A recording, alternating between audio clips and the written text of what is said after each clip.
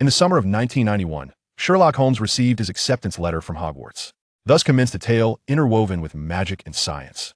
Chapter 1. The Admission Notice.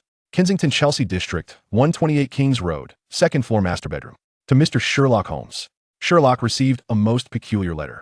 The peculiarity lies in the fact that, according to conventional wisdom, no one would specify the recipient's address to the extent of detailing 2nd floor master bedroom. Surely, one cannot expect the postman to deliver the letter directly to the bedroom, can one? Yet, astonishingly, this letter indeed found its way to Sherlock's chamber. This adds a second layer of oddity. The letter's courier was an owl. Yes, an owl. Sherlock glanced towards the top of the nearby coat rack, where a black and white speckled owl stood poised. It was this very owl that had swooped in through the 2nd floor window, clutching the envelope in its beak, and after circling the room, accurately dropped the letter into his hand. It was simply preposterous. Naturally, Sherlock was taken aback at first. Anyone would be unnerved by such an occurrence. However, unlike ordinary individuals, the exhilaration this incident brought him swiftly overshadowed his astonishment. Flipping the envelope over, he noted a dark crimson wax seal adorned with a heraldic emblem, which appeared rather striking. However, more captivating than these were the capital letter H, encircled by a lion, an eagle, a badger, and a serpent. The vivid depictions of the four creatures did not lose their integrity due to the envelope's limited space. Rather, they appeared remarkably lifelike, as if they were poised to leap off the parchment. Sherlock retrieved a magnifying glass from his drawer and began to scrutinize it with both skill and meticulousness. His gray eyes sparkled with curiosity, while his slightly trembling hands betrayed the turmoil beneath his calm facade. Ultimately, Sherlock broke into a joyous laugh, exclaiming, "At last, an affair that can invigorate the spirit." The local criminals have been dreadfully lackluster of late. In 1991, as the process of European Union integration accelerated, member nations hastened their strides in unison. Rumors circulated that the European community would ratify formal treaties for the economic and monetary union and the political union by the end of the year. As one of the core member states, the United Kingdom intensified its efforts to showcase the splendor of its former empire, striving to suppress its principal rivals, France and Germany, while bolstering domestic security measures. In truth, by the close of the 20th century, large-scale criminal organizations had nearly vanished from British soil, leaving only street gangs stubbornly asserting their presence. In this prevailing backdrop, London, as the capital, bore the brunt of it all. Faced with such intense pressure, criminals promptly lowered their flags and ceased operations. Coupled with his recent recovery from a serious illness, his parents had arranged for him to attend a preparatory school. For Sherlock, who relished the thrill and was weary of a tranquil existence, the prospect of merely waiting at home until the start of term felt increasingly tedious. Until this day, of course. Despite his inner excitement, Sherlock meticulously examined the envelope before finally opening it. This was a habit he had long cultivated. No postage stamp, emerald green ink, parchment quality, excessively thick paper. Intriguing. Through his observations, Sherlock had already drawn preliminary conclusions.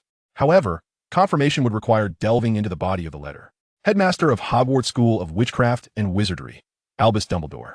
President of the International Confederation of Wizards, first-class sorcerer of the Order of Merlin, chief warlock of the Wisingamot. Dear Mr. Holmes, we are delighted to inform you that you have been granted admission to Hogwarts School of Witchcraft and Wizardry. Enclosed is a list of required books and supplies, with the term set to commence on September 1st. We eagerly await your response via OWL by July 31st.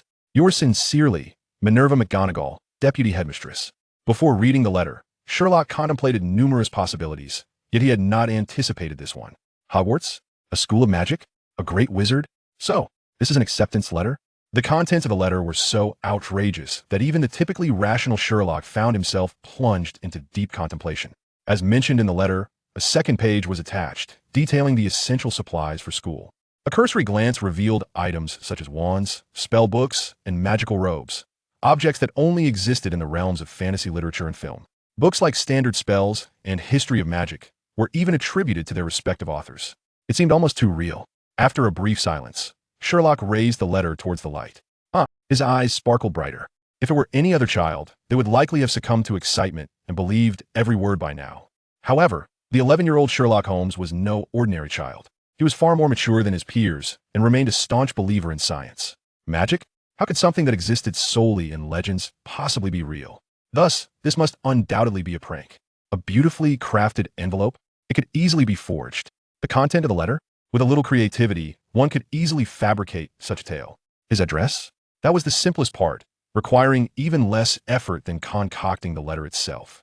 The only element that raised suspicion was the owl delivering it. Previously, Sherlock had never heard of them performing such tasks. Typically, it was their cousins, the carrier pigeons, who took on this responsibility. Yet, not having heard of something does not imply its impossibility. If one were willing to invest the effort, Sherlock believed it was certainly feasible. The question remained, would anyone truly dedicate considerable thought to such a frivolous endeavor? The answer was affirmative, for this was not an unprecedented occurrence. Sherlock once harbored the peculiar ambition of becoming a pirate. While this aspiration may seem eccentric, it is not entirely implausible, as it is rooted in the rich tapestry of our national culture. It was during this period that Sherlock received a letter akin to a formal admission notice, though this particular missive was delivered by a proper postman. The correspondent identified himself as Captain Jack, claiming to have once led a band of brigands across the seas, robbing the wealthy to aid the impoverished, thereby carving out a significant legacy in his era. Unfortunately, he had inadvertently fallen prey to another nefarious captain, who usurped his beloved pirate ship. Ultimately, despondent and destitute, he found himself wandering the streets. He reached out to Sherlock because he perceived in him the latent potential to become an exceptional pirate, prompting him to make a decision that contravened ancestral traditions, to groom Sherlock as a successor. His objective was to vanquish the scoundrel who had seized his vessel and reclaim all that he had once possessed. Initially, Sherlock was resistant to this notion. However, as time passed, Captain Jack employed various means to substantiate his claims to Sherlock. It is essential to recognize that Sherlock is no ordinary child. Gaining his trust is inherently a formidable endeavor. Consequently, throughout the process, Sherlock engaged in multiple tests and validations, yet he uncovered no inconsistencies. Everything appeared to be in order. However, just as Sherlock finally placed his faith in Captain Jack and resolved to embark on an adventure with him, he was confronted with the revelation that it was all a ruse. This disclosure struck him like a bolt from the blue. Sherlock inhaled deeply. There is no need to dwell on past events. One must not stumble in the same place twice. Presently, Sherlock's deductive reasoning and analytical skills have matured significantly compared to his earlier, naive self. Armed with the wisdom of experience, he would not easily fall for such tricks again. Thus, even though common sense dictates that owls do not deliver messages, based on his previous experience of deception, he reasoned that as long as one is willing to invest considerable effort, training an owl to deliver letters is not beyond the realm of possibility. That individual relished in manipulating his emotions. Reflecting on this experience, Sherlock paced back and forth in his room. Ultimately, he arrived at a decision that was not particularly arduous. He retrieved some paper and began to write fervently. Dear Professor McG, I am honored to receive your esteemed institution's admission notice, and I am eager to attend. However, neither I nor my family have previously encountered matters pertaining to magic, and we are not well versed in the preparatory requirements for enrollment. If your institution could arrange for staff to assist in clarifying these queries, I would be most grateful. Sherlock Holmes. A smile graced Sherlock's lips. If he was to pursue excitement, he would do so with unwavering commitment. Since the other party had already made a move, he would engage in the game. Surprisingly, just as Sherlock completed his reply, the owl perched atop the coat rack let out a hoot and flapped its wings, alighting before him. Such eagerness. Sherlock cautiously extended his hand, and it promptly seized the letter, soaring out the window with a single flap. Observing its flight pattern and speed, Sherlock couldn't help but feel a sense of admiration. Judging by the training results of this owl, considerable effort had indeed been invested. This alone warranted a serious consideration of the matter. Based on his understanding of that individual, he was certain they would not simply concede defeat. How would they choose to respond? Would they gradually earn his trust through correspondence? Or perhaps orchestrate a charade involving individuals impersonating instructors from a magic school? Alternatively, would they bluntly reveal that it was all a deception? The latter seems unlikely, as both parties were keen to prolong this contest. Regardless, Sherlock eagerly anticipated what was to unfold next. At the very least, this summer would not be devoid of intrigue. Little did Sherlock anticipate that the response would arrive with such swiftness. On the third day after receiving the admission notice, he was having breakfast with his parents. Mrs. Holmes glanced at the newspaper and exclaimed to her husband, "Tanan, the burglary case has been solved. Sherlock was indeed correct. The culprit is that one-armed man." Mr. Holmes chuckled, looking at his son. "I recall this case was from 3 months ago." Sherlock placed a piece of bread into his mouth and remarked with an air of indifference, "Scotland Yard's efficiency has always been thus, and they remain oblivious to the most evident facts." Scotland Yard is not a geographical location, but rather a colloquial term for the Metropolitan Police Service in London. It neither resides in Scotland nor is responsible for its policing. The Metropolitan Police Service is tasked with maintaining public order and traffic regulation throughout the Greater London area, excluding the City of London, with its former headquarters located at 4 Whitehall. A back door from this location directly faces Scotland Yard, which has led to the term becoming synonymous with the police service over time. It is not uncommon for institutions to be referred to by geographical names, such as Fleet Street or Downing Street No. 10. This phenomenon is not unique to the United Kingdom. Other nations share similar practices. For instance, the inquisitive Sherlock is well aware of locations such as Lubyanka, Six Doors, and West Icehouse Hotel. Upon hearing Sherlock's critique of Scotland Yard, Mr. Holmes could not help but suggest, "Sherlock, you might consider becoming a detective in the future." Sherlock raised an eyebrow, but chose not to respond. At that moment, an owl flew directly through the open window. Chapter 2. The Vice Principal's Visit. Sherlock possessed keen powers of observation and an exceptional memory. He immediately recognized the owl that had delivered a letter 3 days prior. True to form, it circled the room a few times before dropping the missive into Sherlock's hands with a soft thud. Mr. Holmes and Mrs. Holmes were momentarily taken aback. Good heavens, Tannen, what have I just witnessed? An owl that delivers letters? This must be some sort of illusion. Oh, Holy Mary, Verita! I wager it is surely a messenger from God. Observing his wife's frantic sign of the cross, Mr. Holmes shook his head and remarked, "My dear, your reaction resembles that of a mad turkey. It is widely known that divine messengers only descend to earth upon the arrival of the apocalypse. How could you possibly think that? Such a notion is utterly ludicrous, akin to Aunt Susan's dreadful apple pie. If you persist in this line of thought, I swear I shall force-feed you a slice." Mr. Holmes shrugged, choosing to end the debate with his wife. He turned to his son, Sherlock. "Do you also regard it as a messenger from God?" "No," Sherlock replied coolly. "It is merely an owl trained to deliver letters." As he spoke, he tore open the envelope. The content was astonishingly brief. "I shall visit at 9 o'clock, Minerva McGonagall." Huh. Sherlock could not suppress a chuckle. Interesting. It seems that fellow is quite confident in the actor he has employed. Glancing at the clock, he noted it was 8:45. In a mere 15 minutes, this self-proclaimed Professor McGonagall would arrive. Sherlock, what on earth is going on? Faced with his parents' inquiries, Sherlock gently shook his head. Let this guest explain the matter. After all, I am quite eager to meet the Vice Principal of Hogwarts School of Witchcraft and Wizardry. At precisely 9 o'clock, a knock sounded at the door. "Good day. I am Minerva McGonagall, here in response to your letter." A stern-looking woman appeared before the Holmes family. 5 minutes later, Professor McGonagall and the Holmes family sat neatly in the living room. McGonagall's initial impression of Sherlock was favorable. He was taller than his peers, giving him a somewhat lean appearance. Although not conventionally adorable among young boys, his features were resolute, with pronounced angles. Notably, his elongated gray eyes stood out, along with his slender, hawk-like nose. Overall, Sherlock's demeanor exuded a sense of astuteness and decisiveness, aligning perfectly with McGonagall's vision of an exemplary student. After a brief exchange of pleasantries, the no-nonsense McGonagall delved into the crux of the matter.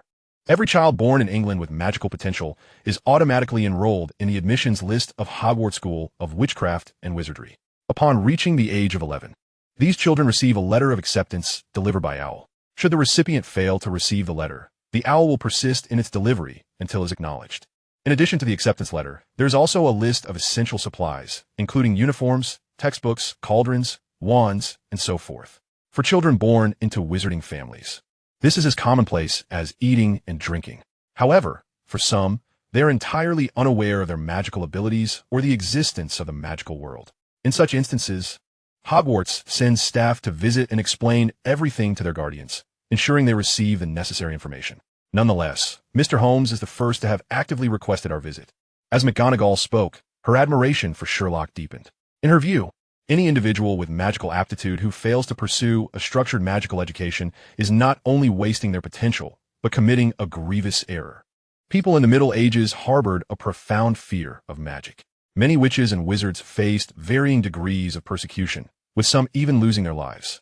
At that time, there was no comprehensive educational system for wizards. All wizarding children were instructed in magic by their parents at home. It was in this context that Hogwarts emerged, boasting a history of over 1,000 years.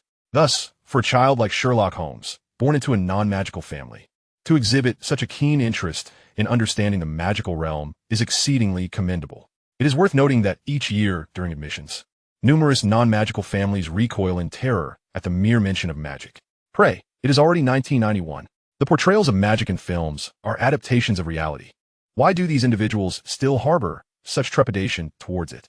However, McGonagall, nearing 60, was acutely aware that the prejudices held in people's hearts are akin to insurmountable mountains, impervious to even the most diligent efforts to dislodge them. Despite the repeated reassurances from the faculty of Hogwarts that a wizard's magical abilities increase with age, if a young wizard reaches the age of admission without learning to control their magic, it could result in a volatile outburst with dire consequences, including loss of life. Yet, even so, the malignancy of prejudice against magic persists in the hearts of some. Consequently, after enduring numerous setbacks, Hogwarts instituted a new policy. If these families, having learned the truth about the magical world, still refuse admission, their children may continue their education in ordinary schools. This amounts to a matter of fate, with fortunes left to the whims of destiny. Naturally, Hogwarts does not endorse this practice. It is merely a last resort when all else fails.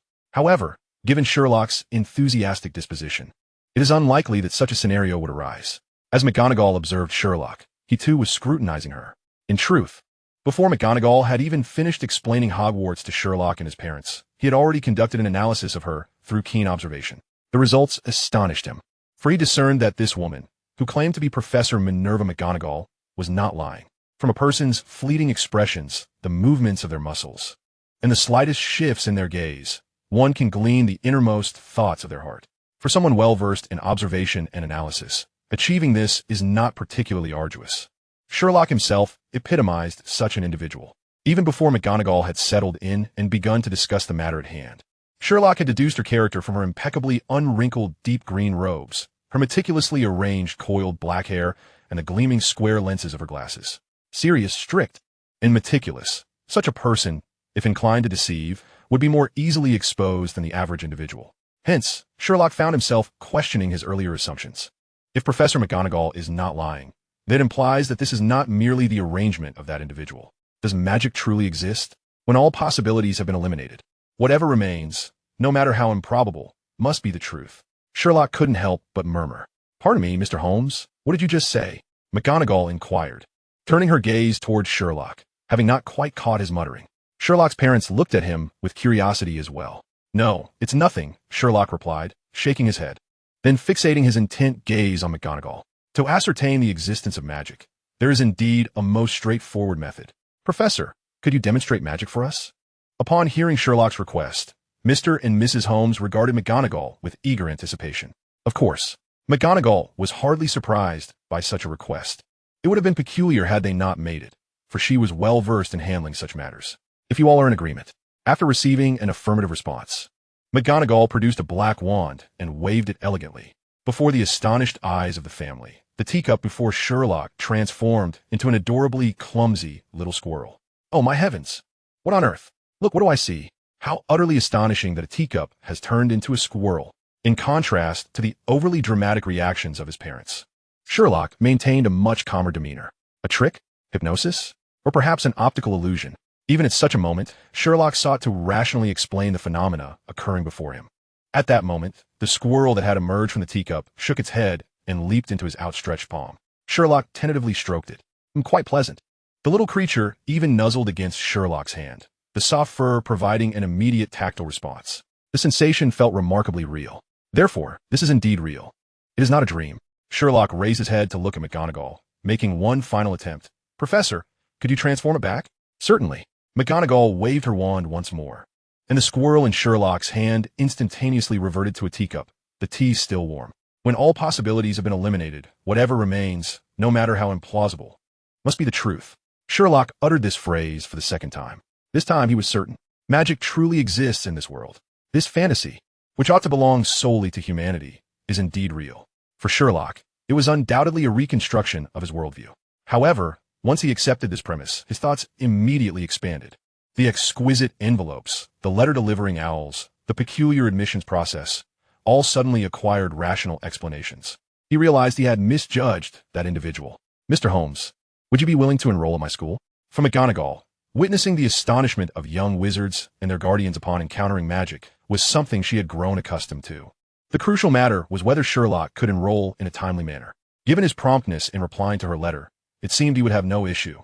Now, it was a matter of his parents' opinions. Noticing McGonagall's gaze directed at him, Mr. Holmes pondered briefly before asking, "Professor, is boarding required for enrollment?" "Father, I presume you wouldn't want me to attend school 800 kilometers away in Scotland and return home every day. Scotland?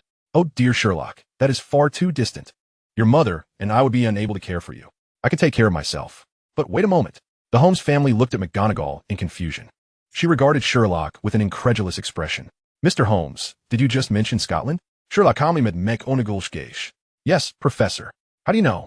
McGonagall was taken aback. Chapter 3. Science and Magic. In this world, most magical schools are situated in steep mountainous regions. Hogwarts is no exception. However, its precise geographical location is a closely guarded secret. Even within the British wizarding community, few are privy to it. Moreover, all magical schools are concealed by enchantments, rendering them mere ruins or warning signs to those unversed in magic. Finding the school is nearly impossible. Merely 5 minutes ago, the Holmes family was entirely unaware of the existence of magic. Yet just moments ago, this young boy from a Muggle family spoke with a nonchalance that belied the gravity of his words. Hogwarts is in Scotland. McGonagall struggled greatly to maintain her composure. What do you mean? Compared to McGonagall, Sherlock appeared remarkably composed, seemingly perplexed by her astonishment. Are you suggesting that Hogwarts is in Scotland? McGonagall pressed. Unable to contain her curiosity, it was merely a simple deduction. Observing McGonagall's continued bewilderment, Sherlock sighed and produced the enrollment letter he had received 3 days prior. The paper was thick, sturdy, of exceptional quality, costing nearly £50 for a stack. McGonagall looked at Sherlock with confusion, as if silently asking, "What of it?" Sherlock extended the letter toward McGonagall. "Professor, could you please hold it up to the light?" Despite her curiosity, McGonagall complied with Sherlock's request. She then noticed the embossed texture of the paper revealing a capital interwoven with 3 lowercase letters, L, B, and McGonagall was taken aback. Over the years, Hogwarts had sent out countless enrollment letters, yet this detail had escaped her notice, leaving her uncertain of its significance. "Do you understand what this means?" She couldn't help but inquire. "Of course, Alba means Scotland in Gaelic. This paper is manufactured in Scotland," Sherlock replied nonchalantly. But, before McGonagall could counter, Sherlock hastily continued, "Of course. This alone isn't sufficient for a conclusion. But when combined with the Scottish owl that delivered the letter, the tartan pattern on your shirt, and the Gaelic phrases you inadvertently used while speaking, if one cannot draw a conclusion from these, that would be exceedingly foolish." Merlin's beard. After Sherlock concluded his rapid-fire explanation, McGonagall was utterly astonished. What had once seemed utterly unbelievable now felt self-evident following Sherlock's elucidation. This little wizard has proven to be quite astonishing. Therefore, upon returning to school, should we not consider suggesting to Professor Dumbledore the enhancement of confidentiality measures? After all, it is truly incredible that one can deduce the location of Hogwarts without the use of magic. Sherlock, do you truly wish to attend school there? The deputy headmistress of Hogwarts School of Witchcraft and Wizardry, Professor Minerva McGonagall, has already departed. She is immensely impressed that Sherlock was able to ascertain the location of Hogwarts merely through observation. Despite Sherlock's belief that the conclusion was rather obvious, Professor McGonagall, known for her strictness, did not hesitate to commend him and expressed considerable expectations for Sherlock's forthcoming life at Hogwarts. Subsequently, McGonagall did not neglect her responsibilities. She informed Sherlock that items such as wands, robes, and spell books, which seem exclusive to the magical realm, can actually be procured locally in London, provided one knows where to look. She could have taken Sherlock directly to Diagon Alley, but as the head of Gryffindor and deputy headmistress of Hogwarts, McGonagall was exceedingly busy, especially during this preterm period. Upon discovering that Sherlock's family was not averse to magic and that his parents had promised to take him there themselves, she decided to allocate her time to families in greater need of her assistance. Thus, she provided meticulous instructions, including the method of transportation to Hogwarts. Furthermore, McGonagall facilitated the signing of a confidentiality agreement between Hogwarts and Sherlock's parents, stipulating that the existence of magic must not be disclosed to anyone outside of immediate family. For Mr. and Mrs. Holmes, this posed no dilemma, as they were not given to ostentation. Sherlock, however, became contemplative. Once McGonagall departed, the ever-sentimental Mrs. Holmes found herself in a quandary. According to McGonagall, once Sherlock departed for Hogwarts, he would reside there continuously, returning home only during Christmas and summer holidays. Merely this prospect was already difficult for Mrs. Holmes to accept, not to mention that this arrangement would persist until Sherlock graduated from his 7th year. The thought of her son spending only a couple of months with her each year over the next 7 years was naturally intolerable for her as a mother. Dear Verita, since this is Sherlock's decision, we ought to support him, as we always have, shouldn't we? I understand, but Tanan, Sherlock is only 11 years old. Trust me. And trust Sherlock. He will take care of himself. While the reputation of wizards is indeed questionable, Sherlock's safety is of paramount importance.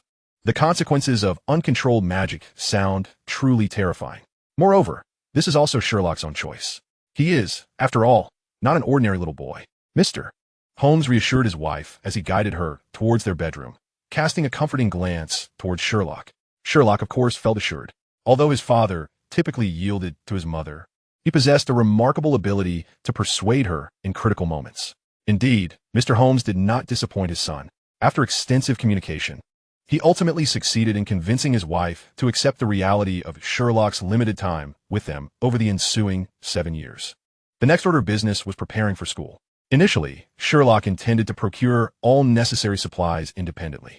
However, Mrs. Holmes was adamant that he should not venture out alone. Additionally, given the financial support was required for shopping, the father and son duo had to compromise. The following day, the family set off by car and soon arrived at Charing Cross, a bustling area. Located adjacent to Chelsea, where the Holmes resided, it lies in Westminster, the traditional heart of London, and serves as the zero point for road and rail distances throughout the UK. The family's destination was situated on this very street. According to McGonagall, they first needed to locate the renowned Leaky Cauldron. However, the fame she referred to was confined to the magical world. Prior to her mention, neither Sherlock nor the Holmes couple had ever heard of such a place. Initially, Sherlock believed this task to be straightforward, yet they encountered obstacles right from the outset. Tanan, are we mistaken? Mrs. Holmes glanced at the bookstore on her left and then at the record shop on her right. Being in central London, both establishments were bustling with patrons. However, despite her thorough inspection, she found no indication of a pub. Mr. Holmes similarly furrowed his brow, observing the passers-by, some entering the bookstore and others the record shop. None appeared to be headed for a pub. At this moment, the couple turned simultaneously towards their son. Unlike his parents, Sherlock perceived the situation with clarity. Indeed, there was a pub located precisely between the large bookstore and the record shop, just as McGonagall had indicated. However, if not for her specific mention, Sherlock's keen observational skills might have overlooked it entirely. As for Mr. and Mrs. Holmes, it was needless to say they would have never noticed. The hurried demeanor of the pedestrians made it evident that they could not see the Leaky Cauldron. This exemplified the magical world's influence on the mundane realm, diminishing its own visibility, rendering it imperceptible to ordinary folk. Sherlock understood this concept intuitively. Surely, once one engages with the magical realm, intriguing occurrences follow in rapid succession. He responded to his parents through action. Observing his son stride confidently towards the space between the two shops, the couple hurried to catch up. Upon reaching the entrance, they finally recognized the pub. Derelict, cramped, and unkempt, the Leaky Cauldron left a first impression of disarray. Inside, the ambience remained dimly lit, with rudimentary furnishings. A few tables were nestled in the corners, where a group of patrons engaged in spirited discussions while partaking in their drinks. Everything appeared quite ordinary for a pub, yet these individuals were clad in peculiar attire, and their conversations were fantastically absurd. Mr. Holmes, unable to contain himself after overhearing a few snippets, remarked to his wife, "Verita, I wager that any ordinary person who entered here would leave before finishing even a pint of honeymead." Mrs. Holmes nodded in agreement, for the notion of conjuring a meteor shower sounded utterly ludicrous. Meanwhile, Sherlock's gaze swept over the patrons, each scene instinctively analyzed and catalogued in his mind. A woman, approximately 5 meters to the northwest, smokes casually, appearing to be under 50, married, yet lacking self-discipline, and has separated from her husband. Her intention for visiting the bar is to seek companionship with younger men. 7 meters ahead, a man with a foolish grin is in his early 20s. On the brink of marriage, here to bid farewell to his single life, despite his friend's disapproval of his actions. To the side, at a nearby table, sits a short man around 35 years of age, prone to bouts of anger, with insufficient funds to cover his drinks, currently contemplating an escape from his bill. There also passes a robust man of average appearance. Each individual observed by Sherlock seems to automatically relay their information into his line of sight. For Sherlock, this has become as instinctual as eating or drinking. Approaching us is a man of approximately 40, who has been monitoring everyone entering and exiting the bar.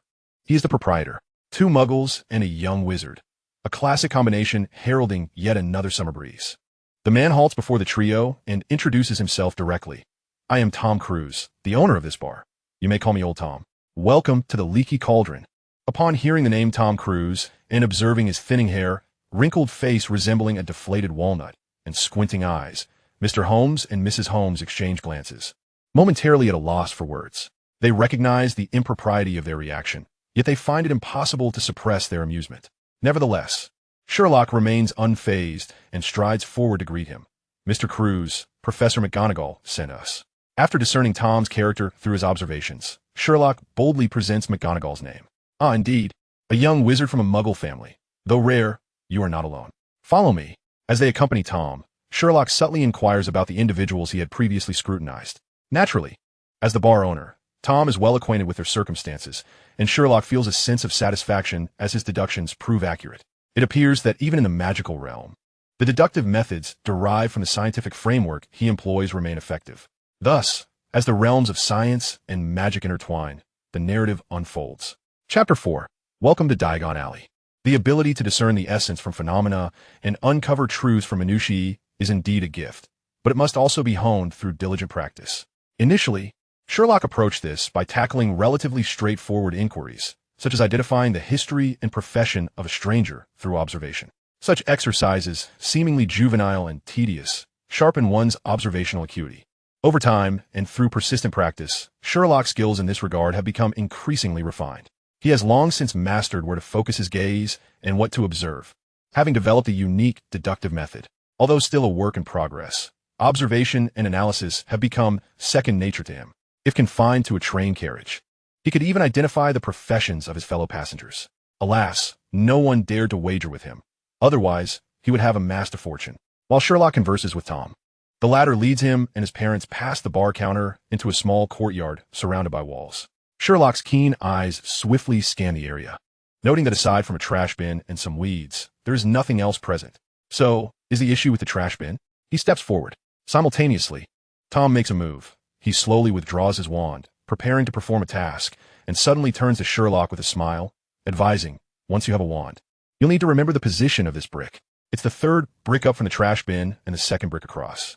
Sherlock calmly replies, "It's because it differs from the other bricks on the wall, both in color and the degree of wear around it." For someone adept at observation, this discovery is not particularly challenging. Tom, taken aback by Sherlock's explanation, cannot help but express genuine admiration for his remarkable powers of observation, and then lightly taps the brick 3 times with his wand. Sherlock and his family watch intently as the brick begins to tremble. A small hole forms in the center, quickly expanding as the surrounding bricks shift, ultimately revealing a grand archway before them. The archway leads to a winding cobblestone street that seems to stretch infinitely. In stark contrast to the dimly lit, cramped, leaky cauldron, this thoroughfare radiates brightness. It is as though a veil has been lifted, inviting them into a new world. "Welcome to Diagon Alley." Tom's voice resonates perfectly at this moment. This is indeed their destination, Diagon Alley, also known as Dagon Alley. As Sherlock turns back, he observes the archway narrowing, the walls reverting to their original form, and Tom waving goodbye. He recalls the short man who lacked funds and surmises he must now be preparing to flee. After a moment's thought, Sherlock decides to offer a warning. Upon hearing his words, Tom's expression shifts, as if recalling something vital. He rushes back without even having the time to express his gratitude. Soon, shouts of "Stop! You there! Catch him!" echo faintly from within the bar. Sherlock shrugs and redirects his attention, leading his parents onto the bustling street. Diagon Alley stands in stark contrast to the leaky cauldron, a bright, spacious avenue filled with lively, bustling shops and throngs of people. Even the well-traveled Mr. Holmes cannot help but exclaim, "I can hardly believe such a place exists in London." Mrs. Holmes nods in agreement, echoing her husband's sentiments. Meanwhile, Sherlock sinks into contemplation. Ever since he confirmed the existence of magic was not mere fabrication, his fascination with the magical world has intensified. It now seems that the leaky cauldron and Diagon Alley resemble the dichotomy of the mirrored worlds in science fiction. However, the magical realm ought not to exist in isolation from the mundane world.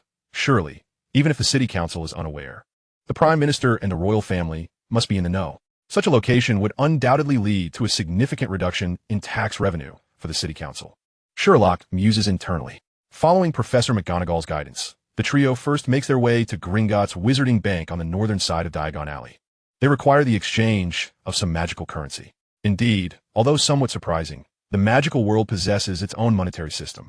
The currency of the Wizarding World is the galleon. with 17 sickles equating to 1 galleon and 29 nuts making up 1 sickle.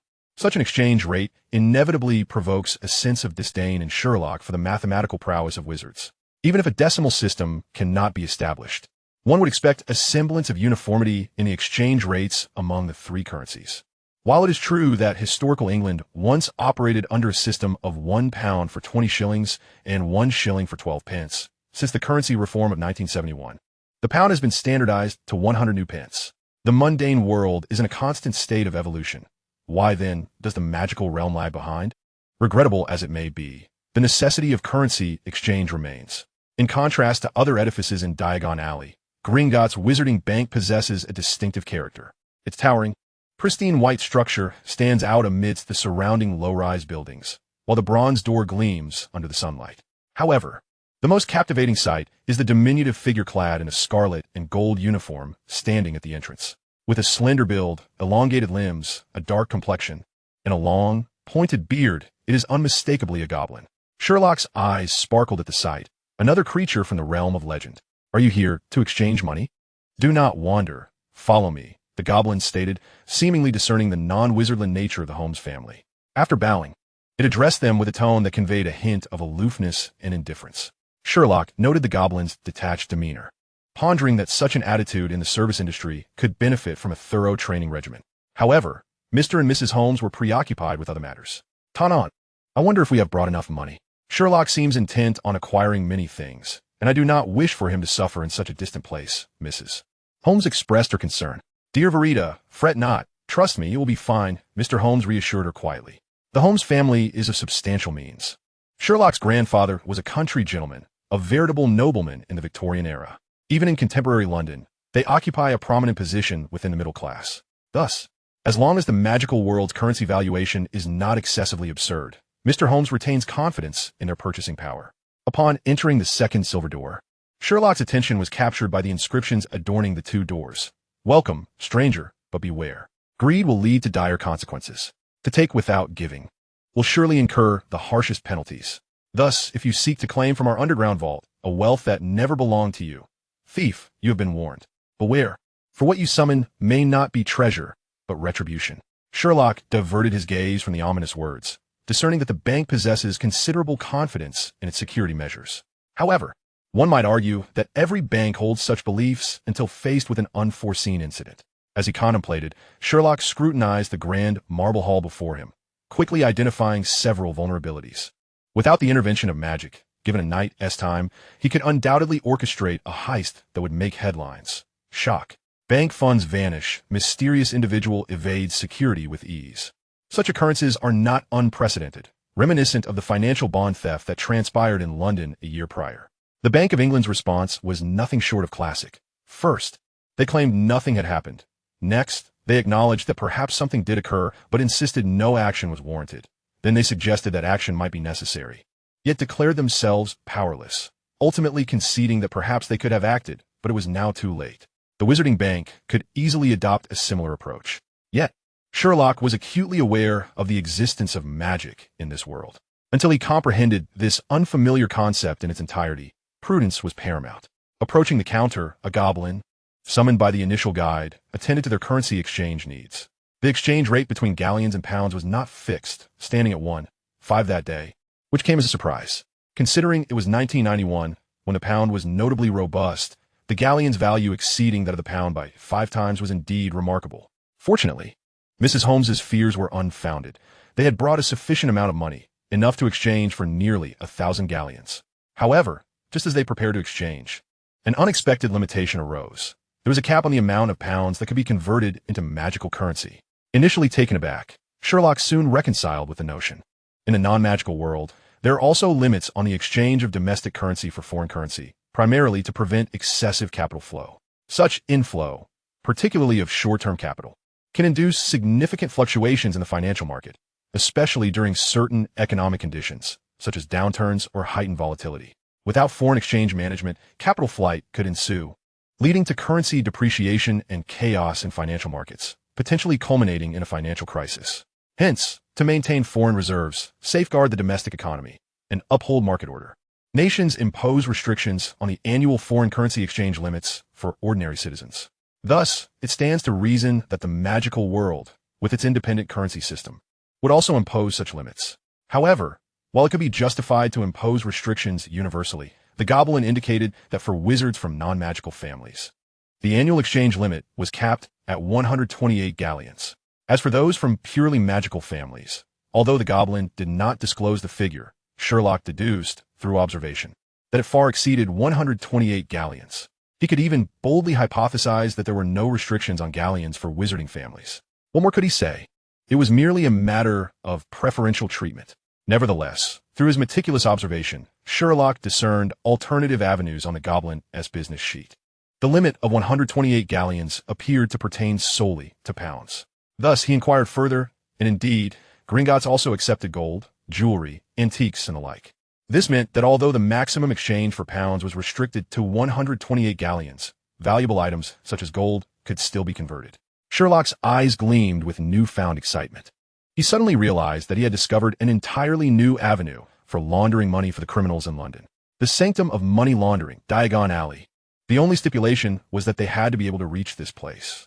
Although the fairy being questioned wore an expression of impatience under Sherlock's persistent inquiries, they ultimately provided a valuable piece of information. 128 galleons would be more than sufficient to acquire all the necessary items for a new wizard's education. After all, aside from these purchases, attending Hogwarts School of Witchcraft and Wizardry was purely a matter of compulsory education, which included room and board at no additional cost. This aspect aligned perfectly with the non-magical world. In Britain, students embark on their compulsory education from the age of 5, attending nursery school until they conclude their secondary education at 17. During this period, all eligible children must enroll in school, and parents are obligated to ensure their children receive an education. Students benefit from fully state-funded services, with the government covering essential tuition fees, books, and necessary supplies. At the age of 11, students transition from primary to secondary education. Therefore, aside from the annual shopping expenses incurred prior to the start of school, there were theoretically no additional expenditures required. Ultimately, after exchanging £640 for the maximum allowable galleons, Sherlock and his parents departed from Diagon Alley.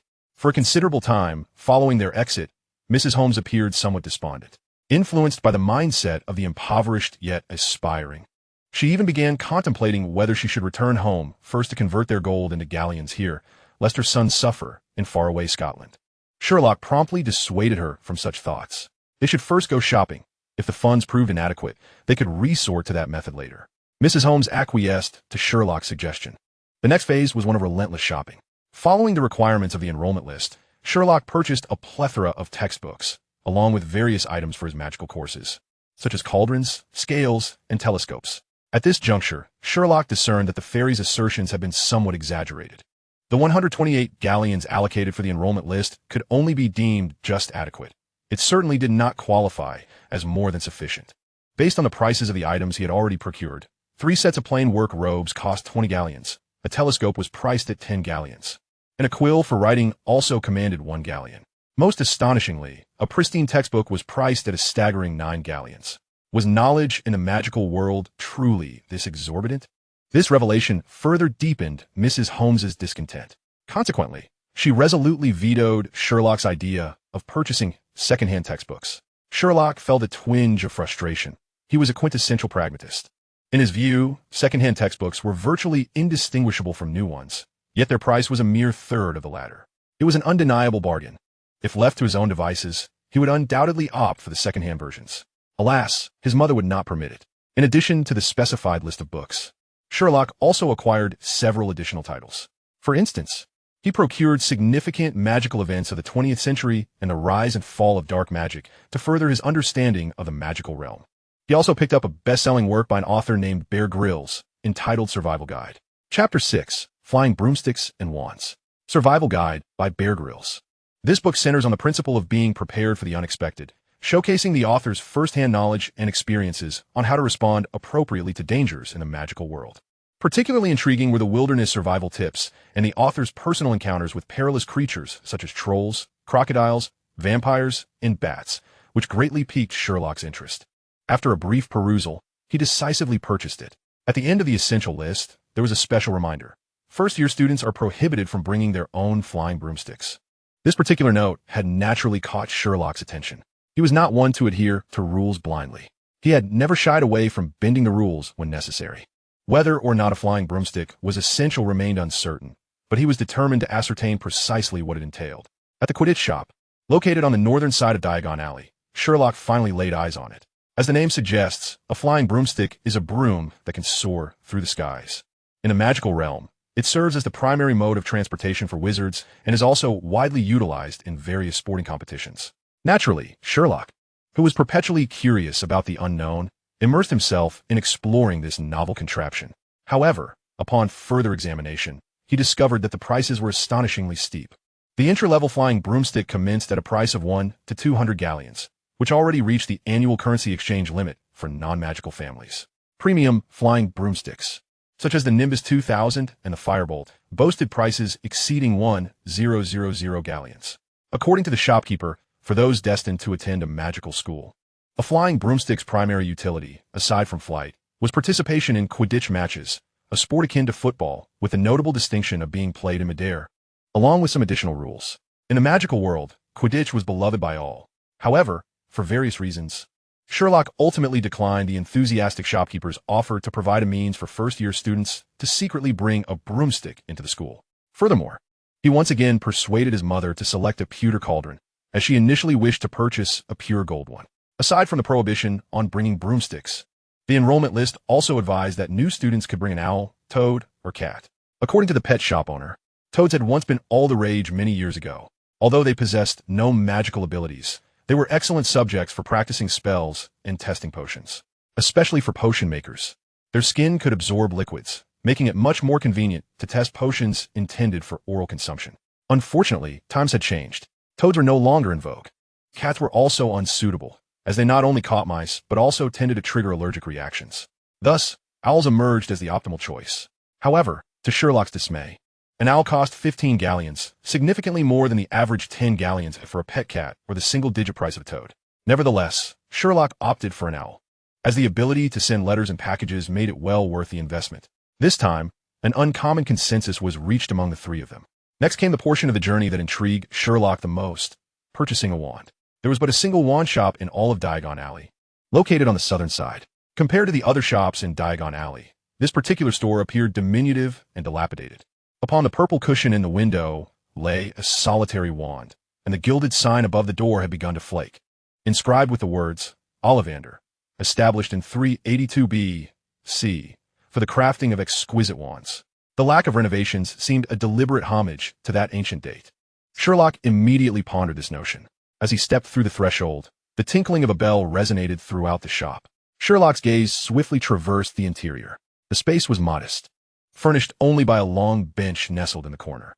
Countless elongated boxes, each containing a wand, towered from the floor to the ceiling, all enshrouded in a fine layer of dust.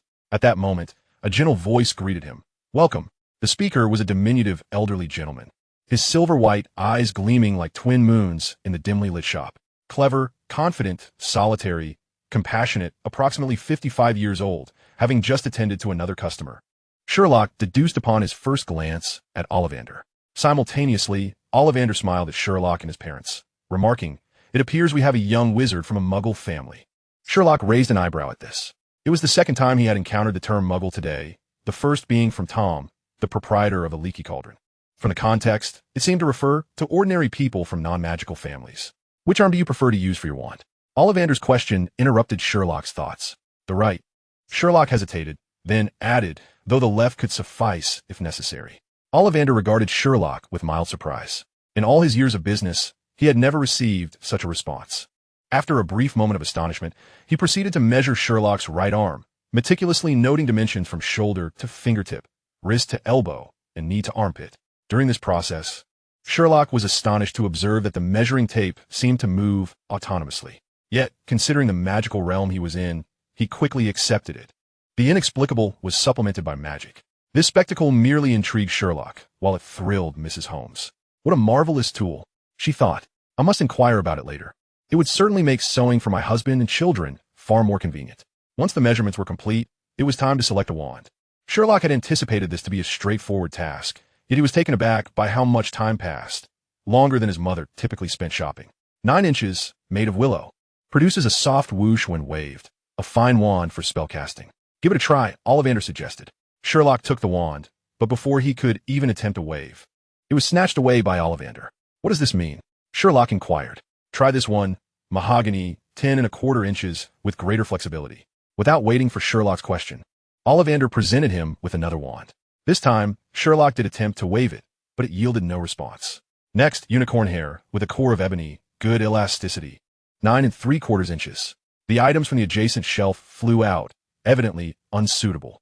Ashwood, phoenix feather, 7½ inches. Black walnut with dragon heartstring, 8 inches. Time slipped away unnoticed. Chapter 7. Just because I caught a glimpse of you in the crowd. Ollivander's wand shop. Sherlock tried wand after wand, yet none seemed to resonate with him. In the face of this predicament, Ollivander exhibited no signs of impatience. On the contrary, he grew increasingly exhilarated. Sherlock remained silent, passively acquiescing to the shopkeeper's selections, displaying an admirable patience. Mr. and Mrs. Holmes exchanged glances, puzzled as to what criteria Ollivander held for the perfect wand. From their perspective, it seemed that the moment Sherlock grasped a wand, even before he could lift it, the eccentric old man would promptly reclaim it. This occurrence had transpired several times already. Finally, Mrs. Holmes could contain herself no longer and softly suggested to her husband, Tanner, perhaps we should explore other options? Mr. Holmes hesitated. But I've heard this is the only shop of its kind. What? To their surprise, Ollivander's hearing was remarkably acute, although his focus remained on Sherlock. He suddenly raised his head and inquired, is this lady questioning the Ollivander family? Under his piercing gaze, Mrs. Holmes felt a twinge of anxiety. No, there's no need for such formality. The Ollivander family has been crafting wands since 382 BC. No matter how discerning the customer, they will always find their suitable wand here. Including the one who left earlier? Sherlock interjected. Ollivander paused, then chuckled. Ah, a perceptive young wizard indeed. There was indeed a rather particular customer, a person of considerable renown. As he spoke, Ollivander seemed to have a revelation, correcting himself. Rather, it is not the wizard who chooses the wand. It is the wand that chooses the wizard. Remember, no one leaves Ollivander's in disappointment. At this, he slapped his forehead and approached the shelf from which the previous items had flown.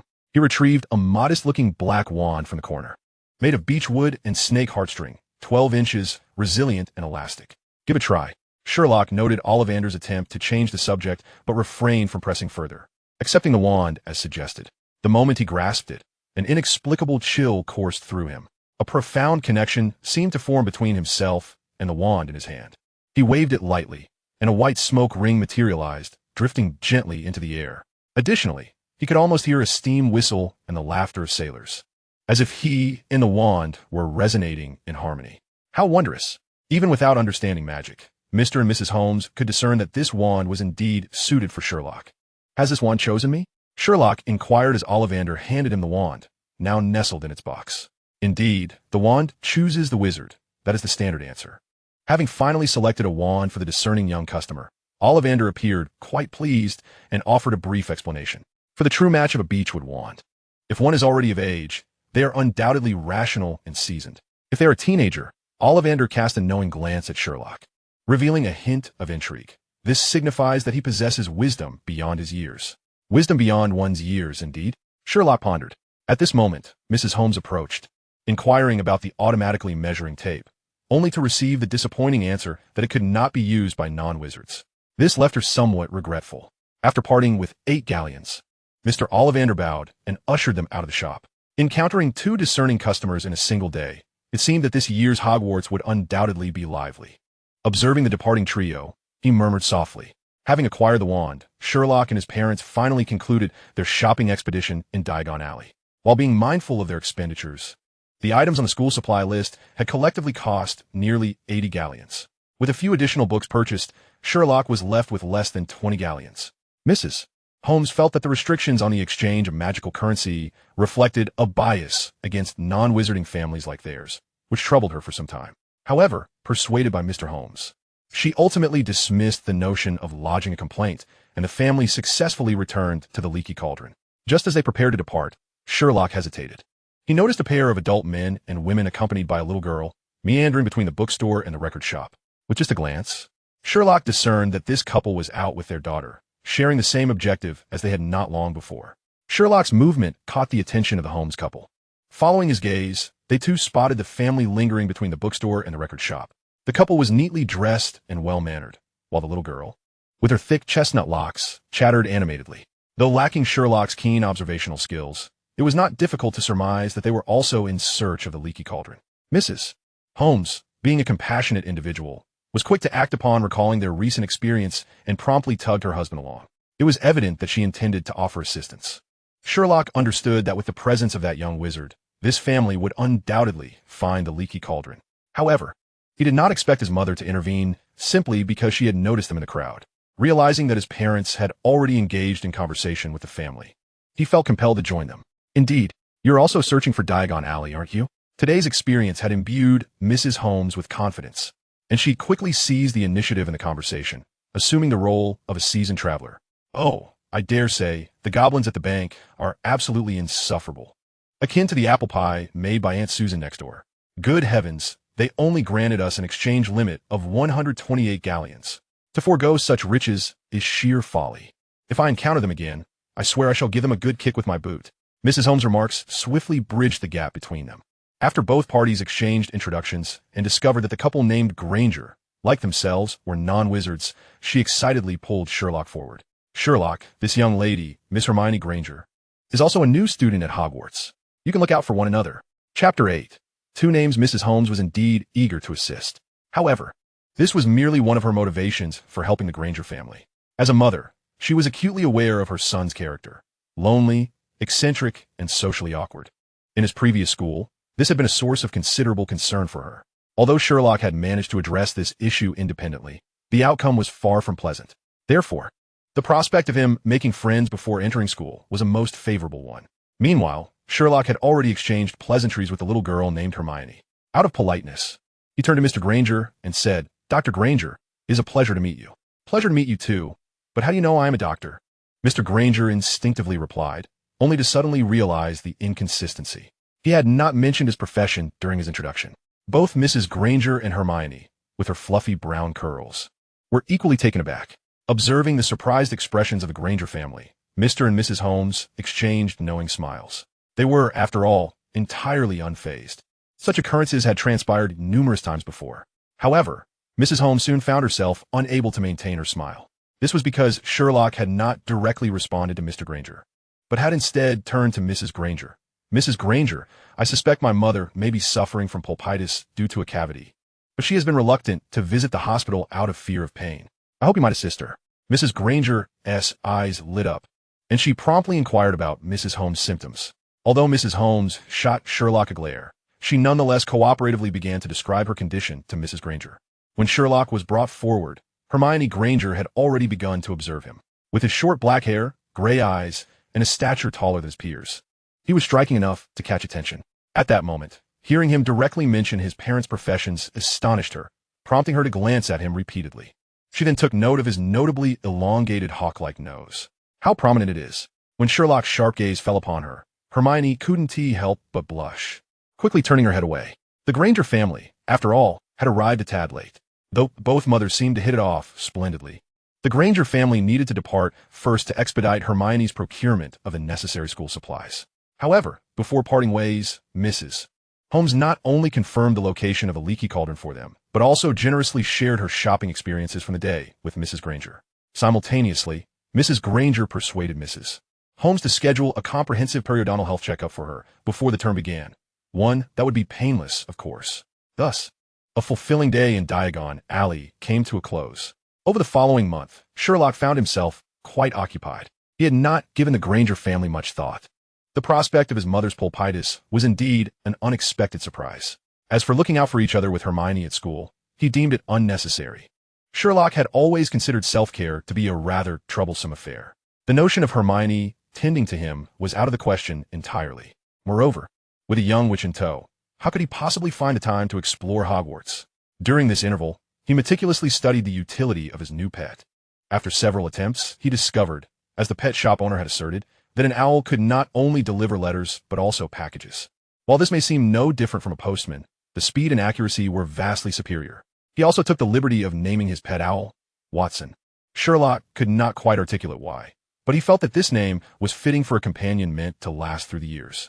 In addition to this, He perused all his textbooks along with a few extra volumes he had purchased, through which Sherlock finally attained a systematic and comprehensive understanding of the wizarding world. In contrast to the little witch Hermione Granger, he found himself far more intrigued by two other names. One of them was Harry James Potter. Whether in the school as prescribed reading list, which included a history of magic, or in the additional books Sherlock had acquired, such as significant magical events of the 20th century and the rise and fall of dark magic, this name appeared repeatedly. This boy, born on July 31st, 1980, was dubbed the boy who lived, the savior of the magical realm, and the only nemesis of the Dark Lord. As for why Harry Potter bore such titles, it was due to another name associated with him, the Dark Lord he had vanquished. According to the texts, this figure was the most powerful and perilous dark wizard in history. In fact, when his name needed to be mentioned, many books referred to him simply as he who must not be named. Only a select few tomes dared to utter the name Voldemort, and even then, it was typically mentioned just once. Whenever the text required further reference to him, he would revert to being the Dark Lord or the Mysterious One. Sherlock, a staunch believer in science, found this rather perplexing. It seemed excessively absurd. Perhaps this was simply a quirk of the magical world? In any case, due to Voldemort's formidable power and multitude of followers, he once ruled over the magical community. For the entire wizarding world, this represented the darkest chapter in its history. However, where there is oppression, there is resistance. The tyrannical rule of darkness incited growing dissatisfaction, ultimately culminating in a protracted battle between good and evil. The leader of the White Wizards against Voldemort was none other than Albus Dumbledore, the headmaster of Hogwarts School of Witchcraft and Wizardry. This is also why Hogwarts and Dumbledore himself hold such a prestigious status within a magical community. This conflict, known as the Wizarding War, lasted an entire 11 years, during which the magical world suffered immense losses. According to the texts, had the war persisted, Voldemort might indeed have succeeded in his dominion over the wizarding realm. Yet, just as the war reached its 11th year, and Voldemort's power peaked, a turning point materialized. On the eve of Halloween, October 31st, 1981, for reasons unknown, the fearsome Dark Lord arrived in Godric's Hollow, a quaint village in the southwest of England, named after the famous wizard Godric Gryffindor. Here resided Harry Potter and his parents. Without a doubt, the Potters were an exceptional couple of wizards. They were formidable in strength and had once actively participated on the front lines against Voldemort. Even so, when they confronted the Dark Lord directly, they were ruthlessly slain without contest. After murdering the Potters, Voldemort directed his wand at the mere 15-month-old Harry Potter. Yet, in an astonishing turn of fate, the Dark Lord, who had previously slain hundreds and inspired terror throughout the magical community, failed. The once invincible magic obliterated the Potter home into ruins. Yet miraculously, Harry emerged unscathed. Thus, Harry Potter became the first and only individual to survive Voldemort's wrath. Chapter 9. The long platform, a prolonged wait ensued. The mysterious Dark Lord Voldemort had vanished, leaving behind only Harry Potter and a lightning-shaped scar upon his forehead. To this day, the reasons remain shrouded in mystery. Regardless, it is an undeniable fact that the Dark Lord's failure against an infant marked a significant turning point in the wizarding world. Consequently, the 11-year-long wizarding war came to a close, allowing the wizarding community to finally escape the shadows of darkness and fear. For this reason, even before he had fully matured, Harry Potter became a household name, revered as the boy who lived.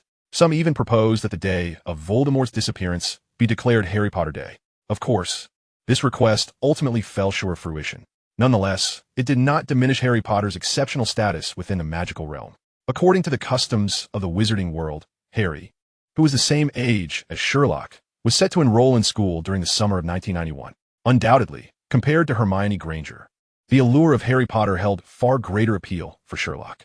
Thus, after acquiring this historical knowledge through his readings, Sherlock resolved to swiftly approach Harry Potter upon the commencement of the school year, using this pivotal figure as a gateway to better understand the magical world. Sherlock had no doubt that if the world he inhabited were a novel, Harry Potter, even if not the protagonist, would undoubtedly be a key character intertwined with significant plot lines.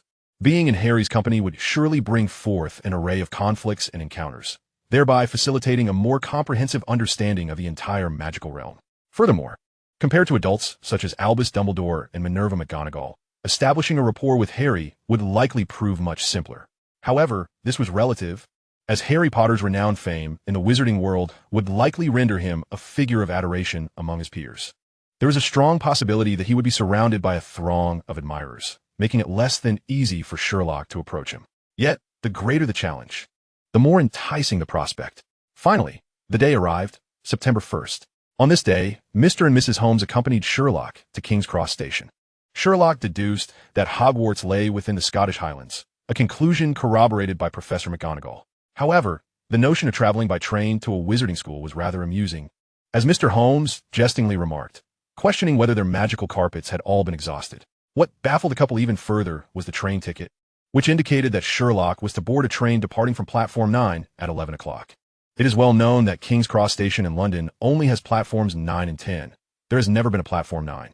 Fortunately, Professor McGonagall proved to be a competent staff member, while she meticulously explained to Sherlock the method of entering Diagon Alley. She also informed him how to locate the seemingly non-existent Platform 9. At 10 o'clock, King's Cross Station presented a scene where a large plastic sign displayed the number 9 on one platform, while a similarly prominent sign marked the number 10 on another, leaving an empty void in between.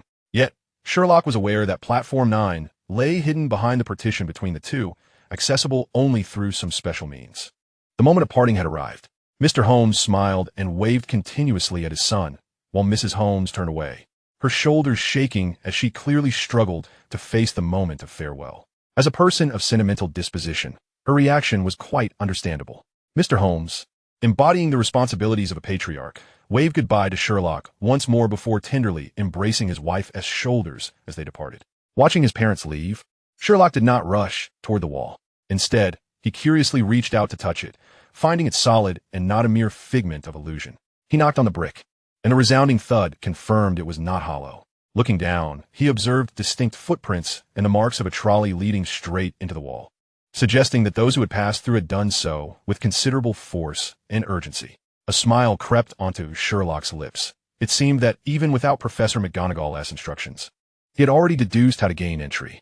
He surmised that wizards had devised this peculiar method of access to prevent non-magical individuals from inadvertently stumbling through with a mere light touch.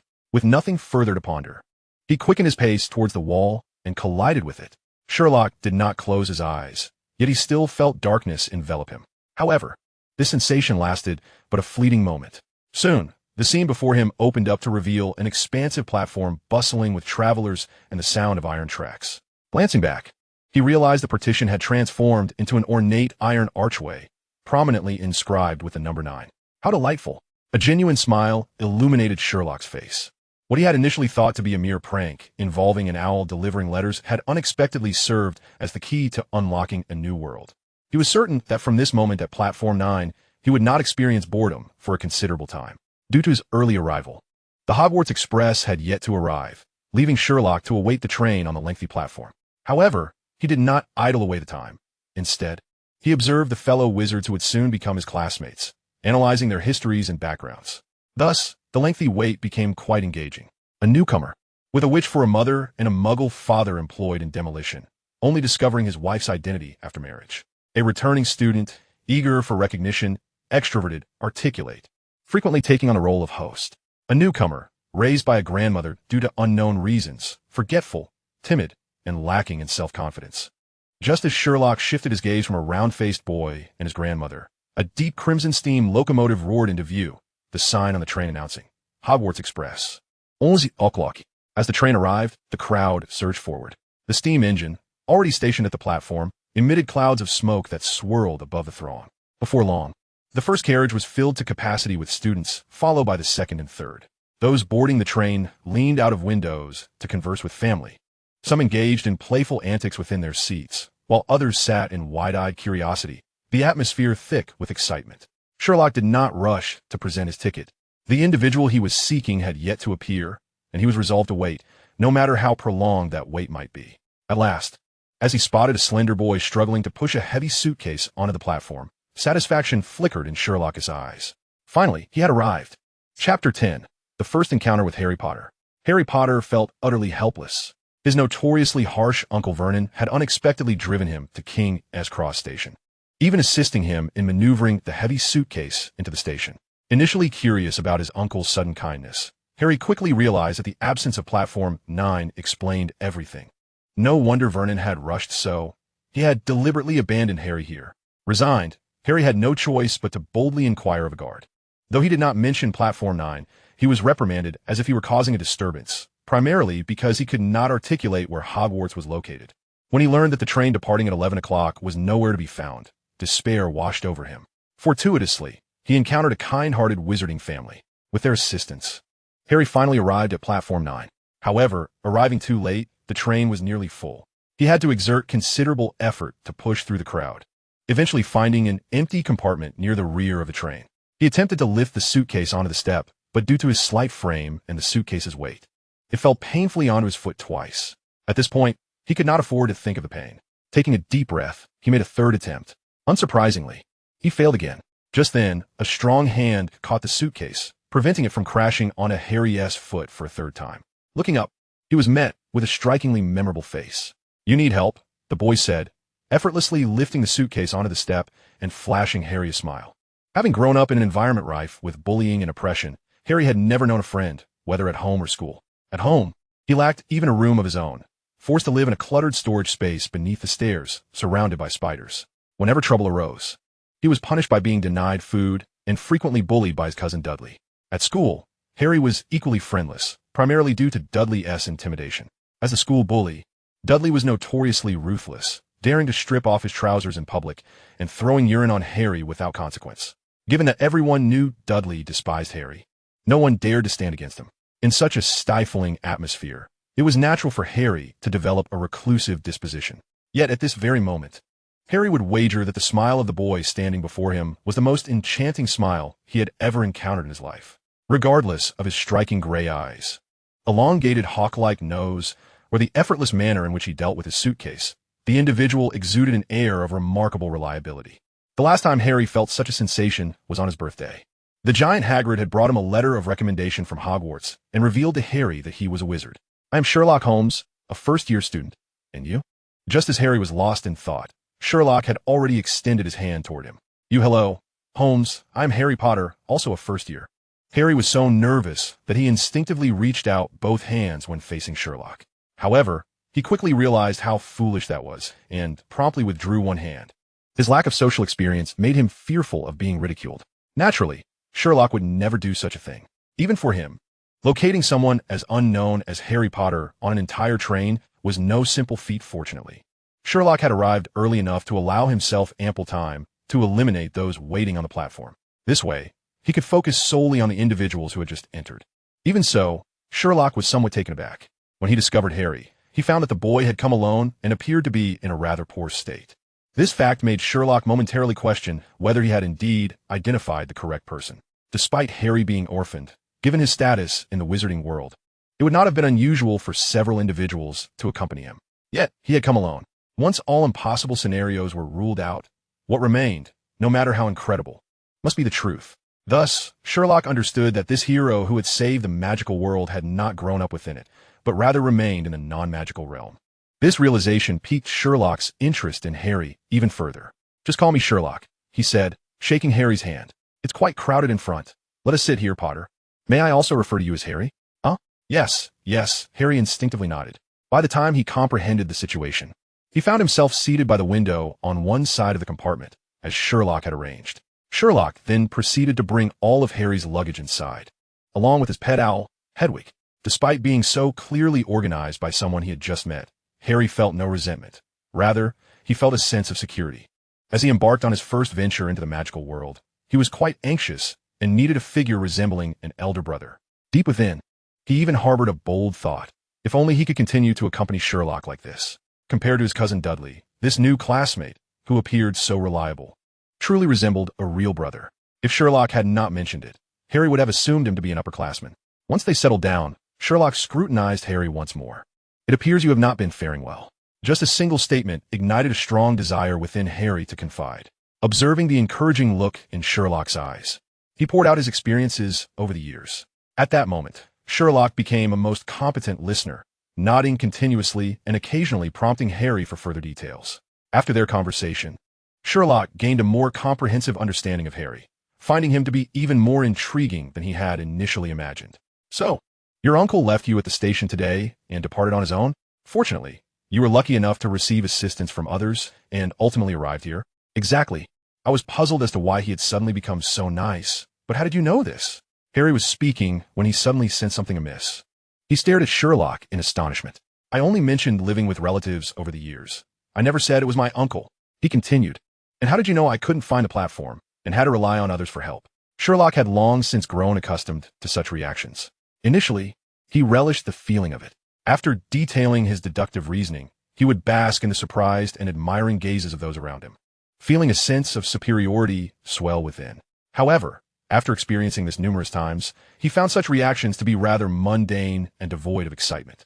By now, he regarded this ability as commonplace, hardly worthy of admiration. Yet others clearly did not share his perspective, as evidenced by Harry's expression, recognizing the need to clarify his deductions. Sherlock understood that without this explanation, their amicable conversation could not proceed. Chapter 11. The Green Light. In truth, deducing these details was quite simple. Sherlock pointed to Harry's glasses and explained, normal families would never allow you to wear such a broken pair, held together with tape, when entering a new school. Your clothes are tidy, indicating that you maintain good habits, yet they are outdated and ill-fitting, hanging loosely on your frame. Therefore, I surmise they must be hand-me-downs from your cousin. The battered suitcase beside you bears visible signs of wear and tear, a testament to its long service. If it indeed belonged to your cousin, then your relatives can only be your uncle or aunt. According to the rise and fall of dark magic and significant magical events of the 20th century, your only surviving relative must be your mother's sister. Hence, I deduce that you reside with your aunt and uncle. From this, it is rather easy to infer their treatment of you. What? The book mentioned me? Harry exclaimed, incredulous. Sherlock fixed his gaze upon him. It appears you haven't read thoroughly. In fact, I know nearly everything about you. The astonishment on Harry's face deepened. Sherlock then smiled at him. Not only those 2 books. Your name is also mentioned in the essential first-year reading, Bashida Basharat's History of Magic.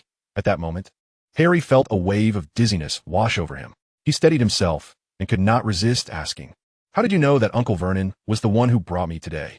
I was just about to mention that before you interrupted me. Oh, I'm sorry. Harry quickly apologized, feeling as though he often muddled things up without realizing it. No worries. Just refrain from interrupting me moving forward. The right corner of your ill-fitting garment bears a mark where it was caught in a door. As for my ability to discern that the mark was made by a car door rather than something else, it is due to the varying angles and sizes of force applied, which yield different effects. Clearly, this particular mark was inflicted by the right door of a vehicle. From your manner of speaking and your previous remarks regarding your attire, it is evident that you are a person of discipline. Thus you ought not to have been late today. Yet, here you are, arriving behind schedule. Just moments ago, you struggled to lift your suitcase by yourself. And coupled with your description of that dreadful relative, it becomes quite apparent what transpired. His willingness to escort you here was far from genuine. He merely brought you to the station for the sake of witnessing your embarrassment. For someone visiting this place for the first time, lacking meticulous observational skills makes it exceedingly difficult to locate platform 9 3/4, nestled discreetly between platforms 9 and 10. I regret to say that, based on my observations, you do not possess such abilities. Hence your arrival here must have been facilitated by another. Sherlock spoke with remarkable rapidity, approximately double the normal pace, primarily because he deemed these matters unworthy of extensive analysis. Although the volume of information appeared substantial, the evidence seemed as conspicuous as ink splattered on a blank sheet of paper. Naturally, there were certain details he withheld, such as the fact that he had located Harry the moment he stepped onto the platform, and had also deduced who had assisted him in accessing it. After Sherlock concluded his discourse, Harry required several minutes to fully comprehend the implications, and could not help but exclaim, absolutely brilliant. Sherlock merely shrugged, as he genuinely did not regard such abilities as worthy of admiration or praise. His demeanor only served to deepen Harry's admiration. Just as Harry was preparing to voice further expressions of praise, the sliding door of the compartment was suddenly pushed open, and a head adorned with vibrant red hair peeked inside. Excuse me, all other seats are taken. May I sit here? Harry immediately glanced toward Sherlock. The red-haired boy's gaze followed suit, now directed at Sherlock. Of course, Mr. Ron Weasley. Thank you, the boy replied, and, as he pushed his suitcase into the compartment, he abruptly realized something and asked, astonished, wait, how did you know who I am?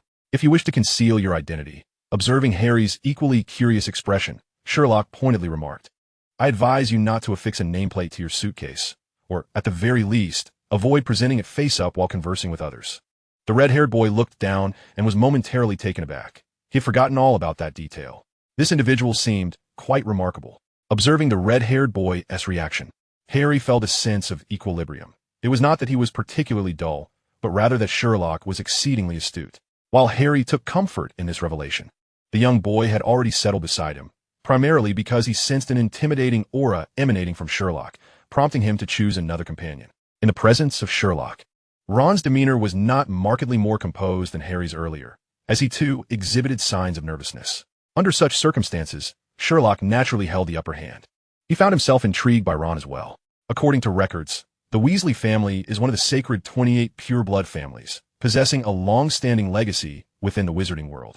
The red hair is a signature characteristic of their lineage. The term Sacred 28 refers to a wizard or wizarding family with a lineage that is pure or nearly pure in wizarding blood. This is also a point covered in a history of magic.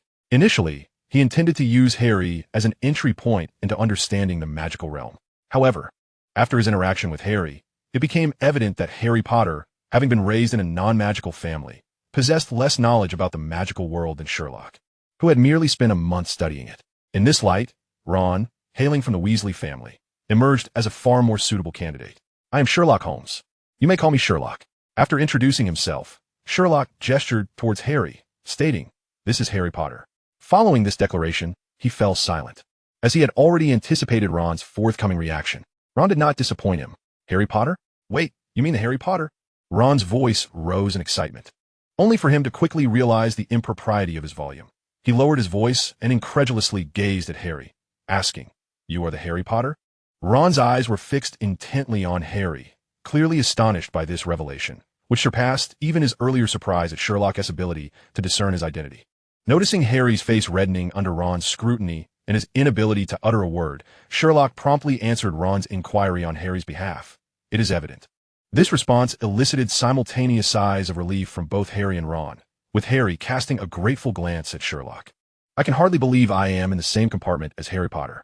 Although he had learned about Harry's immense influence through books, Ron's reaction provided Sherlock with his first real-world confirmation of this fact. How increasingly fascinating. At that moment, Harry lifted his fringe, revealing the lightning-shaped scar to both Sherlock and Ron. Ron's eyes widened in astonishment. "So that was the work of you-know-who?" "Yes," Harry nodded, "but I do not remember it." Ron eagerly pressed on. "Not at all?" "Well, I only recall a great deal of green light. Nothing else comes to mind." "Green light? What is that?" "I do not know." Chapter 12. You have 5 brothers. Once all the young wizards were seated, the Hogwarts Express officially set off, and the scenery outside the windows began to blur past at an accelerated pace. At that moment, Harry and Ron were no longer as reserved as when they first met. Particularly Harry, who discovered that both he and Ron were quite intrigued by each other's families. They engaged in a lively exchange of questions and answers, swiftly deepening their understanding of one another.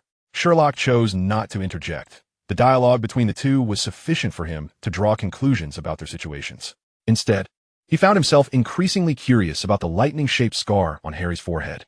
In Sherlock's eyes, the scar resembled less a legendary bolt of lightning and more a capitalized letter N. As Harry and Ron continued their animated conversation, Ron grew enthusiastic and decided to demonstrate some magic to his 2 friends from non-magical families. "George told me a spell that can turn it yellow." He was referring to Ron's pet rat, Scabbers, which had been discarded by his older brother Percy, who was the prefect. As Ron spoke, he opened his suitcase and began rummaging through it. The contents of the trunk were in disarray. He pushed aside a pile of books and pulled out 2 robes, finally extracting a wand after considerable effort. "Would you care to see?" he asked, his face alight with anticipation as he glanced at his 2 companions. "Hurry up!" Harry exclaimed immediately. Sherlock also regarded Ron with keen interest. Throughout the summer break, he had practiced numerous spells, all with success.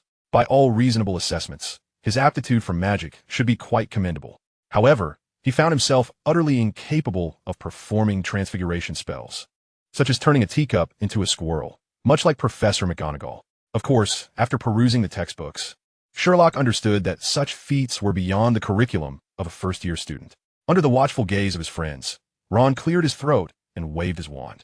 Daisy, Sweet Cream, and Sunshine turned the silly fat rat yellow. 1 second, 2 seconds, 3 seconds passed.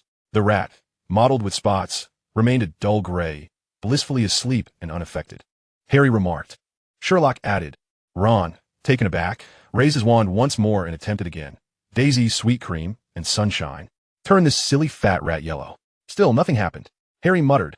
Sherlock echoed. Well, I knew that spell was worthless. I would wager George knew it was a dud long ago, Ron said, disappointment etched on his face as he stowed his wand away. Is it the wand's fault?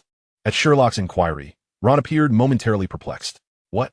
Your second brother's wand, Sherlock pointed out, gesturing toward Ron's wand. This wand was quite dilapidated, with patches peeling away and one end gleaming with a white light. Oh, this is Charlie's old wand. The unicorn hair is nearly exposed. But my dad says that won't affect its use, Ron replied, gingerly touching the worn wand. Suddenly, he looked up. Wait, how do you know this is an old wand? Ron, even I can tell this is an old wand, Harry interjected, unable to contain his amusement, feeling a surge of intellectual superiority. No, I mean, how do you know it belongs to my second brother? I haven't even told you how many brothers I have. Ron exclaimed. Right, Harry realized. Indeed, he could discern that it was an old wand, but Sherlock had directly stated it was previously used by Ron's brother, which seemed rather far-fetched. Sherlock chuckled. Not only do I know this is your second brother's wand, but I also know there are 7 children in your family. You are currently wearing your eldest brother's robe, wielding your second brother's wand, and using your third brother's pet. Your fourth and fifth brothers are a pair of twins, and there's a younger sister who hasn't started school yet. Both Harry and Ron were left dumbfounded, speechless for a moment. Eventually, Ron's face flushed as he muttered, Sherlock, there's no fun in teasing. You must have researched me beforehand. Harry chimed in, Sherlock, you must have known about Ron's family, right? Otherwise, how could you know all this? At this moment, the two formed a united front, convinced Sherlock had indeed conducted prior research on Ron. Sherlock was accustomed to such reactions from the duo. Dear Harry, the deductions I made were quite straightforward, with careful observation and thorough analysis. You two could arrive at the same conclusions. Recall my earlier analysis of you. In truth, it was rather trivial. When I share the reasoning behind my deductions, you will surely exclaim, ah, how simple it is. Harry remained skeptical. Really? I don't believe it. Ron shook his head vigorously, akin to a bobblehead, insisting, you must have investigated me beforehand. Compared to Ron, Harry's response was more composed, having already witnessed Sherlock's abilities once. Yet he too held reservations. For the details Sherlock had gleaned about Ron were far more extensive than those he had deduced about Harry, observing the inquisitive gleam in their eyes. Sherlock smiled and began to elaborate. Ron's robes, wand, textbooks, and even his travel trunk are all old, sufficiently indicating that he hails from a family with multiple children. Apologies, but while you were rummaging through your trunk, I took a closer look. Your robe has been altered once and does not fit quite right. I suspect when you don it, your sneakers will peek out. The old wand is glaringly obvious. Even Harry noticed it. However, that does not necessarily indicate the wand belongs to my second brother. Ron interjected. Sherlock shrugged. Typically, wands and robes are purchased together. But the condition of your wand compared to that of your robe suggests the robe was acquired much earlier. Items such as wands and robes are usually passed down to younger siblings after the older ones graduate, hence your two brothers must have already completed their studies. Furthermore, when you cast a spell earlier, you mentioned that the rat was given to you by the older brother who is the current prefect, and that George taught you the spell, implying you have at least 2 more brothers. Coincidentally, I observed you conversing with a pair of twins on this train. No one would doubt you are family, given your shared red hair and similar features. However, they were not the prefects. The 2 compartments at the front were specifically reserved for them, which is not difficult to ascertain. Based on this information, deducing the matter is not overly complicated. You see, from this data, I can easily conclude that you have 5 brothers. The robes and wand belong to your eldest and second brothers, respectively, while the pet is from your third brother, and the fourth and fifth brothers are twins. But how did you know I have a sister? Ron stammered. You may not have noticed, but there are several strands of red hair on your shoulder, suggesting they belong to someone of similar age to you. Therefore, you must have a sister or possibly a younger sibling. The latter is more likely. This is the only piece of information I conjectured rather than deduced. Yet I believe this assumption to be correct. I presume she hasn't started school yet? Chapter 13. Farewell, Hermione Granger. After Sherlock had finished articulating his deductive process, both Harry and Ron were left in stunned silence. Moments later, it was Harry, having already witnessed Sherlock's prowess, who first regained his composure. That was incredible. Sherlock, you are truly remarkable. Hearing you explain, it makes it all so apparent. See, I knew you would say that. Dear Harry, Sherlock replied with a grin. Sherlock shrugged slightly before turning to Ron, earnestly offering his counsel. It might be prudent to consider an alternative. While the books and robes may be somewhat worn, it is imperative to select a wand that truly resonates with you. Otherwise, your ability to learn spells and perform magic could be adversely affected. Ron's face flushed crimson at this, insisting, it's perfectly fine. Although it's a bit old, My brother's wand feels quite comfortable to use. Sherlock understood. It was a matter of finances. Out of admiration for Sherlock's skills, Harry and Ron swiftly shifted the topic, earnestly seeking his guidance. It was then that they learned Sherlock referred to this method of reasoning as deductive reasoning. This approach is grounded in observation, analysis, and logical inference.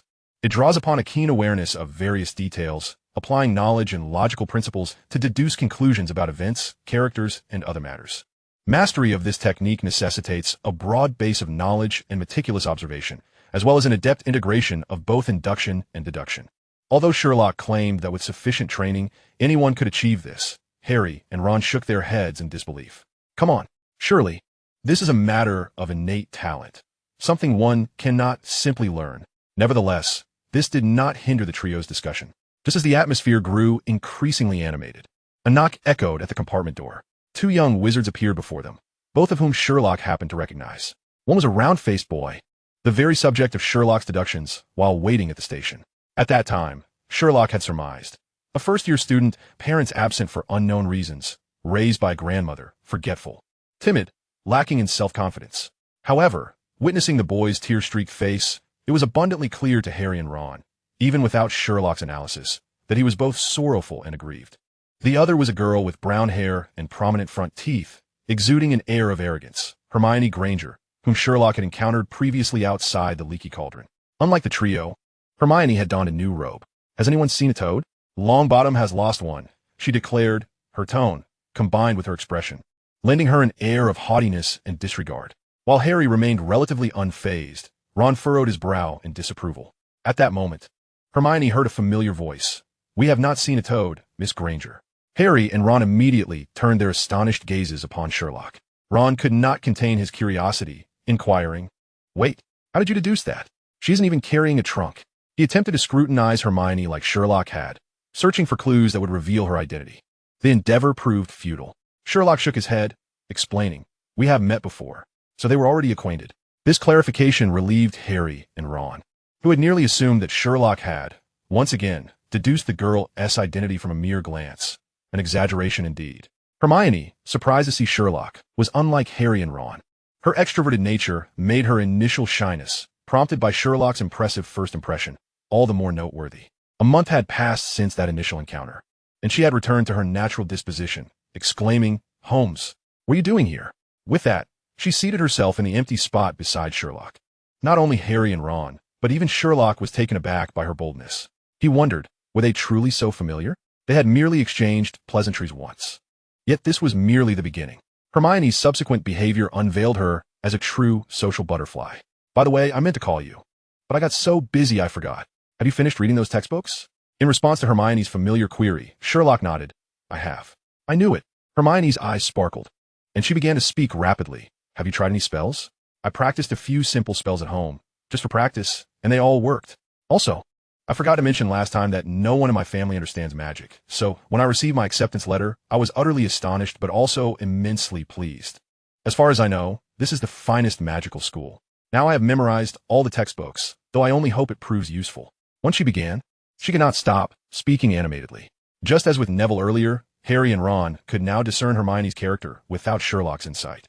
Regardless of which house I'm sorted into, I sincerely hope I won't be placed with her, Ron mused silently. Yet, just then, Hermione's gaze fixed upon the wand that Ron had yet to tuck away. Oh, are you practicing magic? Let's see it. Ron immediately felt a surge of anxiety. His spell had failed earlier, and while he could bear the embarrassment before Sherlock and Harry, as they were considered allies, the scrutiny of Granger and Longbottom was a different matter entirely. He glanced at the tearful, round-faced boy and then at the eager girl, instinctively seeking Sherlock's assistance. Meanwhile, Harry, too, looked towards Sherlock with hopeful eyes. Please help. Sherlock comprehended their silent plea.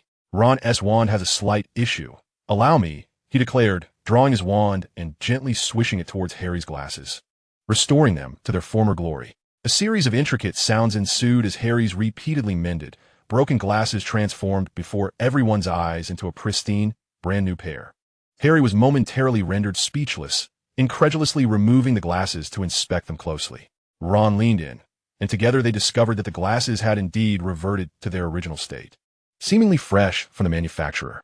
Hermione, too, regarded Sherlock with astonishment. The repair spell could restore damaged objects to their original form, a skill Hermione could also perform. Yet she recognized that Sherlock's proficiency surpassed her own, coupled with the memory of Sherlock accurately stating her parents were doctors. A sense of urgency welled within the academically driven Hermione. Clearing her throat, she prepared to comment on Sherlock's spell casting when her gaze inadvertently fell upon Harry's scar as he removed his glasses. "You are Harry Potter? The boy who vanquished Voldemort?" Harry was momentarily taken aback, then responded, "Yes, I am him, but Voldemort is not dead. He should still be alive." Sherlock furrowed his brow, as this topic encroached upon his realm of ignorance. "Harry, are you saying Voldemort is still alive?" "Yes. Hagrid informed me that although he is now exceedingly weak, he may not have perished."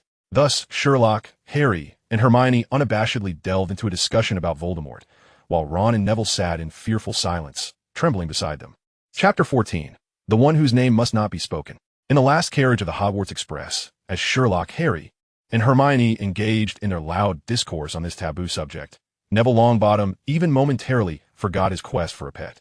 He attempted several times to interject, but each time his voice faltered and he hesitated. Observing the trio's casual conversation, Ron also wavered, hesitating several times before finally summoning the courage to interrupt. Wait a moment. You are actually saying the Dark Lord's name. Why not?" Sherlock replied, glancing curiously at Ron, who appeared nearly breathless, and at Neville, who truly was. "Are you frightened?" He understood the Wizarding World's aversion to Voldemort's name. Otherwise, it would not be referred to as the one whose name must not be spoken in literature. Yet, he was astonished that, even after more than a decade, the shadow of fear still loomed large. Merely mentioning the name left Harry and Hermione visibly unsettled. Seeing Ron and Neville nodding fervently, Hermione could not contain her curiosity and asked, "Why should one be afraid?" "Well, it's because," Ron began, but suddenly found himself unable to articulate the explanation clearly. After a moment's contemplation, he murmured, "My parents used to scare me with it when I was little. All children from wizarding families are warned that this name is taboo. Unless absolutely necessary, I prefer not to utter it. In truth, no one wishes to." Neville nodded emphatically, indicating he felt the same. Ron gazed at Harry with admiration. "But then again, it makes sense, considering who you are." Harry hesitated for a moment, but nonetheless clarified, "My mentioning his name is not out of bravery. Rather, it stems from my ignorance of the taboo. Do you understand what I mean?" Hermione nodded in agreement, recognizing that this was indeed the case for those born into non-wizarding families. "Voldemort? It's far less terrifying than what my mother would call me by my full name. Everything can be spoken of. There is nothing that cannot be said." In response to their astonishment, Sherlock stated calmly, "Fear arises from the unknown, and the most effective way to dispel fear is to confront it." As Ron and Neville appeared as frightened as quail, Sherlock offered a resolute solution. Harry and Hermione nodded in concurrence, while Ron and Neville looked at Sherlock with a sense of reverence. Impressive. Yet that was all it was. Even if they found Sherlock's reasoning sound, their upbringing still restrained them from acting on it. Hermione and Neville lingered in the carriage until a cheerful woman opened the compartment door, inquiring whether they wished to purchase snacks. They then rose to continue their search for Neville's toad. Before departing, Hermione reminded Ron to consider acquiring a new wand, as using an old one could lead to failed spells. "How peculiar," Ron muttered. "When Sherlock says the same thing, I can accept it, but coming from Hermione, it irks me. Regardless of which house I am sorted into, I hope I am not placed with her." As soon as Hermione left, Ron voiced his true feelings. Harry, distracted, nodded absent-mindedly, his attention still captivated by Sherlock. This new friend he had just met was truly remarkable. At that moment, Sherlock had approached the snack vendor, his curiosity piqued by the array of unfamiliar treats. At first glance, these small snacks exuded an aura of magic. These seemingly trivial delights were precisely what had originally drawn him into the magical world. "Did you bring any food?" Sherlock inquired, glancing at Harry and Ron. Harry shook his head. To be fair, aside from punishment, the Dursleys did not let Harry starve, yet they never truly allowed him to indulge, as Dudley would always snatch away anything he wished to eat. Naturally, in such circumstances, no lunch would be prepared for him. Ron quietly muttered that he had brought a sandwich. Noticing his flushed ears, Sherlock immediately understood. He wanted to eat, but lacked the funds. Without further ado, Sherlock inquired about the prices and bought a variety of snacks, ultimately spending less than 12 silver sickles. It was neither exorbitant nor particularly cheap. "I shall treat everyone, but these are merely snacks. So, Ron, why don't you let me have your sandwich to tide me over?" Upon hearing this, Ron eagerly nodded in agreement. His mother always forgot that he disliked corned beef, and Sherlock's suggestion was perfectly timed. Moreover, to him, snacks were far more appealing than a corned beef sandwich. Harry nodded without hesitation, as this was the first time a peer was sharing food with him. It felt quite extraordinary. Through their conversations, Sherlock had come to grasp the personalities of both boys. Harry, seemingly reclusive and introverted, was in fact a strong and courageous individual, allowing him to accept kindness with confidence.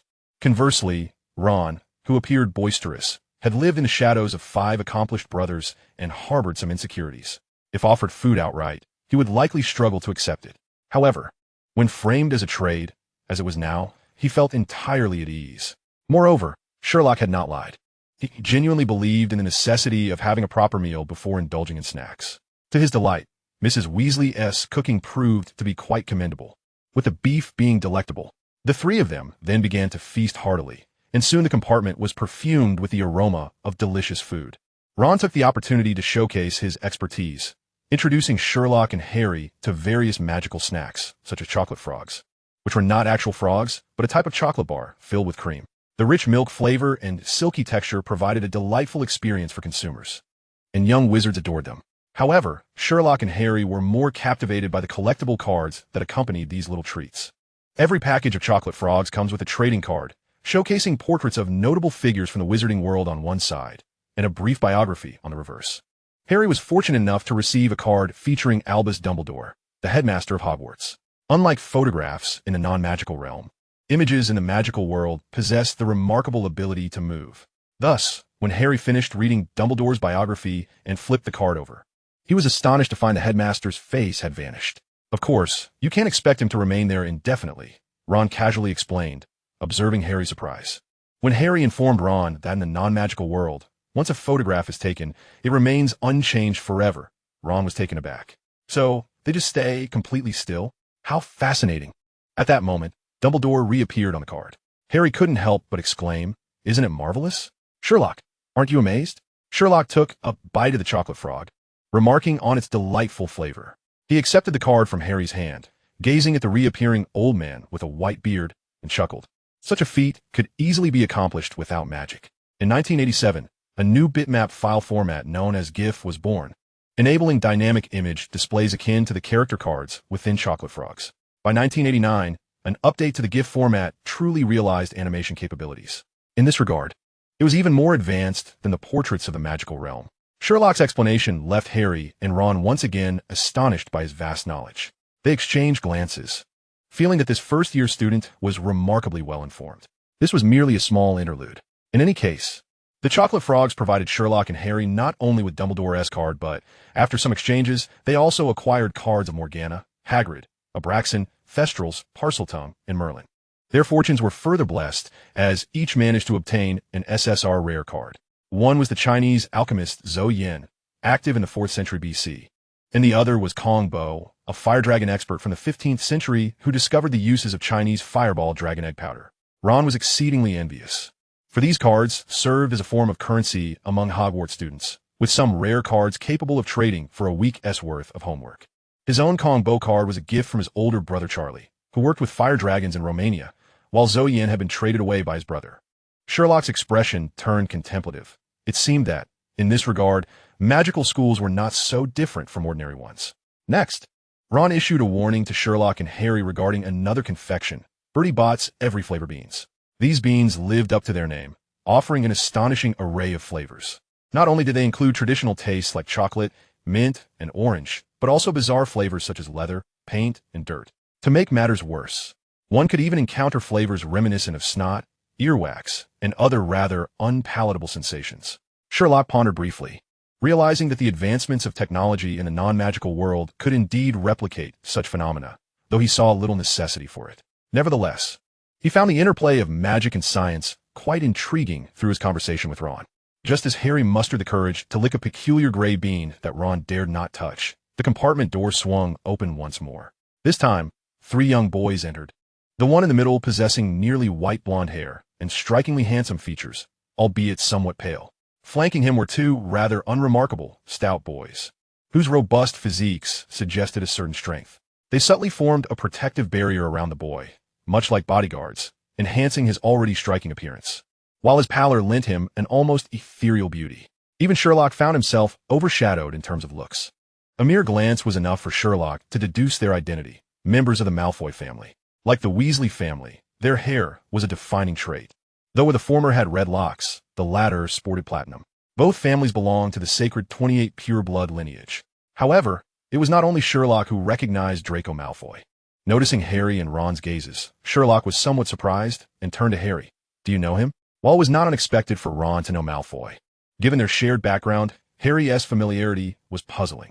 At that moment, Harry, somewhat bewildered, nodded. He indeed recognized the pale boy with the golden hair. Having encountered him at Madame Malkin's robes for all occasions while getting fitted for robes, where Harry had found Malfoy as haughty demeanor and disdain for Hagrid, his first true friend, off-putting. Just then, the boy spoke up, drawing the attention of the entire train carriage. "So, it's you, Harry Potter," he said. His interest significantly piqued compared to their previous encounter. Harry instinctively nodded. Since Malfoy was an acquaintance of Harry's, Sherlock decided to refrain from intervening.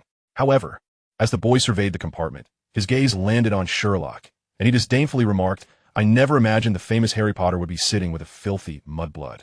How unfortunate." Ron's expression immediately darkened. Malfoy continued, introducing himself, "I am Draco Malfoy, and these are Crabbe and Goyle. I'm here to," before he could finish.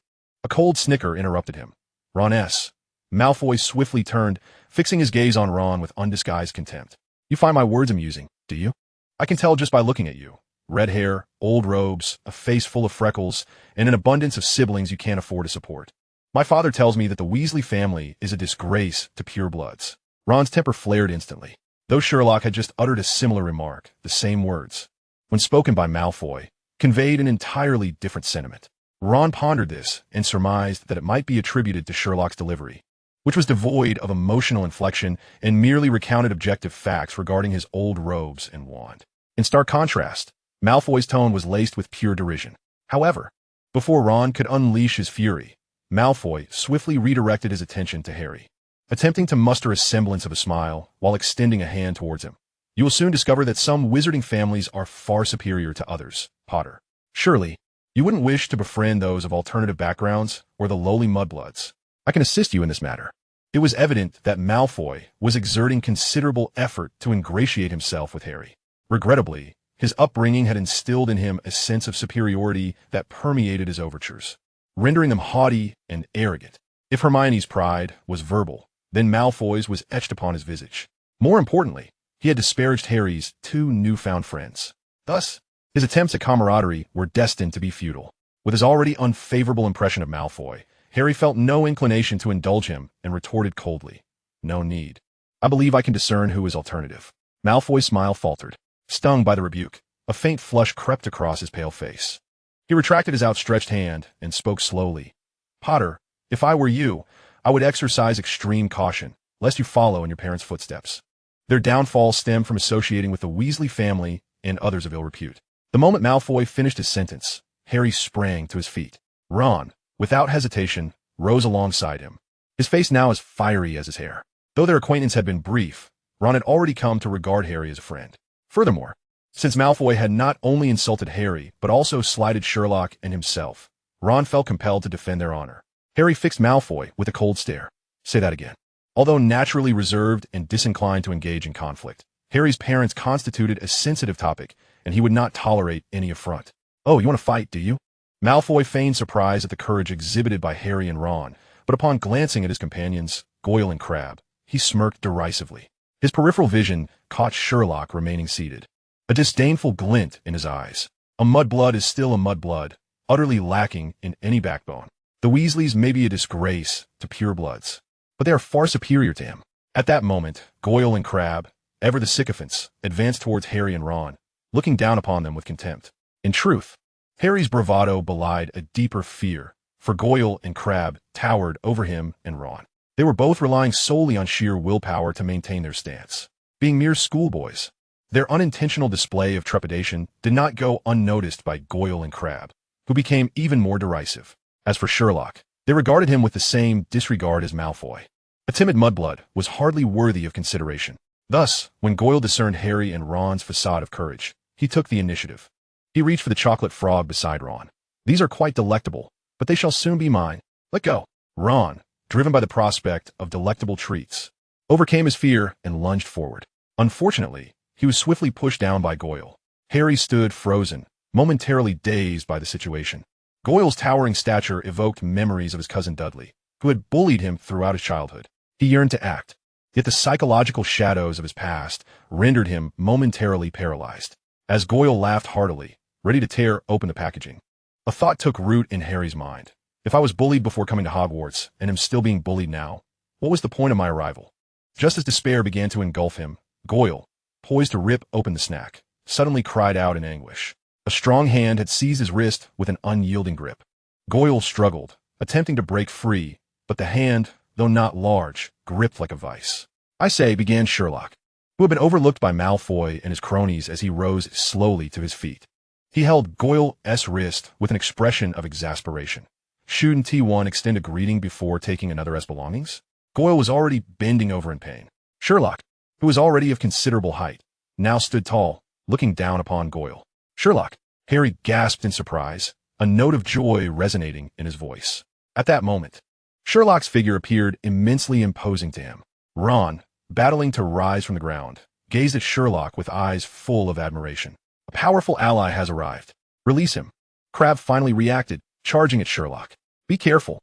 Harry, having overcome his initial fear, prepared to assist. Yet, before he could intervene, the situation shifted. Upon seeing Crabbe barreling toward him, Sherlock nodded. "All right." He released Goyle's wrist, causing Goyle to tumble to the ground. However, before he landed, Sherlock delivered a swift and brutal uppercut to his chin. Simultaneously, Crabbe charged forward. Sherlock, seemingly nonchalant, extended his leg, and with a thud, Crabbe fell clumsily.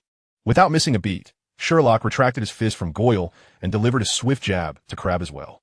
Goyle and Crabbe clutched their heads, howling in agony.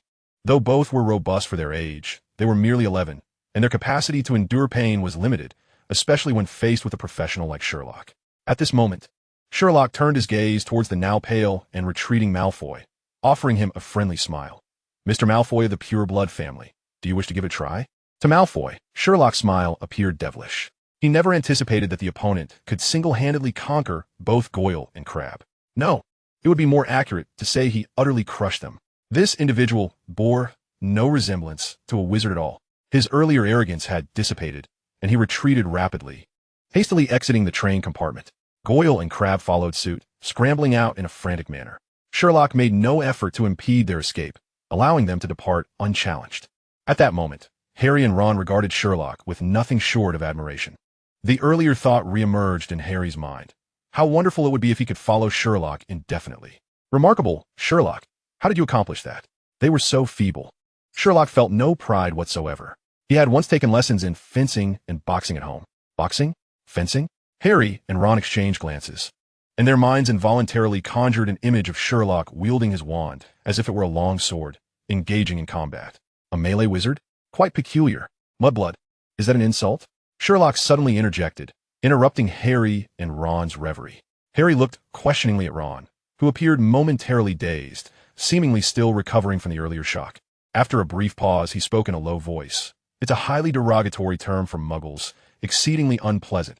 Only those vile, irredeemable, and utterly despicable dark wizards would use such a term for muggles." "I see," Sherlock mused. "Is Malfoy one of those individuals?" "Not quite," Ron replied. Though his disdain for Malfoy and his family was evident, he felt they were not quite that bad. He added, "The Slytherin lot would certainly refer to Malfoy in such a manner. He is undoubtedly destined for Slytherin House." Upon hearing Ron's explanation, Sherlock pondered briefly before articulating. "Ron, I have 2 inquiries." Chapter 17. Sherlock's 2 questions. "What questions?" Ron perked up at the prospect of Sherlock seeking his counsel, feeling a surge of importance as if a formidable figure required his insight. "First, what are the characteristics of the 4 houses? Second, are you unaware that the term muggle carries a discriminatory connotation?" Sherlock pressed his palms together, resting his chin upon them, his gaze intense as he awaited Ron's elucidation. What?" Ron exclaimed, taken aback. How could muggle possibly be a derogatory term? He chose to address the second question first, as the revelation was somewhat overwhelming. "I've always referred to muggles without any derogatory intent. My father is quite fascinated by the muggle world and treats them with great kindness. It's precisely this attitude that leads pure-blood families like the Malfoys to look down upon us. viewing them as a stain on the honor of the sacred 28. But now Sherlock claims muggle is also a pejorative? Impossible, absolutely impossible. Harry, sensing Ron's distress, chimed in, Sherlock, you're mistaken. Hagrid also refers to them as that. Sherlock shook his head, opting not to clarify directly, but instead continued questioning. How is muggle spelled? Muggle, Ron pondered, while Harry quickly provided the answer. Sherlock furrowed his brow. Did you not notice anything amiss? Ron remained utterly bewildered. Harry initially thought nothing was wrong either, but upon Sherlock's prompting, he contemplated for a moment and finally realized, are you referring to the etymology? Sherlock nodded, observing Ron's continued confusion with mild surprise. So, do wizarding families not study vocabulary? Ron cleared his throat, his ears flushing red. We do. Of course. We do. But I didn't notice anything wrong with that word. Sherlock turned to Harry, who, despite not understanding why, grasped Sherlock's intent. He then took the initiative to explain to Ron, the root of muggle is mug. Isn't that a cup? Ron retorted quickly, attempting to appear less ignorant. Harry sighed, besides cup, it also means fool. Under Sherlock's indication, Harry elaborated on the root of muggle, explaining that mug denotes both cup and fool. Ron's mouth fell agape in astonishment, momentarily at a loss for words. This was indeed new knowledge for him. Sherlock was right. Those from wizarding families evidently did not take their vocabulary study seriously. Seeing Ron's despondent demeanor, Harry thought to himself, while simultaneously growing increasingly impressed with Sherlock. Despite having grown up in a non-magical household like his own, Sherlock was not only well-versed in the non-magical world, but also possessed a wealth of knowledge, excelling in boxing and fencing, and wielded magic with great proficiency. Truly remarkable. Noticing Ron's downcast expression, Sherlock patted his shoulder reassuringly. Do not dwell too much on it. After all, fool refers to mug and not muggle. There's nothing wrong with continuing to use this term. I suspect the individual who coined this term held a less than friendly view of those without magic.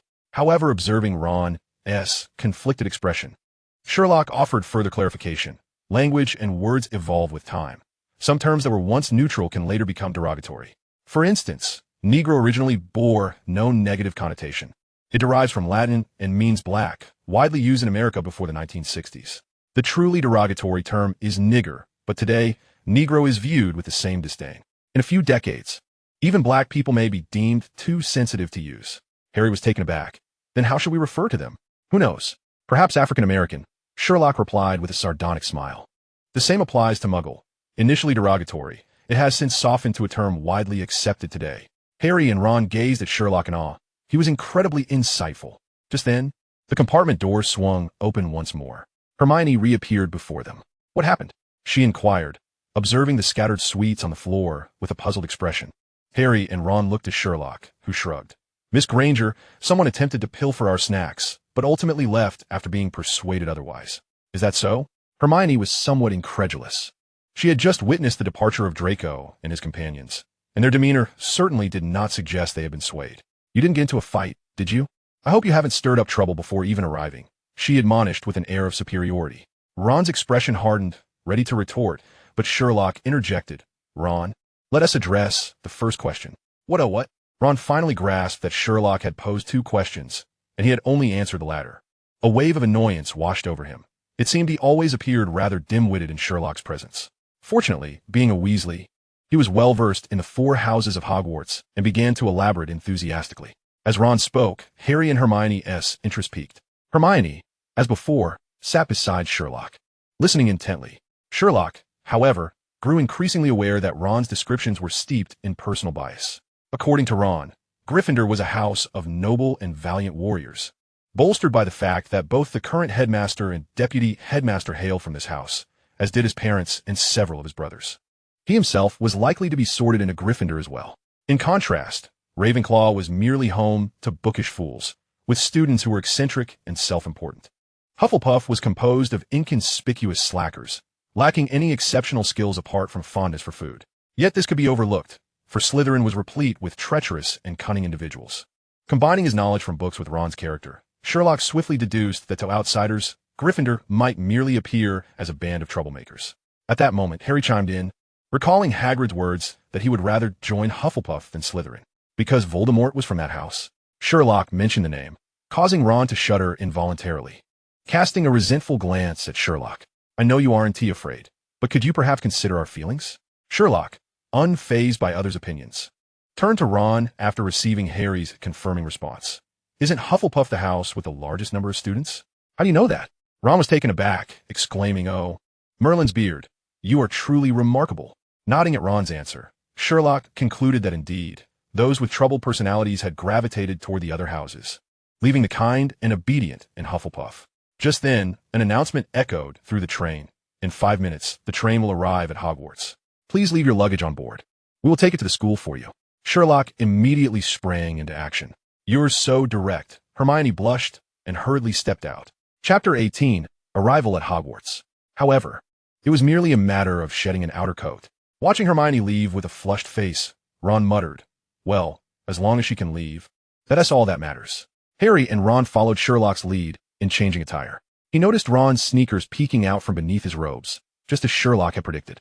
Yet at this moment, he had no time to dwell on that, as he was consumed by nerves. Ron's face was pale. After all, they were merely 11 years old, suddenly uprooted from their familiar surroundings to a completely foreign place. Claiming not to be anxious would be disingenuous. As for Sherlock, it was perhaps best not to regard him as a child. The train gradually slowed, eventually coming to a halt. The night had fully enveloped the sky, and as the door swung open, a gust of frigid wind sent shivers through the young wizards. Sherlock, whose physical constitution was relatively robust among his peers, still found the chill unbearable, having just recovered from severe illness. The damp, cold climate of Britain was on full display, causing everyone to tremble. At that moment, a bright light appeared above their heads, capturing the attention of the young wizards, followed by a booming voice. First-year students. First-year students, over here. A giant, towering over 3 meters, emerged directly in front of them. His immense stature rendered the lamp he held aloft almost comically small. Sherlock quickly deduced that this must be Hagrid, as Harry had previously described. However, Harry's account had been somewhat conservative. By Sherlock's estimation, Hagrid stood at least 3.5 meters tall. It was clear this was a world of magic, as the tallest individuals in the Muggle world barely reached 2.5 meters. Despite his bushy beard, Hagrid beamed a gentle smile at Harry. "Harry, over here. How are you? Come on, any first-year students?" he called, cautioning them to watch their feet. "All right, first-year students. Follow me." Under Hagrid's guidance, the newcomers diverged from the older students, descending a steep and narrow path. The surroundings were shrouded in darkness until they rounded a bend, revealing a breathtaking sight. A vast black lake emerged, as if the clouds had parted to unveil its beauty. The tranquil surface shimmered with gentle ripples, exuding an aura of serenity and mystery. More captivating still was the towering castle that loomed on the opposite shore.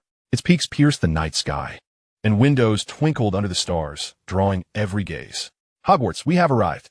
At that moment, all the young wizards instinctively held their breath, captivated by the spectacle, until Hagrid's voice broke the spell. To honor the 4 founders of Hogwarts, first-year students would row across the Black Lake, just as the founders once did, upon their initial entry into the school. This was also the reason Hagrid had insisted the newcomers follow him, since each boat could accommodate no more than 4 individuals. Harry and Ron naturally joined Sherlock, their elder companion. Hermione, having already known them prior to their arrival, tagged along as well, prompting another eye roll from Ron. "Is everyone on board? Let us go." After confirming all first-year students were aboard, Hagrid took his own boat to lead the way, as his size precluded any additional passengers. A fleet of small boats glided across the lake, creating ripples on the otherwise serene surface. Some gazed silently at the towering castle, while others strained to see if they could make the boats go faster, and still others engaged in animated discussions about the future, with Sherlock and his companions falling into the latter category. Hermione initiated the conversation. "How will they determine which house we're sorted into?" Harry shook his head. Hagrid never mentioned. In the books purchased by Sherlock, there was likewise no mention of this matter, as if everyone was consciously keeping a secret. Consequently, the trio turned their gaze towards Ron. Under the scrutiny of 6 inquisitive eyes, Ron found it difficult to endure and hastily remarked, "Fred said that undergoing a certain test would be quite detrimental to us, but I believe he was jesting." Sherlock shook his head, convinced that Fred was indeed joking. It was simply inconceivable. After all, it was merely an entrance examination akin to the sorting tests in the Muggle world. How could it possibly harm the students? Ron still appeared somewhat anxious, but he hoped it was just that. "By the way, Sherlock, someone as astute as you will undoubtedly be sorted into Ravenclaw. Why should find my place in Gryffindor?" Hermione, overhearing this, raised an eyebrow. Sherlock smiled in response, offering no reply. The passage across the Black Lake was swifter than anticipated. While disembarking and tidying the empty boat, Hagrid assisted Neville in locating his toad, which filled him with immense joy. However, this delight faded quickly. A tall, dark-haired witch clad in a vibrant green robe stood before the castle's entrance, completing the handover with Hagrid. First-year students, Professor McGonagall. Thank you, Hagrid. I will take it from here. Upon seeing her stern expression, the group instinctively sensed that this woman would be formidable. The newcomer was none other than Professor Minerva McGonagall, the deputy headmistress of Hogwarts and the head of Gryffindor House. When she laid eyes on Sherlock, a smile broke through her serious demeanor. Hello, Mr. Holmes. It is a pleasure to meet you. Likewise, Professor McGonagall, Sherlock replied, eliciting surprise from the nearby young witches and wizards. Hermione could not help but nudge Sherlock with her elbow. Holmes, how do you know Professor McGonagall? Her action further confirmed to Sherlock that this young girl was quite sociable. Noticing the curious gazes of Harry and Ron, he shared the story of McGonagall's visit to clarify their doubts. Ah, I see, the trio said, their curiosity satisfied before their attention was drawn back to Professor McGonagall. Welcome to Hogwarts. The feast is about to commence, but before entering the Great Hall, we must first ascertain which house you will each join. Unlike Ron, Professor McGonagall's introduction to the four houses was notably more objective. She emphasized that each house had its own illustrious history and had nurtured remarkable wizards. There was never any hierarchy among the four houses. Regardless of where one was sorted, they would be a part of Hogwarts. After delivering these remarks, Professor McGonagall led the first-year students into the Great Hall, then departed to prepare for the sorting ceremony. During this time, over 20 ghosts emerged from the walls, causing quite a stir and alarming the new students. Sherlock's keen interest in these apparitions was something that current science could not account for. He attempted to communicate with the ghosts, but they merely whispered among themselves, paying no heed to the first-year students. Only a chubby monk ghost responded to him, expressing a desire for him to be sorted into Hufflepuff, reasoning that he had once belonged to that house. There was no logical correlation. With a sigh, Sherlock lost interest in further interaction with the ghosts and redirected his attention to the Great Hall. Chapter 19. Are you here by a hat? In stark contrast to its dark exterior, the interior of Hogwarts Castle could be described as opulent and resplendent. Interestingly, the ceiling appeared almost transparent, revealing the twinkling stars outside. Noticing Sherlock's actions, Hermione quietly explained to him, "This place is enchanted. It mirrors the outside sky. As I read in Hogwarts, a history." Sherlock nodded in agreement. Indeed, it was challenging to believe that there truly was a ceiling overhead, and even harder to accept that the hall was not open to the elements. Initially, upon observing the size of Hogwarts Castle, Sherlock had anticipated that his 7 years here would feel quite confining. However, it now seemed evident that the space within was far more expansive than it appeared from the outside. One could only say that this phenomenon defied scientific explanation, an enigma supplemented by magic. When Professor McGonagall returned, the ghosts floated through the walls, vanishing. By this time, the entire school was seated, all eyes fixed on the first-year students as they awaited the commencement of the sorting ceremony. Under the collective gaze of the assembly, Professor McGonagall gently placed a four-legged stool before the first-year students and set a hat upon it. Sherlock noticed that this pointed hat was patched and worn, and even from a distance, its filth was apparent. In the next moment, the hat began to stir, a wide seam splitting open at its base as if it had opened its mouth. Then it broke into song. You may think me unremarkable in appearance, but do not judge by looks alone. If you can find a hat more beautiful than I shall gladly eat myself. The song, which struck Sherlock as rather cacophonous, was performed with a voice that paled in comparison to his own violin skills. Nonetheless, it did provide Sherlock with some information, primarily concerning the four houses. Its introduction was equally objective, and perhaps even more professional than McGonagall's, succinctly summarizing. Gryffindor is brave and fearless, represented by the lion, symbolizing the element of fire. Hufflepuff is just and loyal, represented by the badger, symbolizing the element of earth. Ravenclaw is wise and knowledgeable, represented by the eagle, symbolizing the element of air. Slytherin is shrewd and ambitious, represented by the serpent, symbolizing the element of water. At this point, the first-year students realized that donning the hat was all that was required of them. I'm going to kill Fred, Ron exclaimed to Sherlock and Harry, sounding as if he were preparing to battle a troll. Harry and Hermione both sighed in relief, clearly having felt quite anxious moments before. Sherlock, however, felt no apprehension. He simply found the unfolding events increasingly intriguing. At this juncture, the sorting ceremony commenced. McGonagall, holding a scroll of parchment, took a few steps forward and called out the first name, Hannah Abbott. A small girl with 2 golden braids stumbled out of the line under the watchful gaze of the entire school, nervously placing the hat upon her head. After a brief moment, the hat declared, "Hufflepuff." Applause and cheers erupted from the table on the right, welcoming her to their ranks. The chubby monk, Ghost Sherlock, had previously greeted, waved joyfully at her. Soon after, one new student after another was summoned by McGonagall, adorned with the hat, sorted, and then relieved of it. The repetitive motions lacked any novelty. Before long, the names of those accompanying Sherlock were called. Hermione Granger. Hermione was exceedingly anxious, to the point of forgetting to greet her peers, and she practically dashed to the stool. In her haste, she hastily placed the hat upon her head. Ultimately, the hat bellowed out Gryffindor. Ron couldn't help but grunt at the announcement, evidently displeased that the young girl might be sorted into the same house as himself. Sherlock observed this scene with keen interest. He was unconcerned with Ron's petty thoughts. Rather, he was intrigued by the duration the hat took to make its decision. Sometimes the hat would immediately declare a house, while at other times it would deliberate for a while. For instance, Hermione took nearly 4 minutes, the longest of anyone who had been sorted thus far, giving the impression that the hat was also in a state of hesitation. This raised the question, how long would it take when it was his turn, and into which house would he be placed? In fact, while the hat sang its little tune, Sherlock had already contemplated this matter. The conclusion was that anything was possible. Courage was something he never lacked. His primary reason for choosing to attend Hogwarts was his insatiable thirst for exploration of the unknown. At critical moments, he could even disregard life and death, a notion that only served to excite him further. Integrity. One of his interests lay in combating crime.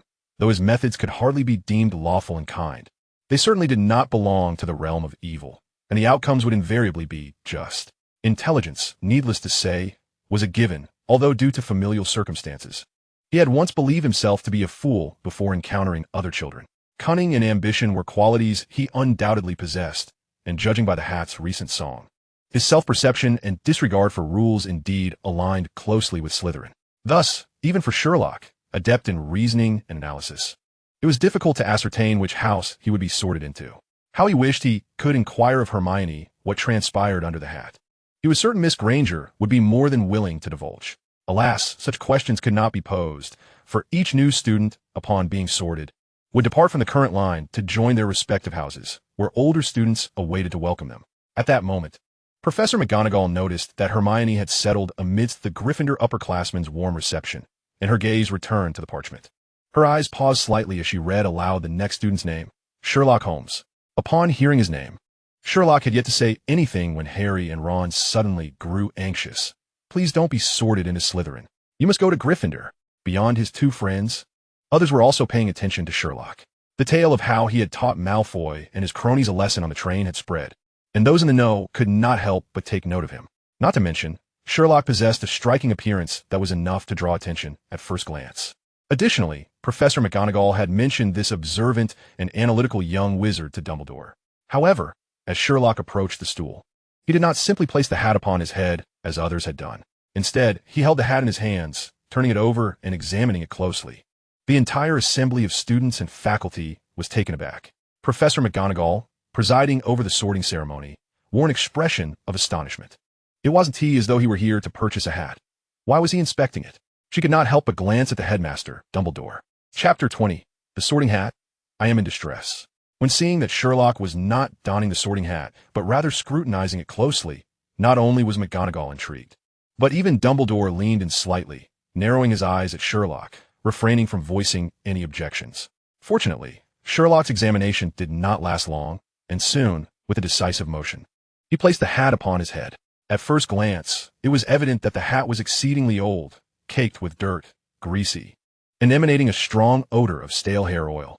He had thought himself rather unkempt, only to discover that the inhabitants of the Wizarding World were even less concerned with hygiene. And the last individual to wear it was the son of a baker. As Sherlock pondered this, a faint voice resonated in his ear. "Oh, my apologies if I've caused you disdain.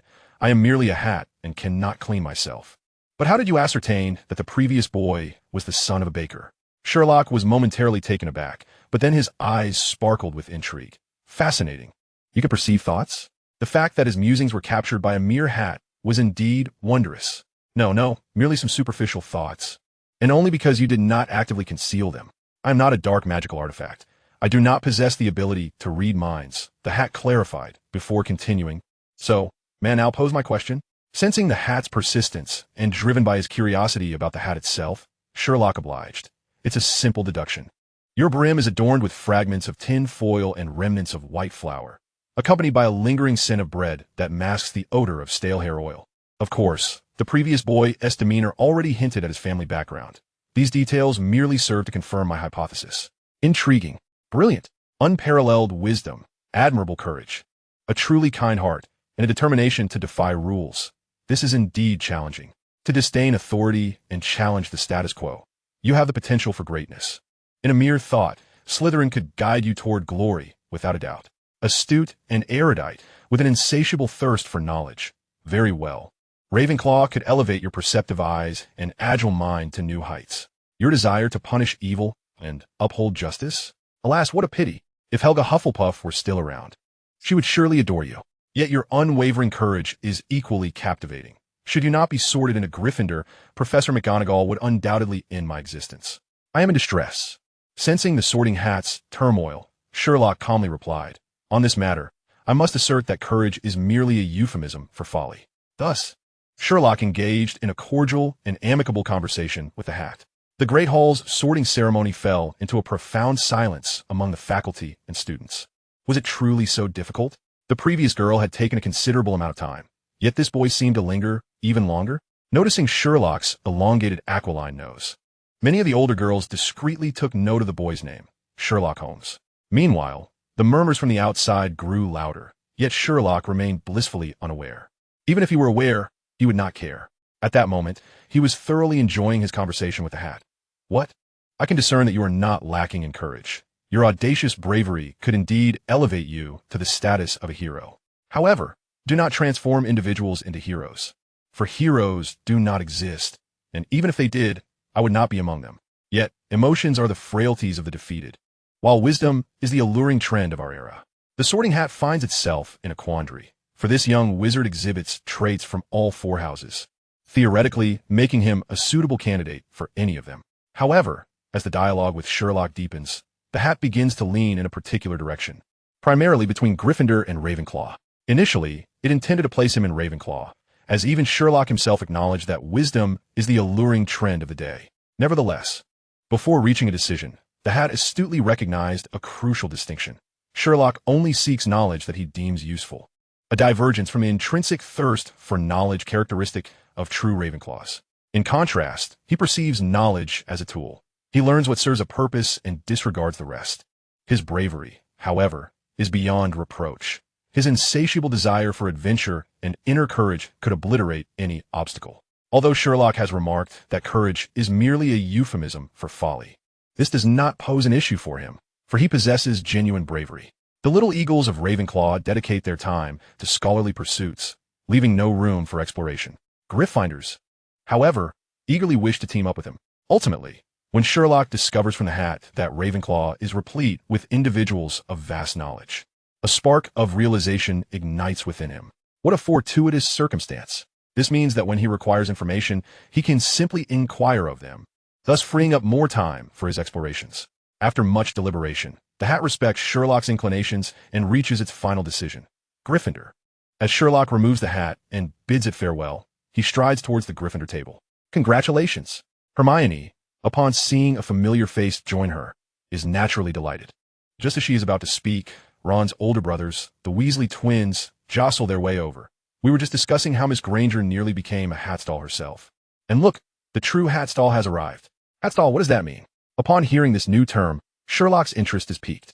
It refers to a situation where the hat feels bewildered, unsure of which house to assign you to. You two be quiet. Percy Weasley, the head boy and brother to the twins and Ron, massages his temples in exasperation. They are notorious troublemakers throughout Hogwarts. Holmes, do not heed their nonsense. Before the school year commenced, Percy had purchased a book titled How Head Boys Maintain Authority in Diagon Alley. The book states that head boys are responsible for upholding the house's esteemed reputation before the first years. Thus, he must not allow the twins to lead the newcomers astray, even if they are his own brothers. He then explains the official definition of a Hatstall to Sherlock, introducing himself in the process. Chapter 21. The Rare Hatstall. Hogwarts Castle. Professor McGonagall continues to preside over the sorting ceremony, yet her thoughts linger on the recently sorted Sherlock Holmes in Gryffindor. She had not anticipated that this young wizard, who had left a profound impression on her prior to the term start, would turn out to be a genuine hatstall, a term that playfully mocks the sorting hat.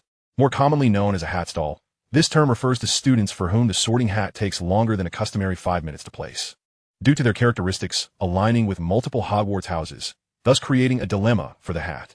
True hatstalls are a rarity, occurring approximately once every 50 years. More often, students closely resembling hatstalls appear, such as Hermione Granger before Sherlock. Many years ago, on her first night at this institution, she captivated everyone's attention as the hat deliberated for a full 5.5 minutes, particularly torn between Gryffindor and Ravenclaw.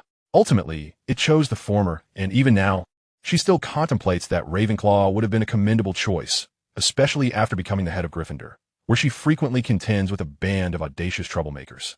However, throughout the years, the hat has steadfastly maintained its stance, deeming Gryffindor more suitable for her. As time ticks away, it has indeed been nearly 50 years since her enrollment. She had almost forgotten this matter until Sherlock Holmes and Hermione Granger resurrected her long-buried memories.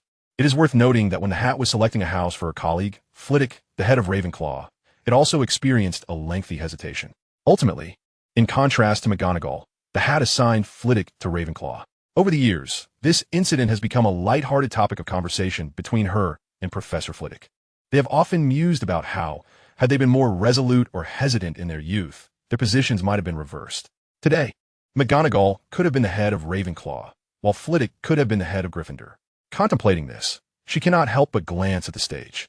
Feeling her gaze, Professor Flitwick returns a smile. Clearly, Sherlock and Hermione have also evoked memories of McGonagall and Flitwick's younger selves. McGonagall diverts her attention back to Sherlock, observing him conversing with Percy, the head boy, whose expression appears rather peculiar. Percy indeed feels awkward, for after Sherlock's explanation of hatstalls, he bluntly remarks, "It sounds like there is no difference. Their explanation is rather more palatable." With just one sentence, Sherlock manages to leave Percy momentarily speechless. This first year truly has a way with words. "I'm the head boy after all. Ha ha." The twins erupt into laughter.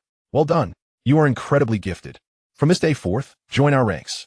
"Indeed, Holmes, we shall undoubtedly make a grand spectacle before the entire school." Sherlock, however, paid little heed to the two brothers, choosing instead to observe the sorting ceremony of the other first-year students.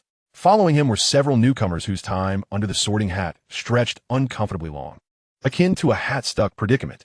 One such example was Neville Longbottom, the round-faced boy who, after tripping while racing to the benches, endured a torturous 5 minutes of anticipation before being declared a member of Gryffindor.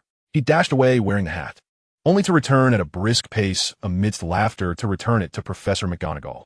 In stark contrast was Draco Malfoy, who took immense pride in his lineage. The hat barely grazed his head before it cried out, "Slytherin, such swiftness and decisiveness." Observing Malfoy strut over to Slytherin to join his friends Crabbe and Goyle, Sherlock wore a contemplative expression. It appeared that, for both himself and Hermione, as well as Neville and Malfoy, their experiences were merely exceptions to the rule. Most others, like the first to be called, Hannah Abbott, were sorted into their respective houses within half a minute. Even those who took a bit longer concluded their sorting in a mere 2 or 3 minutes. There was no one, like Sherlock, who endured more than 5 minutes under the hat. Even Hermione and Neville, who came close to such a plight, were rare.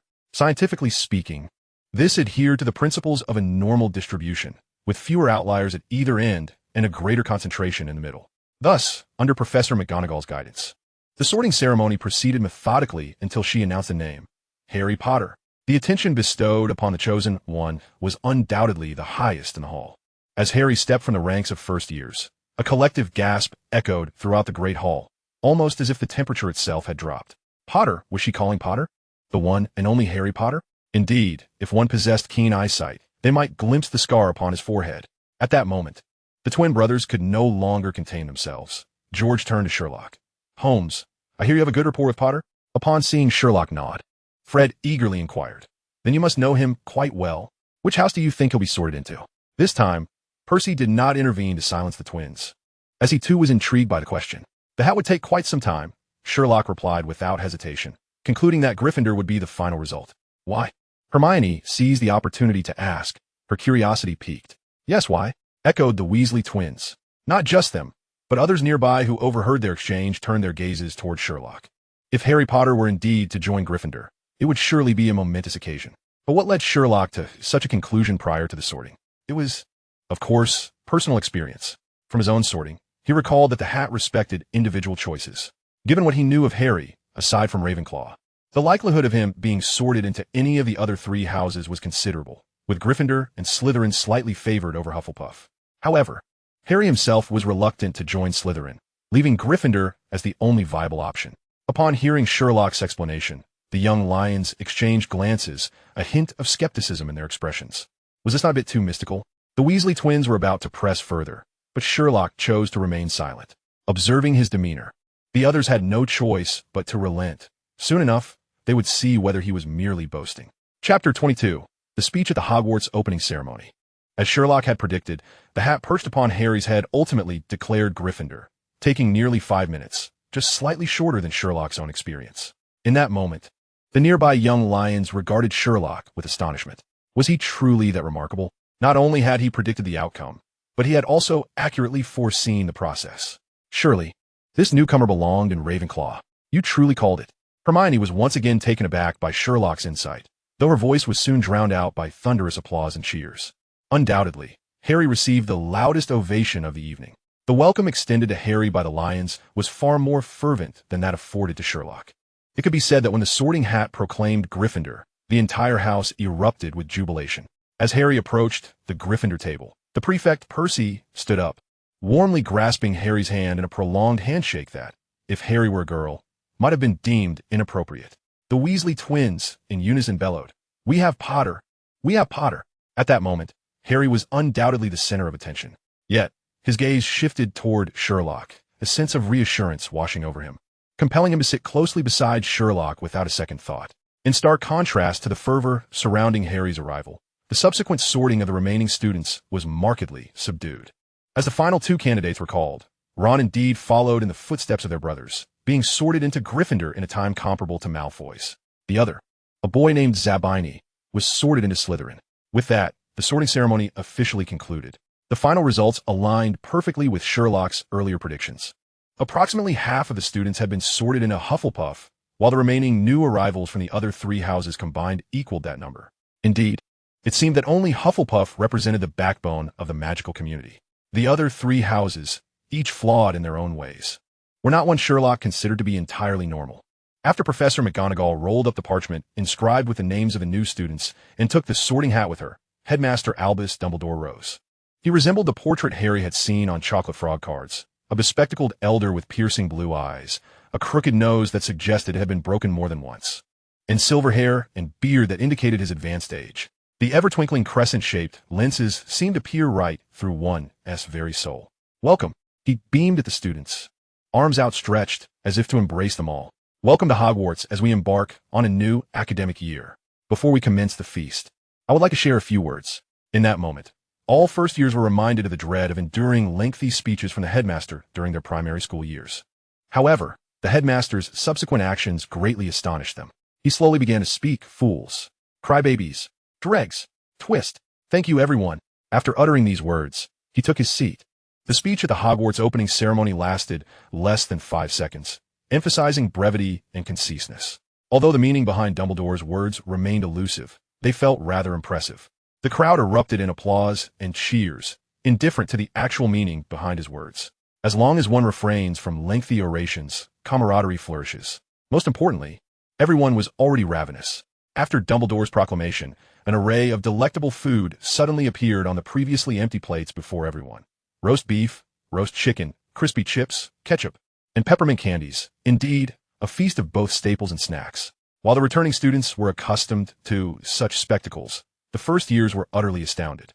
My companions and I were left in sheer amazement. Without needing any reminders, everyone began to indulge heartily. "Sherlock, do you think he is a bit eccentric?" Harry asked hesitantly. "Eccentric?" Percy couldn't help but mutter at Harry's words. "He is a genius, the most exceptional wizard in the world. However, you're correct. He does have a touch of eccentricity. But let us eat first. Would you like some potatoes, Harry?" Harry took the potatoes and glanced once more at Sherlock, who furrowed his brow, seemingly deep in thought. Sherlock was indeed contemplating. In an instant, he had devised several interpretations for Dumbledore's seemingly nonsensical speech. Firstly, it expressed a stereotype of the four houses. Hufflepuffs are all fools. Ravenclaws are bookworms who only cry in times of trouble. Slytherins are all dregs. And Gryffindors are brave, yet obstinate. Secondly, it could represent an extreme caricature of the house's characteristics. Ravenclaw as wise fools, Gryffindor as courageous crybabies, Slytherin as cunningly ambitious dregs, and Hufflepuff as straightforwardly kind, yet obstinate. Lastly, it might reflect the perspectives of these four houses towards others. Ravenclaws view everyone else as fools. Gryffindors see other students as cowardly crybabies. Slytherins, proud of their noble lineage, regard others as worthless dregs. And Hufflepuffs believe other houses are excessively strong-willed and obstinate. Nevertheless, it mattered little.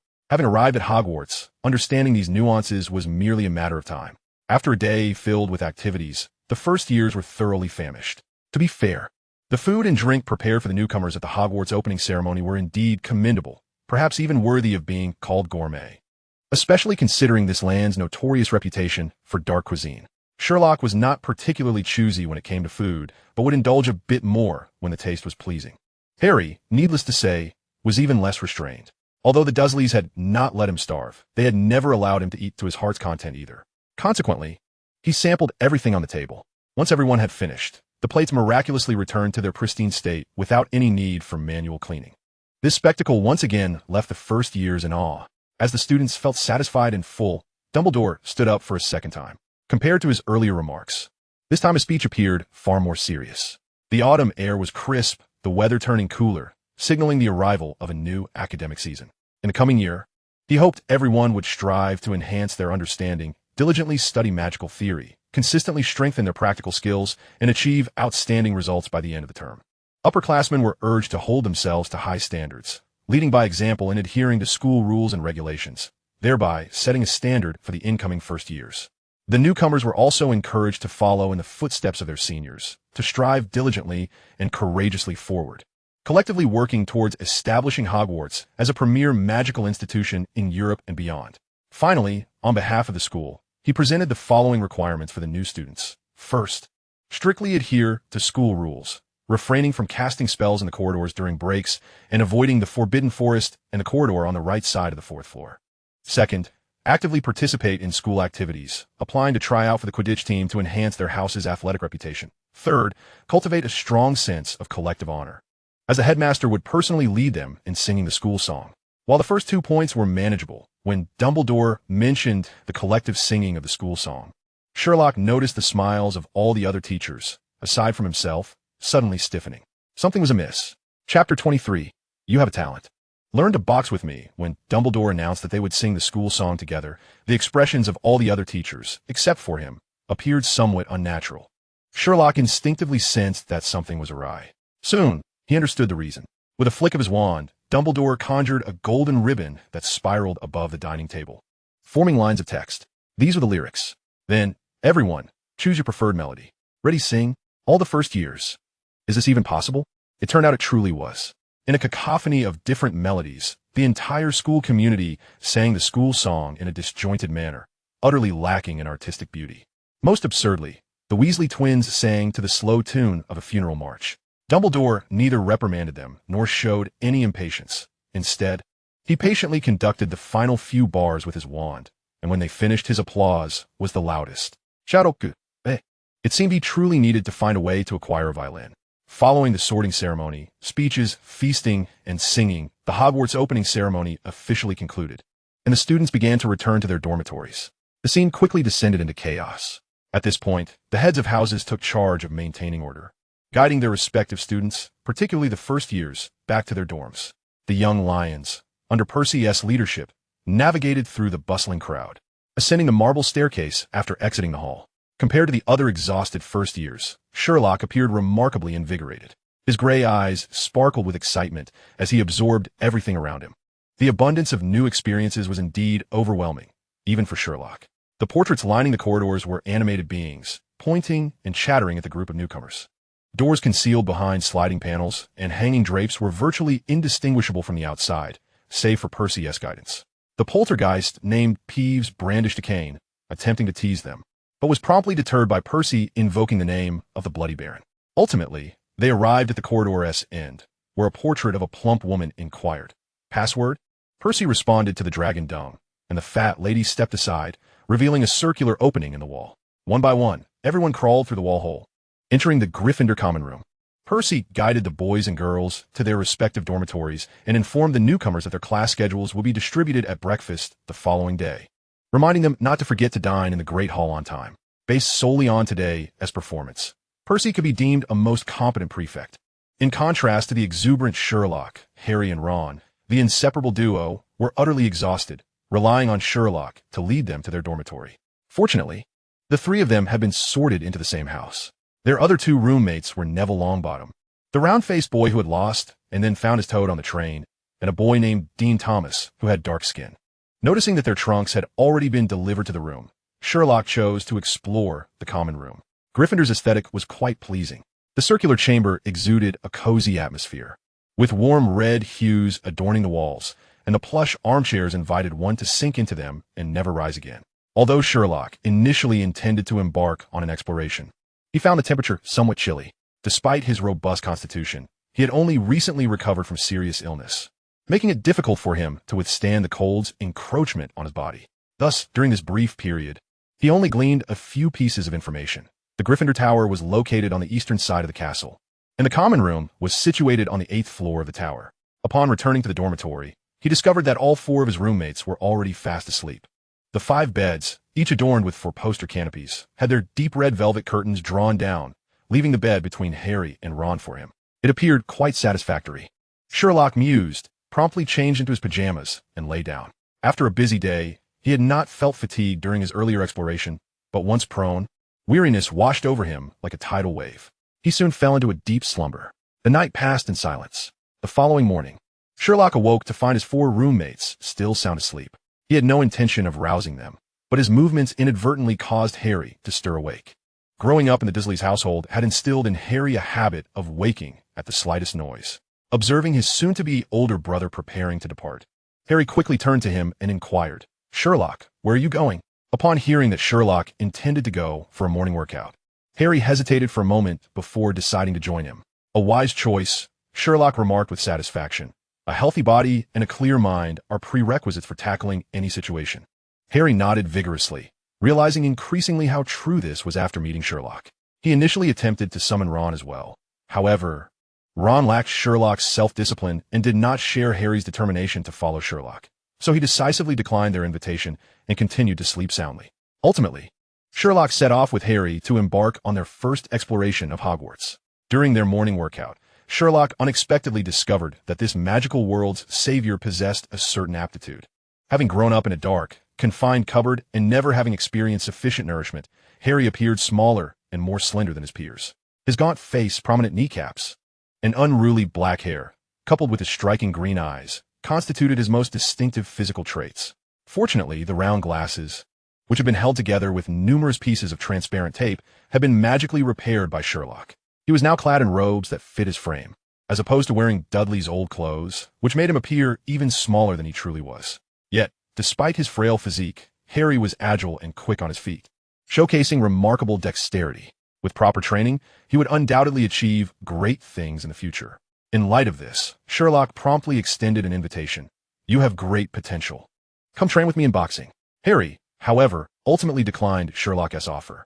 While he thought boxing was indeed impressive, the notion of a wizard engaging in close combat felt oddly out of place. Sherlock could not help but feel a twinge of disappointment. According to his expectations, he would require 1 or 2 assistants at Hogwarts. He had been enjoying his time with Harry and had hoped to mentor him, but the rejection was unexpected. After their morning exercises, Sherlock and Harry made their way to the Great Hall. The ever-hungry Ron, the round-faced Neville, and the dark-skinned Thomas were already seated. Chapter 24, Hermione, inspired by Sherlock. Upon seeing Sherlock and Harry, Ron and Thomas immediately stood up, waving energetically. "Sherlock, Harry, over here." As the two approached, Ron proudly declared, "I've saved you a spot." "Thank you," Harry replied, also reminding Ron, "It would be great if you could keep your voice down a bit." Due to Ron's boisterousness and Harry's name, the two found themselves the center of attention in the hall. "Over there, look." "Where?" "Right there, next to that tall guy with the hooked nose." Are you referring to the boy with glasses? Yes. Did you see his face? That scar?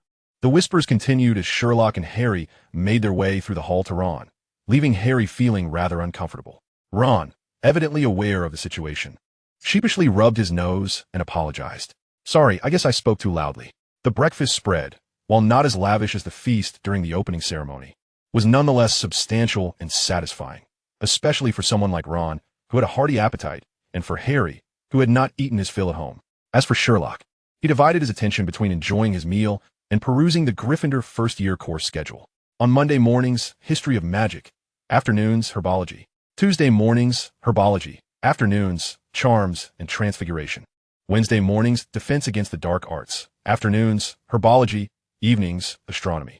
Thursday mornings, Transfiguration, afternoons, Charms. Friday mornings, 2 consecutive potions classes, afternoons, free time. Additionally, there was a note stating that once flying lessons commenced, they would be added after Charms on Thursday afternoons. It was evident that the first-year curriculum was quite rigorous, which was understandable, as it aimed to reshape the worldview of young witches and wizards who had just entered the magical realm. After breakfast, the group hurried to their classrooms. For Sherlock, the first week at Hogwarts was both enriching and entertaining. Each subject possesses distinct characteristics. The history of magic is a unique course solely taught by a ghost. As the saying goes, a ghost lecture is filled with spectral tales. This course, inherently theoretical, leans heavily towards rote memorization. Coupled with Professor Bin's monotonous and droning delivery, the class becomes exceedingly tedious. Almost all students find themselves barely awake, hastily jotting down names and dates. Only 2 individuals stand out from the rest. The first is Hermione, who, from the very first lesson, has begun to exhibit the traits of a scholarly prodigy. She listens intently, takes diligent notes, and actively engages, though the latter is somewhat moot, as Professor Binns poses no questions. The second is Sherlock, who is brimming with curiosity about the magical realm. Having already perused the textbook in its entirety, his attendance in Professor Binns' class is akin to someone who prefers audiobooks over reading. However, when a student does pose a question, Professor Binns is willing to engage. Sherlock happens to be that student, making him the most conspicuous figure amidst a sea of drowsy lions. Even Hermione, who is also attentive, cannot help but cast curious glances in his direction. This person seems familiar to me. In contrast to the drudgery of History of Magic, Herbology is far more engaging. The thrice-weekly class schedule underscores its foundational importance. The course is taught by Pomona Sprout, a stout witch who also serves as the head of Hufflepuff House. The lessons take place in the greenhouses behind the castle rather than indoors, focusing on instructing newcomers on how to cultivate various peculiar plants and fungi, as well as understanding their uses. This time, besides Sherlock, Hermione also actively participates by asking questions, perhaps inspired by Sherlock's earlier performance in History of Magic. She even lingers near Professor Sprout after class, eager to inquire further. Unfortunately, the professor has other students to attend to, so Hermione's questions must remain unanswered until the following day. By the next morning, Hermione continues to shine as an exemplary student, her persistent inquiries earning Gryffindor an additional 5 points and a round of applause. Yet, Sherlock is not as proactive as the previous day. He merely completes Professor Sprout's assignments without posing any further questions, as he feels it unnecessary. Having already finished the textbook and engaged in inquiries during the first lesson, he has cultivated his own unique understanding of the course, which suffices for him. From then on, Sherlock approaches every subject with a similar strategy. He asks questions in the first class to grasp the course's direction and overarching themes, then selectively focuses on what is most beneficial for him. Those subjects of little use merely require passing grades, allowing him to redirect his energies toward courses that are more relevant and intriguing to him. Soon enough, such a course arrives: Charms. Hermione Granger, Sherlock Holmes, Harry Potter. The Charms class is taught by Professor Phileas Flitwick, who is also the head of Ravenclaw House. Possessing a lineage of fairy blood, Professor Flitwick is remarkably diminutive, measuring less than 4 feet tall. During class, he must stand atop a stack of books to reach the lectern. As per tradition, the first lesson begins with roll call. While calling out the names of other students proceeds without incident. Upon reaching Harry Potter's name, he exclaims in excitement and promptly disappears from sight. This incident further impresses upon Sherlock the formidable power of Harry Potter's name within the magical community, even drawing reactions from figures of authority such as the headmaster of Hogwarts. It also reaffirms Sherlock's astute decision to befriend Harry before the school year commenced. Before classes even began, Draco Malfoy and his cronies had sought out Harry. After the term started, the attention from students and faculty alike on Harry naturally included Sherlock, greatly facilitating his understanding of the magical world. In the process, Sherlock unexpectedly discovers Harry's potential as a capable assistant, gradually shifting his perception of Harry from mere tool to a potential friend. However, this is a matter for another time. Professor Flitwick possesses remarkable self-regulation, quickly regaining composure and commencing the lesson. The first class mirrors others in its overview of the subject, while also introducing a foundational spell, the repairing charm, which Sherlock had previously utilized on Harry's glasses during their journey on the Hogwarts Express. Chapter 25. You merely observe. While I scrutinize, the repairing charm is exceptionally practical, capable of restoring most damaged objects. Sherlock's performance in the first charms class mirrors his approach to previous subjects, continually posing questions to Professor Flitwick. His aim is to attain a comprehensive understanding of the course. To his surprise, Professor Flitwick is exceedingly enthusiastic towards eager learners, resulting in Sherlock not only meeting his expectations, but also acquiring an additional useful spell, the warming charm. As the name implies, casting this spell envelopes one in warmth, akin to wearing a pair of fleece-lined trousers. This spell proves invaluable for Sherlock, who is recovering from an illness and finds himself in the damp, chilly weather. The others can only envy him, as few students manage to master the repairing charm so adeptly in their first class, apart from Sherlock. Only Hermione and a handful of others succeed. Yet even Hermione struggles to find the energy to learn new spells, leading her to clench her fists in determination. Holmes, I will not be outdone by you. Following Tuesday afternoon's charms class, Transfiguration is scheduled immediately after, creating a somewhat frantic timetable, particularly for the Gryffindor students.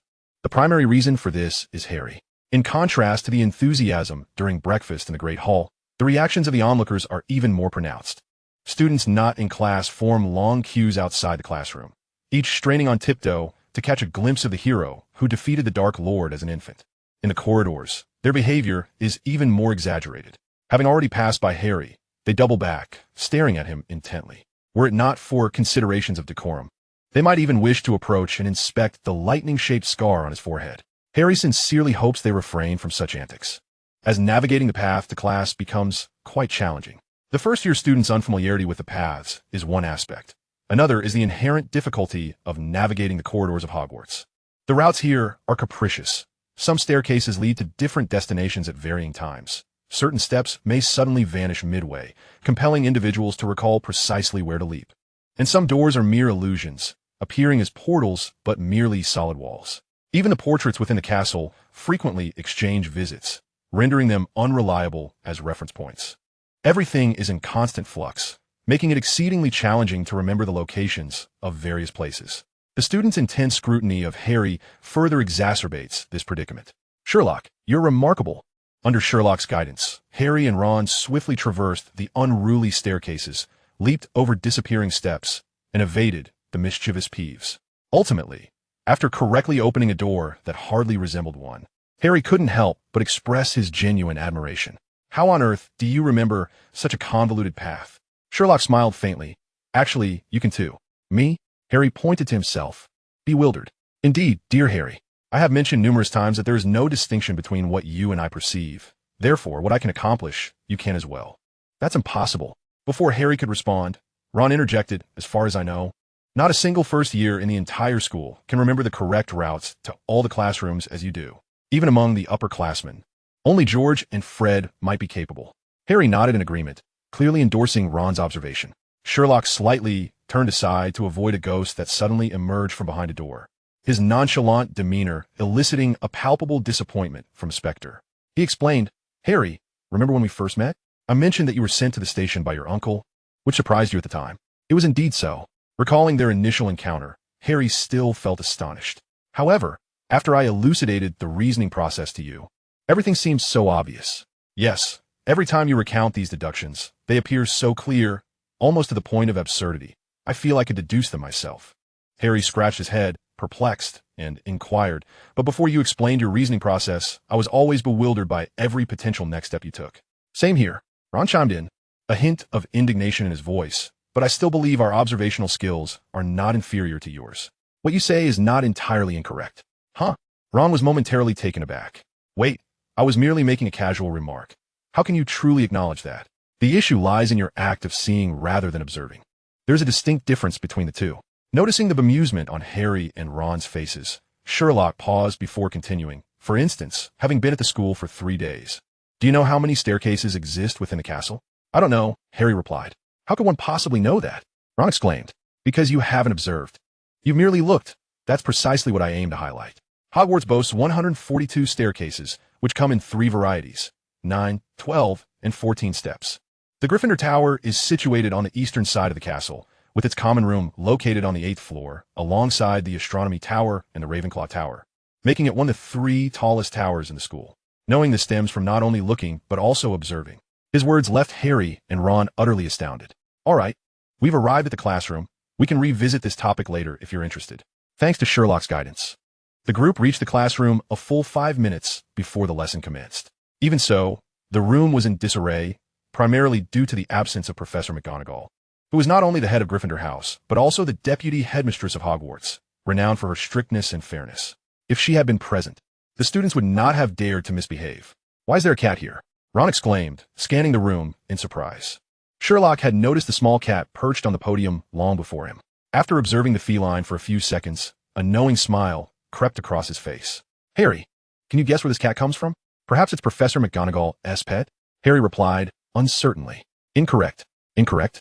Allow me to demonstrate the process of forming deductions through observation. Amid the astonished gazes of those nearby, Sherlock strode confidently to the podium, seized the small cat by the scruff of its neck, and lifted it up. Chapter 26. Gryffindor gains 5 points. Professor McGonagall was momentarily taken aback. She had transformed into a tabby cat to teach the first-year students their first transfiguration lesson for many years. This small act, akin to the sorting ceremony, was meant to be kept strictly confidential, allowing her to observe successive cohorts of new students from feline perspective.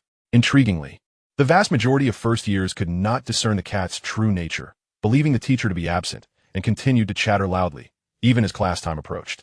This year was no exception. Perhaps due to Harry Potter's enrollment, the new lions were particularly exuberant, glancing towards Harry after every few sentences, observing their behavior.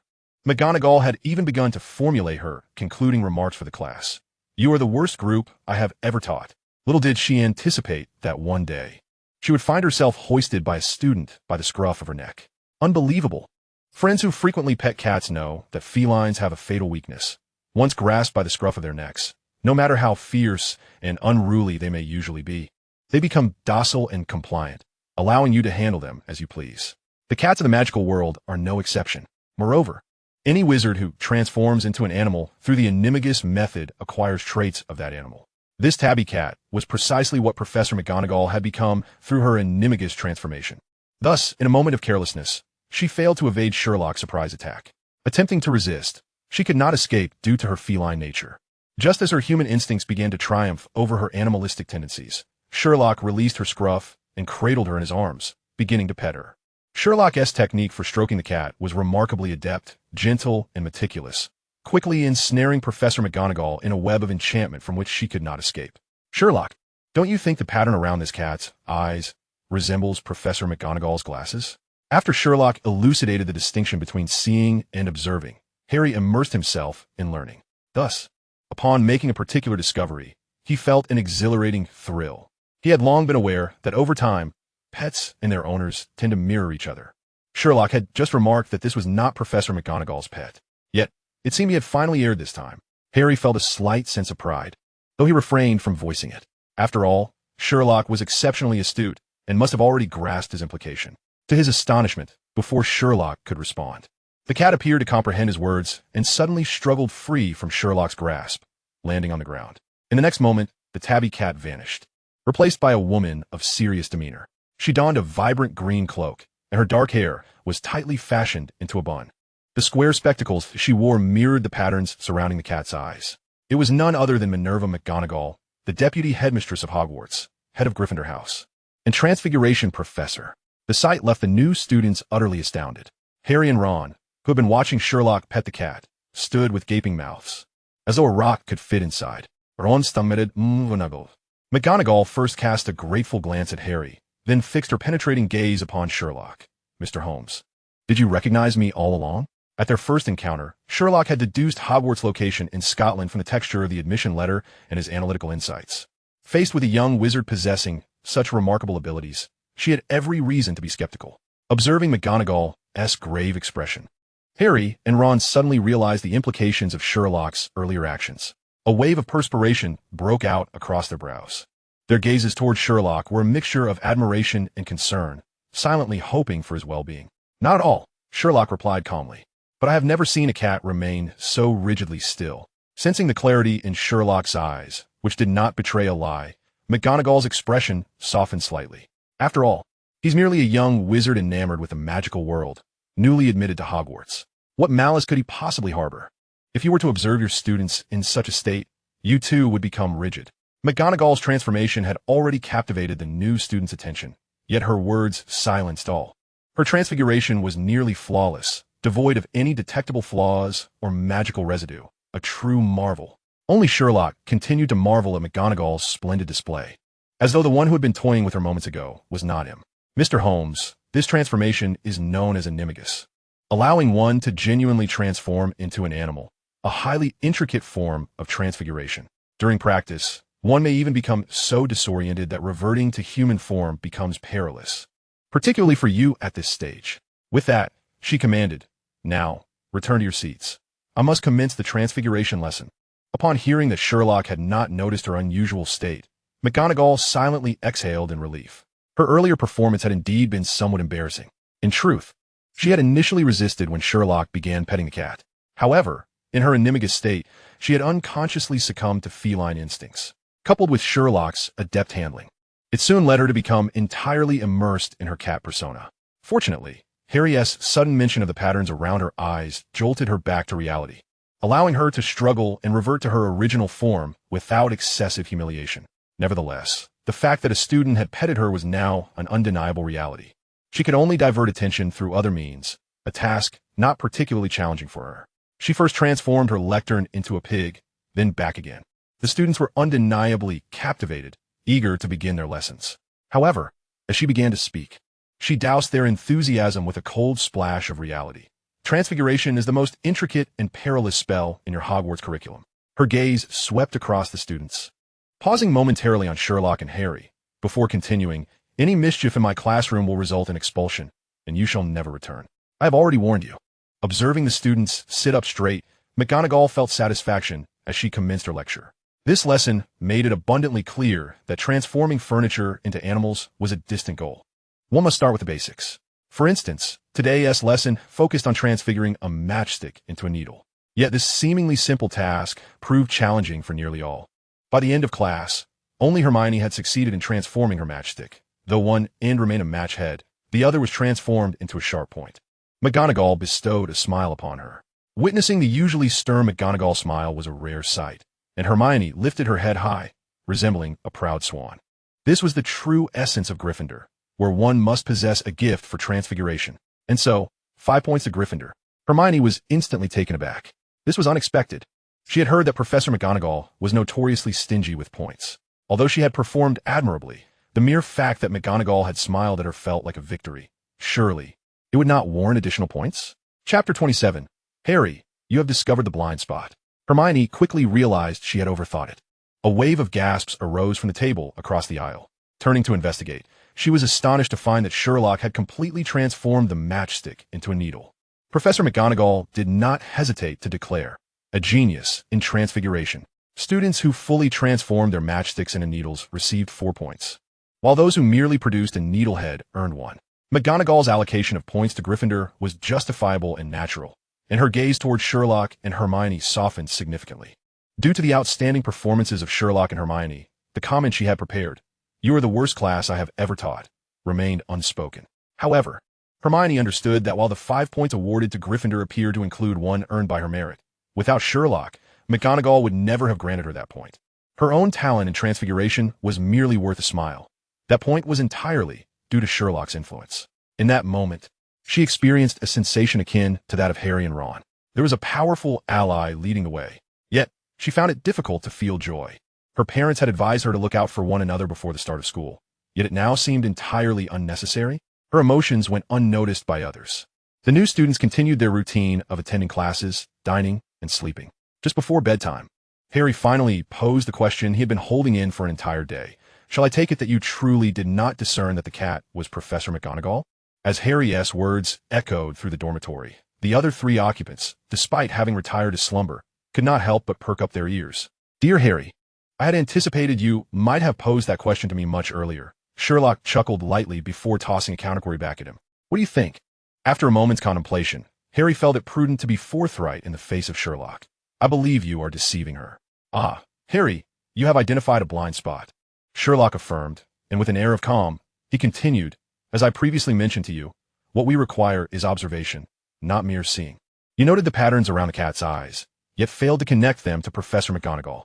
The cat's behavioral tendencies diverge from those of an ordinary feline. If you were well acquainted with such creatures, the differences would be readily apparent. Of course, the crux of the matter rests in my understanding of the Animagus transformation. Compiling these observations, it is not difficult to deduce the conclusion. The distinction between observation and mere seeing may seem trivial. But upon hearing Sherlock's candid admission of having deceived McGonagall, Ron could no longer restrain himself and sat up, exclaiming, "Blimey, Sherlock, I thought you were above such trickery." "In most instances, I do not lie," Sherlock replied with a calm demeanor, "unless necessary. Today, however, a benign falsehood is more appropriate for someone like Professor McGonagall. I have no desire to be under her scrutiny in the days to come, especially as I intend to explore Hogwarts." Harry and Ron exchanged glances, their understanding of Sherlock deepening further. Regarding the defense against the dark arts class, Sherlock had initially harbored high hopes. For the current faculty at Hogwarts appeared to possess considerable expertise. Even Professor Binns, the ghostly history of magic teacher, had displayed knowledge when prompted with questions. However, Professor Quirrell proved to be the exception. From the outset of class, the room was suffused with the pungent aroma of garlic, though he did not provide an explanation. Whispers suggested it was to ward off a vampire he had encountered in Romania. It is well known that garlic is an effective deterrent against vampires, and given Quirrell's timid and neurotic disposition, perpetually fearful of dark magical creatures, his actions were not entirely surprising. He further claimed that the large scarf he wore was a gift from an African prince, given in gratitude for Quirrell's assistance in liberating the prince from a troublesome zombie. The students, however, remained skeptical. Curiosity piqued. Harry leaned in and whispered, "Sherlock, is what he said true?" Sherlock shook his head. "Quirrell is lying, which is of little consequence as long as he fulfills his teaching responsibilities. The problem lies in the fact that he does not. To put it bluntly, this professor is nothing more than a relentless automaton, reciting from script with even less coherence than Professor Binns. When students dare to ask questions, he would stammer and divert the conversation to the weather. A subject that demands the highest practical engagement has been reduced to this." Sherlock was at a loss for words. It seemed Hogwarts was not devoid of mediocrity among its professors. In contrast, Harry felt a sense of relief, realizing that even peers from other wizarding families were on par with him in capability. Ironically, the 2 top performers among the first years were Sherlock and Hermione, both hailing from Muggle backgrounds. This prompted Harry to jest. "In truth, Professor Quirrell is a decent fellow. I met him once in Diagon Alley." Harry recounted his experience, and when mentioning Quirrell's former brilliance as a Ravenclaw, Sherlock's brow furrowed. "What troubles you?" "Harry, what could cause a person to undergo such a drastic personality change?"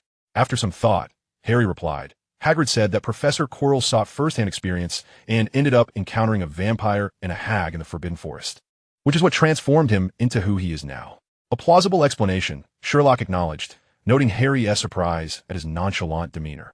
"What are you contemplating, my dear friend?" "Reasoning without sufficient evidence is always a perilous endeavor," Sherlock remarked, giving Harry a gentle pat on the shoulder. "Come, it is time for lunch." After concluding their 3rd herbology class of the week, the first years faced the only evening class of the week, astronomy. Professor Aurora Sinistra required all first-year students to observe the night sky through telescopes, focusing on the names of various stars and the trajectories of planets. Compared to other subjects, this course appeared relatively straightforward, as it was the only one that did not necessitate the use of magic. However, to everyone's astonishment, Sherlock, who had excelled in other classes, astonished the entire cohort. Given the buzz surrounding Sherlock and Hermione, Professor Sinistra specifically sought out the 2 Muggle-born students for inquiries. Hermione's responses were exemplary. She not only recited the names of the 9 planets, but also elucidated the concepts of the ecliptic and celestial equator. Yet, when it came to Sherlock's turn, he candidly admitted to knowing nothing about the subject, not even the fact that the Earth revolves around the sun. A stunned silence enveloped the room. "The Earth orbits the sun, and the moon orbits the Earth. This is common knowledge," whether one hails from a Muggle family or a wizarding lineage. Harry and Ron exchanged incredulous glances, as Sherlock had always struck them as an omniscient figure, seemingly aware of everything in the world. Even if he genuinely did not know something, it was assumed he could deduce the answer through observation and reasoning. But now, what was happening? Hermione could not contain herself, exclaiming, "You mean to say you're unaware of how the Earth orbits the sun? It is truly hard to fathom that in the 20th century, there are still individuals oblivious to such knowledge." "You seem surprised?" Sherlock observed their expressions with amusement. "Even if I were aware of such facts, I would endeavor to forget them." "Forget? Why?" Sherlock tapped his head with a finger, stating, "To me, the brain is akin to a hard drive. It is only meaningful to store useful information. Ordinary individuals often clutter their minds with trivialities, resulting in the expulsion of valuable knowledge when the time for true learning arises, leaving them in a quandary. Yet, this is a conundrum of the solar system." Hermione's eyes widened in disbelief. "What of it?" Sherlock retorted in a tone tinged with impatience and rudeness. "You assert that we orbit the sun. But whether we circle the moon or meander like a bear in a garden holds no significance for me or my existence. Does it? So cease tormenting me with your lofty insights." Hermione, Harry, and Ron exchanged glances. He makes a compelling point, leaving me at a loss for words. Sensing his tone had been somewhat excessive, Sherlock quickly added, "I apologize for my rudeness. However, it is of little consequence.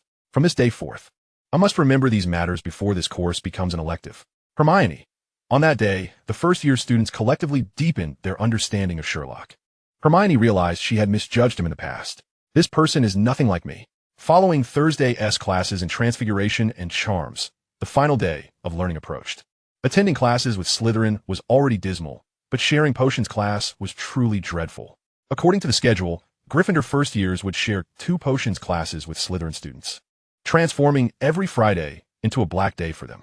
Professor Snape, the head of Slytherin House, was rumored to favor his own students. This grim news dampened even the appetite of Ron, the ever-hungry, as he glumly surveyed the food on the table. Professor Snape? As Ron uttered this name, an image of a man with greasy black hair, a hooked nose, and waxy skin flashed in the minds of both Sherlock and Harry. Sherlock recalled this due to his remarkable powers of observation and memory, while Harry had an additional reason. "Sherlock, during the opening ceremony, Professor Snape was fixated on me." Just as he was about to share this with Sherlock to gauge his opinion, an unexpectedly large flock of owls swooped into the dining hall. Among the delivery owls, a beautiful snowy owl flapped its wings and landed between Harry's jam plate and sugar bowl, depositing a note onto his plate. "Hedwig?" Harry was taken aback. So far, this owl, a birthday gift from Hagrid, had yet to deliver anything to him, unlike Sherlock's Watson, who frequently brought delightful surprises. "Hagrid wishes to invite you for afternoon tea," Sherlock said without lifting his gaze. "Sherlock, have you learned to see through paper from Professor Flitwick?" Upon uttering this, Ron found it amusing and couldn't help but chuckle. However, he soon ceased laughing as Harry's expression, while reading the note, indicated that Sherlock was indeed correct. Did he hit the nail on the head again? He couldn't help but mutter softly. Harry nodded and pushed the note toward Ron. It read, in hasty script, "Dear Harry, I know you have no classes on Friday afternoon. Would you care to join me for tea around 3 o'clock? I am eager to hear about your first week. Please have Hedwig send me a reply." The two exchanged glances, astonished. Despite having witnessed Sherlock's prowess on multiple occasions, they remained in awe of his abilities whenever new situations arose. "By all that is holy, how did you deduce that?" "Deduce what? How did you know this letter was from Hagrid, inviting Harry for tea? I have no time for such trifles." Sherlock's tone was unkind, reminiscent of his treatment of Hermione on Wednesday evening. Yet, just as Ron was about to interject, Sherlock smiled and said, "I beg your pardon for my incivility. You interrupted my train of thought, but it is of no consequence. So, you cannot discern that this letter was penned by Hagrid for Harry? At least not before opening it. Understanding the matter is rather straightforward. Yet articulating how I came to that understanding proves somewhat challenging. It is akin to asking you to prove that 1 + 1 = 2. You would find that rather difficult, though we both know it to be an undeniable truth." Meeting the inquisitive gazes of Harry and Ron, Sherlock contemplated and decided to elucidate. "Just moments ago, I observed Hedwig flying toward you from across several tables, a note tied to her leg, which undoubtedly signifies that someone has written to you. The Dursleys would not ordinarily write to you, and as a first year, your acquaintances at the magical school are limited, primarily comprising fellow students you share meals and classes with, who would not communicate via owl. Hedwig typically requests a piece of toast upon her visits. Yet today, she did not, indicating she has already been fed. Considering someone who has fed her has a rapport with you at school, and requires an owl for correspondence. The only individual I can think of who meets all three criteria is that gentleman, Rubius Hagrid.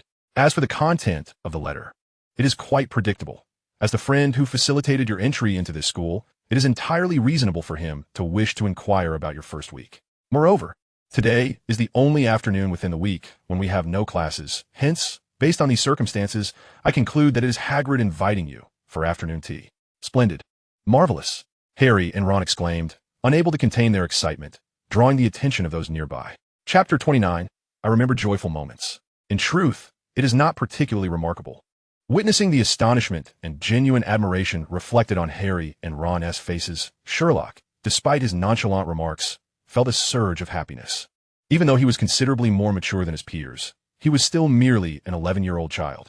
Most importantly, he could discern that Harry and Ron's praise was sincere, unlike the flattery he had encountered from others in the past. Once they emerged from their astonishment, Ron eagerly requested Harry to take him along to meet Hagrid. Harry readily agreed, and, brimming with anticipation, invited Sherlock to join them. Naturally, Sherlock consented. This was precisely his initial intention for approaching Harry. To leverage the magical world's savior as a fulcrum, engaging with a variety of individuals and garnering a favorable initial impression. This approach allowed him to acquire a wealth of information without expending excessive effort. However, throughout his interactions with Harry, he discovered that this young boy resonated with him, gradually considering him a friend. And as friends, it was all the more crucial to be unequivocal when the time called for it. With Sherlock's approval, Harry was in high spirits, even forgetting his concerns regarding potions class and Professor Snape. However, those concerns quickly resurfaced. The potions classroom, situated underground with its dim ambience, inevitably evoked memories of the leaky cauldron. Yet the reality was that this place was far more chilling. Various bizarre and grotesque specimens of animals adorned the walls, their peculiar forms sending shivers down one's spine at just a glance. In comparison to the professor of this course, these specimens could almost be deemed charming. The potions master was none other than Professor Severus Snape, the last head of the Four Houses. The moment he began to speak, an air of condescension enveloped the room. Harry Potter, oh yes, our newly renowned figure. The Slytherin students erupted into laughter, causing both Harry and Ron to flush with embarrassment. Sherlock's eyes sparkled with intrigue, leaning forward with excitement. This professor certainly possessed a vibrant spirit. After taking attendance, Snape, akin to Professor McGonagall, wasted no time in establishing his authority. You are here to learn the precise science and rigorous craft of potion making. There is no need for mindless wand-waving. Hence many of you may not believe this is magic. I do not expect you to truly appreciate the beauty of a cauldron bubbling with white smoke, releasing fragrant aromas. Nor do I hope you grasp the enchanting power of a liquid coursing through veins, capable of stirring emotions and clouding the mind. I will teach you how to enhance your reputation, brew glory, and even stave off death, provided you are not the kind of imbecile I often encounter. As if a giant had knocked sense out of you. At the conclusion of his speech, the classroom fell into an eerie silence. Sherlock nodded in agreement, finding Snape's words entirely accurate. He had often felt that certain individuals could indeed lower the average intelligence of an entire street, their mere presence disturbing his vision. Interestingly, he had also mentioned science. This was the first professor at a magical school to do so. In Sherlock's view, Snape was much more suited to teach defense against the dark arts. If only they could swap him with Quirrell, it would be a masterstroke. Alas, such a substitution was impossible. However, Sherlock glanced at Harry. Was Snape targeting the savior? Given that all the teachers, including the eccentric Professor Quirrell and the stern Professor McGonagall, held Harry in high regard, it was indeed amusing to see such an anomaly arise. This scene was so delightful that Sherlock decided to play the role of an amused bystander, watching as Harry faced Snape's challenges. Potter, if I were to add powdered daffodil root to an infusion of mugwort, what would I obtain? Snape posed a question, and Hermione immediately raised her hand, eager to prove she was not the fool Snape had described. As for Harry, his bewildered expression revealed that this poor child had not even comprehended the question alongside Ron. True to form, Harry replied, I don't know, sir. TSK, you haven't opened a single book before school, have you? Snape's disdain was palpable. Well, let's try again. If I were to ask you to find a piece of dungstone, where would you look? Harry responded with bewilderment. What's the difference between aconite and wolfsbane? It seemed that fame did not guarantee everything. Snape resumed his ridicule. Is that right, the illustrious Mr. Potter? Faced with Snape's piercing gaze and the unabashed mockery of the Slytherin students, Harry felt a mix of shame and anger. finally unable to contain himself. Though I may not know, sir, I believe Hermione does. Why not ask her? At last, someone could not suppress a laugh. However, as Snape's gaze swept across the room, an immediate hush fell, so quiet that even the sound of a pin dropping could be heard. Sherlock raised an eyebrow. He certainly knew the answers. 1,000 magical herbs and fungi by Philida Spore mentioned them, as did magical potions and elixirs by Arsenius Jigger. Both were listed among the required texts. Yet, for most, even if they had flipped through their books before school, they would not have memorized that content. Naturally, if Sherlock did not find these bits of knowledge useful, he would not have stored them in his mind. Such information took up valuable space. Beside him, Hermione, ever reliable, had stood up with her hand raised after Harry's prompt. Why was Snape targeting Harry? Sherlock keenly sensed that while Snape's malice was directed at Harry, the source was not Harry himself. Considering Snape's age and position, a thought began to take shape in Sherlock's mind. Sherlock chuckled softly. How delightful, truly fascinating. He had not anticipated that, beyond magic, the teachers at Hogwarts could be so intriguing. Yet, the classroom remained in a state of tense silence due to Snape's earlier intimidation, making his quiet laughter all the more conspicuous. Sit down. Snape first barked at Hermione, then turned to Sherlock, fixing him with a cold stare. Mr. Sherlock Holmes, the prodigy of transfiguration. Several professors have sung your praises. So you find this amusing, do you? Not quite, sir. Merely reminiscing about something joyful, Sherlock replied, rising and responding with utmost politeness. Chapter 30. Gryffindor loses major points. In potions class, all the Gryffindor students looked anxiously at Sherlock. They were well aware of Snape's unreasonable nature, his bias towards Slytherin, and his antagonism towards Gryffindor. Today's blatant attitude towards Harry Potter was a stark demonstration of this. However, they had not anticipated that Sherlock would also provoke his ire. What joyful thing? Snape inquired, looking down at Sherlock with icy scrutiny. Is it not a joy to learn the precise science and rigorous craft of potions from such an esteemed professor? Harry, Ron, Hermione, little lions and snakes, WW. The fact that Sherlock would utter such words was utterly shocking. Snape, clearly taken aback by Sherlock's unexpected response, paused momentarily before coldly retorting. Holmes, do not presume to be clever before me. I am not one of those simpletons who would bask in your flattery. I apologize for any misunderstanding. But I assure you I am merely speaking the truth. As he met Holmes' calm gaze, Severus Snape felt as though his punch had landed on cotton. Since you are so passionate about learning, you must surely know the answers to those questions. His words instantly caused the Gryffindors to break into a cold sweat. Despite Sherlock's impressive performance in previous lessons, his dismal showing in astronomy just the night before left much to be desired. The Slytherins, on the other hand, reveled in their mischief. Seeing Gryffindor discontent brought them joy. Sherlock, however, remained unfazed, delivering information in a flat, emotionless tone. Daffodil root powder can be combined with mugwort infusion to concoct a sleeping draught. To find coprolites, one must search the stomach of a goat. Both aconitum and wolfsbane refer to the same plant, with no distinction. He maintained a straightforward approach, responding to every inquiry with precision. Yet, Snape's expression had betrayed a flicker of torment and struggle when he had addressed Harry regarding the first question. Though imperceptible and fleeting, it had not escaped Sherlock's keen observation. Thus, he resolved to probe further. Fixing his intense gaze upon Snape, he ventured cautiously. The daffodil is a type of lily. In a language of flowers that has endured since the Victorian era, it signifies my remorse following you to the grave. Mugwort embodies absence and bitter sorrow. The sleeping draught is a potion of living death, representing a hellish existence. Enough! A thunderous voice suddenly interrupted Sherlock's recitation, shattering the already chilly atmosphere of the classroom. Snape's previously sullen visage seemed to darken further, as if he could pierce holes into Sherlock with his cold, hollow eyes. Put away your self-satisfied explanations. This is potions class. I truly wonder if your brain has been bashed by a troll's club or stuffed with a coprolite. Due to your arrogance and those useless explanations, Gryffindor loses a point. Sherlock smiled, having attained the answer he sought. Yet, he was soon to stir trouble again. What are you laughing at?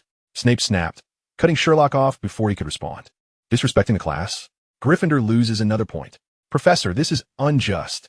Hermione, who had been holding her tongue, could no longer contain herself. Rising from her previously ordered seat, she protested. Holmes answered all the questions correctly.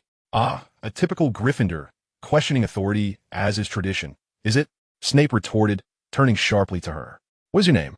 Hermione Granger. Excellent. Because you were disrespectful in class and openly defied the professor, Gryffindor loses another point. But, and you, Potter, Snape continued. failing to answer such a simple question while attempting to direct the professor? Gryffindor loses 3 points. Harry was taken aback. What does that have to do with me? Why do I lose the most points? Just as he was about to speak further, Ron kicked him from behind the cauldron. Shut up, he whispered. You don't want Gryffindor losing more points because of you, do you? As the point deductions concluded, the potions class carried on. The students paired up to concoct a simple remedy for boils. Alas, the Gryffindor students found themselves in dire straits. Each one criticized in turn, save for Malfoy, who managed to escape unscathed.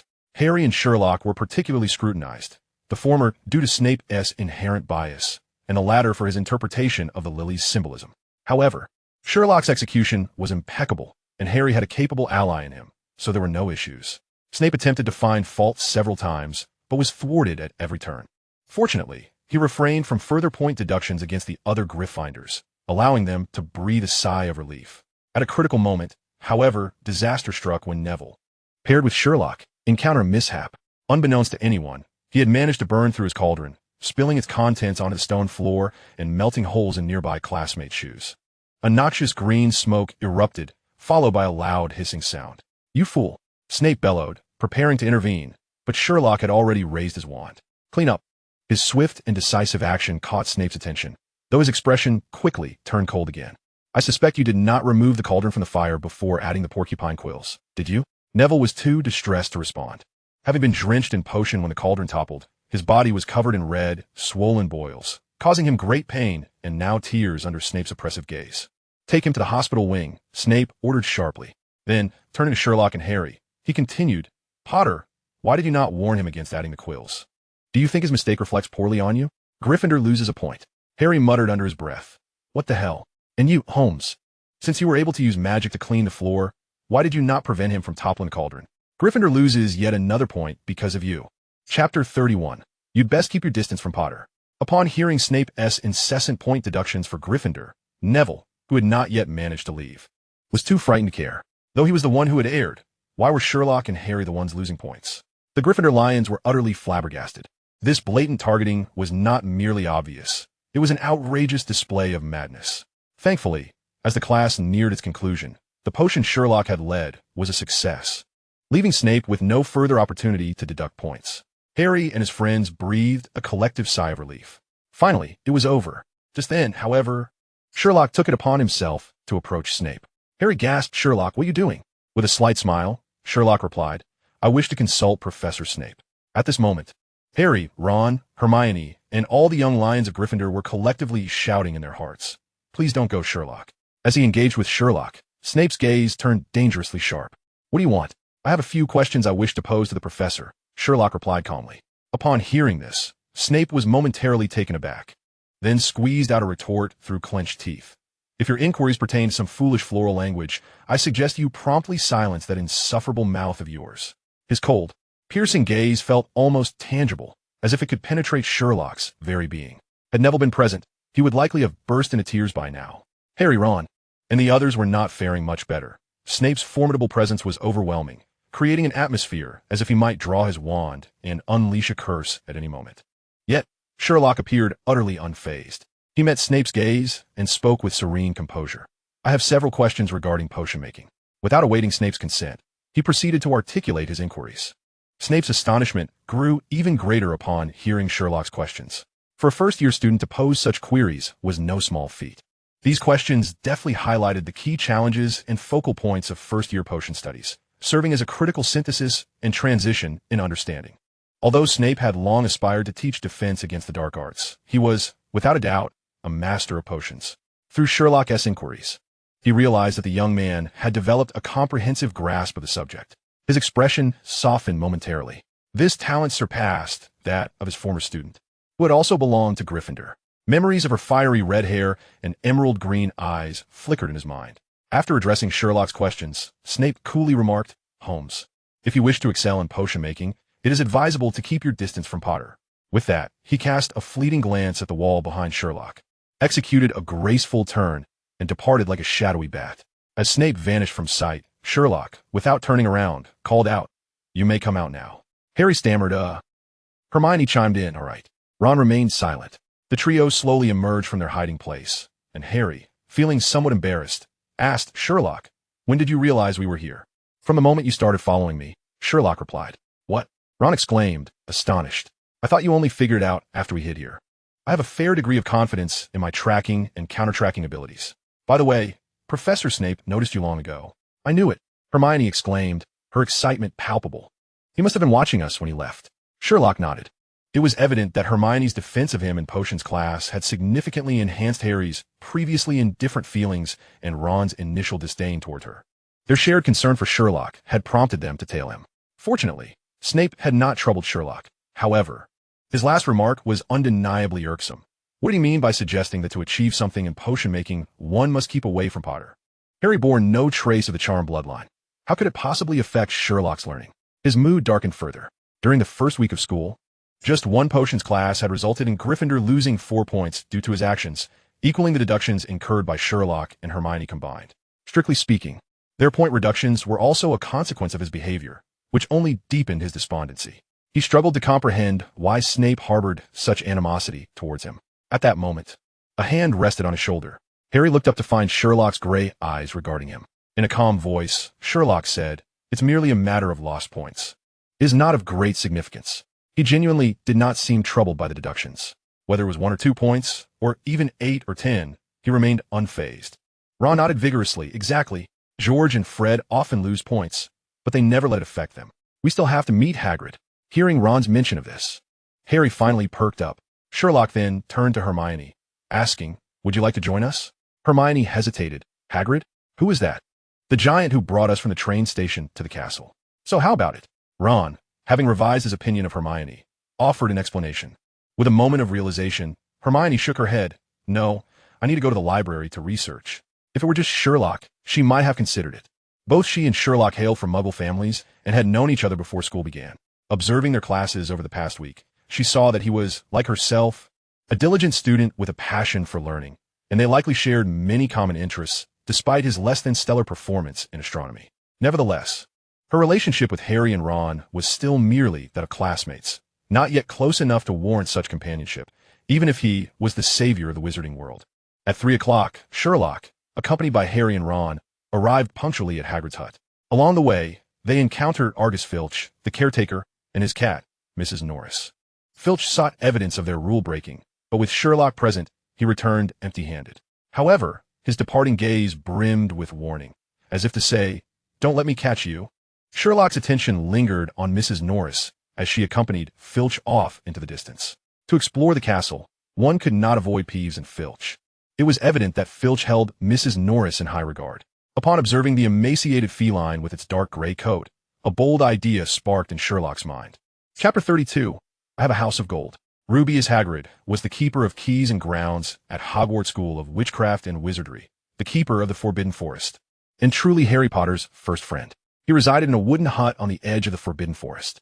As Sherlock, Harry, and Ron approached the door of the hut, Sherlock's gaze swept over a crossbow and a pair of rubber boots positioned at the entrance, allowing him an initial insight into Hagrid's character. If given the opportunity to examine them closely, he could uncover even more. However, it was unnecessary. As Harry began to knock on the door, the sound of barking and Hagrid's reprimanding voice echoed from within. The door of the small cabin swung open abruptly. "Wait a moment," Hagrid exclaimed, cracking the door just enough to glance back and admonish, "Step back, Fong, step back." He struggled to maintain his grip on a massive black hound's collar, preventing it from lunging forward, finally allowing the three of them to enter the dwelling. This cabin was not imbued with the spatial magic that characterized Hogwarts Castle. It was compact both inside and out. Hams and game hens dangled from the ceiling. A copper kettle simmered over a fire, and a colossal wooden table and chairs occupied the hearth area. In one corner lay a large bed, adorned with patchwork quilts made from scraps of fabric. To Harry and Ron, it appeared merely as such. Yet, to Sherlock, Hagrid's cabin shimmered like a glittering palace of gold. This confirmed his predictions were entirely accurate. Without needing to scrutinize the crossbow and shoes at the entrance, the items within were enough to form a judgment about Hagrid himself. Indeed, he was a person worthy of friendship. At that moment, Hagrid released the large dog named Fong, which, freed from its restraint, immediately bounded toward the three. Startled by its size, Harry and Ron instinctively recoiled. Sherlock, however, reacted much more swiftly. He discerned the true nature of the dog at a glance. Thus, as soon as he observed Hagrid loosen his grip, he discreetly stepped back, placing himself protectively in front of Ron. in the midst of Ron's astonished gaze. Fong leaped onto Ron's neck, beginning to lick his ear. Witnessing the fierce hound transform into a playful pup, Harry and Ron were momentarily rendered speechless. Sherlock seized the opportune moment to comment. A dog reflects its owner. Fong, much like his master, clearly does not possess the ferocity suggested by his appearance. Hagrid replied, "If I'm not mistaken, that's a compliment directed at me, right? Yet why does it sound so peculiar?" Nevertheless, being a straightforward individual, Hagrid chose not to dwell on it. By this point, Harry had introduced Sherlock and Ron to Hagrid. Hagrid, while placing his homemade rock cakes onto a plate, gazed at Ron's freckled face and said, "Another little brother from the Weasley family, I presume? I nearly exhausted half my life trying to drive those twin brothers out of the Forbidden Forest." After this somewhat exaggerated jest, he turned to Sherlock, the prodigy from a Muggle family, stating, "I've heard several professors hold you in high regard. Sherlock is quite remarkable." Harry enthusiastically conveyed to Hagrid, his fondness for the giant evident as he recounted how Hagrid had ushered him into the magical realm, significantly altering the course of his life. This excitement was further fueled by the oppressive atmosphere he had experienced during potions class. Consequently, Harry eagerly extolled Sherlock's unique powers of observation and reasoning, particularly praising his deductive methods, inevitably revealing an inclination to boast about his exceptional friend. Initially, Hagrid listened with rapt attention, pleased that Harry was making friends in this new environment. However, as Harry's admiration for Sherlock grew increasingly effusive, Hagrid began to suspect that Harry might be overstating some of Sherlock's more trivial talents. Having personally rescued baby Harry from the wreckage of a house and later brought him to the Dursleys, Hagrid felt compelled to assess Sherlock himself. "Well then, Mr. Holmes," he said, his eyes sparkling with interest as he forced a smile, "since Harry speaks so highly of you, I wonder if you could deduce something about me." Upon hearing this, Harry and Ron leaned forward eagerly. I'm afraid I can't deduce much," Sherlock replied candidly, "but you likely harbor some resentment toward your mother." As soon as the words left his lips, the smile vanished from Hagrid's face, replaced by a look of astonishment directed at Sherlock. After a brief silence, he finally spoke. "Though I scarcely remember her, she certainly wasn't a good mother." "But how did you know?" "It's quite trivial, really," Sherlock shrugged. "On your bedside table, there's a photograph of you and your father, albeit quite old, yet impeccably maintained, while the rest of the room is in disarray. This suggests you are someone who values familial connections. Your father's physique indicates he is not a giant, leading me to deduce that you must be a half-giant. According to my knowledge, in giant society, the taller one is, the more authority they possess. 12 feet in height is already considered short among giants. And the absence of your mother in that photograph, combined with this tradition, allows me to surmise that she left when you were young, and your father raised you alone."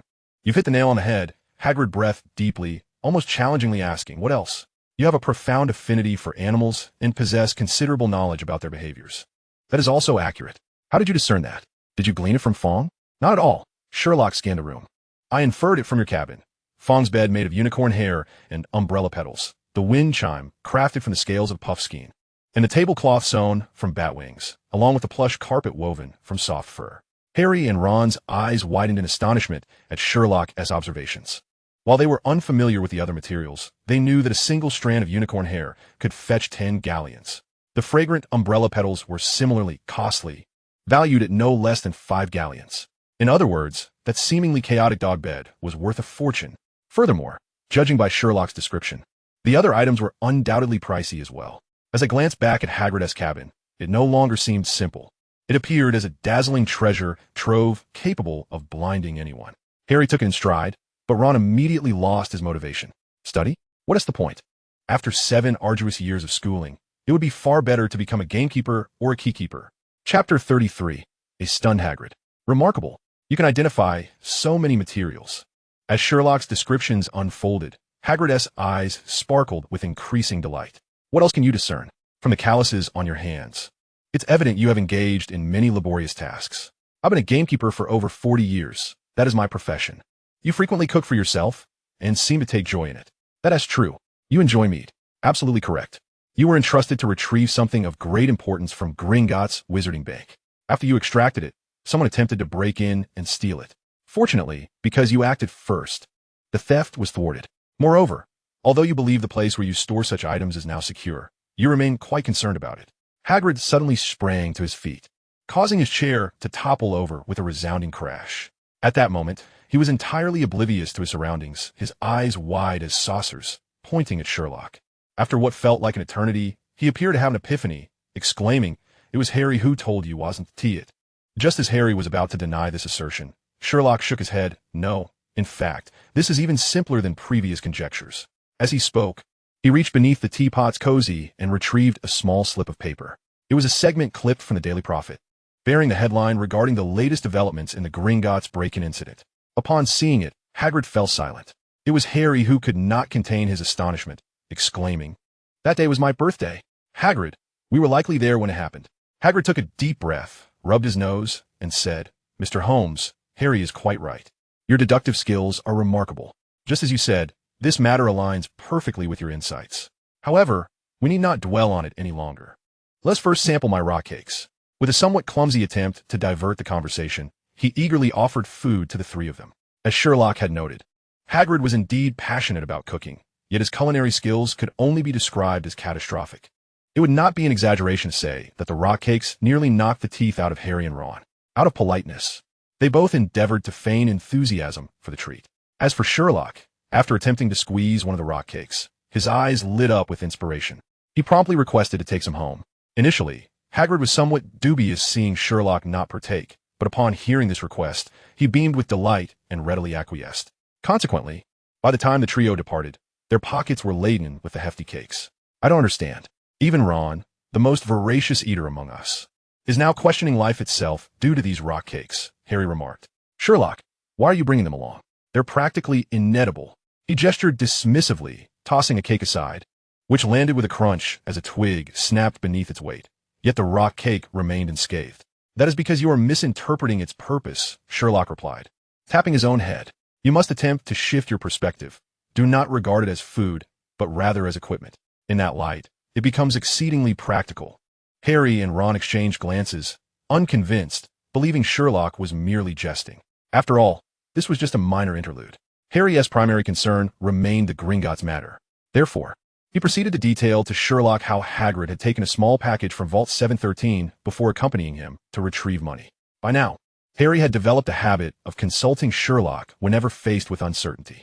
After receiving more comprehensive information from Harry, Sherlock nodded. "As I suspected, Hagrid was acting on someone else's behalf. Dumbledore believed Gringotts to be insufficiently secure, hence the need to relocate. It now appears Dumbledore was correct.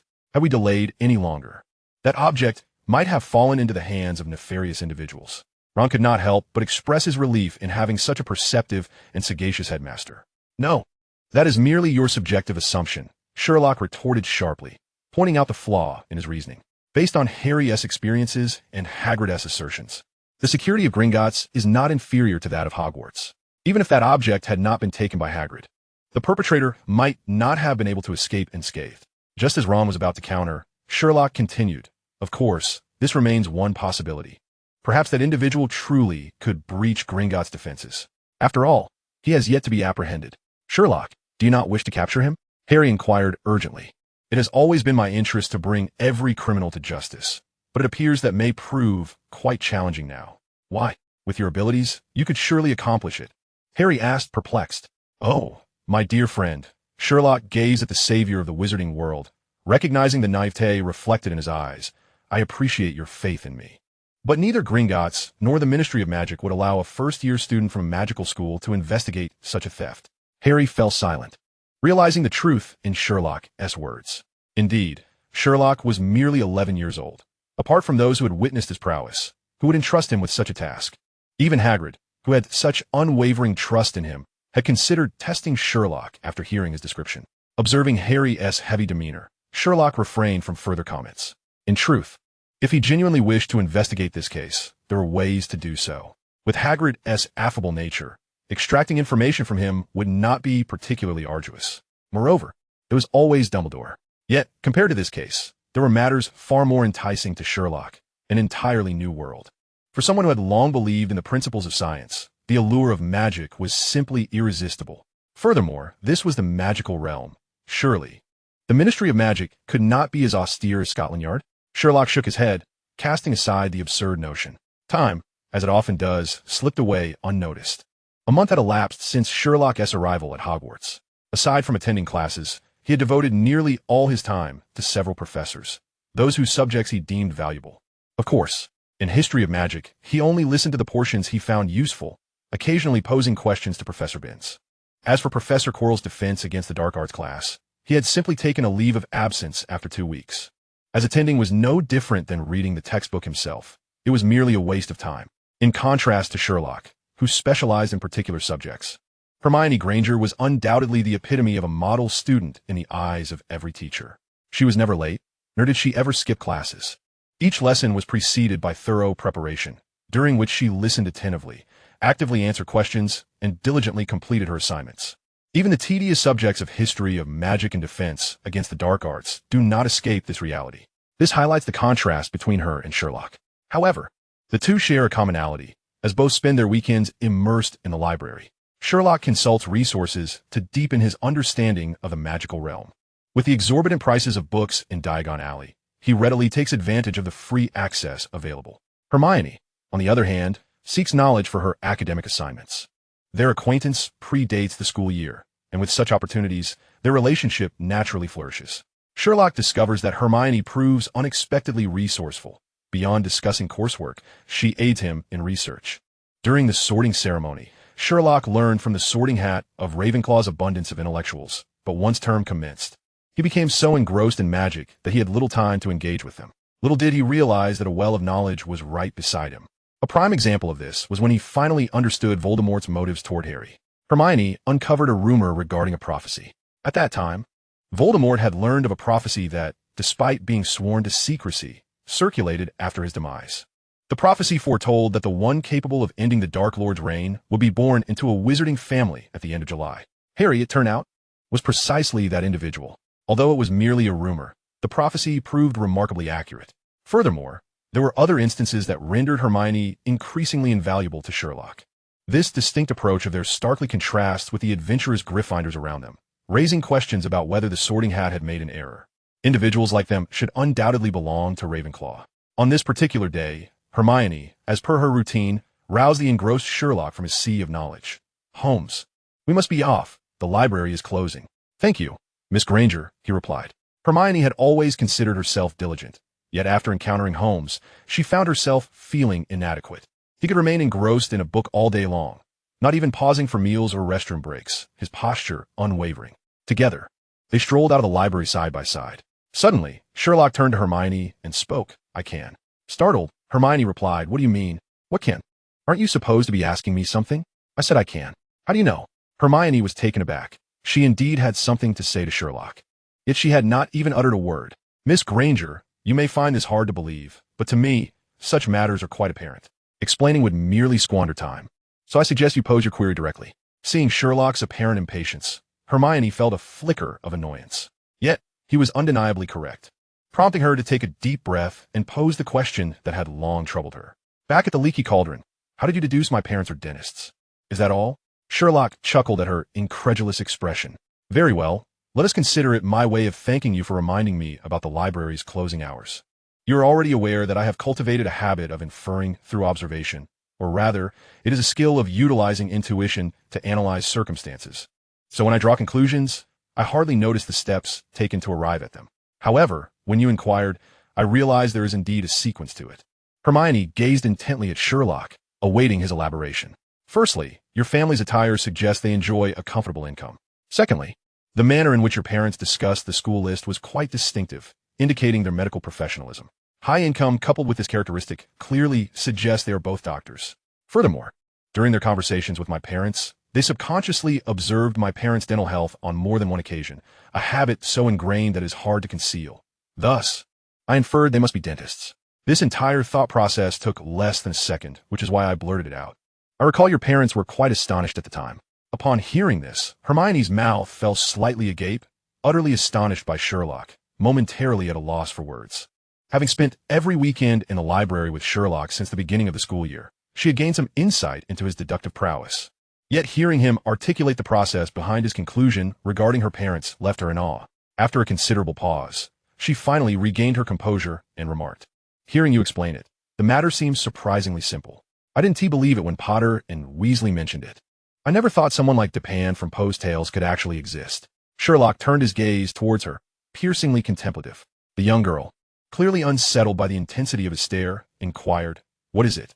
"You must believe that comparing me to Dupin is a compliment," Sherlock retorted with a cold smirk. "However, in my view, he is hardly worthy of praise. He takes a full quarter of an hour in silence before suddenly revealing his friend's secrets, a tactic that is rather superficial.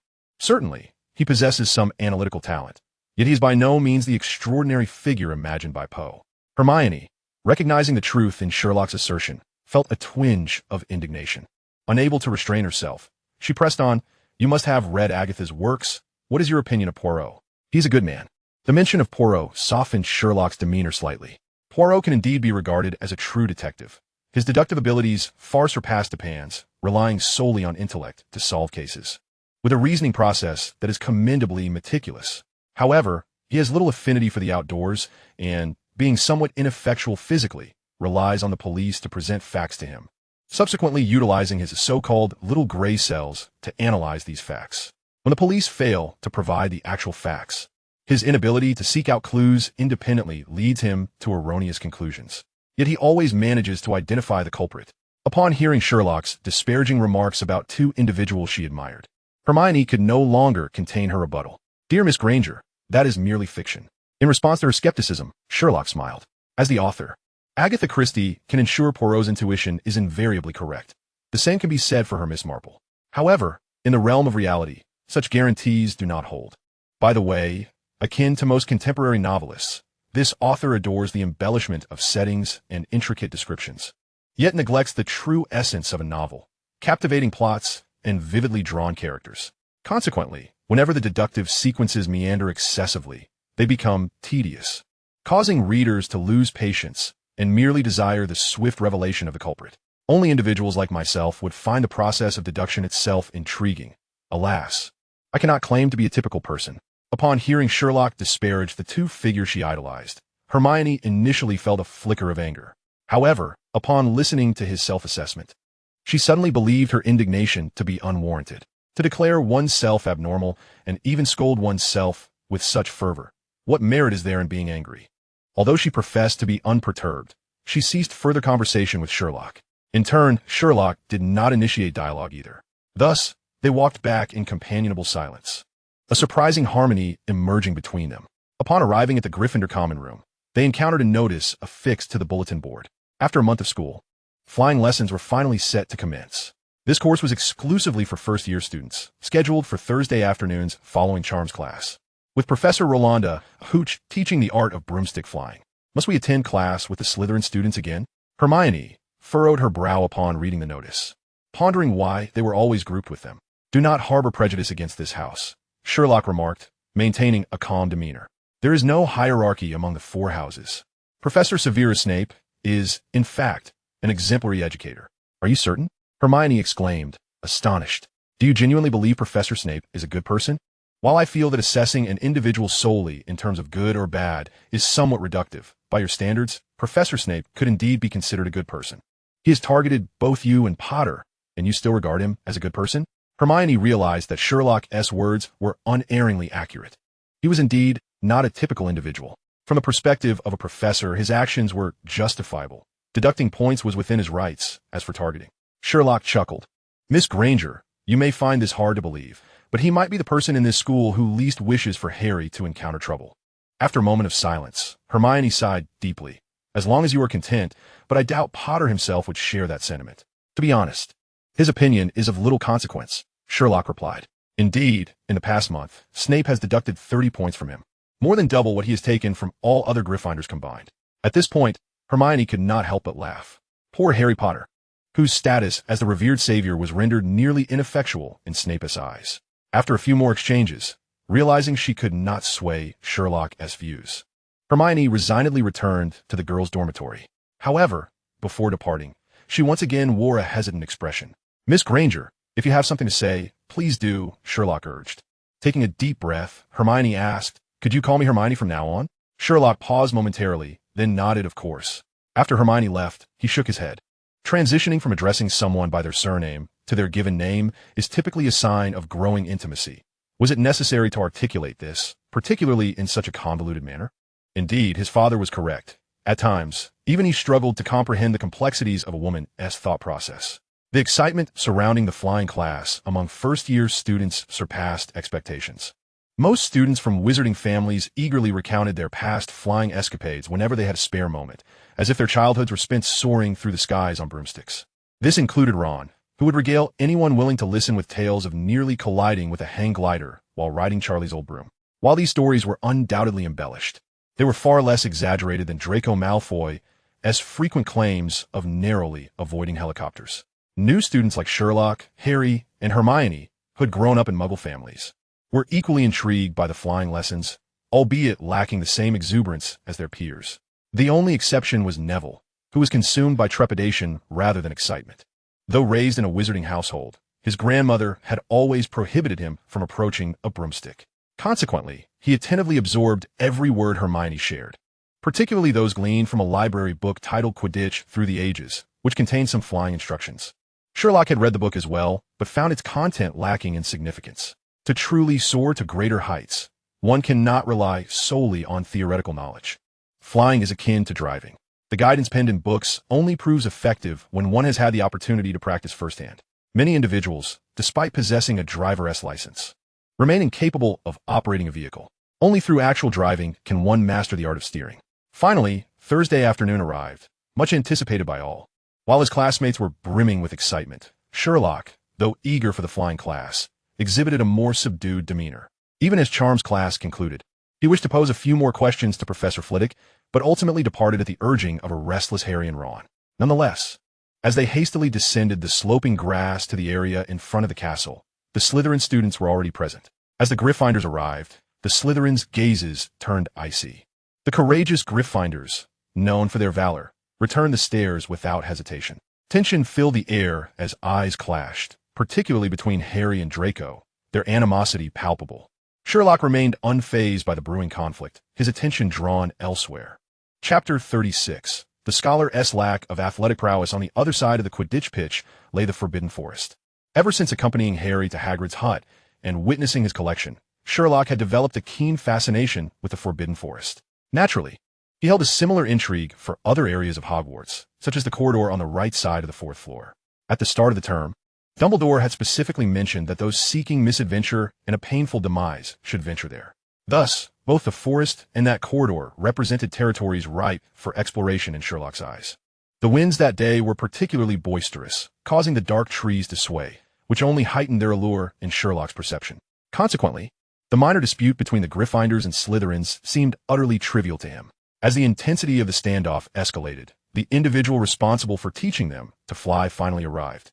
Albeit fashionably late, Ms. Rolanda Hooch, the instructor of the flying class, possessed a head of neat, gray hair that framed her face and striking yellow eyes reminiscent of an eagle. Sherlock, with a mere glance, discerned her commanding nature, decisive and uncompromising. She held both herself and others to the highest standards. Indeed, without so much as a greeting, Ms. Hooch plunged directly into her teaching mode. "Well, what are you all waiting for? Stand next to a broomstick, everyone. Hurry, hurry, time is of the essence."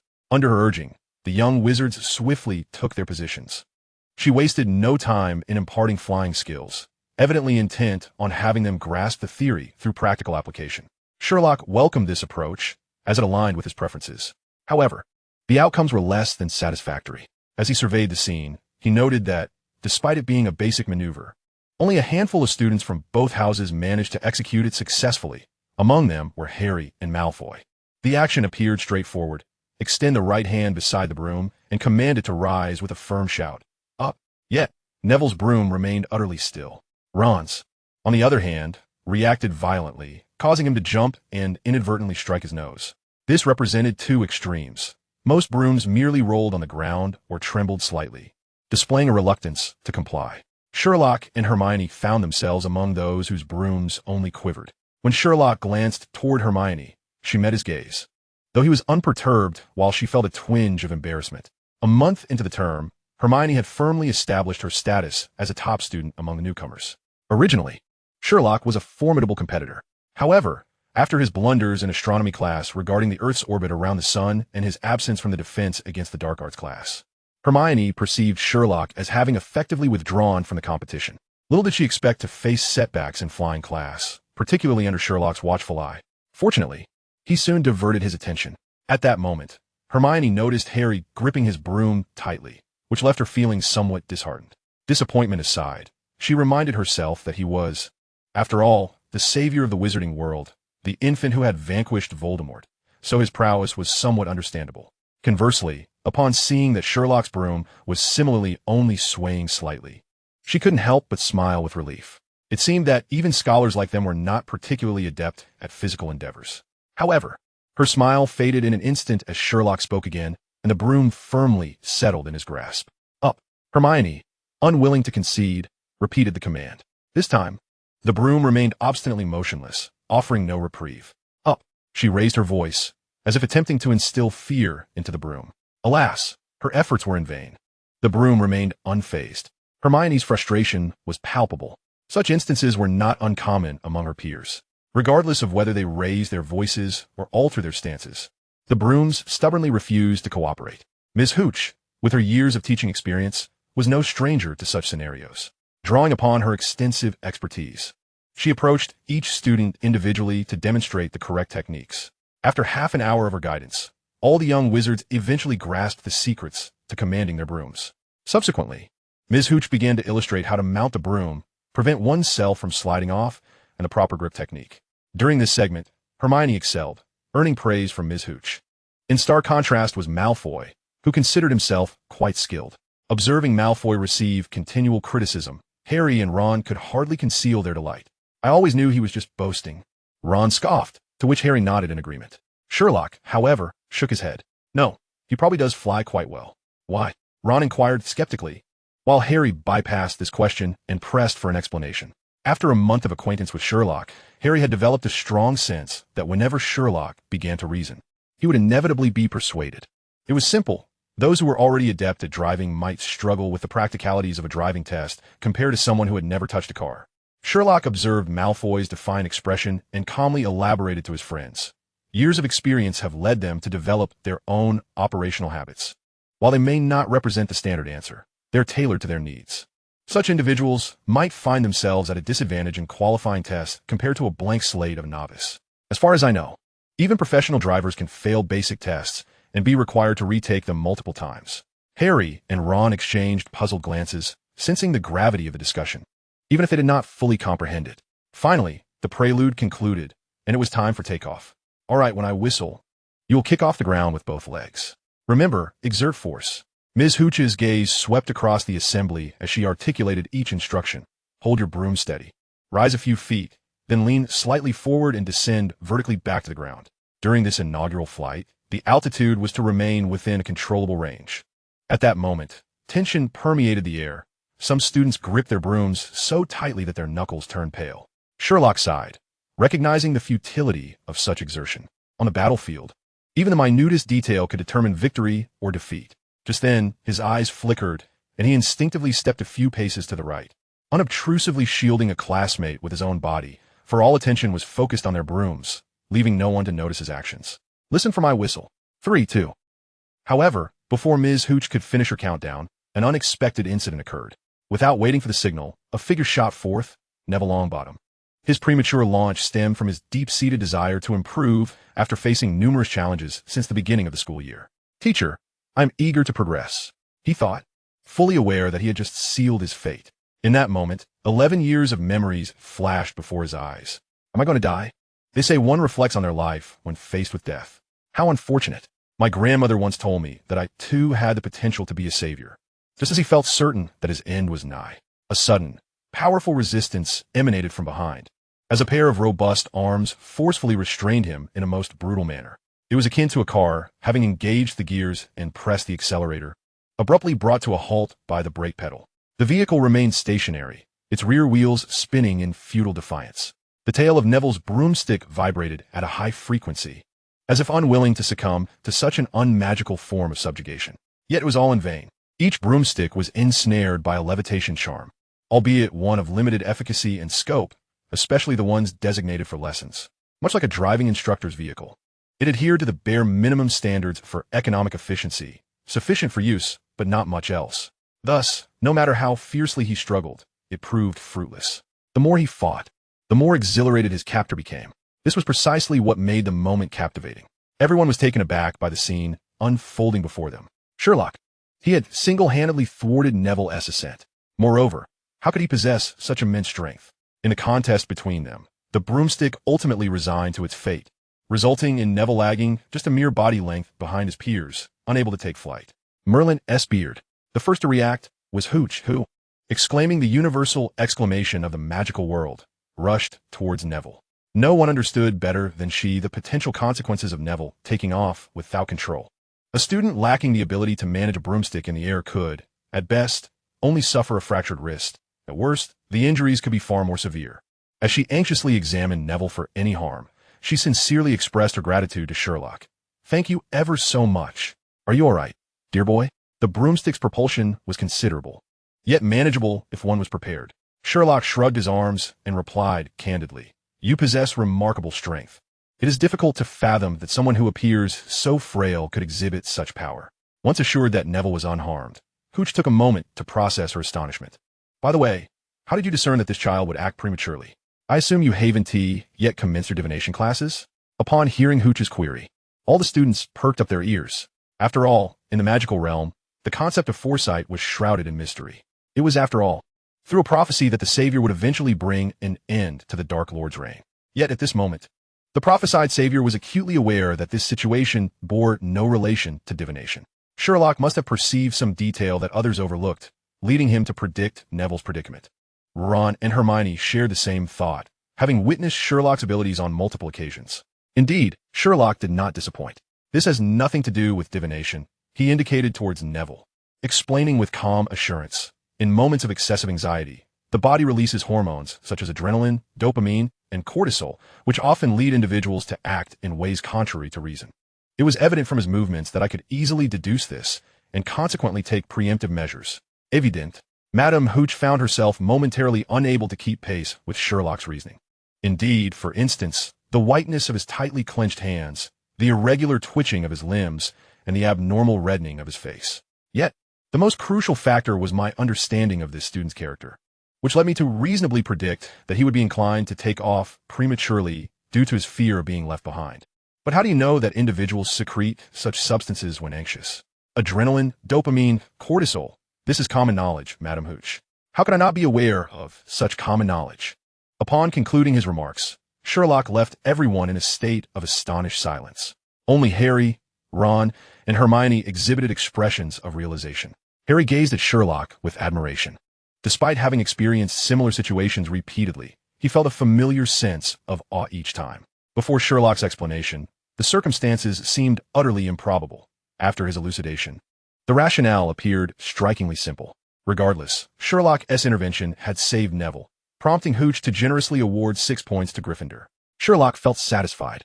This effectively mitigated the loss incurred from missing 2 classes of defense against the dark arts. Following this incident, the subsequent flying lesson proceeded without a hitch. Most students performed adequately, successfully completing their first flying task, except for Neville. He had been grounded by Hooch for this lesson, yet he seemed unconcerned. At that moment, he produced a glass orb filled with white mist, addressing Hermione, who remained on the ground. "Gran knows I often forget things, so she had an owl deliver this memory orb to me. It will indicate if I've forgotten something. If I hold it tightly and it turns red, it means I have overlooked something." He paused, as the orb suddenly glowed bright red in his grasp. "Neville, Hermione," he exclaimed, desperately racking his brain to remember what he had forgotten. Hermione sighed and looked up at the sky. She, too, had not been prohibited from flying, but during her attempt, she had come to a disheartening realization. She was not adept at flying. While not as disastrous as Neville's situation, her experience paled in comparison to the ease she felt in other subjects. Especially at a certain height, she found herself too frightened to look down, lest her trembling legs prevent her from continuing. Her stubborn nature would not allow her to surrender so easily. However, after several attempts, she remained unable to conquer her fear and thus returned to the ground to rest. Of course, her performance was deemed satisfactory by Madame Hooch. Yet in Hermione's eyes, failing to achieve excellence equated to failure. Moreover, she was not even reaching a commendable level, barely scraping by. Particularly when she noticed that Harry and Sherlock were excelling, as well as Ron and that explosive troublemaker Seamus, who seemed to handle the lesson with remarkable ease. This left her, with her strong-willed temperament, feeling quite disheartened. Chapter 38. Hermione's Request. Hermione was thoroughly dissatisfied with her performance in the flying lesson. Alas, circumstances were beyond her control, as the flying lesson drew to a close. The mere thought of soaring through the skies once more sent shivers down her legs. In this predicament, Hermione could only shake her head in resignation, confronting the reality before her. Perhaps it was time to consider alternative solutions. At that moment, she noticed Neville beside her, tightly clutching his memory ball, lost in contemplation, muttering softly about whether he had forgotten to eat lunch, complete his homework, make his bed, or do the laundry. Unable to contain herself any longer, she finally spoke up. "Is it possible that you forgot to thank Sherlock?" "Of course," Neville exclaimed, slapping his forehead. After all, he owed his very life to the man. How could he overlook such a significant detail? "Thank you, Granger. I shall go thank Holmes immediately," as she watched Neville dash towards Sherlock, who had just landed. A bold idea suddenly sparked in Hermione's mind. Following the flying lesson, the students typically gathered in the dining hall for dinner. As always, Ron Weasley transformed into a voracious eater at mealtime. At that moment, he was busy shoving a slice of steak and kidney pie in his mouth, his gaze fixated on the other dishes on the table, as if fearing someone might snatch them away. In light of this, Harry wisely chose to share his exhilaration from the flying lesson with Sherlock. "You know, Sherlock, I believe this is a skill I can master without instruction. You might not believe it, but I feel as though I instinctively know how to do it. Just lean forward and grip the broom tightly, and it accelerates effortlessly. I can hear the wind howling and feel my robes billowing behind me. It's so easy, so magnificent that I dare say I'm even better than Malfoy."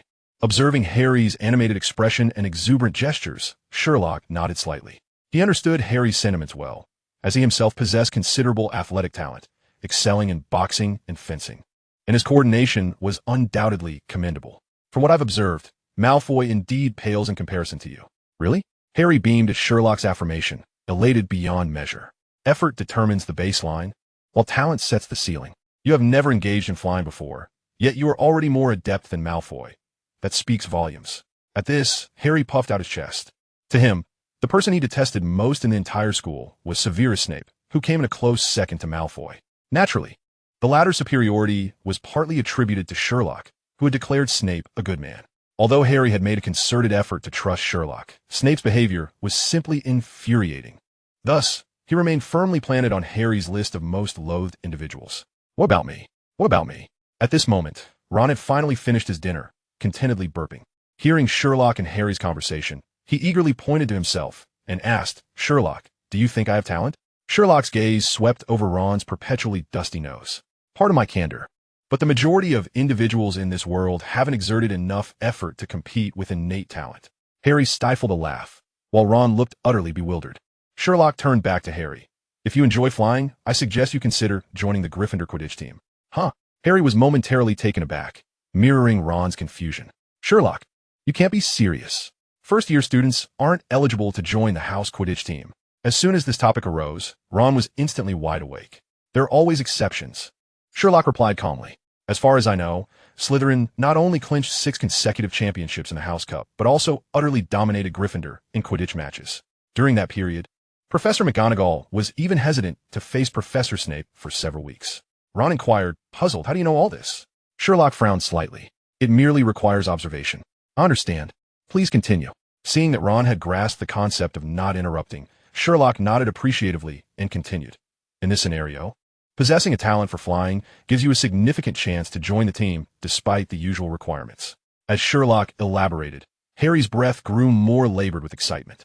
Joining the Gryffindor team, it was an idea he had never entertained before. Yet, with Sherlock's encouragement, it suddenly seemed within reach. The crux of the matter was that, much like Sherlock had observed, he adored flying. The sheer joy of soaring freely on a broom was beyond compare.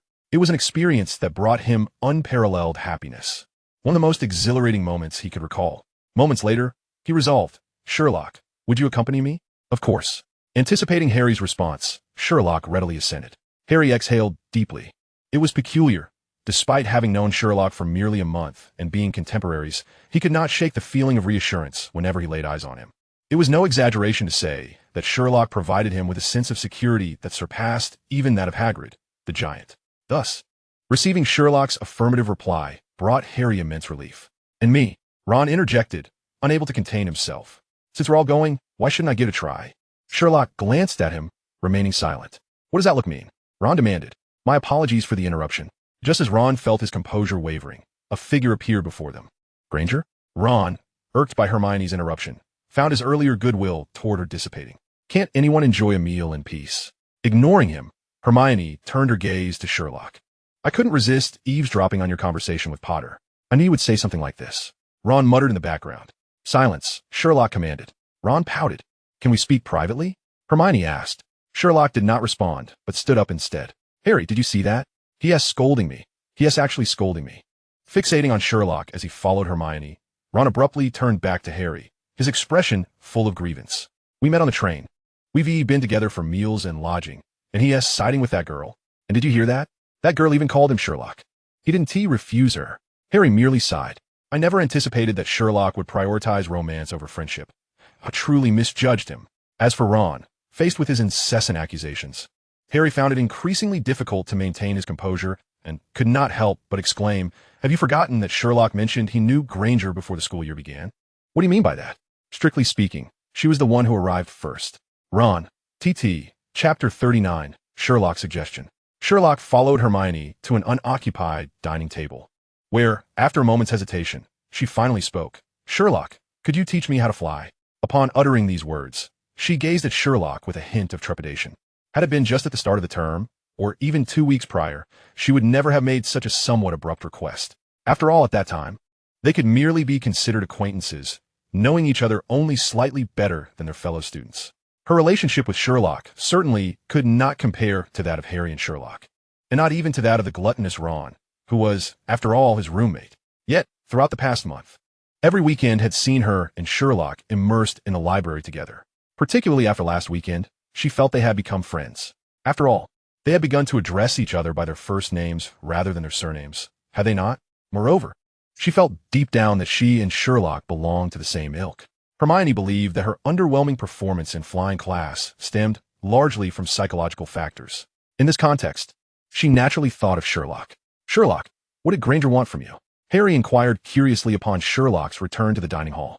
She undoubtedly wishes to join the Quidditch team. Ron asserted confidently. Unfortunately, the things she has gleaned from books cannot teach her how to fly properly. You are correct. Hence, she wants me to teach her. Wait, what did you just say? Ron's eyes widened in disbelief as he stared at Sherlock. Harry, too, was taken aback.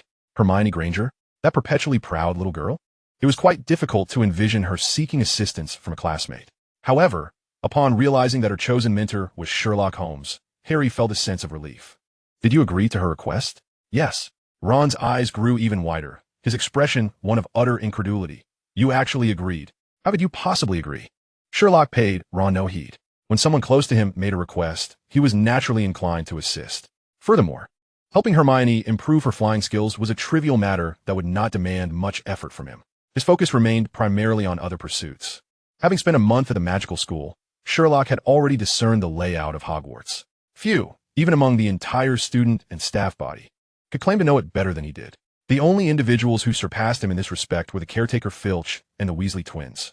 Under normal circumstances, he would have embarked on an adventure by this time. However, magic represented a wholly new realm that Sherlock had never encountered before. Within this domain, many matters could not be analyzed or judged through the scientific lens he had grown accustomed to. Humans struggle to comprehend that which lies beyond their imagination. It was precisely for this reason that he and Hermione had become the two first-year students most fond of posing inquiries.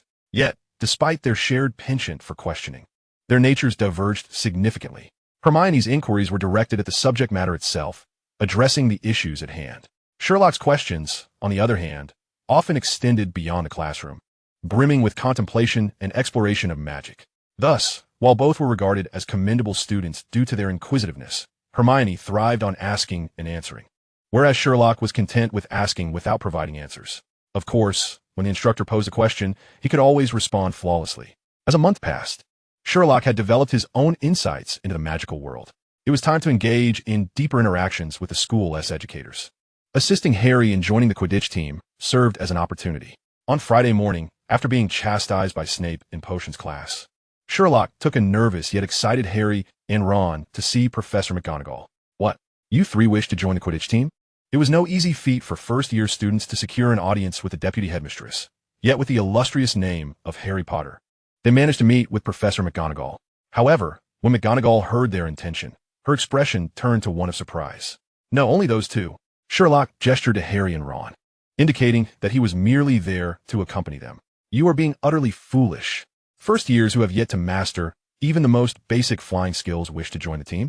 Are you intent on breaking your necks? Professor McGonagall was renowned for her fairness and strictness, and as deputy headmistress, her authority among the students even surpassed that of the headmaster, Dumbledore. Her stern words sent shivers down Harry and Ron's spines, fearing she might declare a deduction of points from Gryffindor at any moment. Not to mention the already insecure Harry. Even the ambitious Ron quailed. Both turned their pleading gazes toward Sherlock. Professor McGonagall, being astute, quickly grasped the situation. Mr. Holmes, is this your doing? Her gaze took on a more perilous edge. During the preterm consultation phase, Sherlock had left a profound impression on her. At the sorting ceremony, he had, much like himself 50 years prior, become a rare gem among the students. Following the commencement of the term, Sherlock's performance had been nothing short of extraordinary. Just considering his understanding and application of transfiguration, he even surpassed some upper-year students. Furthermore, his adeptness in handling cats was noteworthy. In summary, for various reasons, Professor McGonagall regarded Sherlock with newfound respect, placing him in a similar category of special attention as Hermione. However, compared to the more manageable Hermione, Sherlock's academic inclinations were decidedly uneven. In some professors' classes, he actively engaged with questions, sometimes making it difficult for the teachers to extricate themselves after class. In other courses, he merely attended lectures, departing without a second thought the moment class ended. There were even instances where he would completely skip certain classes, such as Professor Quirrell's defense against the dark arts. This left Professor McGonagall with quite the headache. Although Sherlock could recover points lost due to absences from other sources, such behavior would inevitably have a detrimental impact on others in the long run. After all, defense against the dark arts was a compulsory course, not an elective. If everyone were to disregard school rules and regulations as he does, determining whether to attend a class solely based on personal preference, chaos would undoubtedly ensue within the institution. Even the mischievous Weasley twins do not exhibit such audacity. Originally, Professor McGonagall intended to seek an opportunity to converse with Sherlock, yet unexpectedly, he took the initiative to approach her today. Even more astonishing was his encouragement for Harry and Ron to join the house team, presenting a perfect opportunity for a lesson. As McGonagall pondered, Sherlock had already begun to speak. It is my suggestion that I believe Harry possesses enough talent to merit breaking the rules. In the face of a gaze that could send shivers down the spines of both Harry and Ron, Sherlock uttered a statement that pierced McGonagall's heart.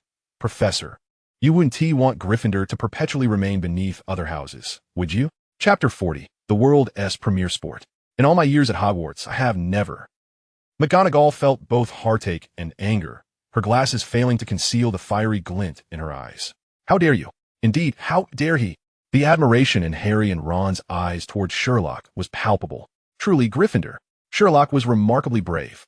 Courage is merely the finest substitute for folly. I have always believed this.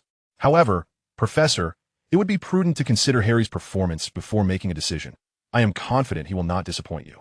After all, it is hardly pleasant to avoid facing Professor Snape for several weeks. Is it? Sherlock Holmes. At that moment, McGonagall appeared to be genuinely enraged. Harry and Ron, meanwhile, regarded Sherlock with nothing but adoration. Experienced boys understand that when an elder addresses you by your full name, it signifies impending trouble. McGonagall was evidently in such a state. Although Sherlock's words rang true, the Slytherin Quidditch team was indeed formidable, especially after Gryffindor's significant defeat to them last year. McGonagall had, as Sherlock suggested, refrained from confronting Snape for weeks. As for how Sherlock was privy to this information, she no longer wished to inquire. Do you wish to be confined?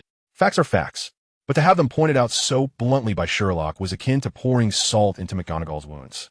Understanding that deducting points held little sway over Sherlock, she proposed a new form of punishment. The chill in her voice compelled Harry and Ron to lower their heads in trepidation. Both boys, stiff with fear, felt their extremities grow cold, trembling yet unable to utter a word. At this moment, they began to regret their decision to seek out McGonagall, particularly Harry.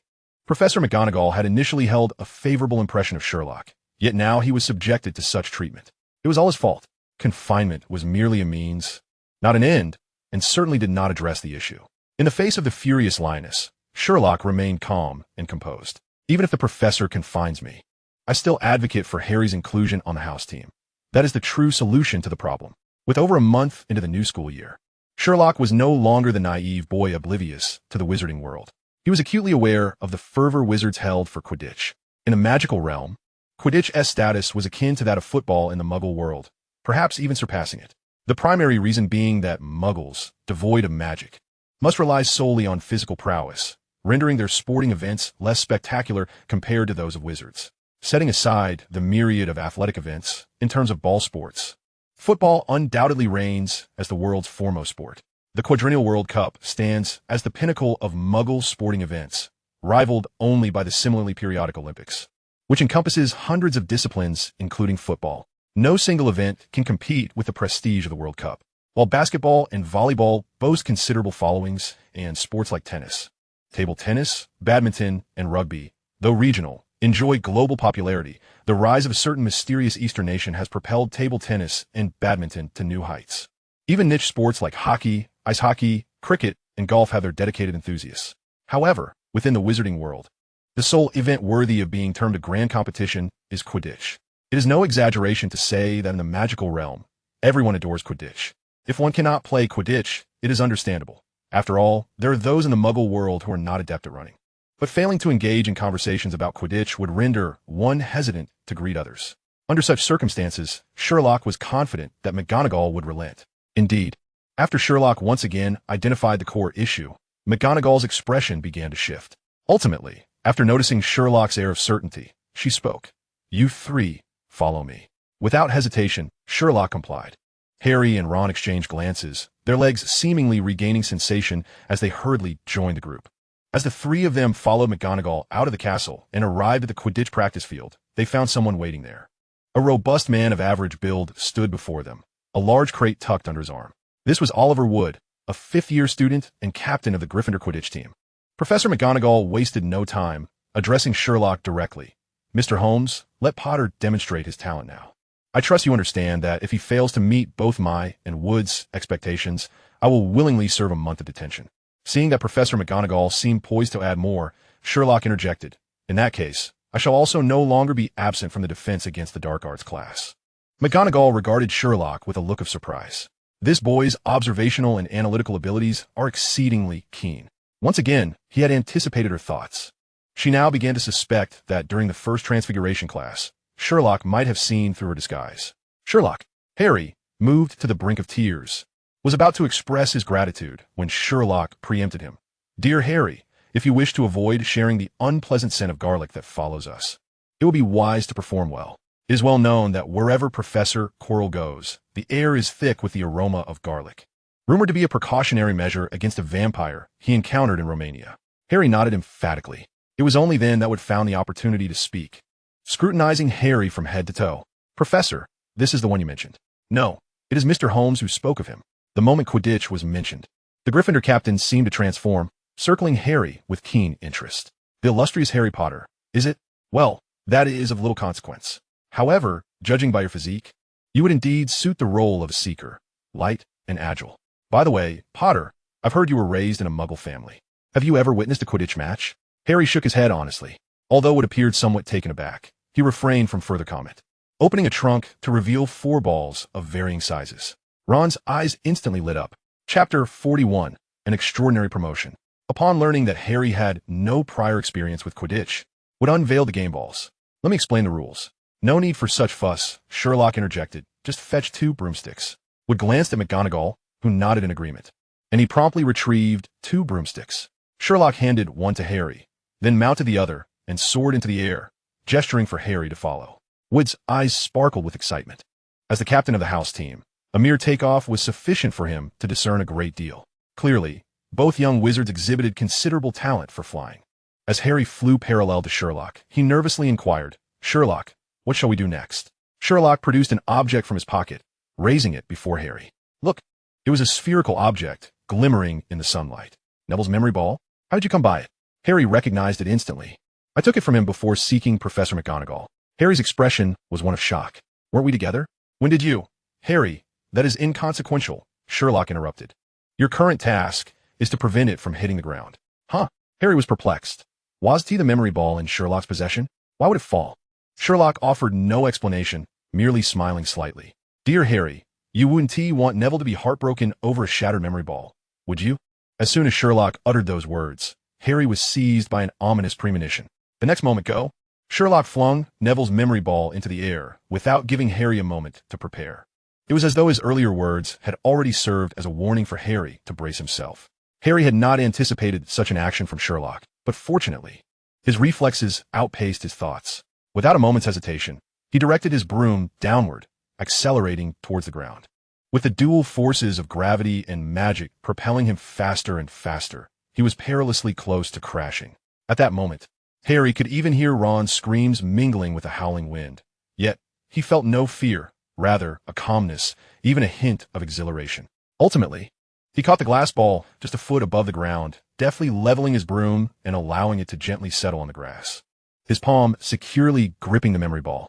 At that instant, he noticed Sherlock had also returned to the ground, just as a furious voice echoed from behind. "Potter!" McGonagall strode towards him, her wand still clutched in hand, palm slick with sweat. She had nearly resorted to magic to save him. "In all my years at Hogwarts, I have never—" The familiar words made Sherlock raise an eyebrow. "How dare you? You could have broken your neck." Harry was at a loss for words, unsure of what to say in such a moment. Everything he might utter felt like a mistake. Thankfully, Sherlock intervened. "Professor, I believe this performance sufficiently demonstrates Harry's potential." His calm tone contrasted sharply with McGonagall's. "Holmes!" Sherlock's interjection drew the ire away from Harry, allowing the latter to breathe a silent sigh of relief. His gratitude towards Sherlock swelling anew. To have students engage in such reckless behavior is audacious. "If anything were to happen to Potter, you would bear full responsibility. He will be fine. I trust him, and I trust the professor." McGonagall found herself momentarily speechless. A genius, a true genius, at that moment, would seize the opportunity to speak, interrupting McGonagall's brewing frustration. He dove 50 feet, caught that thing securely, and sustained not a single scratch. Not even Charlie Weasley could accomplish that. He practically leaped to Harry's side, gripping the hand that held the memory ball, his eyes filled with obsession and fervor, causing McGonagall's lips to twitch. "Professor, listen to me. He must be given a proper broom. I suggest a Nimbus 2000 or a Firebolt." "No, it must be a Nimbus 2000. Wood's fervent demeanor compelled McGonagall to halt her rebuke of Sherlock. "Wood, Potter is still a first-year student. That is of no consequence," Wood declared with commanding authority. "Professor, you must seek out Professor Dumbledore. We require an exceptional Quidditch team, far superior to last year's. Harry, on behalf of the Gryffindor team, I welcome you aboard. As captain, I hereby officially notify you that training begins next week." McGonagall, observing Wood's self-assertive demeanor, felt somewhat redundant. Oliver Wood was indeed an exemplary student, yet when Quidditch was mentioned, he seemed to transform entirely. Nonetheless, she had to concede that Wood spoke the truth. "Harry Potter. He truly is a prodigy." "Potter." Harry swiftly turned to McGonagall, adopting an attentive posture. "I expect to hear of your diligent training. Otherwise, I shall reconsider and impose a punishment." At that moment, Harry could scarcely believe his ears. He had genuinely been promoted beyond expectations. This must be kept a secret, for he was the youngest player on the team in a century. Soon, he would be our secret weapon. Merely gazing at Wood's expression, one might assume he had already secured the Quidditch Cup for the school. One can only hope. Sherlock remained non-committal regarding the matter. He held little expectation for secrecy in this affair. "As for you, Mr. Holmes," Professor McGonagall turned her attention to Sherlock. "Harry's performance spared you from losing points and the punishment of detention, but that does not justify your reckless behavior." Sherlock sighed, having already anticipated her forthcoming remarks. Indeed, Professor McGonagall seized the opportunity to make her demand. "I expect to hear no more about your absence from Professor Quirrell's defense against the Dark Arts class." "Very well, Professor." Sherlock assented with unexpected promptness, leaving McGonagall somewhat taken aback and disappointed. She had anticipated some semblance of rebellion from this unconventional young man. Chapter 42, A Busy Sherlock. Sherlock, of course, would not resist. Through Professor McGonagall's demeanor, he had deduced her unwillingness to compromise on this matter. Thus, there was no need for further contention. With a keen understanding of psychology, he was acutely aware that when faced with a party in control, the more the weaker side struggled, the more exhilarated the dominant party became. "Potter, your father will be proud of you." Observing the resolution of Sherlock's predicament, McGonagall turned once more to Harry, who had previously excelled as a Quidditch player. A smile blossomed on her face as she spoke. In that instant, Harry was taken aback. Throughout the term, he had never witnessed McGonagall smile so radiantly. Even when Sherlock and Hermione earned points for Gryffindor in Transfiguration class, her demeanor had merely hinted at a smile. He never anticipated that she would feel such joy at his joining the Quidditch team. Indeed, Professor McGonagall was a good person. If only she could assign less homework on a regular basis. The atmosphere was harmonious, and the endeavor to join the Quidditch team culminated in a splendid conclusion. At that moment, an incongruous voice interjected. "Have you all forgotten something?" Ron, who had long felt overlooked, timidly raised his hand and said, "What about me?" Since their initial encounter, Wood had only glanced at Ron when mentioning Charlie Weasley. Alas, compared to Sherlock and Harry, Ron's presence was rather insubstantial. You? Both McGonagall and Wood regarded Ron with skeptical glances. Under such scrutiny, Ron, who had been murmuring previously, felt suddenly overwhelmed. He retorted defiantly, "I've been playing Quidditch with Charlie since I was a child. I want to join the team." Wood's interest piqued at Ron's declaration. "Do you possess talent akin to Potter's?" Ron's face immediately flushed to match his hair. The blush was the clearest indication of his answer. Though somewhat disappointed, Wood resolved to give Ron a chance. "Let us see you try flying." "All right." Ron nodded emphatically. Given the opportunity, Ron performed splendidly, even executing several daring maneuvers he had long desired to attempt but had previously shied away from. Even through Wood's critical eyes, Ron's skill was commendable, particularly among first-year students. However, he was still far from exceptional enough to warrant an extraordinary spot on the team like Harry. Wood candidly conveyed this verdict to Ron, who immediately appeared crestfallen. Just as Harry was about to offer a few words of encouragement, Wood suddenly turned to Sherlock Holmes. "What about you? Aren't you considering giving it a try?" Harry, Ron, Wood, oblivious to their expressions, or perhaps indifferent even if he had noticed, viewed Sherlock's earlier ascent into the air as merely a display of Harry's prowess. Yet, that single maneuver was no small feat, not to mention. It surely surpassed Ron's capabilities. However, more of Sherlock's talent was needed to make a fair assessment. To his surprise, Sherlock outright declined. "No, I have no interest in that. The Quidditch team has Harry, and that suffices for gathering information. Joining would merely be a waste of resources. My time and energy must be devoted to other matters." Upon hearing Sherlock's response, Wood felt a pang of regret. Nevertheless, their most pressing need remained a seeker, and Harry was undoubtedly the sole candidate for that position. While Sherlock might also prove to be an excellent player, Gryffindor's urgency for other positions was not as dire. Since they had secured Harry and Sherlock was unwilling, Wood ceased to press the matter. The immediate priority was to expedite Harry's training. Once Sherlock and the others departed, McGonagall was preparing to speak when Wood, visibly anxious, interjected. "Professor, when do you intend to consult with Professor Dumbledore?" McGonagall, "Enough is enough. Sherlock, you should have acquiesced him." As they exited the Quidditch pitch, Ron promptly addressed Sherlock. "While I appreciate your refusal to Wood for my sake, such opportunities are rare. I think you may have misunderstood." Sherlock turned to Ron, his expression earnest. "My refusal was based on my lack of time for thrice-weekly practices. It has nothing to do with you. In truth, whether I join the Gryffindor team or not would not alter your chances of being cut." Ron, winky face. "Even if that is the case, must you articulate it so bluntly?" Observing Ron's demeanor, Harry couldn't help but softly suggest, "Sherlock, I think sometimes you need not be so explicit." "My dear Harry, I have often told you that in the vast majority of situations, I do not speak falsely unless absolutely necessary. I actually think this qualifies as one of those necessary situations. No. Merely lying to spare someone's fragile pride, thus fostering unrealistic fantasies, is the height of irresponsibility. Lacking talent is not a source of shame. Accurately recognizing the gap between oneself and others can significantly enhance efficiency. This way, one avoids squandering time on unattainable objectives." Harry found himself at a loss against Sherlock's reasoning. Not only was he unable to counter him, but he also found himself swayed by Sherlock's logic. His arguments were so compelling that he was rendered speechless. However, as Ron's friend, he still felt such candor was somewhat cruel. Sherlock was simply too rational. If this continues, he may end up friendless. Fortunately, Ron's dejection was fleeting, dissipating as swiftly as it had arisen. Upon beholding the sumptuous feast laid before him, he promptly cast aside all other thoughts. It was time to indulge. For the ensuing month, Sherlock remained perpetually occupied. The majority of his time was still devoted to engaging in discussions about magic with professors of various subjects that piqued his interest. As previously stated, comprehending and embracing an entirely new system and worldview, and subsequently utilizing it for one's own purposes, is no simple task. Even a prodigy like Sherlock required a sustained investment of time. Meanwhile, the hours he had initially reserved for exploring the Forbidden Forest and the mysterious little room were now consumed by other matters.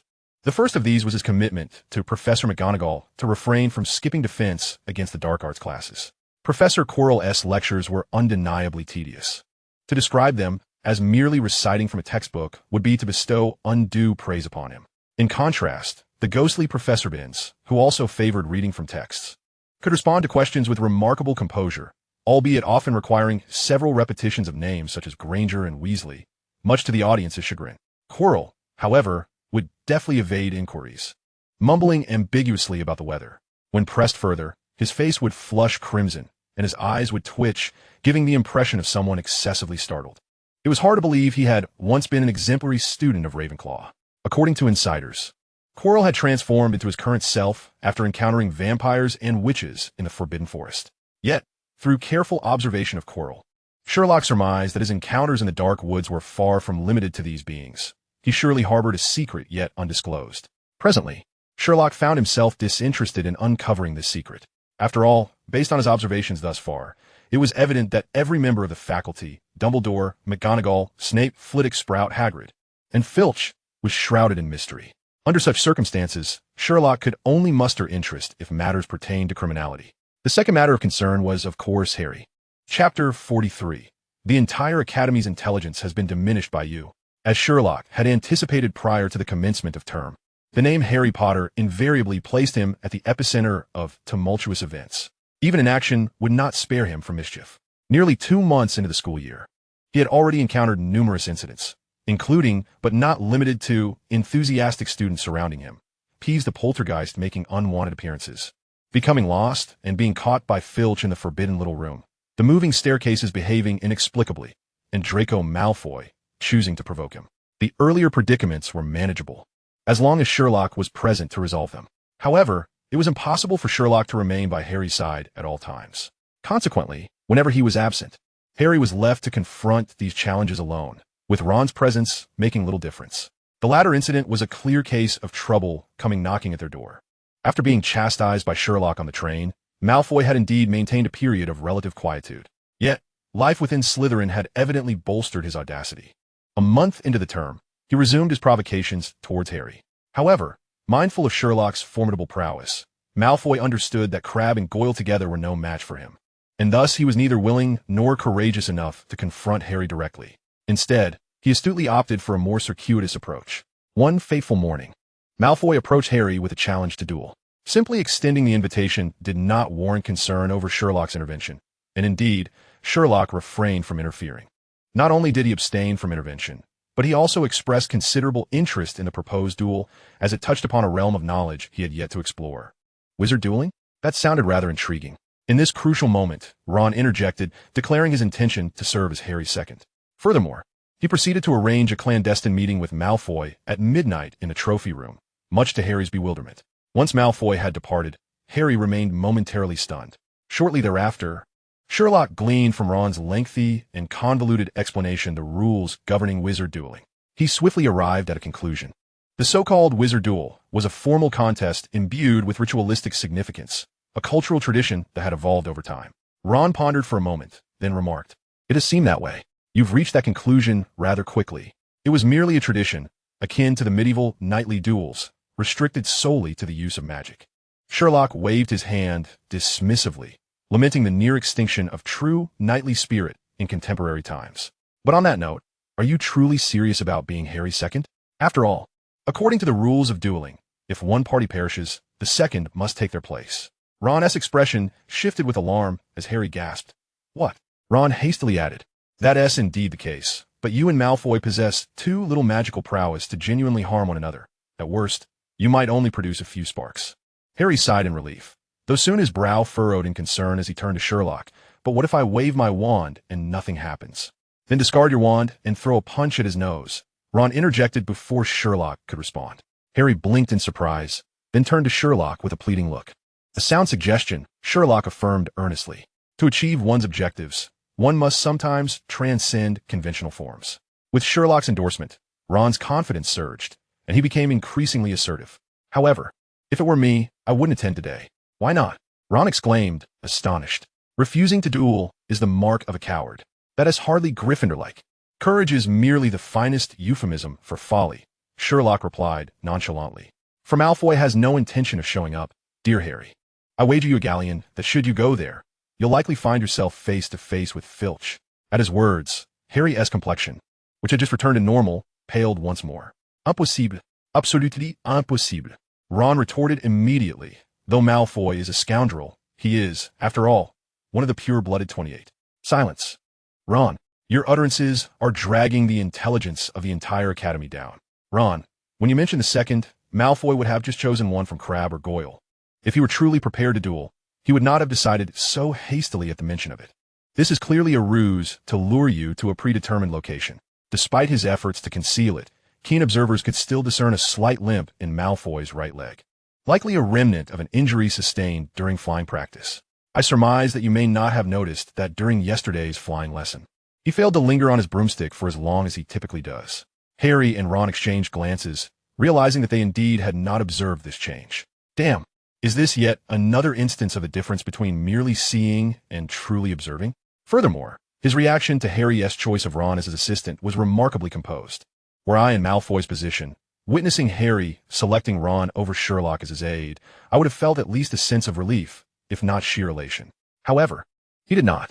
Once again, disregarding Ron's resentful expression, Sherlock reached a conclusion. He was indifferent to who accompanied Harry, for he had no intention of engaging in a duel. The so-called sacred 28 pureblood families were nothing more than a self-indulgent farce. Sherlock wore a look of disdain. What era are we in? Still clinging to blood purity. I must admit, in certain respects, the wizarding world is truly antiquated. Sherlock undeniably had a significant influence on Harry. Eventually, he was successfully persuaded not to participate in the duel, and it would later be proven that Sherlock was correct. For the following day, Malfoy did not even mention the duel. On the contrary, he appeared utterly astonished to see Harry and Ron unscathed. Ron, witnessing this, felt a surge of gratitude that Harry had heeded Sherlock's advice, as he had been urging Harry to act the night before, only to be rebuffed. Naturally, he would not voice such thoughts. Seizing the opportunity, he mercilessly mocked Malfoy, with the assistance of the twins, in spreading the news. Malfoy's unsolicited challenge to Harry was soon common knowledge throughout the school, leaving Malfoy unable to hold his head high for quite some time. This incident further deepened the Gryffindor's understanding of Sherlock. Gradually, some began to seek his counsel regarding various everyday dilemmas. Sherlock, ever accommodating, welcomed these inquiries, as they allowed him to glean further insights into the magical world. The most frequent visitor was Neville, who often found his pet toad, Trevor, mysteriously missing. Malfoy, of course, could not abide such humiliation. The adage that one plan fails only to give rise to another rang true as he continually monitored Harry, hoping to reclaim his dignity. The opportunity soon presented itself. Chapter 44, 3 Events. On a seemingly ordinary morning, when the owls flew into the Great Hall, as usual, nearly everyone's attention was captivated by a slender package carried by 6 long-eared owls. Sherlock glanced up momentarily before returning his gaze. Like the others, Harry was eager to discover the contents of the package, while Ron remained focused on his meal. Just as Harry was about to inquire of Sherlock, several owls swooped down, the package landing squarely before him, displacing even his bacon onto the floor. Harry was taken aback. What could it be? Ron momentarily halted in his feeding, prepared to open it, only to hear Sherlock's caution. If I were you, I wouldn't touch that. Ron promptly withdrew his hand, almost as if to validate Sherlock's warning. Just as the owls flapped away, another owl returned, deftly dropping a letter atop the package. Harry picked up the letter, ready to tear it open, but Ron interrupted him. He turned to Sherlock. Is it permissible to open the letter? Harry found this comical. Ron's behavior was a classic case of overcorrection. Go ahead. I believe it's a gift from Professor McGonagall. Upon hearing this, Harry ceased to ponder how Sherlock deduced such details. With trembling hands, he tore open the letter, which contained but a few brief lines. Do not open the package on the table. It contains your new Firebolt 2000. I wish to keep your new broom a secret, lest everyone else covet it. Oliver Wood will meet you at the Quidditch pitch tonight at 7 o'clock for your first training session. By the way, the package for Mr. Holmes is also here. Please remember to pass it on to him. Sherlock, Professor McGonagall mentioned that your package was sent along too. Harry struggled to contain his excitement, handing the letter to Sherlock and Ron. Sherlock appeared somewhat taken aback, although he had deduced the nature of the package by its shape and weight. He had not anticipated that she would include his correspondence as well. A Firebolt 2000. Ron exclaimed with envy. I've never even touched one. This time you can have your fill, Harry replied before turning to Sherlock, curious about the contents of his package. A violin sent by my family. Sherlock's tone was calm. Yet Harry and Ron were rendered speechless. What did you say? You play the violin? With such extensive knowledge, adept in combat and fencing. Now, he claims proficiency in the violin as well. This breadth of talent seems excessive. Sherlock did not respond directly, but posed a query in return. By the way, do you find the sound of a violin bothersome? Harry was the first to shake his head. Not at all. I've endured far worse at the Dursleys. Just the sound of Aunt Petunia banging on the cupboard door was already beyond tolerable, not to mention Uncle Vernon S. shouts and Dudley S. wails. Ron hesitated. Well, that depends on the skill of the player. If played well, it can be as beautiful as music, but if poorly, that's no concern. Sherlock interjected before Ron could finish. Harry and Ron exchanged glances. Was he really this confident? The three engaged in brief conversation before hastily departing, primarily because Harry and Ron sought a quiet place to examine the package. However, after just a few steps, Sherlock halted, turning to glance back. Sherlock, what's wrong? Harry couldn't help but ask. Sherlock averted his gaze. Nothing, let us go. He had noticed someone trailing them, but dismissed it after a moment's thought. It was bound to be futile. Ever since the owls dropped off the package, Malfoy had been keeping a close watch on Harry. Like everyone else, he was intensely curious about the slender parcel. Thus, upon seeing Sherlock and the others depart, he immediately recruited Crabbe and Goyle to tail them. The moment the package was opened, Malfoy was positively ecstatic. It is well known that first-year students are prohibited from bringing broomsticks to school. Prior to the term, he had exerted considerable effort to smuggle one in, only to fail. Now, with such an opportunity presented, he would not let it slip by. In his eyes, Snape already harbored animosity towards Harry. With this chance, why wouldn't he seek to punish him thoroughly? The prospect of expulsion seems highly unlikely, but confinement is certainly an option. Although Sherlock is undeniably formidable, the evidence against him is overwhelming. No matter his talents, they are rendered futile in this situation. Draco Malfoy never anticipated that when he sought out Professor Snape, the usually amicable professor would scold him fiercely. Mr. Malfoy, I advise you to mind your own business. Draco was taken aback. What was happening? Was this matter doomed to fail without Sherlock's intervention? Little did he know that the enchanted broomstick in question was a gift from Professor McGonagall to Harry. Ultimately, Sherlock's influence prevailed. She did not wish to remain subservient forever. Coupled with Wood's fervent recommendation, Professor McGonagall finally decided to purchase the latest model of the Nimbus 2000 for Harry out of her own pocket. To be cautious, she had already informed several other professors, including Snape. Thus, when Malfoy eagerly arrived to complain, Snape merely found him foolish. Returning empty-handed, Malfoy was soon approached by an eager Crabbe and Goyle, who were keen to learn the details. Meanwhile, Harry and Ron had just finished admiring the broomstick and violin and were preparing to leave. Naturally, Crabbe and Goyle intended to intercept them. Yet they were apprehensive about incurring Sherlock's wrath once more. With Malfoy back, however, they wore expressions of malicious delight. Potter, you're finished, they declared. Allow them to leave. What? Crabbe and Goyle could scarcely believe their ears. Crabbe could not restrain himself, exclaiming, Draco, he possesses a broomstick, the latest model, the Nimbus 2000. Weren't you just saying? I said let them go. Malfoy bellowed in a low voice. At that moment, even without Sherlock's explanation, Harry and Ron grasped the situation. Observing the furious yet bewildered Malfoy, Harry nearly burst into laughter, while Ron seized the opportunity to mercilessly mock him. Malfoy, your Comet 260 is decent, but it pales in comparison to the Nimbus. While Malfoy cowered in the face of Sherlock, he retaliated fiercely against Ron. Shut up, Weasley. You can't even afford a broomstick handle. I bet you and your brothers had to scrape together branches just to buy one. What did you say? Say that again if you dare. Watching them engage in their juvenile squabble, Sherlock couldn't help but shake his head. How childish. Yet, upon reflection, it was understandable. This was the typical mindset of 11-year-olds. Compared to them, he felt rather abnormal.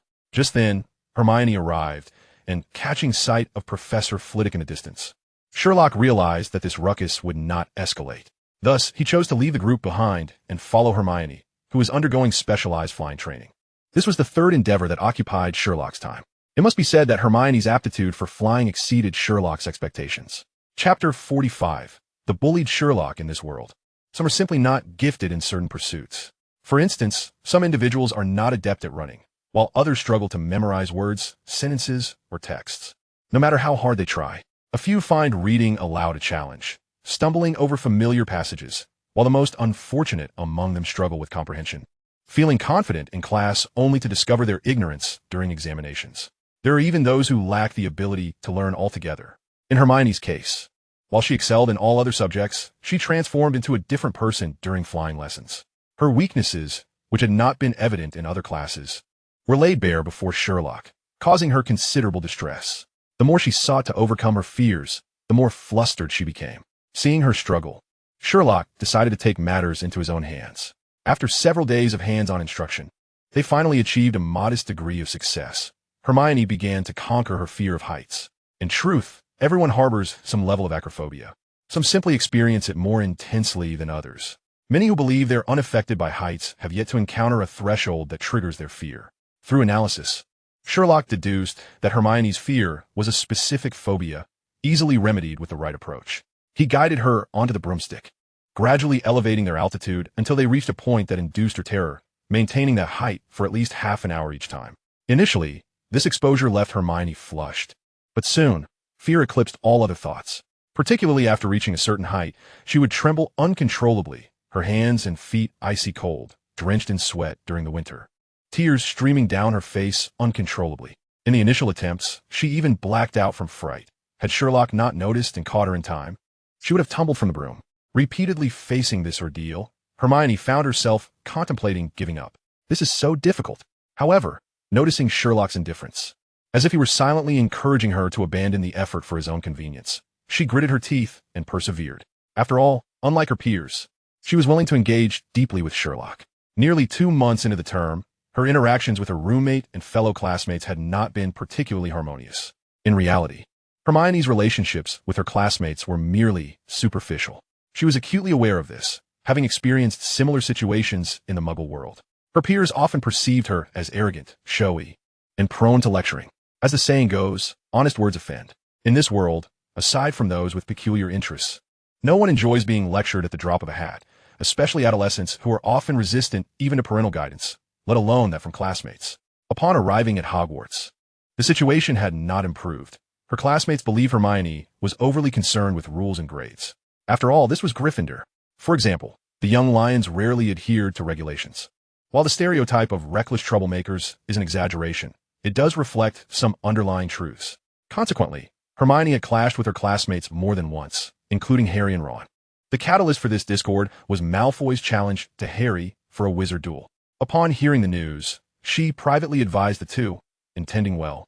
But the execution of her intentions went awry. You must absolutely refrain from wandering around the school at night. Consider the consequences if you were to be caught. How many points would be deducted from Gryffindor? Moreover, it is almost certain that you would be apprehended. Your selfishness is astonishing. Merely uttering such words is deeply unsettling. What is even more perplexing is that she undertook another action. She stood vigil before the fat lady's portrait in the dead of night, observing whether Harry and Ron would indeed venture out for a nocturnal escapade. Naturally, Harry heeded Sherlock's counsel and did not seek out Malfoy, leading to Hermione's disappointment. Instead, she encountered Neville, who had forgotten the password and was unable to enter. Hermione escorted him back to the common room, which, albeit inadvertently, turned out to be a good deed. The following day, Harry and Ron could scarcely believe the news from Neville. It was astonishing to them that someone could be so nosy. Consequently, their attitude towards her soured further, particularly when Ron, while promoting the notion that Malfoy was too cowardly to accept a challenge, casually mentioned Hermione's actions as well. This only intensified the disdain directed at her from the first-year Gryffindors, with Neville being the sole exception. He remained grateful for Hermione's assistance on the train in locating the way to the leaky cauldron and for bringing him back from the Gryffindor Tower. In such circumstances, Hermione naturally felt a sense of isolation. Sherlock, apart from Neville, was the only one who did not reject her. He continued to address her as Hermione and did not cease providing her with private lessons. After all, in Sherlock's eyes, such matters were trivial. Out of curiosity, Hermione inquired about Sherlock's perspective. However, his response left her utterly astonished. Why not simply disregard them? Sherlock found Hermione's confusion perplexing. If she believed herself to be in the right, why should she concern herself with the opinions of others? He had also faced isolation during his time in the Muggle world. This was hardly surprising, given that his personality and methods were not particularly endearing. He had a penchant for bluntly pointing out others' faults, rarely considering the context. But so what? The opinions of others held no sway over Sherlock. Indeed, there were those who had attempted to bully him, spilling ink on his homework, stuffing insects into his stationery and adding dubious ingredients to his breakfast. Yet, all their actions seemed to boomerang back upon themselves. He would discover his books stained with ink, accompanied by a toad, or find his meal laden with an overwhelming amount of salt, prompting existential doubts. There were even those who, emboldened by their physical strength, dared to provoke him, only to be silenced after losing 2 front teeth. Sherlock's ability to regard others as inconsequential filled Hermione with envy. She yearned to emulate him, yet found herself incapable of doing so. If you are truly distressed, I have a suggestion. Observing Hermione's inability to concentrate due to her distress, Sherlock endeavored to view the issue from her perspective. You need not place such paramount importance on scores. How could that be possible? Hermione instinctively retorted, having always held herself to the standards of an exemplary student. Professor Snape is perpetually looking for reasons to deduct points if we fail to adhere to school regulations. Miss Granger, your brief 12 years of life experience are insufficient to support a comprehensive understanding of reality. Hermione interjected. Reality is that one must either continue to be oneself, disregarding the opinions of others, for one cannot be a pound sterling, pleasing everyone, or one must alter one's mindset and strive to fit into the environment. Though the sentiment was unpleasant to hear, Hermione understood that Sherlock was entitled to such assertions. He embodied the former perspective. She had witnessed more than once his overtly harsh behavior. For instance, when he told Ron and Neville they had lowered the intelligence of the entire house, or when he remarked that merely standing before him disturbed his thoughts. He had even emphasized his age of 12. To Hermione, these actions seemed far more egregious than her own. She was merely upholding school regulations, while Sherlock engaged in outright personal attacks. Yet Sherlock remained unfazed, disregarding the whispers around him and steadfastly adhering to his own path. In response, Hermione could only express her admiration. He spoke and acted with conviction, something she could not emulate. After much contemplation, she ultimately chose to ignore Sherlock's advice. She resolved to alter her circumstances in her own manner. Chapter 46. If you can, go ahead. After Sherlock's guidance, Hermione began to implement her approach to change her situation. Each lesson, she actively participated with an intensity greater than before, striving to earn points. This initiative yielded noticeable results. Within a mere month, all professors, save for Snape, had awarded Gryffindor a considerable number of points. However, despite Hermione's remarkable contributions, amassing nearly 30 points single-handedly and earning the title of first-year point leader, her treatment within Gryffindor remained unchanged. This was hardly surprising, for to some extent, her efforts were futile. In the eyes of her peers, while Hermione Granger excelled academically, she incessantly nagged them when they made mistakes, frequently intervened to prevent them from copying homework, and had a penchant for reporting to the teachers. How should one put it?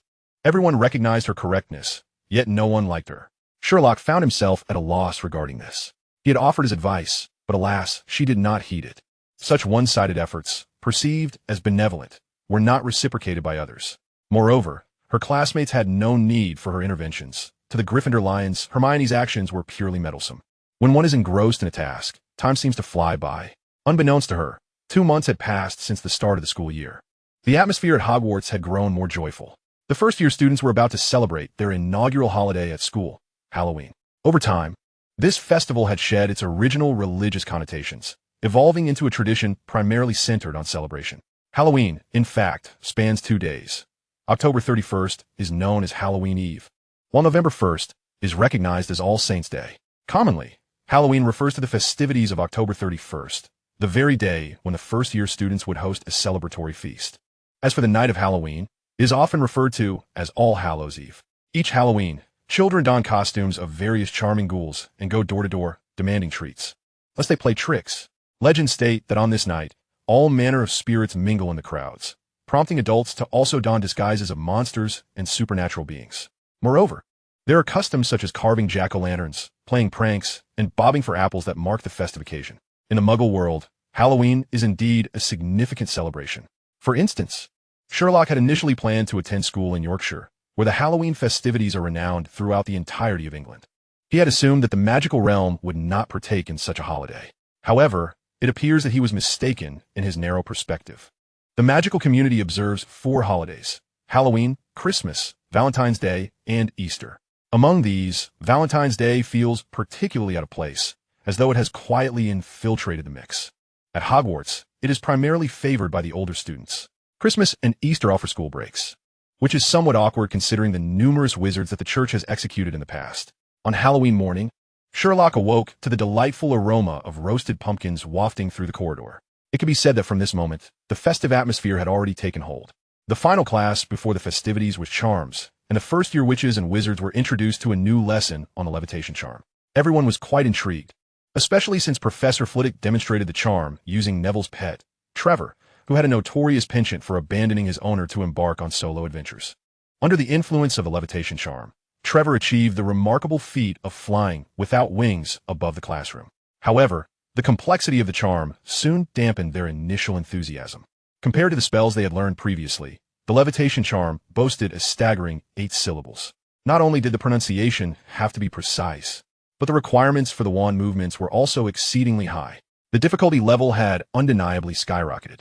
During the practical portion of the lesson, as per tradition, students were paired off for training. Sherlock's partner was Harry, which brought great joy to the latter, especially since Seamus Finnegan had been persistently attempting to capture his attention. Harry would much rather team up with Neville than with Seamus. It was not that Harry held Seamus in contempt. Rather, Seamus possessed a peculiar talent. Any seemingly harmless charm, once cast by him, would inexplicably result in an explosion. This was particularly evident in both Transfiguration and Charms classes. From a scientific perspective, Sherlock surmised that this might be linked to genetics. Seamus Finnegan was a subject of his analysis while waiting for the train at platform 9 3/4 before the school year commenced. At that time, Sherlock's deduction was a first-year student with a mother who is a witch and a father who works in the demolition industry, only discovering his wife's true identity after marriage. Following the start of term, this hypothesis was confirmed. Thus, besides the teachers, only a select few students like Sherlock could provide a safety net for him. Harry, evidently, did not possess such an ability. As for Neville, who appeared somewhat beleaguered partnering with Seamus, he could only hope for the best. While some rejoiced, others were disheartened. Harry was delighted to have been paired with Sherlock, while Hermione felt somewhat dejected for not being teamed up with him. Her partner was Ron, who was equally reluctant. He had never liked Hermione since the moment they met, although he had slightly warmed to her due to her defending Sherlock and Harry. Her subsequent actions quickly diminished any fondness he had developed. This sentiment peaked when Hermione lectured them on the folly of dueling with Malfoy and later attempted to catch them in the act one evening. Even after Hermione sought Sherlock's guidance to change her approach, her efforts proved futile. Recently, apart from Sherlock and Neville, Harry was the only one who could manage to exchange a few words with Hermione, largely out of respect for Sherlock. Neville's shy and timid nature meant that Sherlock was the only one who genuinely did not reject Hermione. Ironically, her inability to partner with Sherlock indicated that Professor Flitwick was not particularly observant. Wingardium Leviosa, Ron bellowed, flailing his arms like a windmill.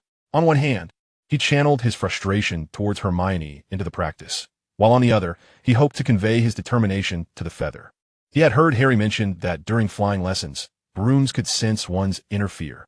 Confidence was key. However, in his fervent shouting, he appeared less confident and more threatening, which proved ineffective. The feather, though light, was impervious to threats. The incantation Wingardium Leviosa required not only to be articulated, but also to be pronounced clearly and with conviction. After watching Ron attempt in vain time and again, Hermione could no longer restrain herself and entered lecture mode. If you could do it, then go ahead. Ron, already irate, immediately redirected his ire towards Hermione. Without hesitation, she waved her wand and pronounced the spell with a perfect London accent. Wingardium Leviosa. The feather gracefully floated, suspending itself above the table. Well done, Professor Flitwick exclaimed with excitement. Everyone look. Miss Granger has succeeded. 1 point for Gryffindor. The use of also was warranted, as Sherlock had already succeeded prior to Hermione. It was a feat he found rather easy, and even Harry, who was paired with him, was encouraged by this, eventually managing to levitate the feather after several attempts. Thus, both had earned points before Hermione did. However, Sherlock's points naturally garnered applause, while Harry's cheers eclipsed Sherlock's. Such was the reputation of the savior of the Wizarding World. As for Hermione, she received no acknowledgement. Chapter 47. I can sense her nervousness. The final Charms class before Halloween saw Hermione earn another point for Gryffindor, following Sherlock and Harry. The Ravenclaw students in the same class applauded heartily, as was customary. The relationship between the Eagles and the Lions was amicable enough, and they did not mind participating in such collective celebrations. However, this time, they were taken aback to discover that although Hermione had earned a point for Gryffindor, she did not receive the same recognition as Sherlock and Harry. Everyone regarded her with indifference. Clearly, her ostentatious display of talent met with disapproval. Given the lack of support from her own house, the Ravenclaw students, reveling in the peace, fell silent, creating a rather awkward atmosphere. Professor Flitwick, oblivious to the tension, continued to correct students diligently. Unfortunately, by the time the bell rang, Ron had yet to achieve success. If it had merely been that, it might have been tolerable. Ron accepted that he lacked talent and charms. It was not a monumental issue. Hermione incessantly complained from the sidelines. Why won't you heed my advice? If you were to follow my instructions, the feather would surely soar. This would earn Gryffindor an additional point and narrow the gap between us and the other houses. Shut up. Ron could no longer contain his frustration and shouted. Do you think I came to Hogwarts to listen to your incessant droning about scores and rules all day? Hermione appeared taken aback by Ron's sudden outburst. Instead of retorting as she usually would, she held her book tightly and stared blankly at him. Ron, having bottled up his feelings for so long, unleashed a torrent of words, rivaling Hermione's previous eloquence. No wonder everyone finds you unbearable. Honestly, you're like a nightmare. I never asked for your help. Never. And I couldn't care less about the points. Granger, haven't you realized by now? You don't have a single friend. With a thud, Hermione's book fell to the floor. In the next moment, tears welled in her eyes as she turned on her heel and ran away, colliding with Harry in her haste. Ron stood frozen, shocked by Hermione's dramatic reaction. At that instant, he felt a pang of regret. Harry, unperturbed by Hermione's unintentional bump, watched her retreating figure before turning to Ron. You might have gone a bit too far. So what? I merely spoke the truth, Ron retorted, still defiant. Yet, even without Sherlock's keen insight, Harry could see that Ron's expression betrayed a certain discomfort. Clearly, his heart was not as untroubled as his words suggested.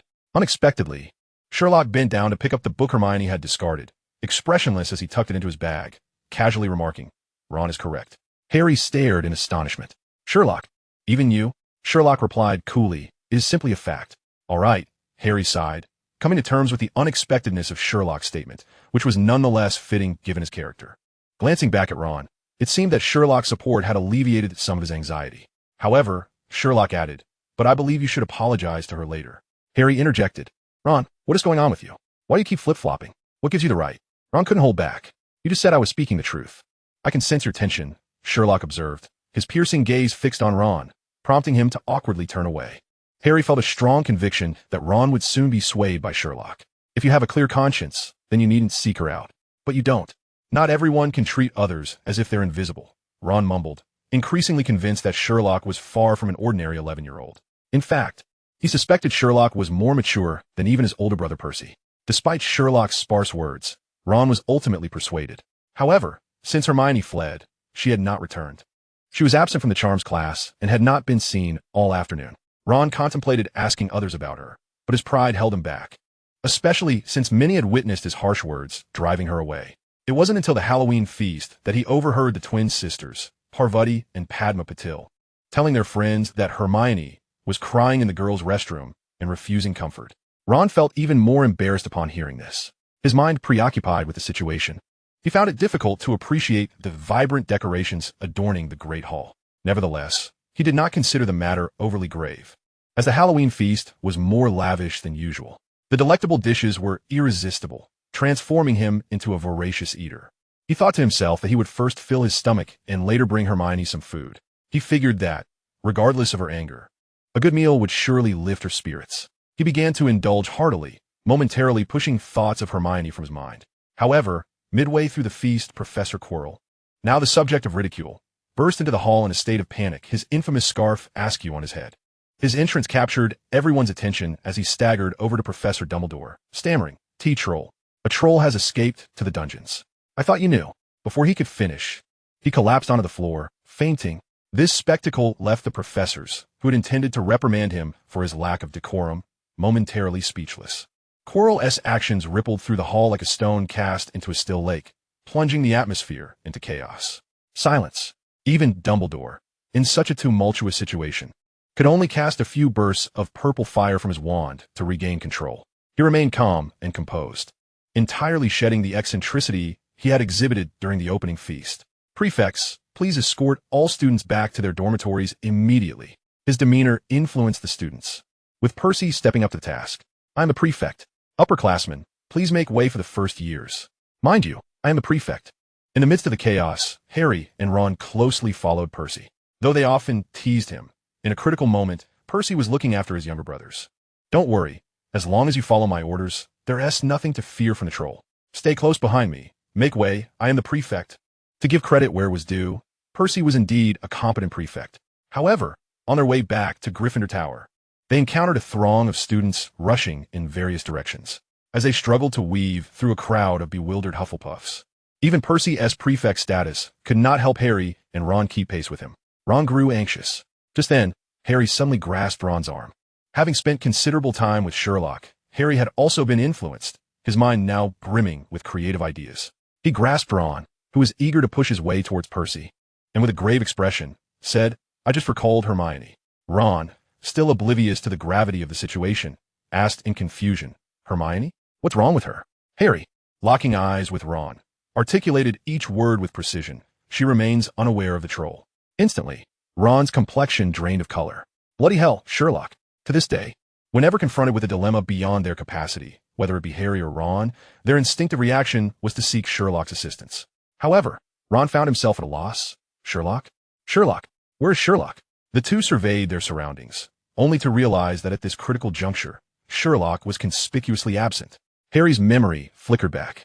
It dawned on him that he hadn't seen Sherlock since the moment Quirrell had made his entrance. No wonder it felt as though something was amiss throughout their journey. The Gryffindor first-year students trailing Percy did not include him. "Damn it, he's undoubtedly gone off to find Hermione," Ron declared with conviction. Harry nodded in agreement. Few within the house could summon Sherlock by name. Not to mention, there were even some surnames that Sherlock either couldn't recall or simply deemed unworthy of his mental storage. After all, according to his theory, his brain functioned like a hard drive. There was no need to retain superfluous information. Faced with the decision to act for the first time without Sherlock, Harry and Ron felt a mixture of anxiety and excitement. The intrinsic Gryffindor spirit ignited a sense of restlessness within them. Should they go or not? "Let us go. Let us go. Careful, don't let Percy catch sight of us." How ungrateful of Sherlock. Was he afraid that they would hinder him? The two crouched low, grumbling as they blended into the throng of Hufflepuffs passing by. After sneaking past a vacant side corridor, they quickened their pace, making their way toward the dungeon classroom.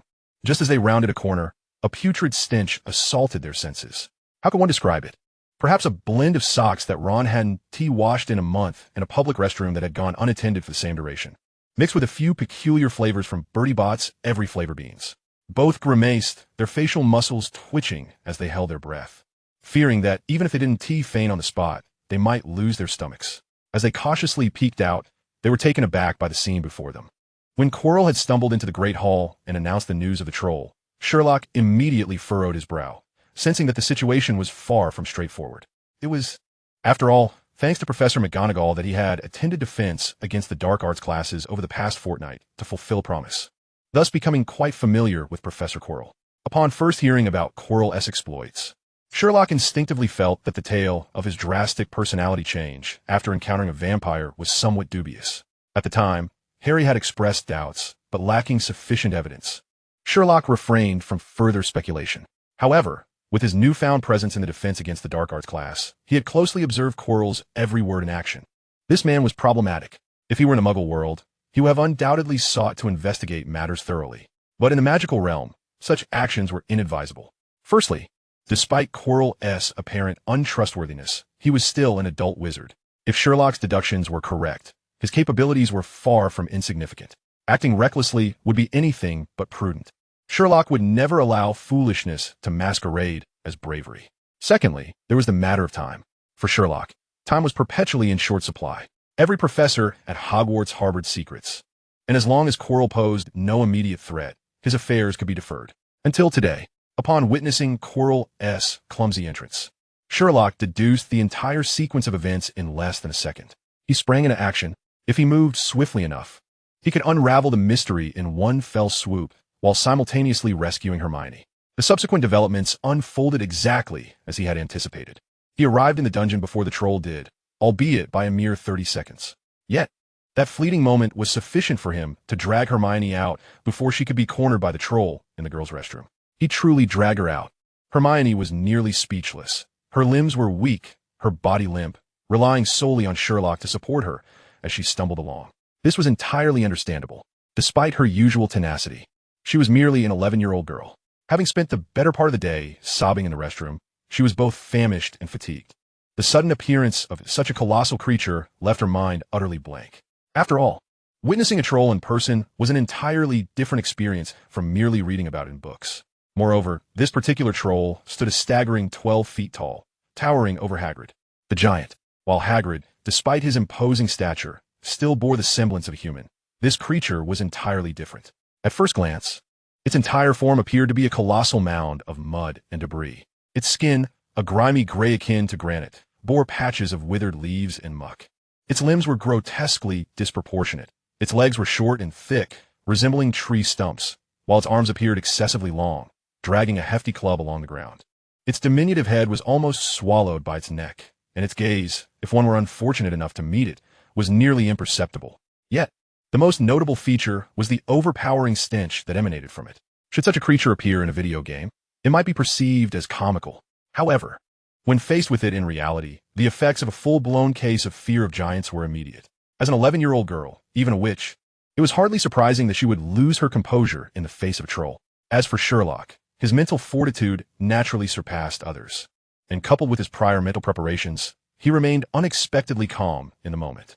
Chapter 49. The Advancing Troll. Upon catching sight of the troll for the first time, a passage of information surged through Sherlock's mind. Trolls originated in Scandinavia, but they can now be found in places like Britain, Ireland, and Northern Europe. They favor raw meat, but are indiscriminate hunters, preying on everything from wild animals to humans, with a particular fondness for fish. Their behavior is exceedingly violent, often resorting to aggression without provocation. Based on their appearance and habitat, they can be categorized into 3 varieties: mountain trolls, forest trolls, and river trolls. Mountain trolls are the largest and most dangerous of the 3. Whether it is the essential reading from the first-grade syllabus, Fantastic Beasts and Where to Find Them, or the survival manual that Sherlock purchased out of mere curiosity, both works provide insights into the formidable mountain trolls.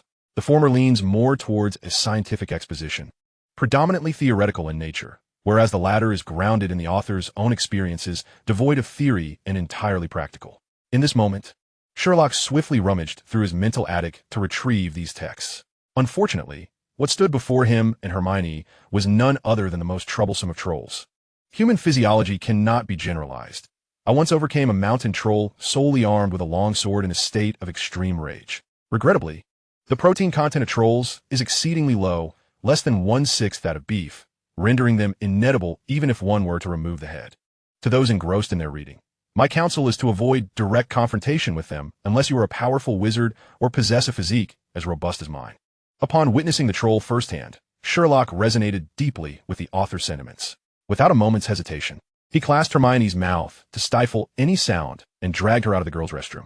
Had this transpired on a typical day, Hermione would have certainly resisted. However, in her current state of exhaustion and hunger, one might say her tears had already run dry. Thus, when confronted by Sherlock, she was resigned to his whims. Meanwhile, the troll lingered by a door peering inside. After a prolonged moment, seemingly failing to spot its target, it ultimately made a laborious decision with its small head. Under the watchful gaze of Sherlock and Hermione, the troll, with its flat, coarse, calloused feet, slowly turned and ambled away from the basement. Despite its lackluster performance, it exhibited a surprising degree of intelligence. As Sherlock observed the troll's retreating figure, he muttered to himself. At that moment, Hermione finally snapped out her shock. Silently, she removed Sherlock's hand from her mouth, straightened her posture, and adjusted her clothing. Hearing Sherlock's words, she inquired with curiosity, "What did you say? Is someone coming?" Sherlock did not respond, but instead gestured to the side, once more pulling Hermione into hiding. Feeling a peculiar tension after their earlier anxiety, Hermione's attention was suddenly drawn to a shadowy figure that had appeared. To her astonishment, it was none other than their potions professor, the head of Slytherin House, Severus Snape. Watching him traverse the corridor until he vanished from sight, Hermione could not help but question, "Professor Snape? Why is he here alone? Everyone should be in the Great Hall celebrating Halloween, right? And Sherlock, why are you here looking for me?" Once her composure returned, Hermione's sharp intellect resumed its dominance, and a barrage of questions spilled forth. However, Sherlock, reluctant to delve into explanations at this moment, turned his gaze sideways to summon the pair. "What did you say?" Hermione was momentarily taken aback.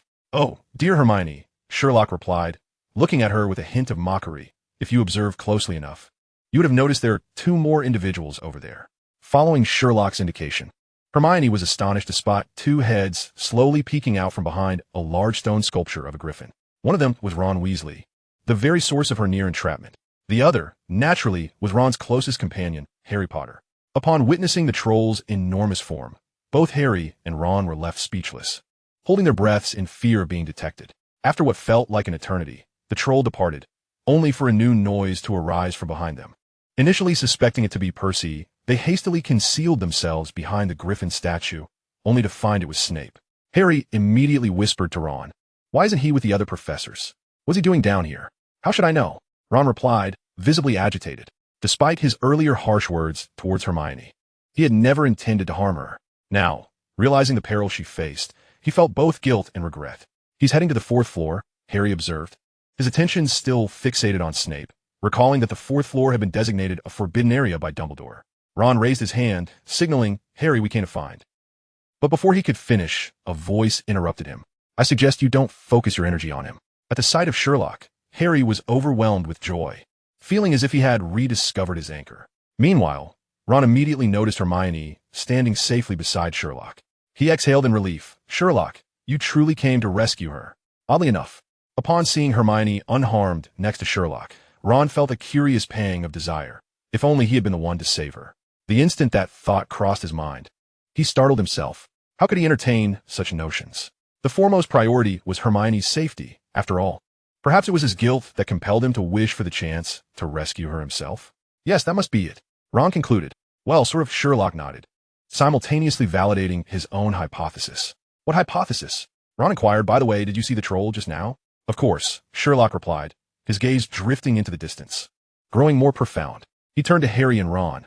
I intend to follow it further. Are you coming along? Let us go. Let us go. Let us go. With Hermione now safe, the thrill of adventure surged within the group. The notion of trailing a headmaster was undeniably exhilarating. It, not he. Hermione was the only one to notice Sherlock's choice of pronoun. Hermione, you've identified the oversight. Sherlock smiled at her, affirming her observation. It is indeed it. Harry and Ron finally grasped the implication. Wait, we're not following Snape? No, it's the troll. What? Harry, Hermione, and Ron exclaimed in unison, their eyes widening. Don't give me that look, Sherlock said calmly. If my deductions are correct, the next part is crucial. Are you still willing to proceed? Absolutely. Despite finding Sherlock's current behavior somewhat perplexing, the trio promptly chose to follow him into action. Chapter 50, The Study of Blood Magic. Tracking the troll proved to be a task of little difficulty. Simply following that distressing scent suffices. The drawback, however, is the necessity of maintaining a certain distance. Even though there are now 4 of us, our combined strength still pales in comparison to that of a mountain troll. Fortunately, the troll moves with remarkable agility, embodying the quintessential stereotype of brute strength paired with a simplistic intellect. Thus, Sherlock and his companions swiftly retraced their steps from the basement, ascending the staircase back to the corridor. After trailing the troll for a while longer, as its figure re-emerged within their line of sight, Sherlock suddenly halted. What is it? The 3 companions trailing him gasped in unison. This is the spot, Sherlock declared, striding purposefully in a direction entirely opposite to that of the troll. This the trio, already perplexed by Sherlock's pursuit of the troll, found themselves further bewildered. It was baffling enough that he chose to follow a troll instead of Snape. Now, after all this time, why was he diverting from their path? They exchanged glances, hesitating, but as they saw Sherlock veer around a corner, on the verge of disappearing from their view, they ultimately decided to follow him. However, as they rounded the bend, they were met with a shocking sight. Ron exclaimed, "What in the name of hell is this?" The once pristine, immaculate floor was now marred by blood, which had been used to inscribe 5 enormous English letters. The stark contrast created a visual impact that eclipsed even their first encounter with the towering grandeur of Hogwarts. After a considerable pause, it was Hermione, having recently encountered the troll and developed a certain immunity, who attempted to decipher the letters. Rake? Rake? The 3 companions exchanged bewildered glances. The gruesome method of leaving a message like this was undeniably chilling to them. After a moment, Harry swallowed hard and whispered, "What does this mean?" "How would I know?" Ron rubbed his nose, acknowledging that such matters were not to be directed at him. I think, could it be Rachel? Hermione speculated, pondering whether the intention had been to write Rachel, but had been interrupted before it could be completed. Harry quickly pressed, "Are you suggesting this represents a person S name? Is she called Rachel?" Hermione nodded, albeit with uncertainty. That's the only conclusion I can draw. She glanced over at Sherlock, seeking his confirmation. And Harry and Ron mirrored her action. Yet, when they turned their attention to Sherlock, they found him already in motion. Without a hint of hesitation, Sherlock produced a tape measure and a circular magnifying glass, pacing around the bloodied letters. He shifted positions frequently, standing, kneeling, and even lying flat on the ground, entirely oblivious to the macabre and horrifying surroundings. The trio considered interjecting several times, but ultimately chose to remain silent. Captivated by Sherlock's fervent activity, approximately 5 minutes later, Sherlock began to scrutinize the blood letters through the magnifying glass. After meticulously examining each letter, he appeared satisfied as he finally stowed away the tape measure and magnifying glass, which had been cleverly concealed in a specially sewn large pocket on the exterior of his robe. Thank you for maintaining silence. Allowing me to locate what I needed before they arrived, Sherlock turned to the trio, offering them a smile. Some might define genius as an unyielding capacity for hard work. A sentiment I find somewhat inaccurate. However, it certainly applies in the realm of investigation. Who are they? What do you want? What have you discovered? The three inquired almost simultaneously, yet posed entirely different questions. Sherlock's gaze drifted past them, peering into the shadows behind. Since I will inevitably be interrupted if I speak now, it's best to wait. The trio found Sherlock's cryptic behavior increasingly perplexing. Ron, typically the most impatient, was about to speak when a sudden cacophony of footsteps erupted. Almost simultaneously, Professor McGonagall surged forward, followed closely by Professors Snape and Quirrell. Upon seeing the grotesque blood letters, Quirrell gasped and collapsed to the ground, clutching his chest and beginning to weep helplessly. Snape, standing nearby, cast a look of disdain, stepping aside to distance himself from Quirrell. However, his dark gaze quickly shifted to Harry Potter. What sort of foolery is this? This time, McGonagall did not defend Harry. Instead, she turned her icy glare towards Sherlock. Mr. Holmes, I require an explanation. A mere glance was sufficient for her to discern that Sherlock was the leader of the group. Confronted with McGonagall's impending fury, Sherlock offered a slight smile. Isn't the explanation abundantly clear? Harry, Hermione, Ron, just as expected from you. Snape scoffed, relishing the unfolding drama. Even in the presence of his own head of house, McGonagall remained silent. But the pallor of her lips and the stormy hue of her countenance spoke volumes of her wrath. Do not make me repeat myself. Provide me with an explanation as to why you were not dutifully confined to your dormitory. Isn't it obvious? Sherlock replied, a hint of exasperation in his tone. In this situation, isn't it evident what has transpired? An explanation seems unnecessary. Regrettably, the circumstances were beyond his control, and he could only muster patience as he elaborated. During the Halloween feast, I noticed that Miss Granger was absent. Coincidentally, this morning, Ron had angered her, and based on the account from other students, it was not difficult to deduce that she was alone in the girls' lavatory. When Professor Quirrell indicated that a troll had appeared in the dungeon, I surmised it was likely to encounter Hermione.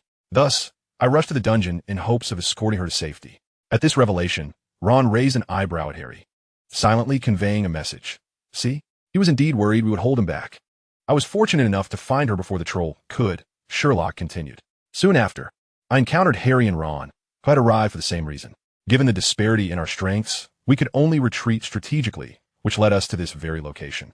Indeed, that is precisely how events unfolded. Hermione promptly corroborated, causing McGonagall's expression to soften slightly, while Harry and Ron were summarily ignored. The testimonies of these two individuals hold no credible value whatsoever. Is this what you refer to as a parent? Just as she remained silent, Snape coldly interjected, Mr. Holmes, do you truly believe that the professors can deduce your prior actions solely through observation? Snape's sarcasm was palpable, as he has never been one to engage in polite conversation. Unexpectedly, Holmes turned his head and retorted with an air of inevitability, is it not so? Snape was momentarily taken aback, poised to respond, only to be interrupted by Holmes, who spoke with remarkable rapidity. For instance, I can discern that you have only recently encountered a troll and successfully subdued it. Furthermore, prior to that, you attempted to traverse a path guarded by a large canine, resulting in a bite to your right leg. Upon hearing this, Snape's expression darkened, becoming even more ominous than McGonagall's moments before. Chapter 51. Snape, my rules are my rules. Enough. Put away your tiresome tricks meant to deceive the muggles. Upon hearing Sherlock's deductions, Snape's piercing gaze swiftly shifted from Harry to Sherlock. Holmes, who do you think you are? Do you imagine yourself a renowned detective from a novel? Merely by casting a few glances and concluding what transpired here? It is deduction, not mere conjecture. Snape's chilling demeanor did nothing to deter Sherlock, who even took it upon himself to correct Snape's assertion. In truth, I can indeed offer insights that may prove beneficial to this case. Silence. I have no time for your tedious analysis, Holmes. What I must convey is, Snape interjected with a smirk, Gryffindor shall lose 20 points for this incident. Despite the presence of Gryffindor's head, Snape remained unwavering in his decision. The moment those words escaped his lips, the expressions of the three others, excluding Sherlock, soured significantly. Particularly Hermione, for this predicament stemmed from her actions. As for Professor McGonagall, she appeared indifferent to Snape's deduction of points, as if she had tacitly accepted his course of action. Yet, in the next instant, she uttered a statement that astonished everyone. Mr. Holmes, might we discuss your perspective? Professor McGonagall. Snape whirled to face her. Are you certain you wish to hear an opinion from a mere first-year student? I believe it would be more prudent to confine him for a time. Thank you, Professor Snape, but I am well aware of what I am doing, McGonagall replied calmly, her gaze fixed on Snape. Mr. Holmes is a student from my house, and I am both willing and obliged to hear his opinion. With that, she turned to Sherlock. Mr. Holmes, you may begin. This is a premeditated case, under the intense scrutiny of 3 professors and 3 students. Sherlock wasted no time and stated directly. The bloodied writing was left by a man, standing under 6 feet tall, middle-aged, and predominantly right-handed. He is nimble and cunning, but currently beset by troubles. This act was not of his own volition, rather it was instigated by another. Furthermore, he likely wielded a wand of approximately 9 inches. Enough. Sherlock's pace quickened, and the astonished expressions on the faces of his audience reflected their growing disbelief. Suddenly, an abrupt voice interrupted his narration. That will suffice. Snape regarded Sherlock with an unmistakable air of disdain and contempt, saying, Ah, the great Detective Holmes? I have already stated, put away your tiresome antics. Perhaps in a Muggle realm, you may rely on them, but in the world of magic. Snape's gaze deepened with intensity. I advise you to tread carefully. After this, he paused, seemingly remembering something, and added, Gryffindor loses 10 points as a penalty for your audacious words before Professor. At Snape's pronouncement, Harry, Hermione, and Ron were struck with dismay. If the earlier point deduction was a punishment for their indiscretions, this one was a manifestation of pure indignation. You are the one speaking nonsense, they thought. This is clearly a rule you fabricated on the spot. Yet, given that he was a professor, they dared not voice their grievances, for the consequence would surely be a harsher point deduction. After all, Snape had always been unreasonable. Consequently, the trio exchanged glances, directing their hope towards Professor McGonagall. Surely, the esteemed professor, known for her sense of justice and fairness, would not stand idly by in the face of such a clearly fabricated justification for point deduction, especially as head of Gryffindor. Unexpectedly, McGonagall looked at Sherlock and stated, I am quite disappointed in you. The moment those words were uttered, Harry, Ron, and Hermione felt their hearts plummet. How could this be? It seemed that Sherlock's performance had left Professor McGonagall thoroughly dissatisfied, and rightly so. Despite Sherlock's attempts to appear confident, the details he presented sounded utterly implausible. Even they, who had witnessed Sherlock's abilities multiple times, found it difficult to believe. How much more so for McGonagall, who was unfamiliar with him. Yet, to deduct points for such a reason seemed excessively harsh. To their surprise, the seemingly weak Professor Quirrell suddenly piped up, Professor, there is no rule for such a deduction. The trio's eyes lit up with gratitude as they turned to Quirrell. In that moment, even the pungent odor of garlic he emitted seemed less overwhelming. However, the next moment, Snape coldly shot back, my rules are my rules. Quirrell. This was not the end. After uttering this, Snape fixed Quirrell with an icy glare and continued. Moreover, what you ought to do now is return to your post. Quirrell, witnessing even a professor bowing to Snape's intimidation. Harry and his friends dared not act out. Only Sherlock remained unfazed, his expression contemplative. McGonagall, seemingly oblivious to this exchange, addressed the 4. If you are uninjured, it would be best to return to Gryffindor Tower, as the students are enjoying the Halloween feast in their respective houses. Outrageous. This is utterly outrageous. On their way back to Gryffindor Tower, Ron was nearly beside himself with anger. Snape has gone too far. What kind of reasoning is that? I would wager anything that he concocted it on the spot. Harry and Hermione nodded vehemently. After the incident with the troll, the rift between Harry, Ron, and Hermione had been mended.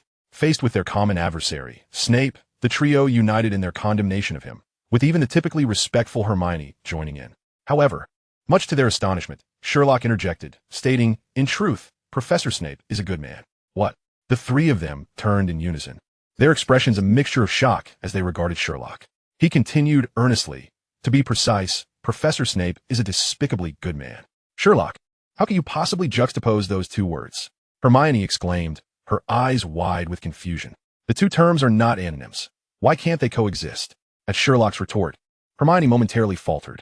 Indeed, kindness and malevolence are not opposites. Yet, when placed together, they evoke an oddity both in pronunciation and in essence. Ron, unwilling to be left out, queried Sherlock as to why he hadn't included him and Harry when he sought out Hermione. He was met with the response that Sherlock feared their presence might hinder the time needed to save someone. Ron sighed. "You're indeed quite honest. I've mentioned before that I seldom lie, unless absolutely necessary. I truly appreciate your candor." Thus, the four of them engaged in conversation, ultimately arriving at the portrait of the fat lady.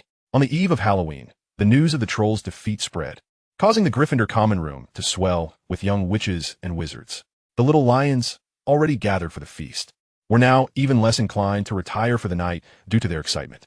This environment rendered Sherlock and the others' absence inconspicuous. Upon their return, they seamlessly blended into the throng. However, for the four of them, the atmosphere grew somewhat awkward. With the external conflict of Snape having dissipated, the topic became unsuitable for discussion, particularly for Hermione and Ron. Sherlock had never experienced the sensation of awkwardness. As for Harry, he bore no blame in the matter. Finally, Hermione broke the silence, first directing a thank you at Sherlock, then smiling and nodding at Harry and Ron. Subsequently, she darted toward her plate as if fleeing. "Granger, wait." Ron stretched out his arm, fingers splayed, attempting to halt her. He genuinely wished to apologize, but alas, she had already escaped. "It's all right. I doubt she will mind," Harry reassured, patting Ron's shoulder. Ron gazed at Hermione, now mingling with the girls, and could only sigh in resignation. People teach each other, yet one lesson suffices to teach. After that night, Hermione Granger became less concerned with breaching school rules, rendering her far more endearing and easing her relations with her classmates. She also evolved into a friend with whom Harry and Ron could use first names, following Sherlock. 3 days post-Halloween, on the eve of the first Quidditch match of the season, Harry was unexpectedly summoned by Professor McGonagall during practice. Initially, Harry presumed she intended to offer him pre-match encouragement. After all, securing victory against Slytherin would elevate their standing in the House Cup. However, as he walked alongside her, an unsettling feeling began to creep in, for Professor McGonagall remained silent, leading him to a secluded tower. They ascended to the 8th floor, pausing before a gargoyle shaped like a dripping mouth. Upon uttering the password, the gargoyle nimbly leapt aside, revealing a wall that split apart. A spiral staircase began to ascend, slowly revealing itself. Harry, both bewildered and hesitant to inquire, continued to follow Professor McGonagall in silence until they reached the top of the staircase. There, a gleaming oak door appeared before them, adorned with a brass knocker shaped like a griffin. Throughout the journey, Harry had felt somewhat dazed, entirely unaware of Professor McGonagall's intentions. Yet when she pulled the knocker, he was momentarily taken aback. Before him lay a spacious and splendid circular room, dominated by a massive table with uniquely clawed legs. On a shelf behind the table rested a tattered and crumpled wizard's hat. Harry recognized it immediately as the sorting hat that had placed him in Gryffindor during the opening ceremony. However, the most striking feature of the room was the elderly man with the long beard. The moment Harry laid eyes upon him, everything else faded into insignificance. Albus Dumbledore. This was indeed the headmaster's office. In that instant, a myriad of thoughts raced through Harry's mind. The Quidditch match was crucial, both for him and for Gryffindor. Yet, could it truly warrant Dumbledore's personal encouragement, or had he violated school rules once more? Harry racked his brain for any recent infractions. There seemed to be none, save for his disobedience on Halloween Eve when he ventured to the dungeon. But wasn't that incident resolved? Just as Harry remained lost in thought, Dumbledore spoke, "Mr. Holmes, may we commence?" It was then that Harry realized his anxiety had clouded his awareness. He had failed to notice that, besides Dumbledore, McGonagall, and himself, the room also contained Sherlock, Hermione, and Snape. Connecting Dumbledore's previous statement, Harry suddenly understood. Was his presence here at Sherlock's behest? "Dear Harry, just as you surmised." When Harry instinctively glanced at Sherlock, the latter, as always, seemed to penetrate his thoughts, stating, "To validate my assertions, I require your assistance." Before Harry could respond, Snape's cold voice interjected, "Mr. Holmes, as per your request, we have gathered everyone. I trust you will not disappoint us." Indeed, Harry's arrival was orchestrated by Sherlock, and surely Hermione was involved as well. But for what purpose? Before Harry could contemplate this further, Sherlock turned to Hermione, prompting her to begin. Hermione nodded and commenced recounting events from their last charms lesson on Halloween Eve. At this moment, Harry finally gleaned from Hermione's perspective what transpired on that fateful day. It indeed mirrored Sherlock's initial deductions perfectly. Firstly, unable to endure Ron's taunts, he retreated to the girls' restroom, weeping for a considerable time. Secondly, he was fortuitously rescued by Sherlock just before the troll's arrival. Thirdly, alongside Sherlock, he discovered the traces of himself and Ron. Lastly, the four of them trailed the troll, uncovering ominous blood writing whose significance remained obscure. Although a portion of these events constituted Harry's own experience, hearing them recounted through Hermione's voice imbued them with a refreshing essence. Just as Harry was engrossed in the narrative, Sherlock suddenly interjected, "It is your turn, Harry." Huh? Harry was momentarily taken aback, soon realizing that Sherlock was prompting him to recount that day's events as Hermione had done. Meeting Dumbledore's encouraging gaze, Harry steadied himself and began to narrate his experiences from that day.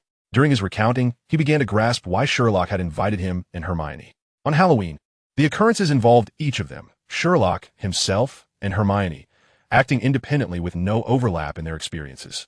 As for why Ron had not been summoned, it was evident that he had been with Ron the entire time. However, why was Quirrell absent? Contemplating this question, Harry concluded his narrative, and Sherlock commenced his own account. Yet, he startled everyone right from the outset. Firstly, the troll in the dungeon was released by Professor Quirrell. Harry and Hermione gaped in astonishment. However, Harry, who unconditionally trusted Sherlock, quickly connected the dots. I see. That explains Quirrell's absence here. McGonagall and Snape raised their eyebrows at this revelation. Dumbledore then turned to Harry and Hermione, his tone gentle, yet his words left them utterly speechless. "Harry, Hermione, might I ask you to step outside for a moment?" Instinctively, Harry and Hermione glanced at Sherlock. Upon seeing him nod in assent, they reluctantly exited the room. Dumbledore remarked, "It seems that in the minds of Mr. Potter and Miss Granger, our esteemed Detective Sherlock Holmes is deemed more trustworthy than myself." Hearing Snape's sardonic tone, particularly the emphasis on esteemed detective, Dumbledore chuckled. "Severus, as an old man approaching his twilight, I am indeed no match for the youth." Snape merely raised an eyebrow, and Sherlock continued, "You may proceed." Chapter 53, Revenge. In the headmaster's office, Sherlock calmly analyzed the case. Secondly, the line of blood writing was left by Professor Quirrell. Thirdly, everything Professor Quirrell did was under someone else's orders. A silence fell, long and heavy. "What about the evidence?" Dumbledore inquired, his curiosity palpable. "Based solely on the events of that night?" Sherlock replied quickly in his characteristic calm tone. "Even if underestimated, Quirrell is still the defense against the dark arts professor. His fright at the troll was already excessive. To have run from the dungeon to the Great Hall, only to faint after delivering his message, is a performance so poorly executed that it is laughable." Dumbledore smiled. "Minerva once told me of your remarkable analytical and deductive skills. It is indeed evident now. That night, you made some deductions regarding the person who left the blood writing. Can you share how you reached those conclusions?" Following that night, McGonagall had sought out Dumbledore to relay Sherlock's deductions. The individual responsible for the blood writing was described as a middle-aged man under 6 feet tall, right-handed, wielding a wand approximately 9 inches in length, agile, and cunning, acting not out of his own volition, but at the behest of another. Long before the school year commenced, McGonagall had noted Sherlock's deduction regarding Hogwarts' location in the Scottish Highlands. With this new development, Dumbledore naturally expressed keen interest. Truthfully, deducing these details is quite straightforward. A person's height can be inferred from the length of their stride. The calculations are simple, yet detailing them step by step serves little purpose, so I shall omit that for now. When writing in a moderately sized space, one typically opts for the center. The evidence left at the scene indicates that the writing was slightly skewed to the right of the room's center. By combining these two observations, one can ascertain the individual's height and dominant hand. Given that the writing was done with a wand, one could also deduce the wand's length. It is astonishingly simple. And how did you determine their agility and cunning? Professor McGonagall could not help but inquire. Compared to Dumbledore and Snape, she had witnessed Sherlock's prowess firsthand. His ability to conclude Hogwarts' location in the Highlands of Scotland based solely on scant evidence was indeed impressive, which was why she had supported him in voicing his deductions that night. I arrived at the dungeon just as I spotted Professor Quirrell. Even then, I barely caught up to Hermione before the troll appeared, indicating his speed was not negligible. Professor Quirrell had 2 objectives in unleashing the troll. The first was to create chaos, allowing him a chance to approach the corridor on the 4th floor. While I am unaware of what exactly Dumbledore instructed Hagrid to place on the fourth floor, it was evidently Quirrell's target, though he ultimately failed. Dumbledore and McGonagall exchanged glances. Is this deduction also yours? Indeed, Sherlock affirmed, turning to McGonagall. We should all be grateful to Professor Snape. Dumbledore smiled, while McGonagall appeared slightly taken aback. Snape maintained his impassive demeanor. While others were frantically searching for the troll, it was Professor Snape who directly confronted Quirrell on the fourth floor, even sustaining a leg injury in the process. Moreover, that night, it was quite clear that Professor Snape intervened to protect me, preventing me from continuing my analysis. He must have believed that if Quirrell heard my deductions, he would realize I had deduced his involvement. Holmes. Snape could no longer restrain himself, his anger palpable. Do not speak of irrelevant matters. Sherlock had initially intended to elaborate on Snape's injury, but seeing the latter's furious countenance, he merely shrugged and abandoned the topic. Quirrell's primary objective thwarted, he had no choice but to settle for a secondary plan, joining the other professors to confront the troll. Of course, dealing with the troll required no intervention from him, as Professors McGonagall and Snape were more than capable of handling the situation. As for the bloodied inscription, it had been meticulously prepared by him at the moment he unleashed the giant beast. This is verifiable through both the timing of the incantation and the evidence left at the scene, which I shall not elaborate on further. Once the professors have dealt with the giant and returned, Professor Quirrell will lead everyone to that location, where they will discover the traces of the blood inscription. Incidentally, upon seeing the blood marks, Professor Quirrell will certainly exhibit signs of excessive performance, which reinforces my suspicions regarding him. So what does rake signify? Is it a reference to the individual manipulating Quirrell? A rather audacious hypothesis. Sherlock shook his head. My friend Hermione once theorized that the original intent behind the blood inscription was to write the name of a woman, Rachel, but was interrupted by other matters, leaving it incomplete. However, I deem it unnecessary to waste time searching for this Miss Rachel, for rake translates to revenge in German. For my deductions, the one directing Professor Quirrell harbors severe racist inclinations, which is why they resorted to writing the word for revenge in German. Thus, Sherlock paused, casting a glance at Dumbledore. Sir, may I inquire what you have discovered? The moment those words escaped his lips, even Snape, who had intended to interject with mockery, was momentarily taken aback. Both he and McGonagall directed their gazes towards Dumbledore at that instant. Under their scrutiny, Dumbledore appeared momentarily stunned before breaking into a smile. Minerva's judgment is as astute as ever. Mr. Sherlock, you surpass her description. Albus, McGonagall said nervously, glancing at Dumbledore. It's quite all right, Dumbledore waved his hand, meeting Sherlock's gaze. Indeed, I have uncovered certain information. Upon hearing Dumbledore's words, Sherlock clasped his hands together beneath his chin, his eyes glinting with intensity as he fixed his gaze upon him. From a moment he learned of Dumbledore's summons, Sherlock had known that something significant would transpire that evening. Capturing Quirrell was merely the beginning. The true focus lies upon the individual orchestrating events from behind the scenes. Yet, the information at his disposal was incomplete, necessitating the confirmation from someone like Dumbledore. However, Dumbledore abruptly turned to Snape. Severus, could you kindly step outside for a moment? Snape, his expression darkening, replied through gritted teeth. If that is the case, I shall not intrude upon your gathering. However, Dumbledore, you owe me an explanation. With that, he stormed out of the headmaster's office without a backward glance. Youth is indeed a marvel, Dumbledore remarked, observing Snape's retreating figure, before turning his attention back to McGonagall. Albus. McGonagall hesitantly pointed to herself, her expression one of disbelief. I apologize, Minerva, Dumbledore said, still smiling at Professor McGonagall. Please trust me. Chapter 54. He is still a child. The moment Snape exited the headmaster's office, he spotted Harry and Hermione whispering to one another, and his expression shifted dramatically. Why are you still here? Harry, startled, hastily began to explain, Professor, we were just... Yet, before he could finish, Snape brusquely interrupted him. Potter, I am not your babysitter. He completely disregarded Hermione, his gaze piercing into Harry like a dagger. Why do you fail to engage your brain before undertaking your tasks? Or is that trinket around your neck merely ornamental? Snape's venomous words left Harry momentarily speechless, unsure how to respond. Is your hearing as impaired as your intellect? What are you still doing here? Should I arrange for a detention for you? Harry and Hermione's faces paled at this. Just then, McGonagall emerged, her expression darker than Snape's. Professor Snape, Potter was brought here by me. He is a Gryffindor student, and if any discipline is to be administered, it should be my prerogative. Snape was visibly taken aback to see McGonagall emerge from the headmaster's office, but a flicker of understanding crossed his features. Perhaps it was merely an illusion. But both Harry and Hermione thought they noticed the corners of Snape's mouth turn upward slightly. Very well, Professor McGonagall, but I believe you ought to cease indulging him. Severus, I'm the head of the house. This time, it was Snape who was interrupted. He looked at McGonagall in surprise, seemingly not expecting her to speak so boldly. Yet, McGonagall paid him no further heed, striding away with Harry and Hermione in tow.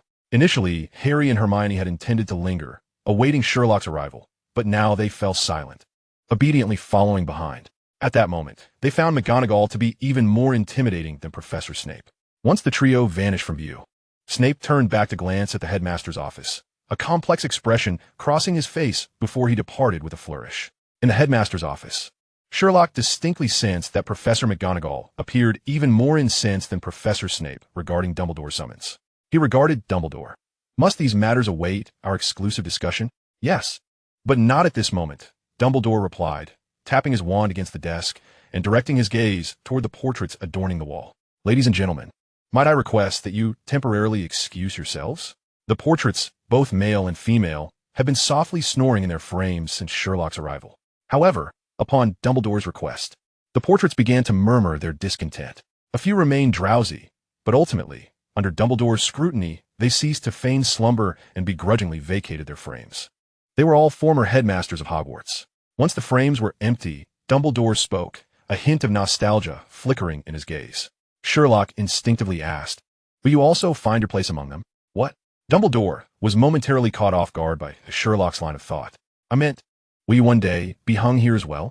Yes, but I hope the day does not arrive too soon. Sherlock understood the implication. After a brief silence, Dumbledore chose to speak first, and when he did, he revealed a significant revelation. I suspect Quirrell has begun working for Voldemort. Sherlock was not surprised. So Voldemort is indeed alive? I have long suspected he did not perish, Dumbledore stated earnestly. Though many believe he left this world 11 years ago. For one as powerful as he, defying death is not an insurmountable task. After uttering these words, he glanced curiously at Sherlock. You seem unfazed? Rubeus Hagrid once shared a similar sentiment with Harry. Sherlock spoke candidly. Certain occurrences since arriving at the school have further solidified my suspicions. However, if that is the case, why not expel Quirrell from the castle outright? From the descriptions in the literature, Voldemort's power is indisputable. Even in his weakened state, he remains formidable. Yet, knowing that Quirrell presents a potential threat, why not eliminate the danger in its infancy? Quirrell is an exemplary Ravenclaw. As a headmaster, I cannot forsake my students, even if they have graduated. Dumbledore's voice was somewhat somber. This year, he has undergone significant changes, yet I can sense he is perpetually wrestling with his thoughts. Do you not share this sentiment? Is this your rationale for sending others away? Dumbledore's reasoning evoked amusement in Sherlock. Quirrell is your student. Do the others not count? Harry, a first-year newcomer, along with all the upperclassmen within the castle, are also your students. To gamble the lives of so many merely to save a wayward soul, potentially one beyond redemption, seems an imprudent wager. For someone who has inscribed vengeance in blood, I do not believe he merits such sacrifice. Sherlock's words were nearly accusatory. Ultimately, Dumbledore was not Snape. He responded gently, Sherlock, I must concede that you surpass what Minerva has conveyed. Thank you. You have already expressed that sentiment. Even in the face of praise from the greatest white wizard of the century, Sherlock did not feel an ounce of pride. You are no fool. So what emboldens you to keep Quirrell at the school? Forgive me. I have a hypothesis, yet there are matters I cannot disclose at present. It is because of Harry, is it not? What did you say? Sherlock's words left Dumbledore momentarily stunned. You have placed your hopes in Harry, have you not? Sherlock stated matter-of-factly. Dumbledore regarded Sherlock in silence. The other's extraordinary acuity suddenly reminded him of an old acquaintance. However, before he could delve into memories, Sherlock began to articulate rapidly. Professor Albus Percival Wulfric Brian Dumbledore. It is said that Voldemort fears you above all else. Yet you have just acknowledged that Voldemort is a dark wizard capable of defying death. Therefore, I fail to comprehend why you believe Harry can contend with the instigator of the Wizarding War. He is but a child, a first year who has only just begun to learn magic. Or do you truly believe that Harry Potter is the savior, the one who vanquished Voldemort? If so, perhaps you should venture into the dense jungles of Uganda and engage in a playful tussle with the mountain gorillas. Under the forceful claps of their hands, your mind may awaken. Chapter 55, Dumbledore. Gale, here exists a genius that surpasses you. Sherlock has always possessed a sharp tongue. However, since entering Hogwarts, The individuals he encountered have been exceedingly courteous. Even Snape, who has consistently targeted Gryffindor, appeared to Sherlock as a despicably benevolent individual. Thus, this aspect of his character remained unexhibited. This time, when Dumbledore sought to exploit his friend, it finally erupted forth. In truth, Sherlock does not oppose manipulation. He frequently utilizes Harry and Hermione. Should Harry and Hermione wish to leverage him, he would not refuse. Yet, Dumbledore's actions starkly contrasted with his own. Allowing Quirrell, who was possibly a pawn of Voldemort, to enter Hogwarts was tantamount to placing Harry on the precipice of peril. The intent behind his words was unmistakable. If Dumbledore could not elucidate his reasoning this day, then he would not permit Dumbledore to act with impunity. Confronted by an irate Sherlock, Dumbledore was once again taken aback. He bowed his head, sinking into profound contemplation. After a considerable pause, he slowly began to speak. To assert that Voldemort fears me is to exaggerate my significance. He possesses abilities I shall never attain. As for my conjecture, if there exists anyone capable of utterly vanquishing Voldemort, that individual would be Harry. The moment Dumbledore uttered these words, it was as if a bolt of lightning had cleaved through the air, dispelling all the fog of doubt within Sherlock's mind. Having spent 2 months at the school, Sherlock had gradually begun to demystify magic. In an instant, all clues coalesced. Only Harry could be the one. His distinction lies in being the sole survivor of Voldemort's killing curse. Was it his parents who shielded him as an infant? Thus your confidence rests upon that scar? Or perhaps upon a protective spell that still holds sway? This cascade of thoughts emerged in an instant, and as Sherlock voiced them, Dumbledore's expression grew increasingly complex. The earlier sense of familiarity intensified. Dumbledore's thoughts drifted back to that summer in Godric's Hollow. At that moment, he even felt Sherlock's acumen surpassed that of his departed friend. It seems my inference was correct. Sherlock, by observing Dumbledore's expression, discerned that his hypothesis had once again been validated. Yes, my child, you have spoken nothing but truth. Dumbledore gazed at Sherlock, slowly continuing. I trust you are aware of the prophecy regarding the savior of the magical world. Upon hearing Dumbledore mention the prophecy, Sherlock instinctively replied, the one who will bring an end to the Dark Lord's reign will be born at the end of July into a wizarding family. This knowledge was acquired by Hermione in the library. Although the source was somewhat dubious, the outcome suggested it should be accurate. The content is correct, yet it lacks precision. Dumbledore sighed. To be exact, the prophecy states that a boy born at the end of July, to parents who have thrice defied the Dark Lord, will be marked by him as his equal, and he shall rise to defeat Voldemort. Sherlock immediately grasped the key information from Dumbledore's words. Marked by him as his equal? Indeed. Dumbledore smiled.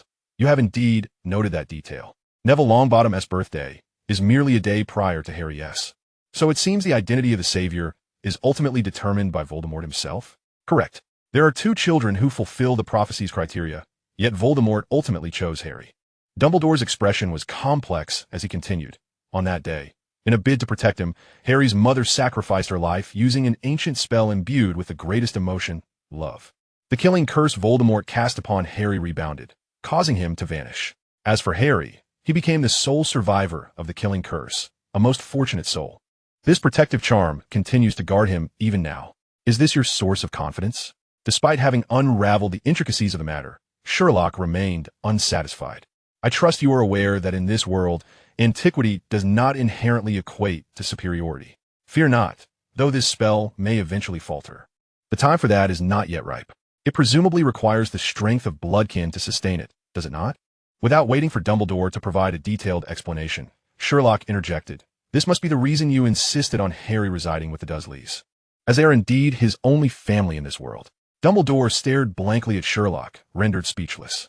Sherlock's performance today had far exceeded his expectations. Gazing at the young man before him, the aged wizard suddenly entertained a thought. Do you see? There exists a genius here who surpasses you. Furthermore, considering Harry's miraculous survival under Voldemort's killing curse, along with McGonagall's earlier visit to advocate for Harry's inclusion in the Quidditch team, his thoughts began to wander even further. Moreover, there are 2 of them. Despite Sherlock's exceptional deductive abilities, he could not possibly fathom Dumbledore's thoughts given the lack of information. Observing the other man's momentary distraction, Sherlock furrowed his brow. Besides this reason, is there not also the possibility that you lack the means to permanently vanquish him? Sherlock's words abruptly jolted Dumbledore back from that distant summer. He regarded Sherlock intently, his expression growing grave. I now suspect that even if Voldemort were to be killed, he would resurrect in another form, potentially even more formidable. Therefore, keeping a graduated student in the fray is merely one justification? Sherlock pondered. The crux is that you require Harry to confront Voldemort directly, to ascertain the efficacy of that spell and the extent of its power against him. Sherlock, as you mentioned. The others are my students too, are they not? Dumbledore finally allowed a smile to re-emerge. Rest assured, Harry shall be unharmed. The guardianship over him does not rest solely upon my shoulders. Such as Professor Snape? Oh, I am delighted to find our perspectives aligned on this matter. No, I sense that Professor Snape is far more pragmatic in this regard than you. If only Harry could adopt a similar mindset. I believe it is time to shift topics. Would you care for some cockroach clusters? No, thank you. Very well, I am glad that Harry has a friend like you. As for whether to disclose Quirrell's predicament to Harry, that is your decision, but I hope you will refrain from revealing our agreement. Excellent. So what exactly did you place on the 4th floor? The Philosopher's Stone, a material for crafting the elixir of life. I trust you understand why Quirrell would be intrigued by it. So, truly, will you not have a piece of cockroach cluster? Let us move on to the next topic. Chapter 56. You are indeed quite remarkable. You spent such an extensive time in the headmaster's office merely discussing the inheritance left to Harry by his parents? Sherlock's reunion with Harry and Hermione occurred the following day. Upon hearing Sherlock speak of his discussions with Dumbledore, both were taken aback. Oh, and let us not forget Ron, who expressed vehement dissatisfaction with Sherlock's actions from the previous day. It would have been one thing if Sherlock had faced Dumbledore, McGonagall, Snape, and the rest alone. But why did he include Harry and Hermione while deliberately omitting himself? What does this signify? Was it intentional? Indeed, Sherlock had acted with purpose. From his perspective, Ron's role in the entire affair was merely to ensure Hermione found herself alone in the girls' restroom. After that, he remained by Harry's side throughout. Thus, there was no need for him to relay Harry's words from a different viewpoint. In fact, without this interruption, Sherlock's investigation into the troll incident would have been far more straightforward. It was, in essence, a needless complication. Consequently, it was perhaps best not to include this partner. Of course, every situation possesses its duality. This incident also served as a lesson for Hermione, making her more adept at interacting with her peers than before. This could be considered a reluctant credit to Ron. Ignoring Ron's grievances, Sherlock turned to Harry. Harry, you may find it hard to believe, but your parents left you a considerable inheritance. Indeed, I have already seen it at Gringotts. Mention of his parents inevitably cast a shadow over Harry's mood. Sherlock seemed oblivious to this, continuing, No, that is merely a fraction of it. In fact, your parents left you many treasures, all of which are housed in the old Potter residence. Harry looked up in astonishment. The latter regarded him, enunciating each word distinctly. Moreover, the Potter family possesses the highly effective hair growth potion. Its results are so remarkable that even the marketing staff touts the absence of bald wizards in the magical community as a central selling point. According to the agreement, for every potion sold in the market, you shall receive a royalty.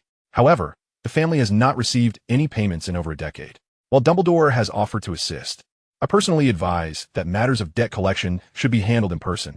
At this juncture, Sherlock's eyes sparkled with excitement, his gaze alight with fervor. Observing Sherlock's earnest demeanor as he devised strategies for him, Harry found himself at a loss for words. While he knew Sherlock meant well, the timing of broaching such a topic felt somewhat inappropriate. On one hand, one could argue he was stirring the pot. Yet, given his understanding of Sherlock, he recognized the sincerity behind his intentions. It is worth mentioning that I seem to have never encountered a bald wizard. It turns out this is all thanks to the Potter family. Ron interjected, unable to contain himself. Sherlock nodded. Indeed, as Ron pointed out, he had long noticed that regardless of age or gender, all wizards boasted a full head of hair. Initially, he had assumed this was a benefit inherent to wizards as opposed to muggles. However, after hearing Dumbledore's account, he came to realize the extraordinary contribution the Potter family had made to the wizarding world. Sherlock felt a surge of respect. After all, baldness is a man's formidable adversary. But what if someone used the Potter family's hair growth potion and it failed to work? Ron could not help but pose the question. Ordinarily, such an occurrence would be improbable, but should it indeed happen, it would lead to significant trouble. Sherlock fixed his gaze upon Harry, his expression grave. The opposing party will undoubtedly perceive the Potter family's hair growth potion as merely an empty boast, and they may very well come storming to confront you, Harry. If they are petty, revenge against you for such a trivial matter is not outside the realm of possibility. Harry interjected, let us set that aside for now. As Sherlock and Ron veered further off topic, Hermione hastily interrupted, directing her attention toward Sherlock. Professor Dumbledore expelled us all just to discuss this with you? Is the headmaster truly that idle? Not quite. This was my initiative, Sherlock replied. Harry appeared taken aback. Sherlock then turned to Harry, saying, Dear Harry, this is what you deserve. There is no need for you to feel embarrassed. Harry's expression was a complex tapestry of emotions. Thank you. Ron chimed in. You're rather nice, you know. Who asked you that? Hermione finally snapped. Her voice lowered as she demanded. What's the situation with Quirrell? So that's what you wish to know. Is there any other reason? Hermione sighed, exasperated. Who truly cares about hair growth potions? Lack of evidence means we cannot yet ascertain if Quirrell is indeed Voldemort's accomplice. At the mere mention of a name, Ron shivered. Lack of evidence? Hermione exclaimed, her agitation palpable.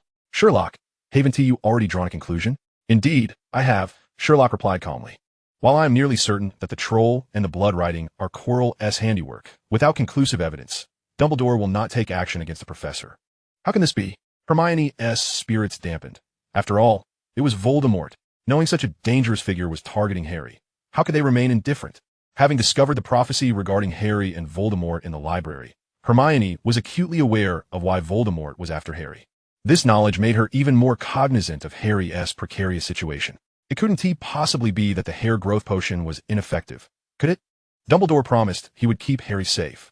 Sherlock was not lying. He simply chose not to divulge the entirety of the truth. He understood that, in his absence, encouraged or perhaps provoked by Dumbledore, even if Harry remained unaware of the facts, he would charge forth, fueled by youthful fervor. Perhaps under the protection of Dumbledore, McGonagall, and Snape, Harry might indeed navigate peril unscathed. However, Sherlock found this notion unsettling. He believed that a person should not be manipulated like a puppet under the guise of benevolent intentions. Struggle requires strategy, which is why he insisted that Dumbledore reveal the truth. Even so, Sherlock still sensed that Dumbledore was withholding something from him. But that was of little concern. He could not keep the secret forever. At that moment, Ron quietly remarked, what if Snape is the real villain? I just don't believe Professor Quirrell is capable of such deeds. Hermione shot Ron a glance, unusually refraining from rebuttal. Indeed, when compared to Professor Quirrell, Snape seemed far more villainous. You have misjudged Professor Snape gravely, Sherlock stated earnestly, addressing Harry. Despite his irritable demeanor, he is the one most invested in your well-being. Conversely, should you ever find yourself in peril, you may seek his aid without hesitation. All right. For Harry, his trust in Sherlock had become unequivocal. Observing Harry's demeanor, Ron found himself at a loss for words. He realized that even if Sherlock claimed the sun was square, Harry would likely believe him. Thus, Ron broached another matter that concerned him. Since the blood writing was in German, why don't you consider the mastermind to be a German? Chapter 57, Professor Snape's Secret. This question was quite straightforward. You were present at the scene. With a little observation, you would have noticed that the letter A was somewhat reminiscent of German script, whereas a genuine German would typically employ the Latin alphabet. In contrast, the letter E at the end was written in a cursive style, precisely the writing convention of the British. Perhaps it was an unnecessary embellishment, perhaps a clumsy cover-up, or simply a reflection of poor skill. In any case, the method of imitation was not sophisticated. Therefore, I can confidently assert that this letter was certainly not penned by a German. Ron could not help but exclaim, I knew it. You're remarkable. Harry noted that Sherlock appeared quite pleased at Ron's praise. In truth, he had long since recognized this. Whenever someone commended Sherlock's prowess in detective work, his friend reacted with the sensitivity of a young lady receiving compliments on her beauty, provided the praise was sincere. As expected, after concluding his analysis of the blood writing, Sherlock proactively addressed Ron. I can share another piece of information with you. What is it? You must find it peculiar that I persist in believing Professor Snape is a despicable yet good-hearted individual. This revelation piqued the interest of Harry and Hermione, as well as Ron. Indeed, why is that? They inquired in unison. Because Professor Snape was a rival of your father, Sherlock replied. The topic was so explosive that the three young wizards were left agape, unable to close their mouths for an extended period. Harry, Professor Snape's affection for your mother was genuine and pure, Sherlock stated, his demeanor calm as he regarded the astonished Harry. After your mother's passing, that love transferred to you. Silence. A prolonged silence. Eventually, it was Hermione who broke the stunned quiet, taking a deep breath and asking curiously, did Dumbledore say this as well? Even if Dumbledore had made such a claim, it seemed too outrageous. That is abundantly clear, Sherlock replied, shaking his head, as though no special scrutiny was required. At Sherlock's words, Hermione suddenly recalled the first potions class. Are you referring to the Victorian language of flowers? Although she had been interrupted mid-sentence by Snape, Hermione vividly remembered the exchange between Snape and Sherlock. Daffodils are a kind of lily, which happens to be Harry's mother's name, and their meaning is my regrets follow you to the grave. Wormwood represents absence and bitter sorrow. The sleeping potion is a draught of the living death, symbolizing a hellish existence.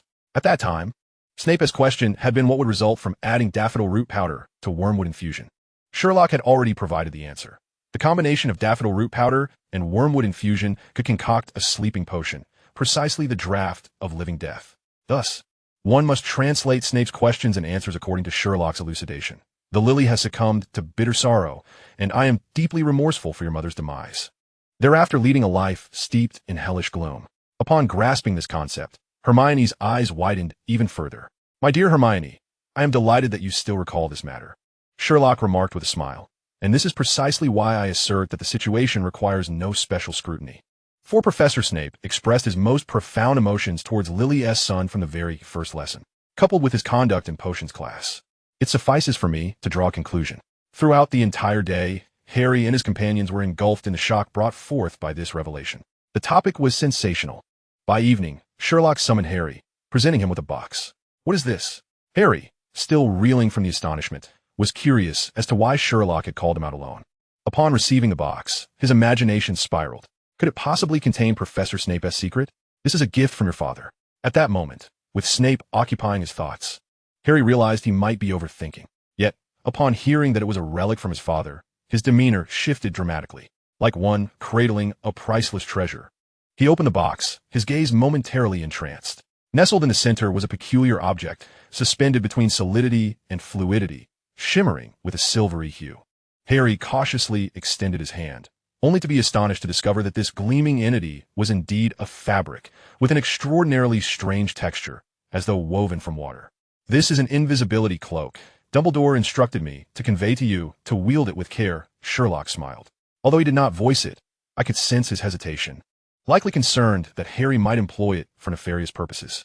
Harry seemed oblivious to Sherlock's words, gently caressing the invisibility cloak bequeathed to him by his father. After a considerable time, he finally raised his gaze to Sherlock. Why? Why what? Sherlock noted the redness around Harry's eyes and felt a twinge of concern. What was troubling him? Why give it to me?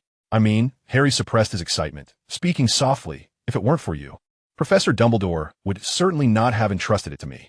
Hearing this, Sherlock could not help but chuckle. My dear friend, I am thrilled that you place such trust in me. However, I must clarify that Dumbledore had originally intended to gift it to you as a Christmas present. When we discussed the legacy your parents left you, I suggested he bestow this gift upon you at once, and fortunately, he heeded my advice.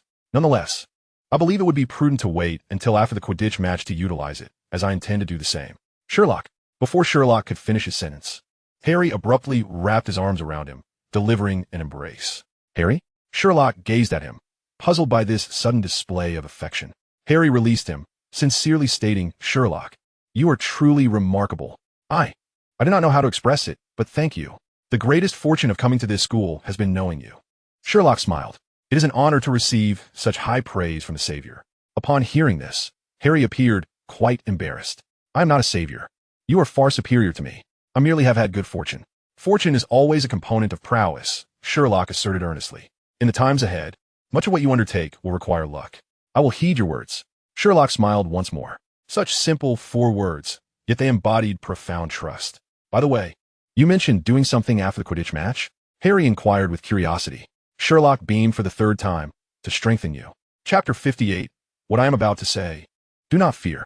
As Scotland entered November, the weather grew increasingly frigid. Hogwarts, situated in the Highlands, felt this chill acutely. The mountains surrounding the castle lay blanketed in unmelting snow for several consecutive days. The surface of the Black Lake had frozen over early, with many young wizards gleefully frolicking upon it. Although the first Saturday was sunny, the temperature remained low.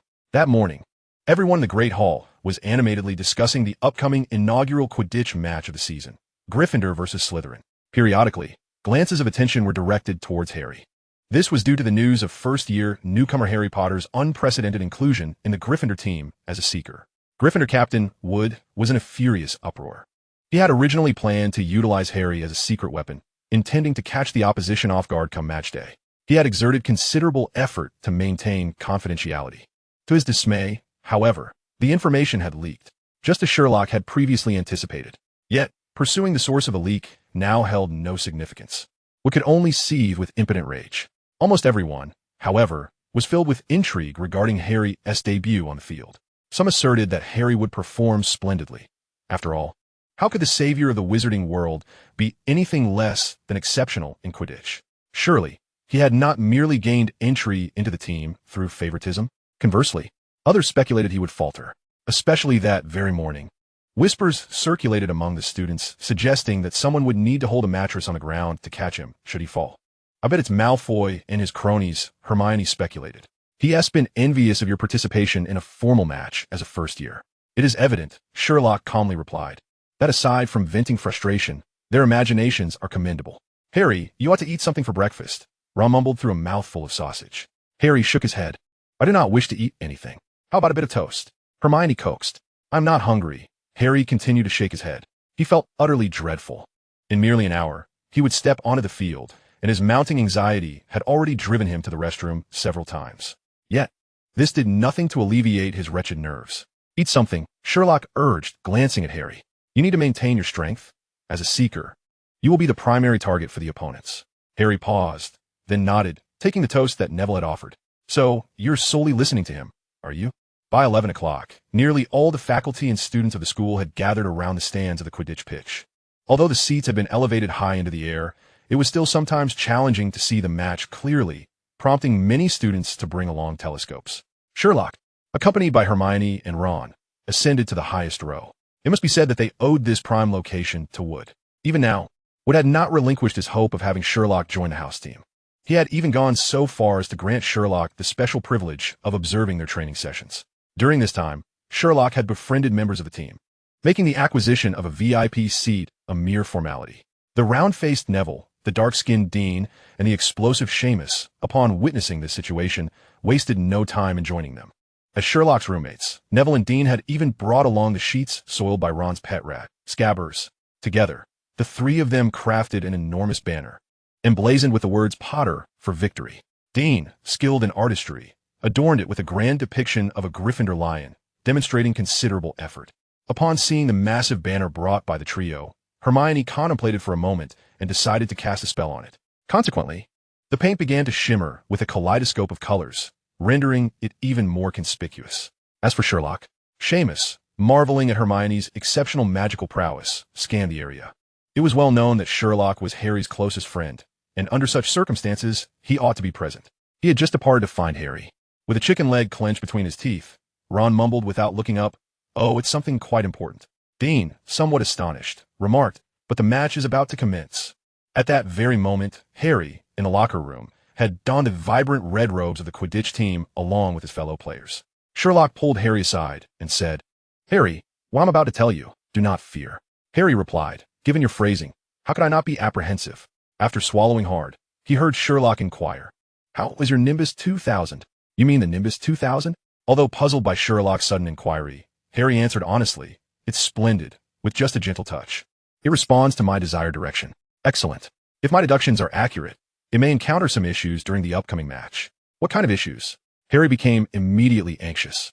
"Do not worry, my friend. It is not a grave concern." Sherlock patted Harry's shoulder reassuringly. "Someone intends to cast a spell on your broomstick, causing you to fall during the match." Harry exclaimed, "Are you serious? Someone wants to endanger my life, and you say it's not a significant issue?"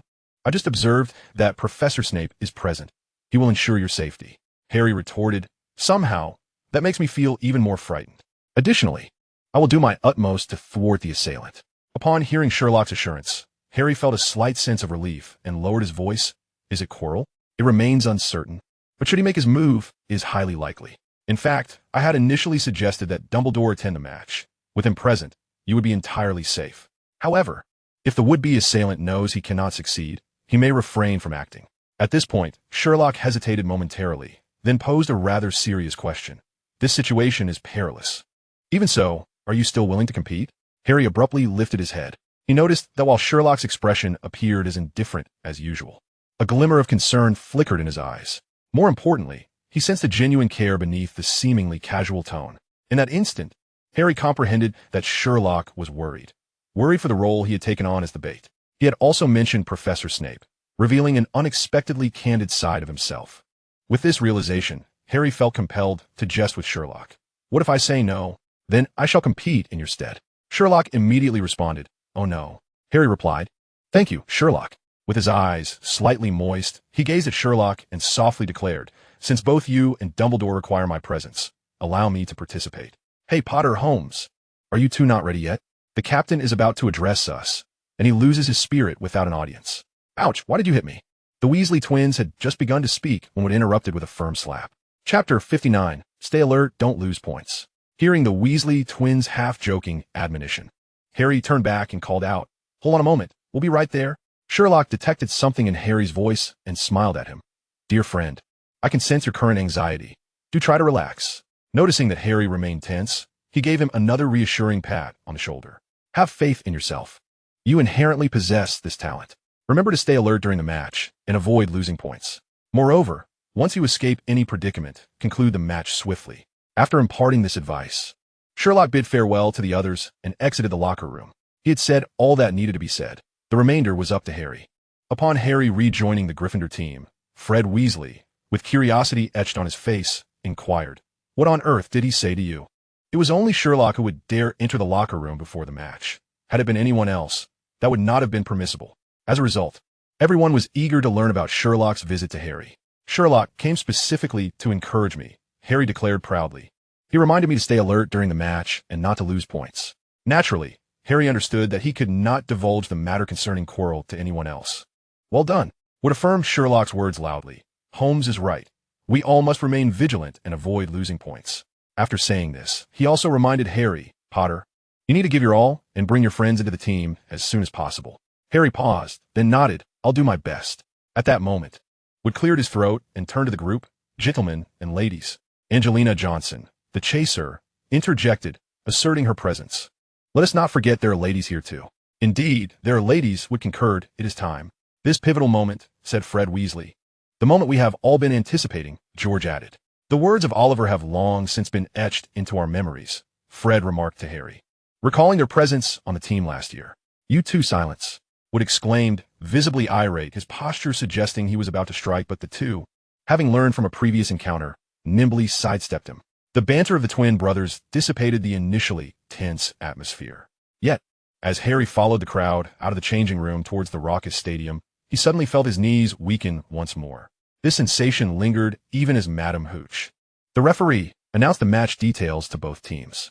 It wasn't until a high banner caught his eye, emblazoned with the words "Potter must win," that he realized his friends were there. In an instant, a surge of courage coursed through him. His back straightened, his legs regained their strength, and he walked with renewed vigor. How extraordinary! As Madame Hooch blew her silver whistle with great force, Harry mounted his Nimbus 2000. "Focus, don't let us down." He encouraged himself in the words of Sherlock, as he and the others soared into the air. The match had officially commenced. By this time, Sherlock had already returned to the stands. "What did you say to Harry?" With the game just beginning and the elusive golden snitch yet to appear, both seekers found themselves momentarily idle. Hermione seized the moment to inquire about Sherlock. She cautioned him to remain vigilant for any unforeseen events during the match, prompting Sherlock to produce a pair of binoculars and scan the crowd. "What did you say?" Sherlock spoke casually, yet Hermione and Ron were taken aback, quickly leaning in closer. "Is Harry in danger?" "No need to worry, I found him." Sherlock lowered his binoculars and glanced at his two companions. Clearly alarmed by the notion that someone might pose a threat to Harry, both wore expressions of concern, with Ron even finding his chicken leg suddenly unappetizing. "Are you willing to help?" "Of course. Absolutely. Look over there." Hermione took the binoculars from him and followed Sherlock's pointed direction. "Professor Snape? A bit further right." "You mean Professor Quirrell?" "Precisely. What you need to do is quite simple." Sherlock spoke rapidly, fixing his gaze on Hermione. "Position yourself nearby to observe. And once I give the signal, find a way to thwart Quirrell's spell. Be careful not to reveal your intentions." At this, Hermione and Ron inhaled sharply. "Sherlock, are you suggesting Quirrell will harm Harry during the match?" "If my suspicions are correct, this match presents a rare opportunity for him." "Good heavens!" Ron's face drained of color, while Hermione, shocked, covered her mouth with her hand. She glanced between Quirrell and Harry, ultimately nodding decisively. "I'll go now." Once Hermione departed, Ron eagerly pointed to himself. "What about me?" "Keep an eye on Professor Snape." Ron paused, momentarily perplexed. "But didn't you say Snape is a good guy?" He is a despicably kind good guy, Sherlock corrected Ron, then added, I need to verify a theory. You don't need to approach, just keep track of his movements from here. No problem. Ron nodded affirmatively, relishing the arrangement where Sherlock devised the strategy while he executed the actions. Soon, Hagrid arrived at the match. His massive frame made it difficult for even Ron and Neville to create space for him, despite Hermione having already left. I was just in the hut. But how should I put it? Watching the match from the crowd is a whole different atmosphere. Hey, where's that muggle girl? I sent her on an errand. With Sherlock's explanation, Hagrid ceased his inquiries and focused on the match unfolding before them. At this point, the dynamics of the game had shifted. Gryffindor chaser Angelina Johnson seized the quaffle right from the start, scoring the first goal after a series of interceptions and counter-interceptions, igniting a wave of cheers from the audience. Slytherin swiftly showcased their formidable prowess, equalizing the score at 10 points each. Just then, an exuberant voice rang out, wait, is that the snitch? The commentary for this match was provided by Lee Jordan, a friend of the Weasley twins, who had also been observed by Sherlock while waiting for Harry at Platform 9. Sherlock had deduced at the time that Lee was an upperclassman, eager for the limelight, extroverted, articulate, and often takes on the role of host. Lee's commentary flowed quickly and rhythmically, akin to rap. With his alert, everyone's attention turned to the glimmering golden light. A small, winged sphere darted through the air. It was indeed the Golden Snitch. Chapter 60. A lack of sportsmanship. The rules of Quidditch dictate that the team that captures the Golden Snitch scores 150 points, and the match concludes immediately thereafter. This means that as long as the score difference remains within 150 points, the team that catches the snitch will claim victory. Thus, when the snitch appeared, both Harry and Slytherin's seeker surged forward without hesitation.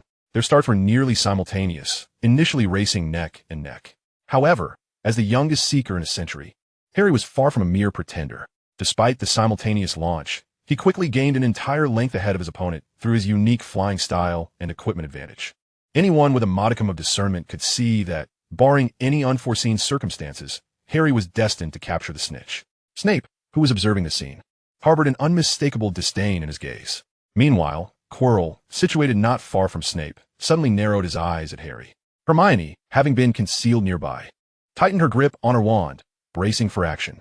Just as Harry was about to seize the snitch, an unexpected turn of events unfolded. With a tremendous crash, Slytherin's captain, Marcus Flint, careened in from the side, colliding forcefully with Harry. The violent impact sent Harry's Nimbus 2000 veering off course. Fortunately, having been forewarned by Sherlock, Harry was mentally prepared for such a surprise. In that instant of chaos, he grasped his broom tightly. The crowd erupted in a chorus of boos, prompting Madame Hooch to blow her whistle and halt the match. She stormed towards Flint, vehemently denouncing his actions. Immediately, a free kick was awarded to Gryffindor in front of the goalpost. Flint did it on purpose. Ron shouted angrily. Dean chimed in, exclaiming, that was a malicious foul. Referee, send him off. Give him a red card. Ron felt a pang of regret upon hearing Dean's words. After all, players couldn't be sent off in a Quidditch match. Moreover, what was a red card? At that moment, Hagrid expressed his agreement with Thomas, suggesting that the rules be altered as Flint had nearly knocked Harry out of the air. He will pay the price, Sherlock remarked, gazing at the towering Flint. Suddenly, Ron, Hagrid, Dean, and others felt the temperature around them drop several degrees. As Angelina Johnson successfully executed the free kick, the score became 20-10, with Gryffindor once again in the lead, and the interrupted match resumed. However, this disruption caused the Golden Snitch to vanish from everyone's sight, a development that evoked a sense of disappointment. Harry, on the other hand, felt a sense of relief. Thanks to Sherlock's warning, he had remained tense throughout. He even suspected that Flint's brutal charge had been instigated by Chaser.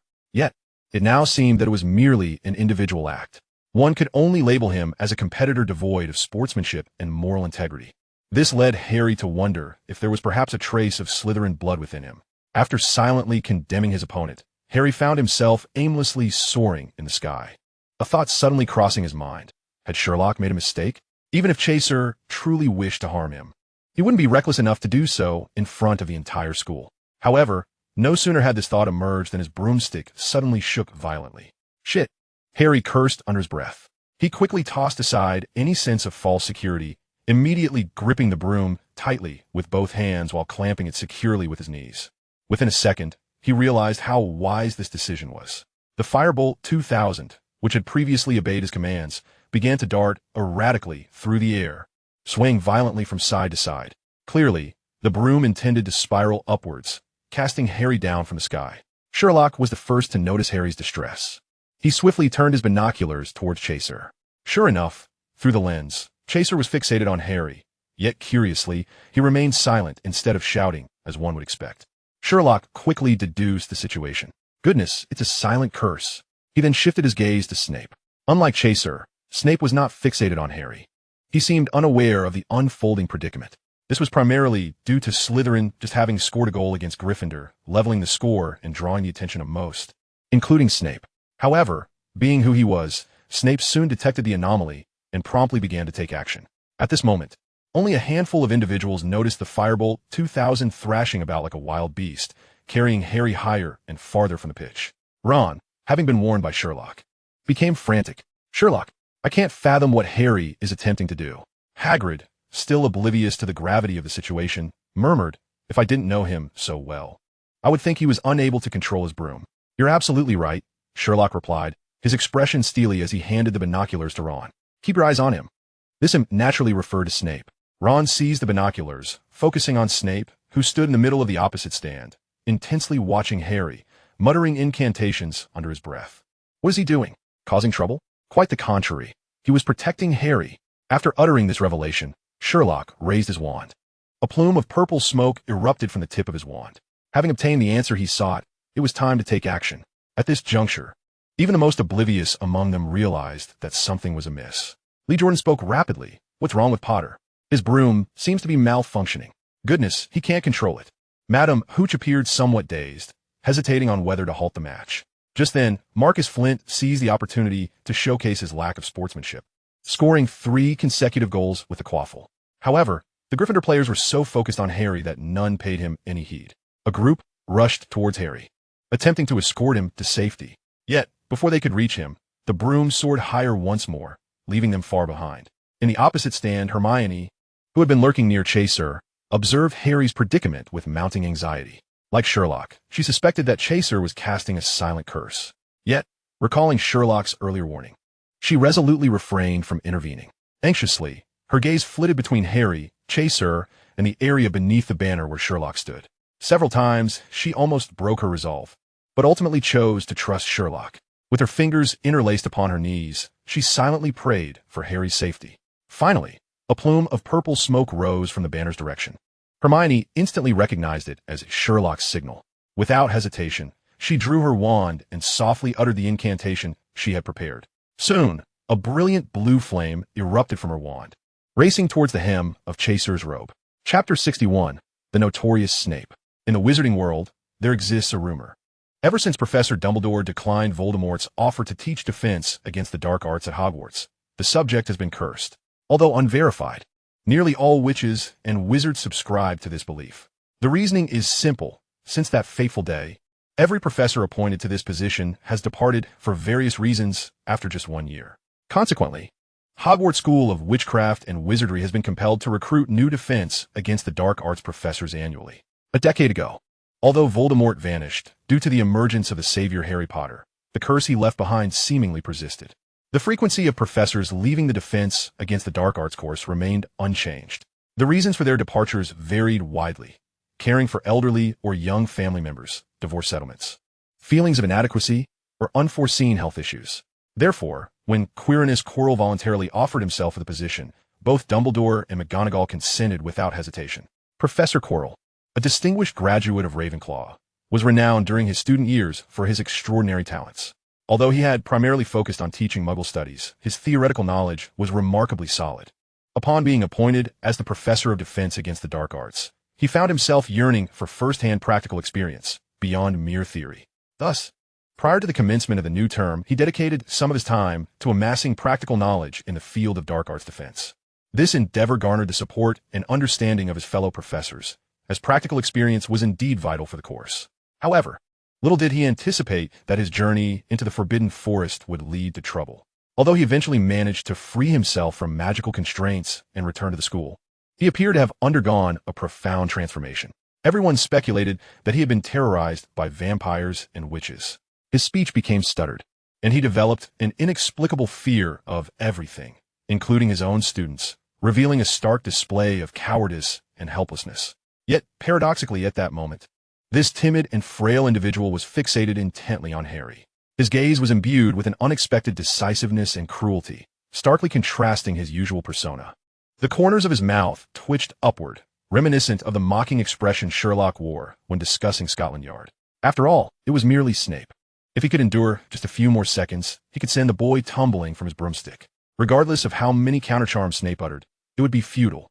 This confidence stemmed from his Ravenclaw heritage, bolstered by the support of that individual. His disguise had been so effective, coupled with the fact that everyone else's attention was riveted on the pitch, that no one noticed Quirrell's peculiar behavior.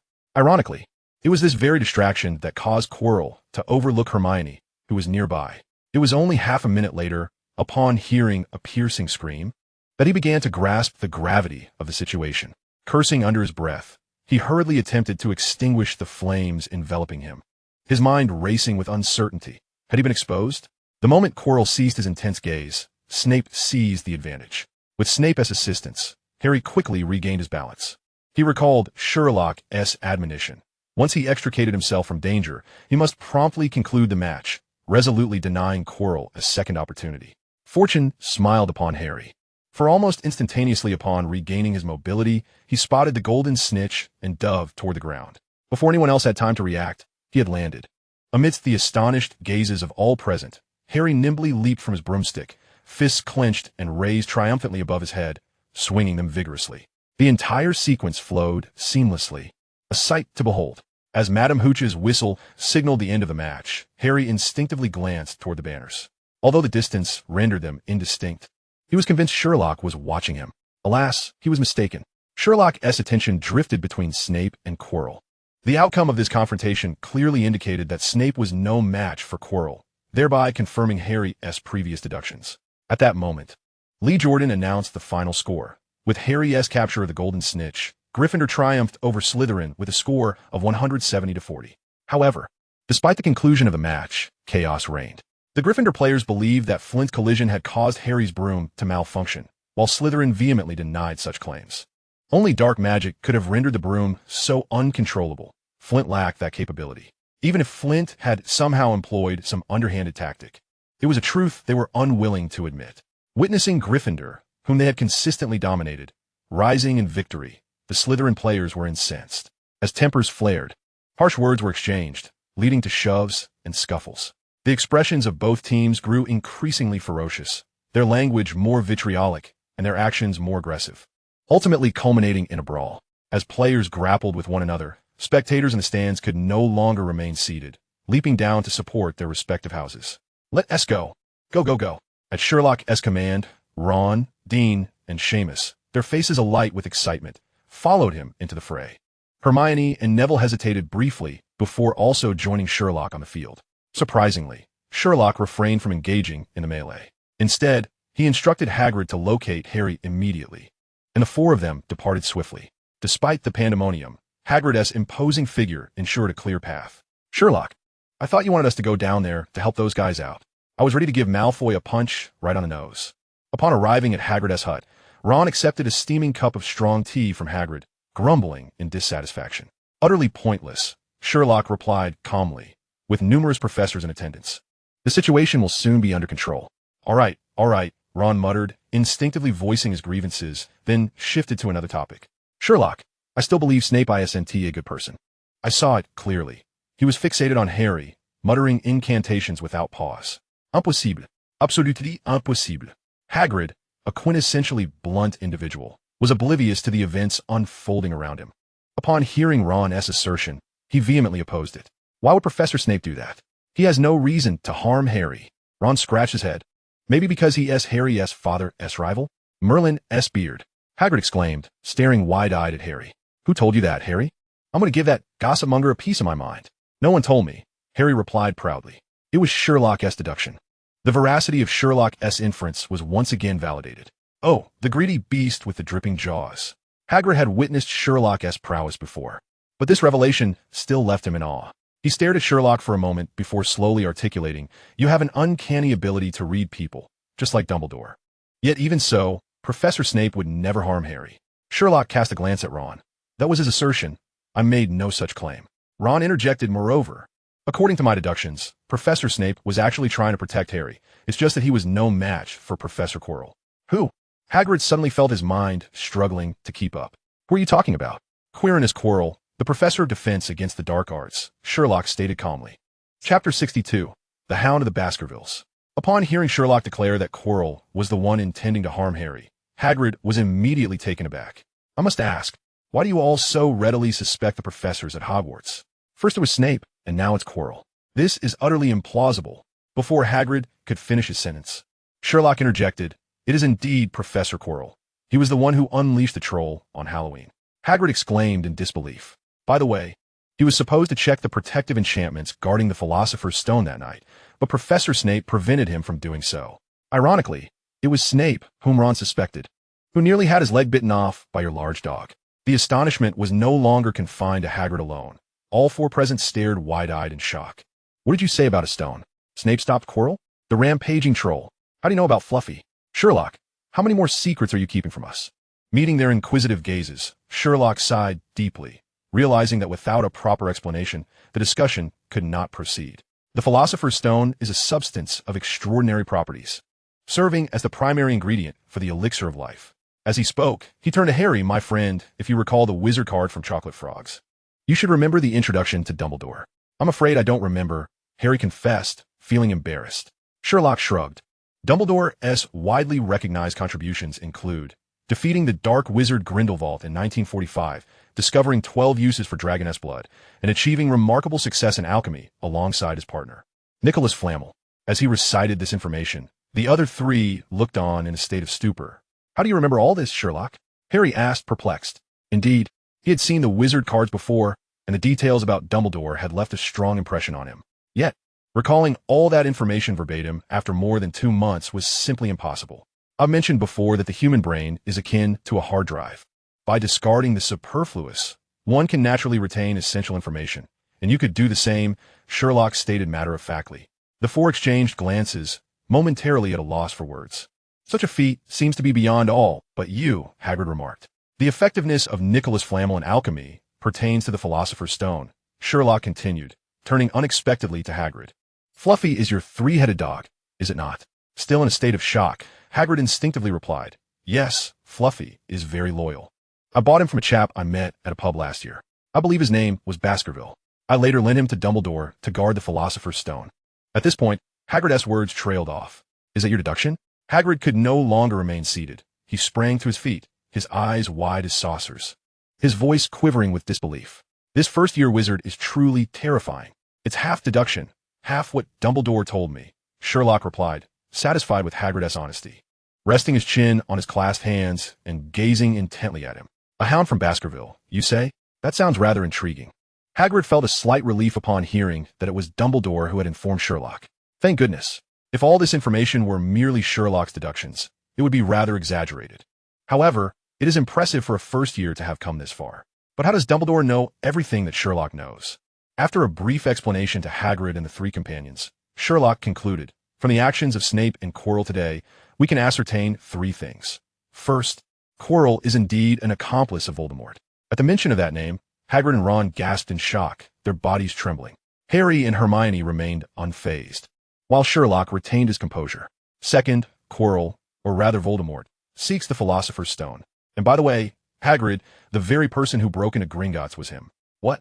Hagrid's eyes widened once more, and before he could process this, Sherlock continued, Harry has told me that you encountered him at the Leaky Cauldron. Before Hagrid could make sense of the connections, Sherlock added, third, Professor Snape is not a match for Professor Quirrell. Why do you say that? Hermione inquired. Professor Snape is a master of potions, while Quirrell appears quite timid. Do not be deceived by appearances, Hermione. Quirrell's abilities far exceed what he presents. Even while Snape was in the midst of counterspelling, Quirrell managed to control the broomstick with a silent incantation. It was only when you disrupted his spell that Professor Snape gained the upper hand. Of course, destruction is always easier than protection. As Sherlock concluded his remarks, a heavy silence enveloped the room. After more than 2 months into the term, even Harry and Hermione, raised in the Muggle world, had come to comprehend Voldemort's formidable power. The revelation that even Hogwarts professors had become his minions was difficult to digest. Sherlock, you said Professor Dumbledore is already aware of this situation, correct? Hermione suddenly asked. Indeed, Sherlock affirmed, prompting a relieved smile from Hermione. That it's nothing to worry about. Even during the war against wizards, Hogwarts remains the only safe haven. Everyone says that Professor Dumbledore is the only one Voldemort fears. Upon hearing Hermione's words, a collective sigh of relief swept through the group. Yes, as long as Dumbledore is at Hogwarts, Quirrell wouldn't dare to act out. Moreover, today's events were discussed in advance with Dumbledore by Sherlock, weren't they? Now that he has surfaced, there's nothing to fear. With this realization, the atmosphere in Hagrid's hut became jubilant. Following the conclusion of the Quidditch match, Harry's famed sword, originally heralded as the savior of the Wizarding World, he now bore the additional title of Quidditch Prodigy. Naturally, the incidents involving the troll in the Halloween dungeon and the broomstick in the Quidditch match, both linked to Quirrell, remained unspoken. This resulted in Sherlock's own renown rising considerably, as the version circulating among students and faculty suggested that Sherlock had deduced Hermione's presence in the girls' lavatory from Quirrell's actions on Halloween and had taken immediate action to rescue her from the troll. Such valiant behavior naturally earned the admiration of the Gryffindor Cubs. Furthermore, his deductive prowess captured the attention of the Ravenclaw Eagles. Following the infamous wizard duel incident, a few classmates began to seek Sherlock's counsel. Initially, these inquiries came predominantly from his own house and were rather simplistic in nature. However, after the recent events, students from other houses gradually began to approach Sherlock as well. Chapter 63. They're all my clients. On a particular Monday morning, after the conclusion of the History of Magic class, Sherlock bid farewell to several upper-year Ravenclaw students who had come to consult him. Upon returning to the classroom, he was met with the astonished gazes of his companions. They're all my clients. Without waiting for questions, Sherlock preemptively offered an explanation. Client? The group exchanged puzzled glances. Referring to classmates as clients seemed rather peculiar, did it not? Since the events of Halloween became public, individuals began to seek my assistance. This is largely thanks to Mr. Neville Longbottom. The initial few clients were directed to me through his introduction. Neville? The others turned to him. Neville was gently stroking a toad he had just found, and upon hearing Sherlock's praise, he shyly lowered his gaze. After I successfully assisted them, more individuals began to request my help. In truth, these predicaments were not insurmountable. They merely required some guidance. I listened attentively to their accounts, they heeded my advice, and once the issues were resolved, the fees would find their way into my pocket. Upon hearing this, Sherlock's friends understood why he referred to these classmates as clients. While they found it somewhat unbelievable, considering Sherlock's remarkable abilities, it was not entirely incomprehensible. I wish I could be as clever as Holmes, Sybil remarked with envy. It's truly impressive that even Ravenclaw students seek your counsel. It is well known that Ravenclaw embodies wisdom. The fact that the Ravenclaw Eagles sought Sherlock's advice signified that his intellect had garnered the recognition of that traditionally proud cohort. Even Hermione Granger, the renowned Miss Know-It-All, had not received such an honor. As today's History of Magic class concluded earlier than usual, the group was not in a hurry to dine and thus engaged in further conversation. By the way, I only just learned that Freddie Mercury passed away yesterday, Dean lamented. Who? The others exchanged glances. Freddie Mercury? Have you not heard of him? When Sybil noticed the lack of resonance with his topic, he felt compelled to elaborate. Freddie Mercury? Is he a famous wizard? Neville inquired timidly. I've never heard of the Mercury family, Hermione mused, glancing at Ron. What about you? Ron shrugged. Same here. Freddie Mercury. The British male singer of Asian descent and lead vocalist of Queen, Sherlock interjected, astonishing everyone present. Sybil stared at him in disbelief. Holmes, you actually know of Mercury? In his view, aside from the Weasleys and Longbottom, both Potter and Granger should be more familiar with Mercury than Holmes. Yet, it turned out that only Sherlock was aware of him. Sherlock's three friends were not surprised. They were all too well acquainted with his character. This was a person who did not even know that the Earth revolves around the sun. How could such a person be aware of a band and its lead singer? Is Queen really that famous? Neville raised his hand, once more meekly inquiring. More than just famous. Dean immediately transformed from his previous drowsiness in class, enthusiastically elaborating. Queen was formed in London in 1971 and immediately released their debut album, titled Queen. Their 1975 release, A Night at the Opera, marked a commercial breakthrough for the band, with the track Bohemian Rhapsody winning the first Brit Award for Best British Single. The 1977 album News of the World had a tremendous impact, especially with singles like We Will Rock You and We Are the Champions, which began to be extensively used in sporting events from the 1980s onwards. In 1981, their greatest hits compilation sold over 6 million copies, becoming the best-selling album in the UK. Just last year, they received the Brit Award for Outstanding Contribution to Music, as Dean animatedly educated the group. Their expressions shifted to one of astonishment. Was this truly the same quiet boy they knew? He seemed transformed. Only Sybil was not surprised by Dean's enthusiasm and continued his train of thought. Queen fused glam rock, progressive rock, classical music, and heavy metal, influencing nearly all heavy metal bands of the late 20th century. Suddenly pausing, he exclaimed, "I understand now why Holmes knows of Mercury. Dean mentioned that you play the violin exceptionally well." Upon hearing this, Harry, Ron, and Neville, who shared a dormitory with Sherlock, immediately connected the dots. Of course, if Sherlock was so skilled at playing the violin, it was not surprising that he knew of such a renowned band. "What? You can play the violin?" Hermione exclaimed, her expression one of genuine astonishment. She had never been aware of this talent. "I heard he passed away due to pneumonia caused by AIDS at the age of just 45. Such a tragedy." "Indeed, indeed." His wide vocal range, spanning 4 octaves, and his brilliant, soaring timbre were simply exquisite. Ron and Neville exchanged glances, as the world of Muggle bands was certainly a blind spot in their knowledge. Harry and Hermione were not much better off. However, when Sybil and Dean began to sing "We Will Rock You," they discovered that they had indeed heard that song before. For Sherlock, although Queen did not have a dedicated violinist, as Sybil pointed out, many of their works incorporated elements of classical music. This was why, as a skilled violinist, he was familiar with Queen. The group then suggested returning to their dormitory and asking Sherlock to play a piece. Just then, a series of knocks echoed from the door. They looked up to see a young witch entering. With 2 golden braids and a slightly flushed complexion, she approached. "Ebo, what brings you here?" Hermione asked in surprise upon recognizing her. The little girl in question is none other than Hannah Abbott from Hufflepuff. Her impression on Hermione was notably profound, as she was the first to don the sorting hat during the ceremony. "Granger, you're here too. How delightful!" exclaimed Abbott, her face lighting up upon seeing Hermione. "I came to find Mr. Sherlock." As she said this, her gaze instinctively drifted towards Sherlock. Observing this, the others understood the situation and smiled as they rose to leave. Hermione was the last to depart, but just as she was about to step outside, Abbott suddenly reached out and grasped her hand, her expression earnest as she pleaded, "Granger, please don't go. I'm begging you." Hermione was taken aback, then glanced at Sherlock. "Hermione, if you could spare me a moment, it might greatly assist me." Intrigued by Abbott's reason for seeking Sherlock, Hermione felt a twinge of embarrassment at being the only one left. However, with both Sherlock and Abbott encouraging her, she settled into a seat. "Very well, Miss Abbott, what troubles you?" Sherlock inquired. "How did you know I had troubles?" Hannah Abbott asked in surprise. Chapter 64. The troubles of Hannah Abbott. A customary knock on the door is typically 2 or at most 3 raps, yet Hannah Abbott knocked 4 times. When she questioned how Sherlock discerned her distress, he simply replied, "Holmes, your reputation precedes you." Abbott exclaimed in astonishment. "Indeed, she harbored troubles. Let us commence without delay," Sherlock said, clasping his hands beneath his chin, his eyes piercing as they fixed upon the young witch. Nodding, Hannah inhaled deeply and began recounting her predicament. "My father works at the Ministry of Magic, overseeing document management. A few days ago, while organizing a batch of confidential files, he may have mistakenly placed one in the wrong location. Consequently, someone within the ministry has exploited this error to accuse him of deliberately leaking secrets. Now, he faces severe disciplinary action, potentially even imprisonment in Azkaban." As she spoke, Hannah's eyes glistened with tears, her voice trembling.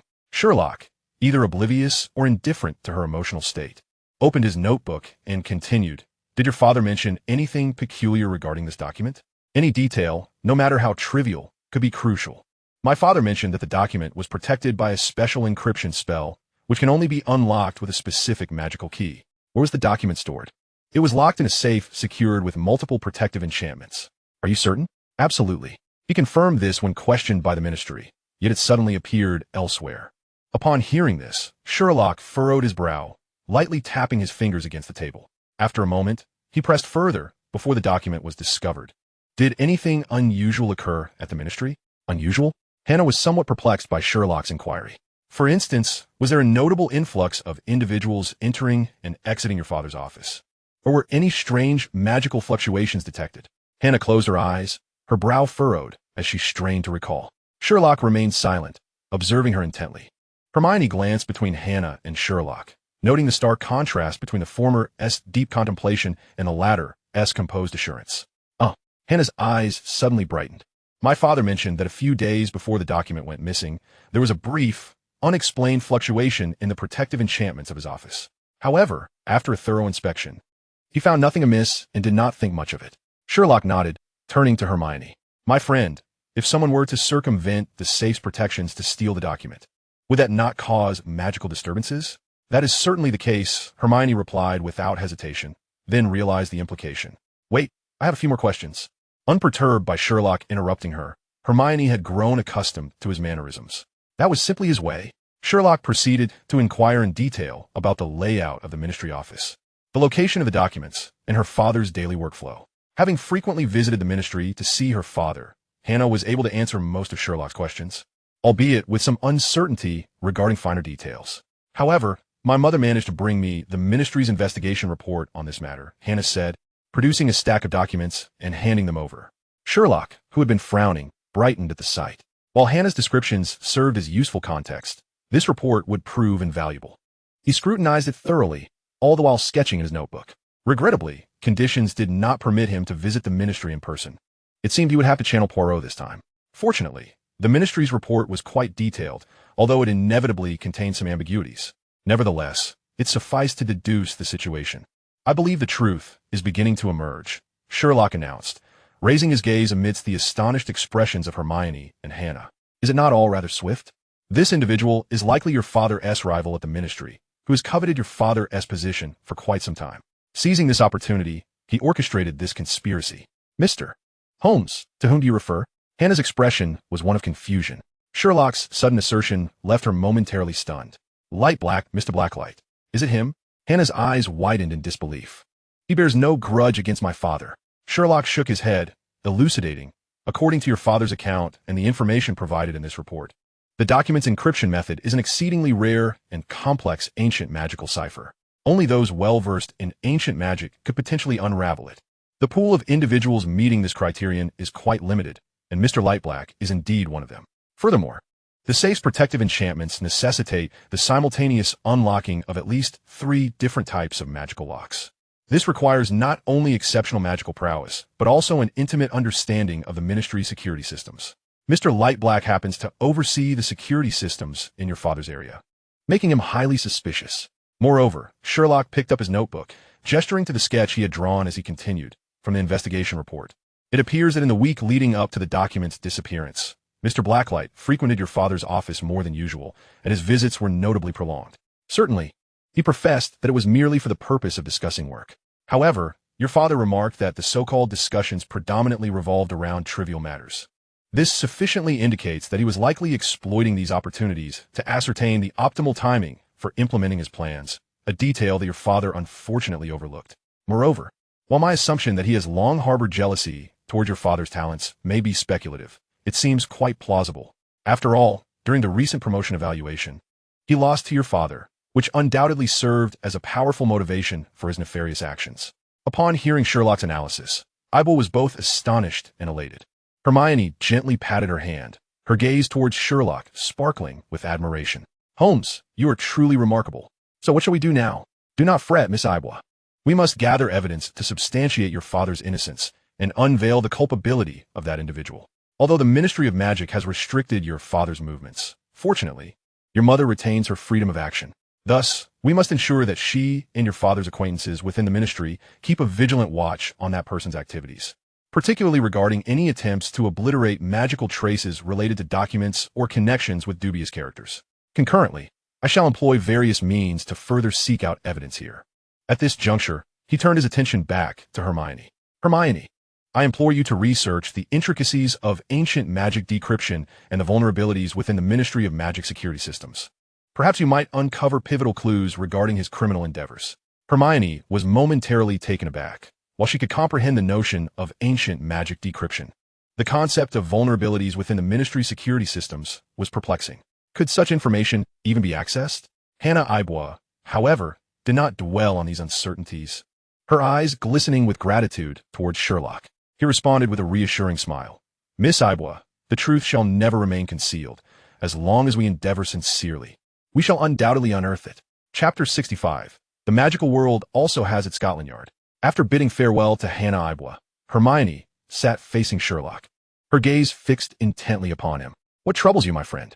Detective Sherlock, where might I find the vulnerabilities within the Ministry of Magic security systems? Sherlock gently shook his head, I have already discerned some from the case report provided by the ministry. What? Hermione looked at Sherlock in disbelief. Regrettably, even if I am aware of these vulnerabilities, I lack the means to exploit them, given that this is the magical realm. If I were 20, 17 would suffice. Hermione exclaimed, what? Are you suggesting that you intend to orchestrate something grand at the ministry? However, what truly astonished me was the revelation that the magical world possesses its own version of Scotland Yard. If it were Harry and Ron, they might not grasp the meaning of this statement, but Hermione understood. It appears you harbor some dissatisfaction with Scotland Yard. In truth, they do possess a certain level of initiative and basic investigative capability. When handling routine cases, they can systematically gather clues, conduct interviews, and so forth. Alas, many detectives there are rather rigid in their thinking, often adhering to established procedural patterns, lacking innovative thought and bold deductive hypotheses, particularly when confronted with complex criminal cases. Scotland Yard's response time and strategies frequently fall short. For instance, in a burglary case prior to the school term, they overlooked crucial clues, thus causing the investigation to reach an impasse. Hearing Sherlock's unflinching critique of Scotland Yard's shortcomings left Hermione momentarily speechless.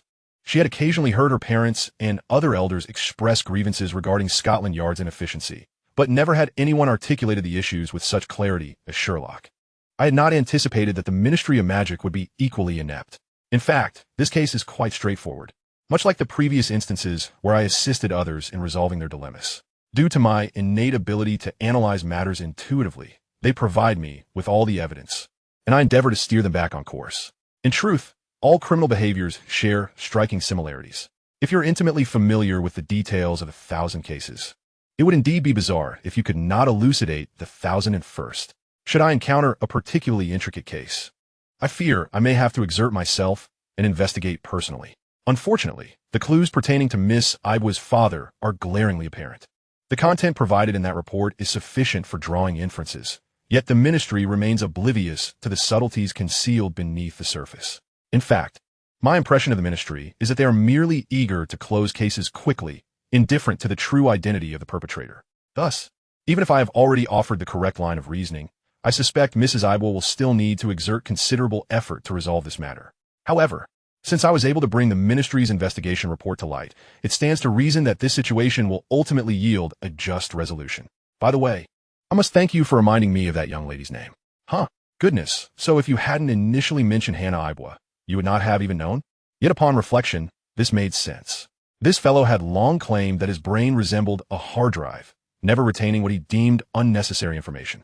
Forgetting classmates' names was not a rare occurrence. Hermione even suspected that had Ron not shared a dormitory with Sherlock, the latter might have mistakenly remembered the former's name as Ron Bertie. Time, like fine sand slipping through one's fingers, always eludes our grasp unnoticed. In the midst of mastering magical knowledge, accompanying Harry for morning exercises, teaching Hermione to fly, and assisting classmates with their challenges, Sherlock had spent nearly 4 months at Hogwarts. This also signified that Christmas was approaching. Like Halloween, this holiday, originally rooted in religious tradition, had evolved over time into a public holiday within the Western world. On this day, everyone exchanges gifts and holds festive feasts. To enhance the ambience, decorations unique to the holiday, such as Christmas trees, stockings, hats, and wreaths, would gleam with splendor. It could be said to be quite a lively occasion. For the young wizards of Hogwarts, this holiday is even more significant than Halloween. On one hand, its arrival signifies the conclusion of the first half of the semester. All faculty and students will enjoy a full 2 weeks of vacation, returning to school only on New Year's Day of the following year. On the other hand, children eagerly await the arrival of a jolly old man with a red hat and white beard, who will deliver gifts into their hands. Of course, in the magical world, this responsibility is truly undertaken by owls. However, this does not diminish the children's heartfelt wishes. The school had also made early preparations, having all students register whether they would remain on campus for the holiday. The vast majority of students opted to return home. This is entirely normal. After all, throughout the span of these 7 years of schooling, there exist but 2 opportunities each year to return home. Naturali, exceptions doarize. I genuinely feel sorrow for those individuals. During a potions class, Malfoy remarked with a sardonic tone that they had to spend Christmas at other people's homes because their own families did not want them. Despite facing repeated setbacks, Malfoy relentlessly sought to oppose Harry at every opportunity. Of course, due to Sherlock's influence, he dared not act too aggressively, opting instead for subtle provocations. By this point, he had come to a realization. If he merely sought to gain some trivial verbal advantages, Sherlock would not even bother to acknowledge him. This discovery filled him with inexplicable excitement, and thus he would not let such opportunities slip by. However, on this occasion, neither Sherlock nor even Harry could be bothered to engage with him. Harry had no desire to return to number 4 Privet Drive to spend Christmas with the Dursleys. Consequently, even when Malfoy deliberately directed his remarks towards Harry, with Crabbe and Goyle snickering beside him, Harry felt neither sadness nor irritation. Rather, he found it somewhat amusing. This only deepened Malfoy's gloom, as if he had struck a fist against cotton. Conversely, for Harry, this could very well be the finest Christmas he would ever experience. In truth, when Professor McGonagall initially came to take the list of students who would remain at school for the holidays, Harry had intended to sign up. Sherlock, I won't be going home for Christmas. No, you must return home. Home? Harry exclaimed in surprise. Sherlock, you know very well the situation in my house. Come to my home, Sherlock replied calmly. My parents wish to meet my friends. Chapter 66, A Cold Christmas. Sherlock, you're surprising me today, aren't you? Upon hearing Sherlock's invitation, Harry's eyes widened in astonishment. For him, the mere prospect of staying at Hogwarts was already a splendid choice, and he had not anticipated that Sherlock would extend an invitation for him to celebrate the holiday at his home. This was indeed an unexpected delight. Sherlock nodded and then turned to Ron. And you, Ron? Ron was taken aback, pointing at himself. Me? Yes, you need not remain at school. Come to my home with Harry. But Ron was not required to stay at school, was he? Hermione queried, somewhat puzzled. Mr. and Mrs. Weasley are traveling to Romania to visit Charlie, so Ron and his 3 brothers will be staying at school this time. How do you know? Ron's eyes widened even more than Harry's had moments ago. I haven't even told you. Sherlock smiled gently at him. Are you sure you want to know? Never mind, it's probably just infer from observation, Ron replied, somewhat dejected. Each time he heard Sherlock's deductive reasoning, he felt as though his own intellect was being trampled. Thus, unless necessary, he preferred to avoid this process. Moreover, even without Sherlock's explanation this time, he had already surmised some details, having sent a message home via owl just days prior. Given Sherlock's keen powers of observation, deducing this was a trivial task. Ultimately, at Sherlock's invitation, Harry and Ron would spend this Christmas holiday at Sherlock's home. Fueled by a sense of pride, Ron soon let this news slip, inadvertently broadcasting it to others. After all, Sherlock had become quite the figure of intrigue at school. Although his demeanor was eccentric and his words often offended, his uncanny ability to discern what one had done merely by a glance earned him the admiration of all young witches and wizards. Furthermore, if one could overlook his harsher traits and focus solely on consulting him, the experience proved rather pleasant. Under such circumstances, receiving his invitation was undoubtedly a commendable achievement. Apologies. I should have let that slip at you, Ron said, his voice muffled as he listened to Malfoy's taunts directed at Harry. With the holiday approaching, Ron had caught a cold, and even his voice had changed. It's fine, Harry began, but Sherlock interjected calmly. Why apologize? You merely stated a fact. Huh? Well, it was the first time Ron felt that Sherlock's words were particularly melodious, and he immediately straightened up. Indeed, the one at fault is Malfoy. It has nothing to do with me, Ronald. Potter, whispering during class time, results in a deduction of 5 points for Gryffindor. By this point, Harry had grown entirely accustomed to being penalized for various reasons, especially after hearing Sherlock elucidate Professor Snape's genuine sentiments during the first potions class. Harry's perspective on the latter had undergone a profound transformation. He was, after all, a kind-hearted child, and upon learning the truth, naturally chose to forgive him. Thus, he now exhibited an air of nonchalance. This only served to further infuriate Snape. By the time he had thoroughly deducted points from Gryffindor, reducing it to a mockery, the potions class finally concluded. As everyone exited the underground classroom, they were taken aback to find the corridor ahead completely blocked by a massive fir tree. Initially, there was some confusion, but upon spotting the 2 large feet beneath the tree and hearing the loud huffing sounds, they quickly realized who was behind it. In all of Hogwarts, there was but one individual capable of accomplishing such a feat without magic, purely through his own strength. Ron curiously peeked through the branches and, indeed, recognized a familiar bearded face. Hey, Hagrid, need any help? No, I'm fine on my own. Thank you, Ron. Get out of the way, good dog.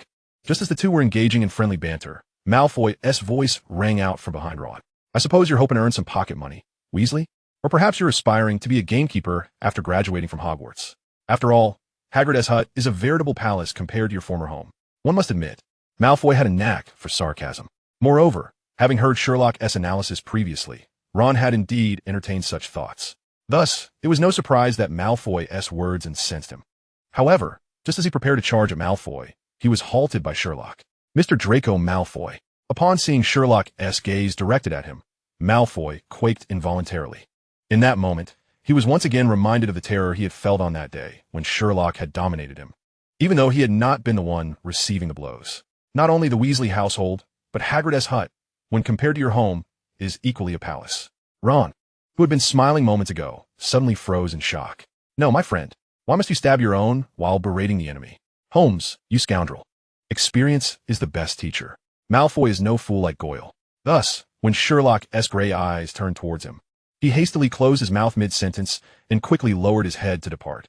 A wise man does not suffer unnecessary losses. Patience. Crabbe and Goyle, witnessing this, followed suit. Trailing behind him, Sherlock, you should not have intervened. I was on the verge of teaching him a lesson. Ron exclaimed through clenched teeth, his face reddened like his hair. Sherlock shook his head and glanced aside.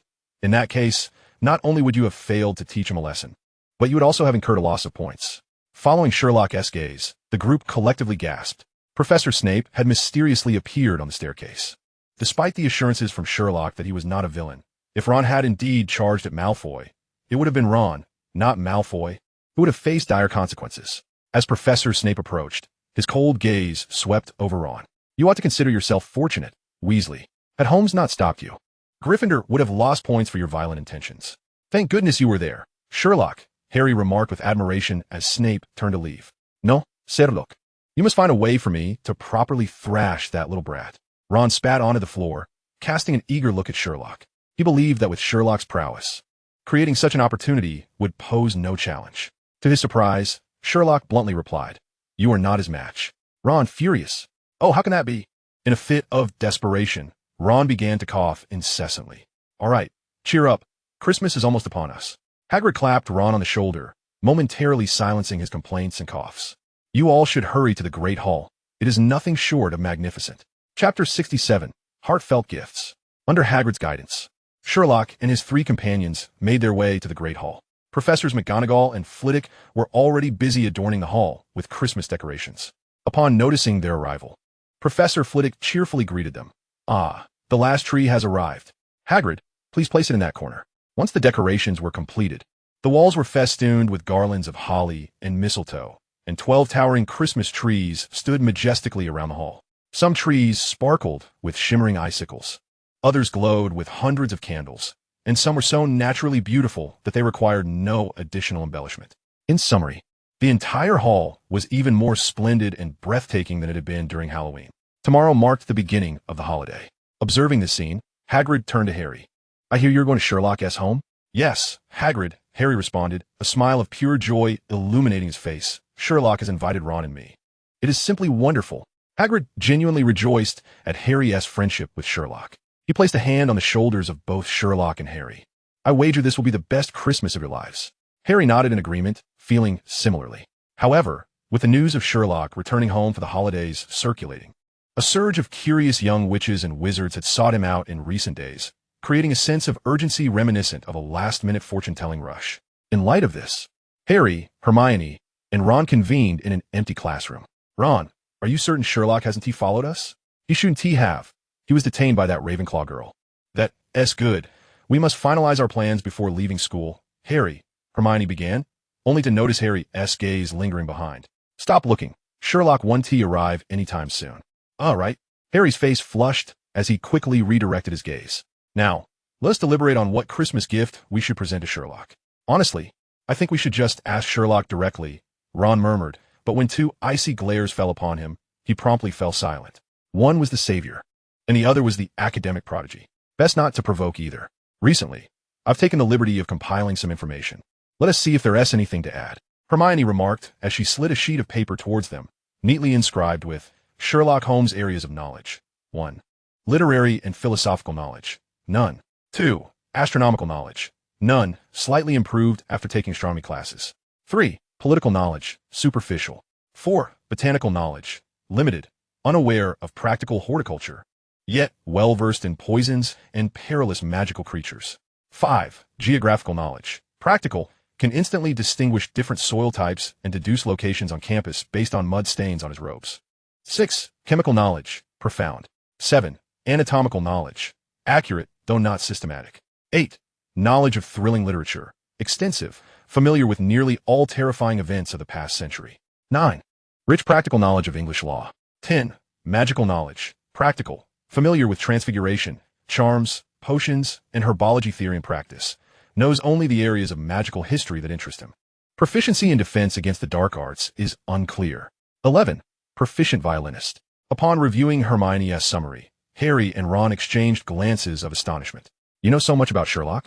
Harry inquired, genuinely impressed. Having spent considerable time with Sherlock, he had never managed to summarize his knowledge so succinctly. Don't focus on the details, Hermione replied impatiently. Is there anything to add? There is, Harry asserted decisively. Sherlock excels in the use of sticks and is proficient in swordsmanship and hand-to-hand combat. Oh, Hermione and Ron turned to stare at Harry. What are you looking at me for? Harry felt a tad embarrassed under their intense scrutiny. Stop dawdling, and tell us how you know this. Ron punched Harry playfully. Though Hermione remained silent, her eyes clearly echoed the same sentiment. Clearing his throat, Harry explained, Since the first day of school, I've been practicing morning exercises with Sherlock. Ron's eyes widened in disbelief. By the dark forces, why didn't you invite me? Harry immediately shot back. You said you couldn't get up on the first day when we called you. Ron, slightly embarrassed, soon retorted defiantly. Then why didn't you call me afterwards? Just because I missed the first day doesn't mean I won't attend in the future. Harry, incensed, was about to retort when Hermione interjected, Both of you, settle down. Harry, did you realize during your morning exercises with Sherlock that he is adept with a staff and sword? Indeed, Harry nodded. In fact, prior to the term starting, Sherlock had mentioned his training in boxing and fencing, specifically recalling the incident in the carriage when he dealt with Malfoy and his cronies. So he claimed he persuaded them. Is that truly how he convinced them? Hermione's brows shot up in indignation. Sensing the brewing trouble, Harry and Ron exchanged worried glances.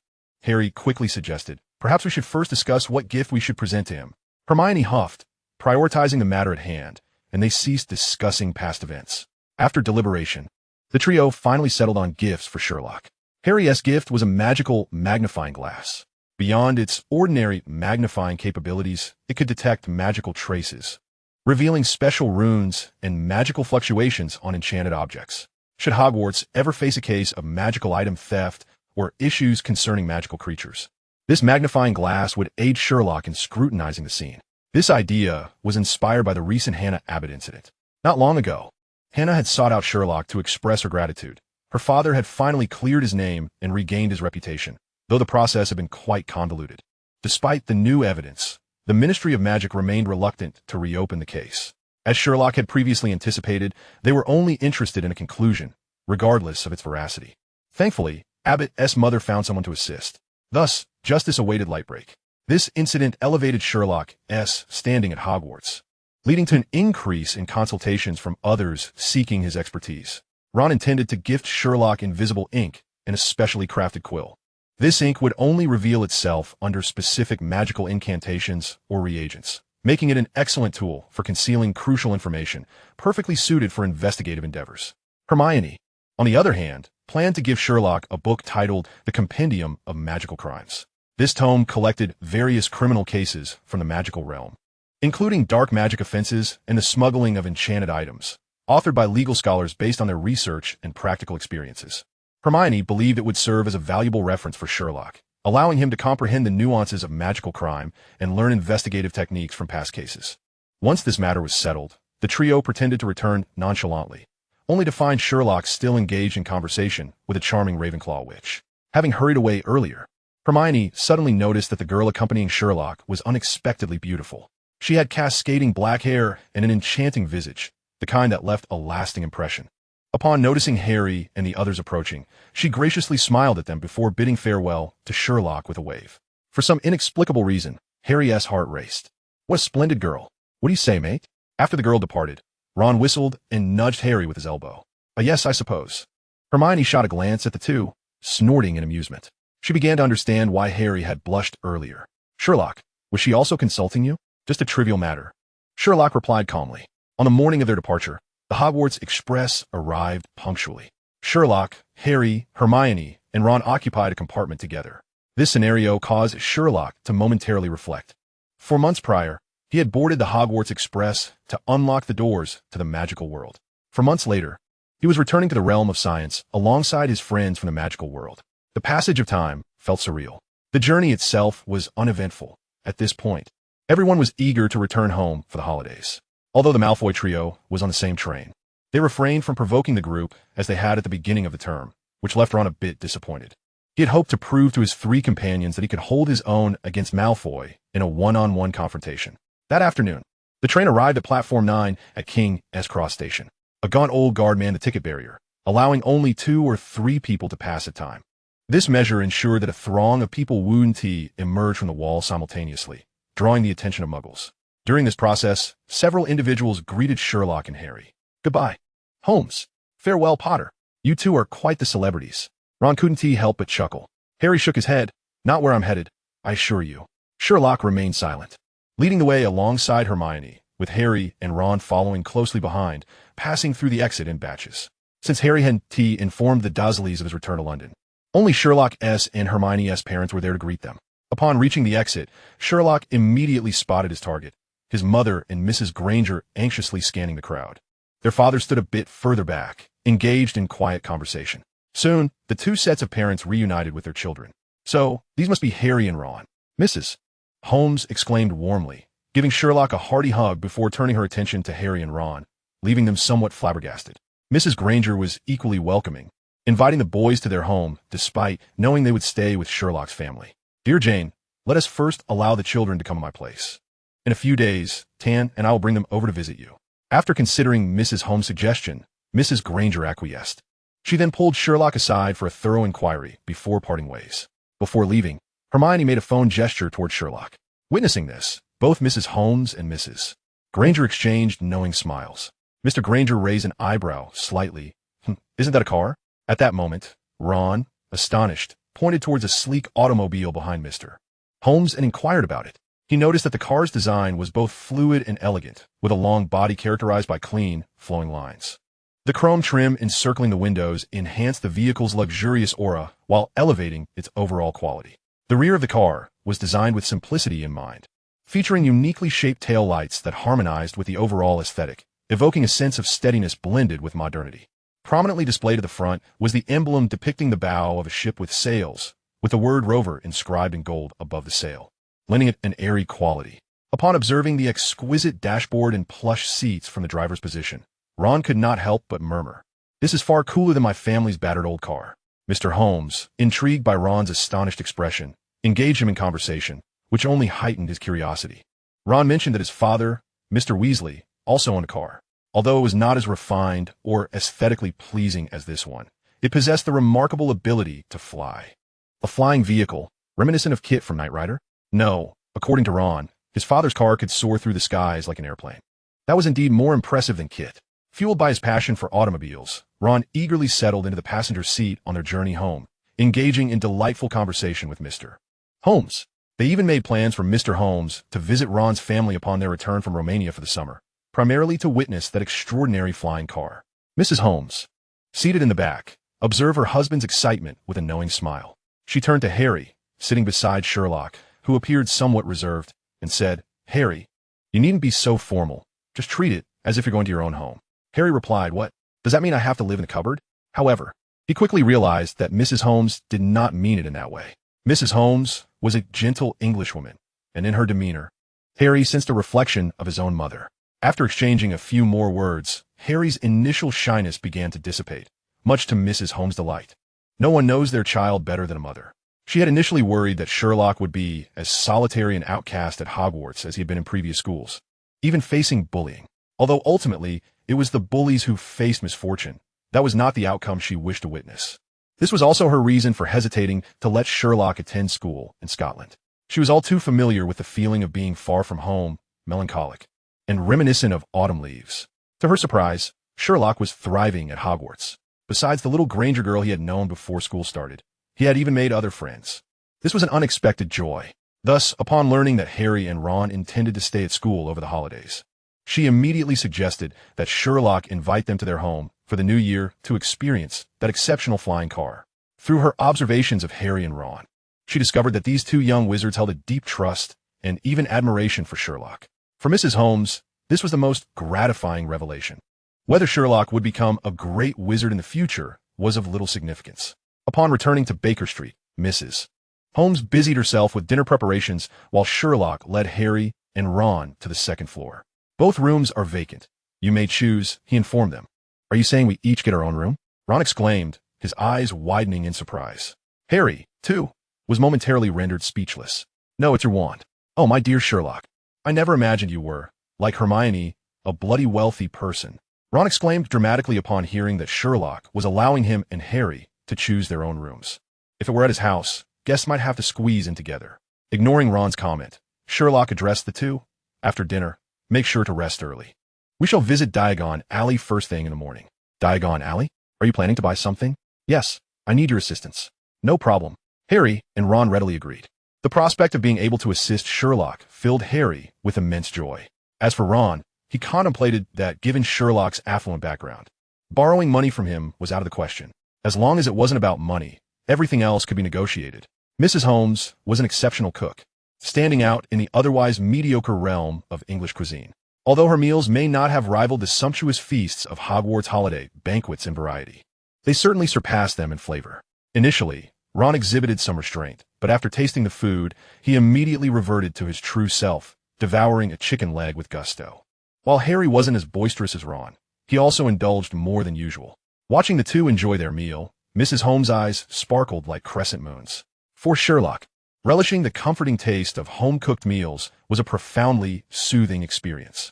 That night, the three young wizards enjoyed a restful sleep. The following day, Sherlock's father drove them to the Leaky Cauldron. The pub remained as dim and hazy as ever, with few patrons inside. Luckily, Harry's presence did not cause a stir, indicating that his father had been visiting frequently of late. As they crossed the bar and entered the enclosed courtyard, Sherlock unexpectedly remarked to Mr. Holmes, "You were right." Mr. Holmes smiled, seemingly unfazed by his son's perceptiveness.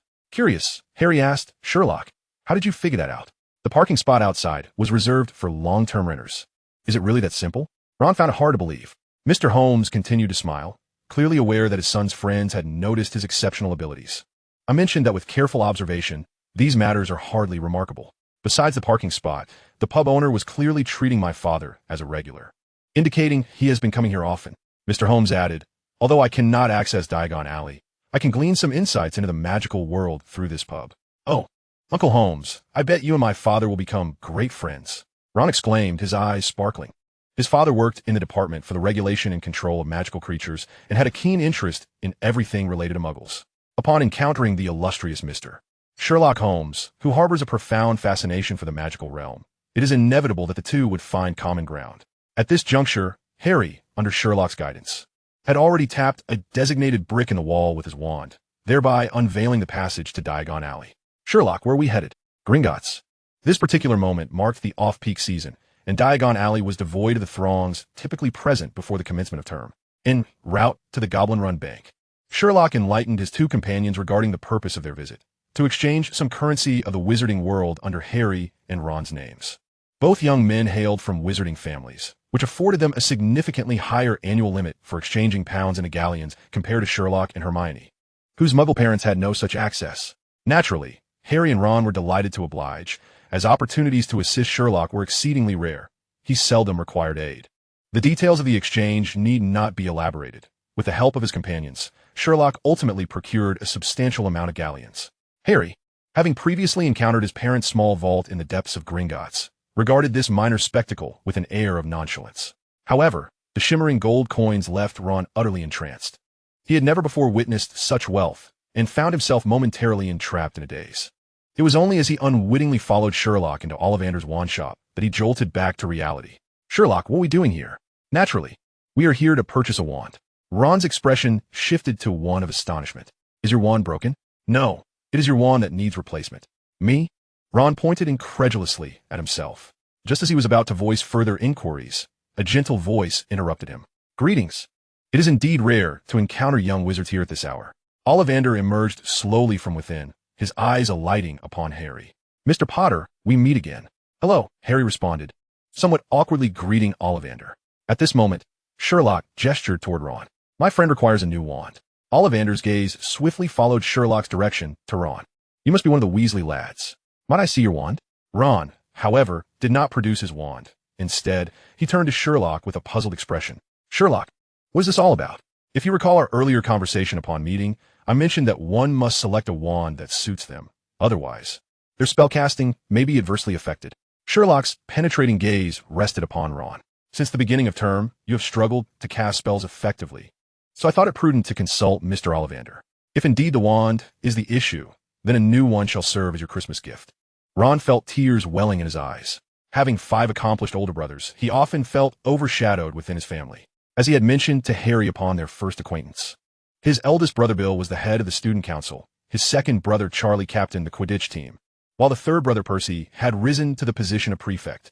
The mischievous twins, Fred and George, despite their antics, excelled academically. In light of this, the family naturally hoped that the youngest sibling, Ron, would mirror their achievements. Yet, even if Ron could attain such standards, it would hardly be remarkable, as his brothers had already set the precedent. In terms of Ron's performance among the first years, there was little that stood out aside from his association with Harry Potter, the savior of the Wizarding World. Of course, Harry himself posed no issue. Ron could sense that he genuinely regarded him as a friend. Hermione, too, had shown her sincerity since the troll incident. However, even Hermione, as a fellow friend, would merely correct her pronunciation and posture when her spells faltered, underscoring the notion that the problem lay with him. No one seemed to consider that a second-hand wand might be the source of their struggles. Yet Sherlock had perceived this, and not only recognized it, but also acted upon it. Ron's eyes brimmed with tears. As emotions swelled within him, he could not help but sniffle, quickly turning his head away to conceal his vulnerability from Sherlock and Harry. Just then, he caught sight of Sherlock's father, Mr. Holmes, leaning against the doorframe, smiling at him. "Come now, young Weasley, do present your wand without keeping this gentleman waiting." Clearly, Mr. Holmes possessed a superior social grace compared to his son, promptly alleviating Ron's discomfort. Yes, right away." Ron expressed gratitude with a fleeting glance at Mr. Holmes, retrieving his tattered wand. "I remember every wand I have sold," Ollivander remarked, gently caressing the worn shaft of the wand, his gaze reflecting deep nostalgia. "Elder, 12 inches unicorn hair, originally quite springy. Speaking of which, you likely experience a significant sense of drag when casting spells with it, do you not?" "Exactly." Ron nodded emphatically, with the shop unusually quiet. Ollivander seized the opportunity to elaborate. "As I suspected, while it may appear that wizards choose their wands, in truth, wands also select their wizards. Unicorn hair is the most loyal wand core, and elder is one of the most steadfast woods. When combined, they create a wand of utmost fidelity." "Loyalty?" Ron queried, bemused. "Loyalty," Ollivander affirmed with conviction. "In such cases, even if the wand's new owner is a blood relative of the previous owner, they will struggle to wield it.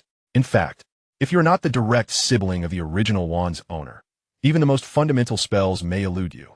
Upon hearing Ollivander's assessment, Ron's eyes widened in astonishment. So that was the reason. One could only be grateful to Mr. Holmes for his timely discovery, as otherwise, it would have hindered Ron's magical education and spellcasting for an extended period. Once again, tears welled in Ron's eyes. However, when he glanced toward Sherlock, he realized that the latter had silently slipped away. A smile broke across Ron's face. Indeed, this was quintessentially Sherlock. The events that followed were scarcely worth recounting. After a considerable amount of time, a 14-inch willow wand chose Ron. Notably, the wand's core material was still unicorn hair. According to Ollivander, unicorn hair stabilizes spellcasting, while willow is particularly suited for wizards possessing immense potential within. In summary, the essence can be distilled into 2 words: loyalty.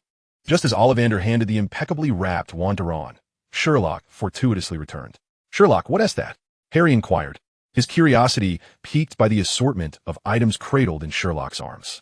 "Some materials I'll need for later." "That's as good as saying nothing," Harry replied, fully aware that Sherlock's vague response indicated that the time had not yet come to unveil the truth.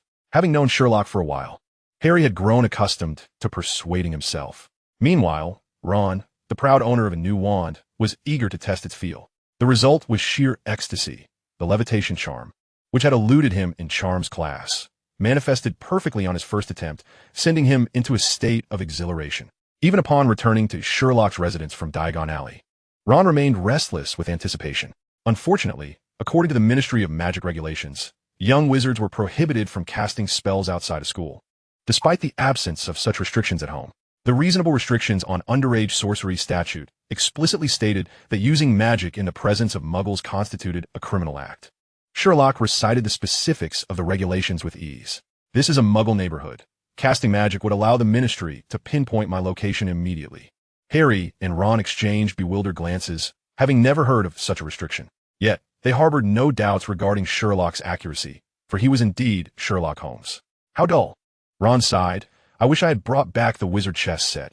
Even my grandfather's wouldn't suffice, as there's none in Sherlock's home. No, I have some. Sherlock replied, retrieving 2 sets of wizard chess. Harry, Ron. Sherlock, when did you? Both were taken aback. I bought them today in Diagon Alley. You're brilliant, Sherlock, Ron exclaimed, leaping up to envelop Sherlock in a hearty embrace, before promptly challenging Harry to a game. As for whether playing wizard chess in the Muggle world constituted a violation of regulations, apologies, but the answer remained unclear. Sherlock hadn't mentioned it, so it was assumed it was permissible. In truth, Sherlock was well aware that this played on the edge of legality. For come summer, Hogwarts would formalize agreements with these young wizards. Yet, as he had just explained to Ron, this was a Muggle neighborhood. Playing chess was inconsequential, and it was likely the ministry was already aware that Harry Potter resided in his home. Some leniency was to be expected. However, casting spells altered the nature of the situation entirely. Indeed, after several rounds of chess, nothing untoward occurred. This confirmed Sherlock's assessment and provided clarity for future actions. The rules of wizard chess mirrored those of international chess in the Muggle world, with the distinction that all pieces were animated. When one piece captured an opponent's, it would forcefully topple it and drag it off the board. Thus, the experience felt akin to commanding an army in battle. Although both players utilized new sets, Ron quickly acclimated to his pieces, deftly commanding them. In contrast, Harry's pieces displayed a lack of trust in him, offering unsolicited advice. Don't send me there. Can't you see his knight? Send it instead. It can sacrifice itself. Dare to sacrifice my knight. Harry's chess skills had never matched Ron's, and the interference from his pieces left him utterly flustered. Consequently, after several games, he found himself overwhelmed, ultimately leading to a disastrous defeat at Ron's hands. Fortunately, Mr. Holmes, ever the paragon of fairness, intervened, halting the downward spiral and turning the tide. Initially, as a muggle, Mr. Holmes faced skepticism from Harry's chess pieces when he took control of the black pieces. But as the game progressed, those recalcitrant pieces became increasingly obedient. By the end of the match, they had become as responsive as Ron's white pieces, maneuvering with effortless precision. The dynamics of the game shifted from one-sided to a vigorous exchange. Observing the spirited Ron and his father, Sherlock felt no surprise. This outcome had been entirely anticipated. He turned to Harry. In a couple of days, we shall visit number 4, Privet Drive. What? Harry responded, momentarily taken aback, glancing at Ron and Mr. Holmes, who were engrossed in their chess match, and quietly asked, just the 2 of us. My mother will drive us there. As for why not my father, it's an opportunity for him to enjoy a proper game with Ron. Chapter 71. Madam, you wouldn't want your husband to lose his job, would you? Number 4. Privet Drive, located in the small town of Little Whinging in Surrey, was a tranquil place seemingly devoid of any magical influence, and it had been Harry's residence since childhood. The Holmes family resided in Kensington and Chelsea, situated within London. Surrey lay in the southeast of England, adjacent to Greater London, with a distance of merely 20 miles separating the two, a relatively short journey. All right, but what are we going there for? Trusting Sherlock as he always had, Harry acquiesced when Sherlock proposed a visit to Privet Drive, though he promptly voiced his concerns. The Dursleys are not welcoming to me. There are certain matters that require your aunt's confirmation. Sherlock shifted the conversation. Harry, have you thought about what gifts to bring for the professors? No. Realizing he had not contemplated this at all, thus arose the question, how is this related to their visit to Privet Drive? This question found resolution only when Harry accompanied Sherlock to number 4. The following morning, Mrs. Holmes drove Sherlock and Harry northward, out of London. Though Christmas had yet to arrive, the towns they passed were already adorned with festive decorations. Upon reaching Privet Drive, the place appeared unchanged since Harry's last departure. At Sherlock's prompting, Harry reluctantly approached and knocked slowly on the door. Soon, a slender blonde woman emerged into his line of sight. Upon discerning Harry's appearance, her horse-like face paled dramatically. What brings you here? In that instant, Harry was overwhelmed by an impulse to turn and flee. Fortunately, a hand rested upon his shoulder. It was Sherlock. He gently shook his head at Harry, before turning to address his mother. Good day, Mrs. Dursley. Meanwhile, Mrs. Holmes stepped forward. offering Aunt Petunia a graceful smile. "It is a pleasure to meet you. Who are you?" Mrs. Dursley regarded the suddenly appeared adult woman with suspicion. Though she appeared gentle and knowledgeable, the mere fact that she was present alongside Harry suggested she was no ordinary individual. "I am Verita Holmes, and my child Sherlock is a classmate of Harry S. at Hogwarts. I apologize for the unexpected intrusion." Indeed, although Mrs. Holmes was impeccable in her etiquette, the moment Mrs. Dursley learned that her child was attending the same magical school as Harry, a look of disdain immediately crossed her face. Just as she was about to speak, the voice of her husband rang out from within the house. "What's the matter, dear? It's a couple of salespeople. They'll be leaving shortly." Shouting back, Mrs. Dursley swiftly turned to Mrs. Holmes and whispered, "You are not welcome here. It would be wise for you to leave before my husband loses his temper." Harry, witnessing Aunt Petunia's flustered demeanor, felt a sense of relief. Mrs. Holmes maintained her elegant smile. "Mrs. Dursley, Harry often speaks of you, mentioning the care you provide him." Aunt Petunia retorted, "You're spinning tales." Although she and her husband had indeed raised this nephew for a decade, it could hardly be described as attentive care. In Aunt Petunia's eyes, their family had already extended more than sufficient kindness. Just as she prepared to dismiss the visitors and Harry once more, Sherlock suddenly interjected, "Madam, I presume you wouldn't wish for your husband to lose his job, would you?" Before she could respond, Sherlock continued, "I believe Mr. Dursley is expecting 2 guests for dinner this evening. Am I correct?" Mrs. Dursley's pale eyes narrowed sharply. "If I am not mistaken, this must be Mr. Dursley's most significant business deal in recent years?" Her face turned ghostly white. It was evident that considerable preparations had been made for this. Yet should they discover the truth, as Sherlock spoke, he withdrew his wand from his pocket. Initially, he intended to rely on the power of words and gestures to intimidate. However, this simple action had an astonishing effect on Mrs. Dursley. She let out a sharp scream before quickly covering her mouth. Simultaneously, a rotund man with a flushed face burst out of the room. Upon witnessing this scene, his temples bulged, and his already red face turned a deep shade of purple. Realizing the extent of magic's impact on this family was far greater than anticipated, Sherlock swiftly altered his strategy. "So, are you not considering inviting us in for a chat?" He gently caressed the wand in his hand as he spoke. Observing this, Mrs. Holmes shook her head slightly. She had done her best, alas. Her son's approach proved far more effective. 5 minutes later, Mrs. Holmes, Sherlock, and an incredulous Harry found themselves seated in the Dursleys' living room. For Harry, this marked the first occasion he was treated as a guest by the Dursley family. The sensation was remarkably novel. Uncle Vernon, with a scowl, demanded, "Speak. What do you want?" Sherlock's gaze swept over the Dursley trio. Despite having heard numerous accounts from Harry regarding his uncle, aunt, and cousin, and having formed a relatively clear understanding through his descriptions, the reality of their presence and the opportunity to observe them firsthand provided a wealth of additional insight. It was apparent that despite being the Dursleys' beloved nephew, Harry bore no resemblance to this family. Vernon was a stocky man with a flushed complexion, towering stature, and a strikingly thick beard.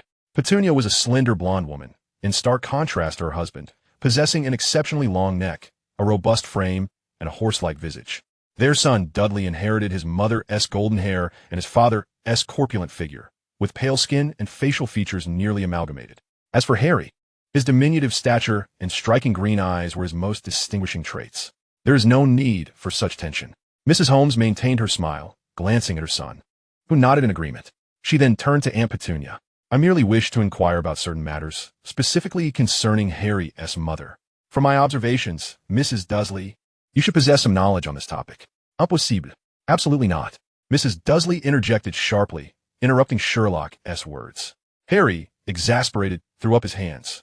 He had anticipated this outcome, having repeatedly inquired about this matter from Aunt Petunia after learning about the magical world from Hagrid, only to be met with her resolute silence. However, today, Harry looked at Sherlock with hopeful eyes, wondering if his friend might succeed where he had failed. After all, he was Sherlock Holmes. Chapter 72. Why are you so adept? It seemed that Mrs. Dursley indeed knew quite a bit regarding matters of magic. Sherlock had anticipated her reaction. In the face of her anxious gaze, he calmly stated, "In that case, I trust you have heard of the memory extraction spell, Legilimency." Harry looked at Sherlock in shock. "Wait, mate, what are you planning?" Sherlock appeared impeccably polite and utterly flawless, yet his words sent the Dursleys into an icy panic. "I suspect you already know that this spell is used to forcibly read another's memories." As he gently stroked his wand once more, he added, "Madam, I trust you would not wish for me to resort to magic to compel you into compliance?" Harry gasped, Sherlock, he was utterly astonished. While he understood that Sherlock was intentionally speaking this way to extract information, the demeanor, the gestures, the tone, it compelled him to exclaim, "Why are you so skilled at this?" Faced with the courteous Sherlock Holmes, the Dursleys ultimately found themselves at a disadvantage. Both were acutely aware that they could not regard this classmate of Harry's as merely a child. Particularly Mr. Dursley, a man accustomed to grand occasions, discerned that the demeanor of Sherlock and his mother bore an uncanny resemblance to the distinguished figures he had encountered in high society. Mrs. Dursley, well acquainted with her husband, could intuitively read his thoughts through his expressions. "Very well, since you are eager to know," she inhaled deeply and began to recount information concerning Lily Potter, or rather, Lily Evans. "Your mother, Lily." Her voice was somewhat strained, her lips twitching as if suppressing a tumult of emotions, was always different. Strange occurrences seemed to follow her, such as reviving a wilted lily to full bloom.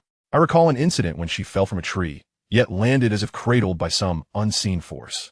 It was during that fateful summer when she, like you, received a letter delivered by an owl at the age of 11. After about half an hour, Petunia concluded her fragmented tale." Harry hung his head, enveloped in sorrow, while Sherlock furrowed his brow. Mrs. Dursley's narrative indeed provided some additional insights. For instance, Lily had known a boy from the impoverished area of Spinner's End before she attended Hogwarts. This boy, perpetually sullen and clad in threadbare clothing with greasy hair, had been her close companion, and they had journeyed to Hogwarts together as classmates. However, after a few years at school, their relationship had soured for reasons unknown. Even so, as Harry's maternal aunt, her revelations were still disappointingly scant, primarily revolving around events prior to Lily's marriage.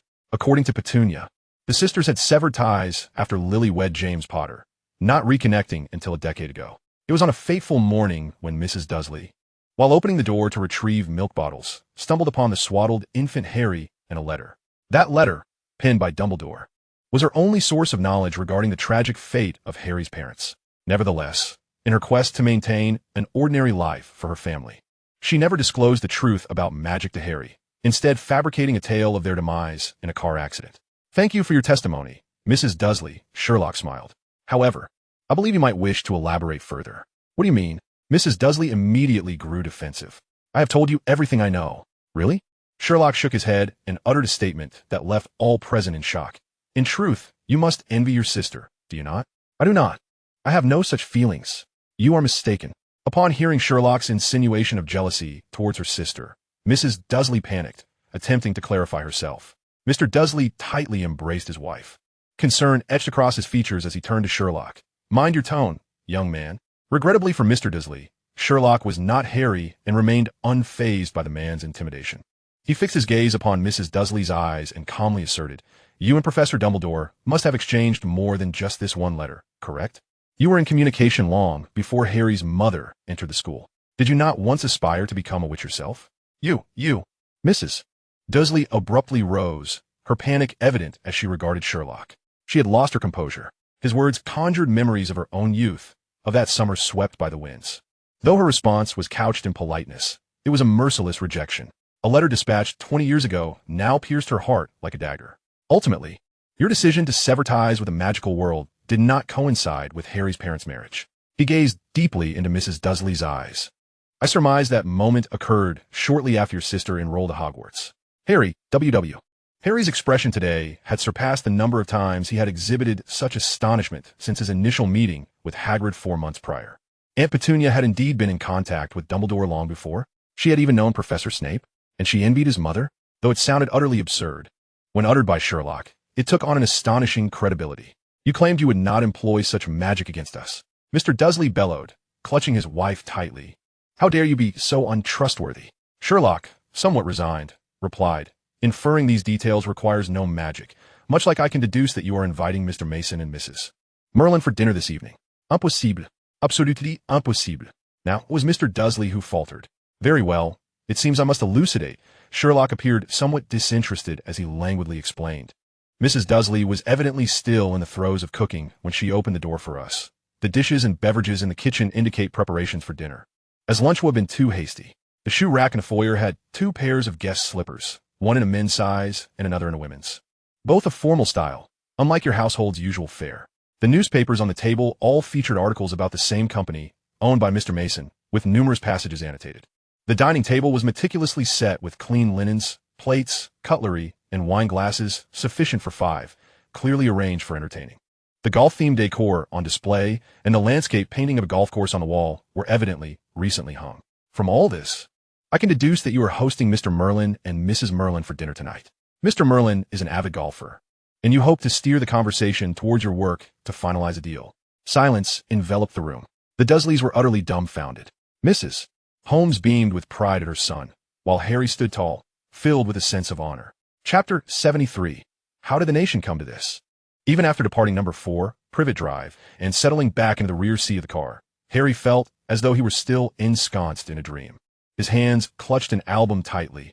It was his greatest treasure from this visit. Through his conversation with Mrs. Dursley, Sherlock had effortlessly deduced that she was outwardly disdainful, yet inwardly preserved remnants of her sister's existence. Subsequently, he dispatched the specially formulated weight loss potion and anti-hair loss shampoo that he had procured from Diagon Alley. Mrs. Dursley was not lacking in wit. She had preemptively sent her nephew a Christmas gift, a photograph of Lily from her youth. Interestingly, Mrs. Dursley had initially dismissed her husband's assertion that Sherlock was merely peddling shampoo. To her surprise, she ultimately accepted the shampoo. Even more amusingly, the primary ingredient of this anti-hair loss shampoo was the Potter's renowned hair growth elixir. One cannot help but ponder whether this constitutes a case of domestic sales. Due to the amicable demeanor of the Dursley family, Sherlock generously gifted Dudley 2 bags of chocolate frogs upon his departure. Dudley, overjoyed, disregarded his parents' stern glares and accepted the offering with glee. "Sherlock, thank you so very much," he exclaimed. Before Sherlock could respond, Mrs. Holmes, who was at the wheel, burst into laughter, exclaiming, "Oh, do not mention it, dear Harry. You and Sherlock are friends. It is only natural for friends to assist one another." Sherlock nodded in agreement with his mother's sentiment, and then pointed towards the album that Harry was perusing. "I suggest sending this photograph to Professor Snape. It would undoubtedly make for the finest Christmas gift for him." The photo depicted the two of them together, a youthful girl with flaming red hair, slightly curled at the ends, playfully cascading over her shoulders. Her fair skin glowed with a faint blush. Her small, straight nose complemented the gentle upward curve of her mouth, revealing 2 shallow dimples. Her radiant smile, reminiscent of sunshine, was warm and healing, capable of dispelling any gloom. As many had noted, her deep, emerald green eyes were strikingly similar to Harry's, clear and bright. As for the boy whose arm she was linked to, his familiar visage, coupled with his oily hair resembling seaweed, left little doubt as to his identity. Harry suddenly realized why Sherlock had inquired about what gifts to bring for the professors. This photograph had been waiting for him. However, he still hesitated. Does my mother truly have a close relationship with Professor Snape? Clearly, Sherlock replied in a tone of certainty. Although he was unaware of the reason behind their estrangement, he still felt a profound guilt for failing to protect Harry's mother. But is it true that Professor Snape has no ties to Voldemort? Harry asked, a hint of confusion in his voice. I meant to tell you last time. When he looked at me at the start of term, my scar ached. Sherlock, who had previously appeared languid, became serious upon hearing Harry's words. He propped his chin on his hands and gazed intently at Harry. Your scar throbbed when you locked eyes with Professor Snape? Yes, Harry replied honestly, recounting his experience. Although the searing pain dissipated immediately, it was genuinely painful at that moment, something I had never experienced before. Sherlock pondered for a moment before slowly asking, Are you certain it was the gaze of Professor Snape that caused it, and not something akin to what transpired on the Quidditch pitch? Yes. Wait a moment, Sherlock. What do you mean? Upon hearing Sherlock mention the Quidditch pitch, Harry was reminded of that incident. Everyone had believed that Snape was attempting to sabotage him. Yet only Sherlock had pointed out that Snape was, in fact, protecting him. You may have forgotten, Sherlock remarked, but the individual seated beside Snape at that time was Quirrell. Harry gasped in realization. As Christmas approached, the festive atmosphere thickened. Initially, Ron expressed some grievances about Sherlock and Harry going to Privet Drive without him, but he was soon distracted by other novelties. At first, he engaged in wizard chess with Mr. Holmes, whose skills were quite formidable. The two were evenly matched, making the game far more enjoyable than playing with Harry. Recently, he had also become enamored with the television. A box that could display moving images and sounds without the aid of magic was a source of great fascination for him. A few days later, Hermione and her parents arrived at Sherlock's home. Having returned from Hogwarts nearly a week earlier, and with Christmas fast approaching, Sherlock had yet to make a single phone call to her. Ultimately, Hermione could no longer wait and dialed his number. Upon receiving the call, Mrs. Holmes seized the opportunity to invite the Grangers over. Mr. Granger, however, had some reservations, stating that it had been agreed they would visit their house. Mrs. Granger dismissed his concerns, saying, "Oh dear, let us not be bothered by such trifles. As long as the children are happy, that is what matters." However, Hermione was not about to let certain matters slide easily. "Sherlock, weren't you supposed to call?" she said, hands on her hips, glaring at him. A Sherlock stammered. Harry and Ron could not help but chuckle at the scene. Witnessing Sherlock flustered was a rare delight. "And you too. Harry, why didn't you remind Sherlock to call?" Ron chimed in. "You wouldn't use the phone, would you? You always send letters by owl, right?" Harry and Ron merely looked at each other in silence. As they observed Hermione's demeanor, both Mrs. Holmes and Mrs. Granger could not suppress their laughter. "Ah, youth is so delightful." "Indeed, it is," they both echoed. As for Mr. Granger, he engaged in a quiet discussion with Mr. Holmes in front of the television while watching the news. "What a tumultuous time we are in, Mr. Holmes remarked, shaking his head slightly at the impassioned bald figure speaking on the news. "How has the country come to this?" It was quite unusual for the typically genteel Mr. Granger to express such sentiments. "If this continues, the country will become a laughingstock on the international stage." Mr. Holmes regarded him with mild surprise, not having perceived this side of Hermione's father before. "I would suggest you might consider taking out a loan in rubles to convert to pounds," Mr. Holmes said cautiously after watching the news for a while. "But do not borrow too much." Mr. Granger paused in surprise. "Do you think it is hard to say? It is merely a possibility." After a moment of contemplation, Mr. Granger turned to discuss the matter with his wife. Ultimately, they decided to heed Mr. Holmes' advice and visit the bank the following day. The Granger family had grown quite familiar with the Holmes family, and Mr. Granger held Sherlock's father's judgment in high regard. Sherlock, of course, observed the actions of both families with keen interest. However, politics seemed rather distant for an 11-year-old boy like Sherlock, and it was certainly not a matter he ought to concern himself with at present. Yet, upon discovering that magic still existed in this world, Sherlock found himself pondering. If that giant truly were to fall, would it have repercussions for the magical realm? Chapter 74, December 25th, 1991. Hermione was quite irate. She had already felt discontented due to Sherlock's lack of communication during the holidays. Now, upon learning that Sherlock had taken Harry to Privet Drive, her displeasure only intensified. Why had he not invited her to partake in such an intriguing experience? Unfortunately, it was too late to voice her grievances now. Ultimately, at Ron's strong insistence, Sherlock compensated by playing several of their favorite violin pieces. This opportunity was indeed seized by Ron. Sherlock was quite adept at the violin, capable of performing even the most challenging pieces. However, he did not play with the diligence one might expect. During his stay at Sherlock's home, Ron had endured more than one excruciating solo performance. Each evening, Sherlock would recline in the armchair, placing the violin across his lap, closing his eyes as he casually fiddled with the strings. The sounds varied from high and melancholic to bizarrely joyous, at times grating and unpleasant, resembling the sound of sawing wood. Ron could hardly bear it. Yet, Mr. and Mrs. Holmes appeared to have grown accustomed to it. Harry remained notably silent. In such circumstances, Ron could only retreat to his bedroom, firmly shutting the door. Alas, Sherlock's penetrating melodies could still be heard even through the door, causing him considerable distress. With Hermione's timely arrival, Ron seized the opportunity to voice his concerns. Ultimately, a resolution was reached that satisfied everyone. Hermione's anger subsided, and Ron exhaled a sigh of relief. He even contemplated that if this situation persisted for a few more days, he might very well lose his temper. After the Granger family finished their dinner, they departed. Hermione felt a twinge of reluctance, but could only remind Sherlock once more to call or send a letter via owl before leaving. Days passed, and finally, December 25th, 1991, arrived Christmas Day. On this very day, Mr. Granger's earlier words of frustration took on a prophetic quality. The once unbreakable alliance had crumbled, rendering it a laughingstock in the international community. It is not an exaggeration to say that the disintegration of this alliance was the most consequential international event affecting the Muggle world since World War II. As for its implications for the magical realm, that remained an uncertainty. However, for the young witches and wizards attending Hogwarts, this matter seemed to hold little significance. Many were blissfully unaware, and even those who did know were far more preoccupied with the anticipation of their Christmas gifts. When Sherlock, Harry, and Ron awoke that morning, their respective rooms were already filled with presents. This could be considered a perk of the magical world. Alls could replace the traditional figure of Santa Claus, delivering Christmas gifts to them. Sherlock stared in silence at the large pile of packages before him, somewhat taken aback. He had not anticipated receiving so many gifts. Surprise! Merry Christmas! Just as he was lost in thought, Harry and Ron burst through Sherlock's bedroom door, evidently aiming to surprise him. However, upon witnessing the room brimming with gifts, they could not help but gasp in unison. "Wow, Sherlock, you received so many presents." In fact, Harry had already been quite astonished at the small pile of packages at the foot of his bed that morning. Coincidentally, Ron knocked on his door at that moment, prompting Harry to excitedly point out his gifts. "Come look at how many I received. What did you expect? Cabbages?" Ron chuckled at his own jest, for his own pile of gifts was significantly larger than Harry's. This was only natural, as his relatives and friends far outnumbered Harry's. After some deliberation, they decided to seek out Sherlock. Upon entering his room, they were met with the astonishing sight. After a moment, Ron regained his composure and pointed to a bulging package, declaring, "That must be from my mom."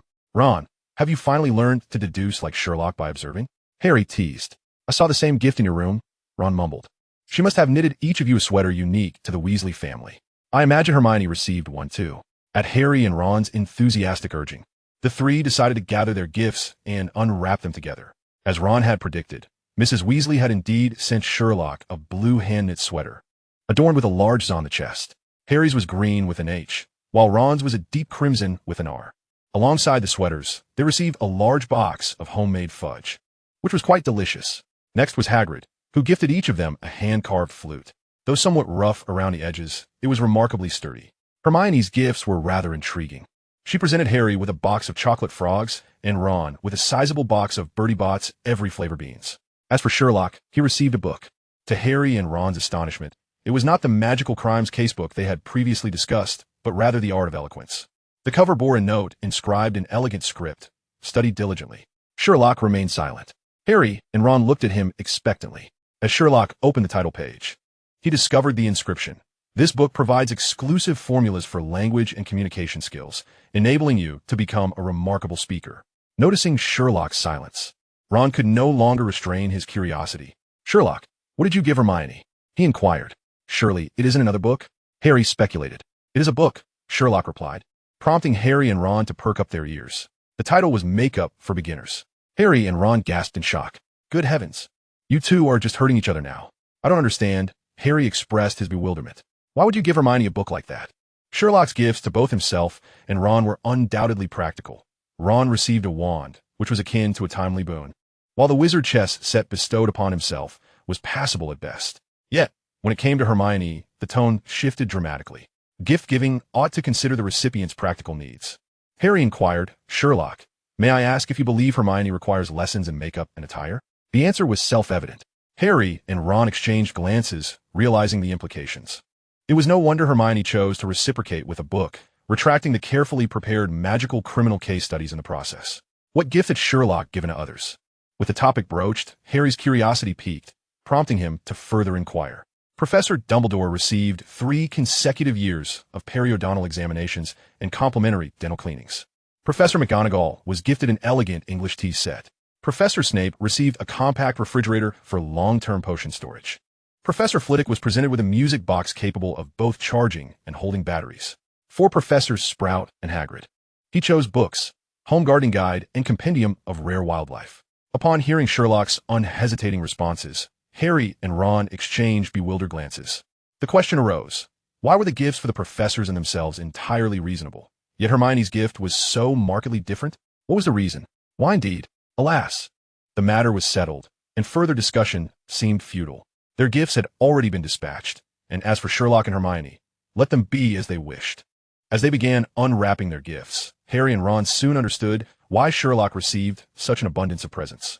"Dear Holmes, I sincerely appreciate your unwavering support in Charms class," wrote his devoted friend, Simon Finnegan. To Holmes, "Thank you for recommending an excellent seeker for the team. Of course, it would be even better if you could join us. Oliverwood always welcomes you.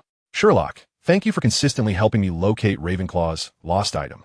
Thanks to you, Holmes, my father has been cleared of suspicion. Merry Christmas from the entire Hannah Abbott family. Mr. Holmes, thank you for resolving my concerns," wrote Autumn Jean.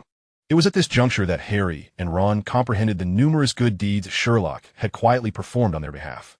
Although the phrasing may have sounded peculiar, the reality was indeed as stated. "Sherlock, have you ever considered a career as a detective?"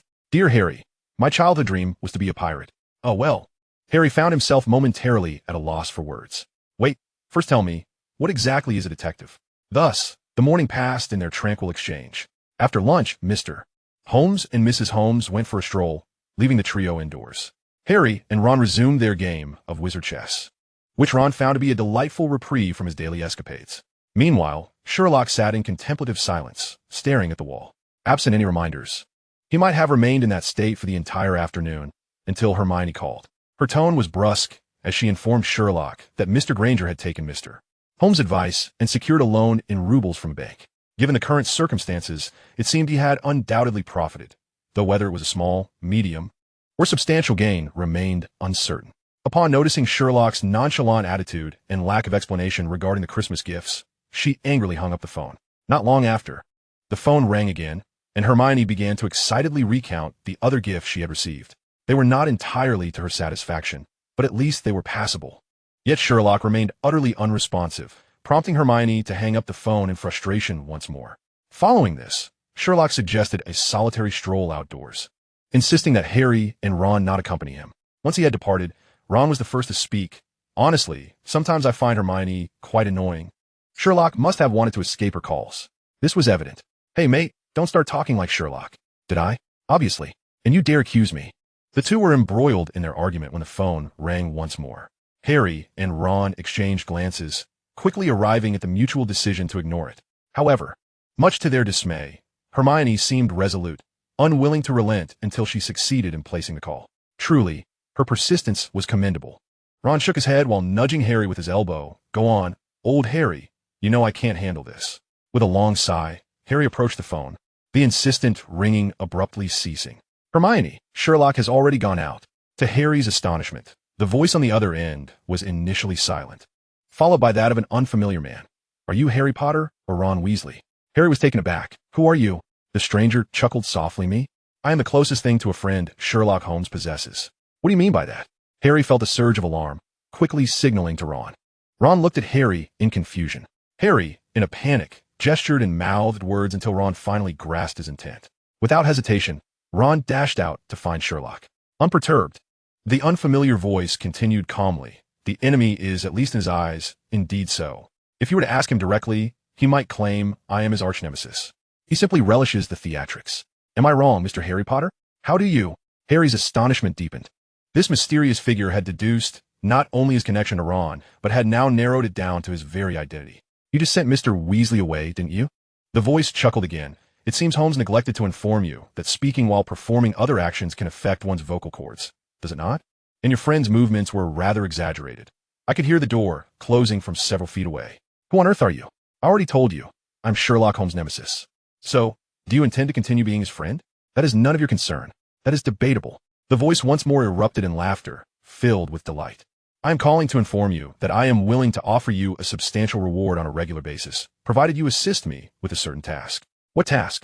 Harry's vigilance heightened once again. Information. There is no need to pry into personal matters, nor will I place you in a predicament. Merely inform me of his current activities. Why? Who are you? And what is your purpose in these endeavors? This marked the third occasion Harry had inquired about the other party's identity.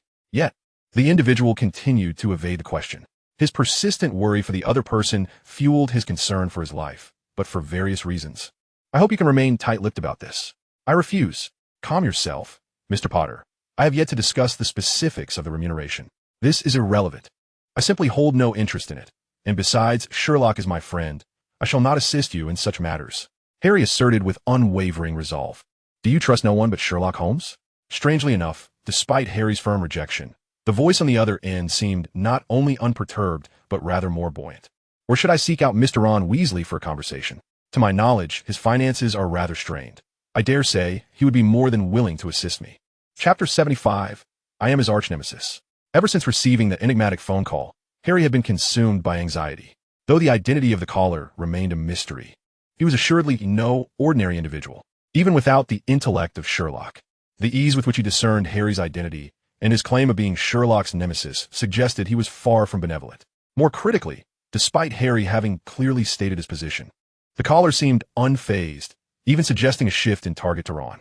This deeply troubled Harry. Regrettably, until the call was terminated, neither Sherlock nor Ron had returned.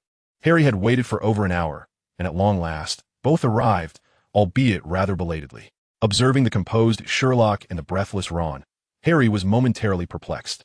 Were you not supposed to be searching for someone? How did you end up in this state? He glanced between Sherlock and Ron. You too. Mate, I must concede this time. Ron stammered, astounded that he could actually keep pace with his fellow for morning exercises. Sherlock regarded Ron with a sidelong glance. It was merely a light jog. A light jog? You call that a light jog? Ron appeared ready to voice his discontent. But in his haste, he abruptly coughed, his face flushing crimson.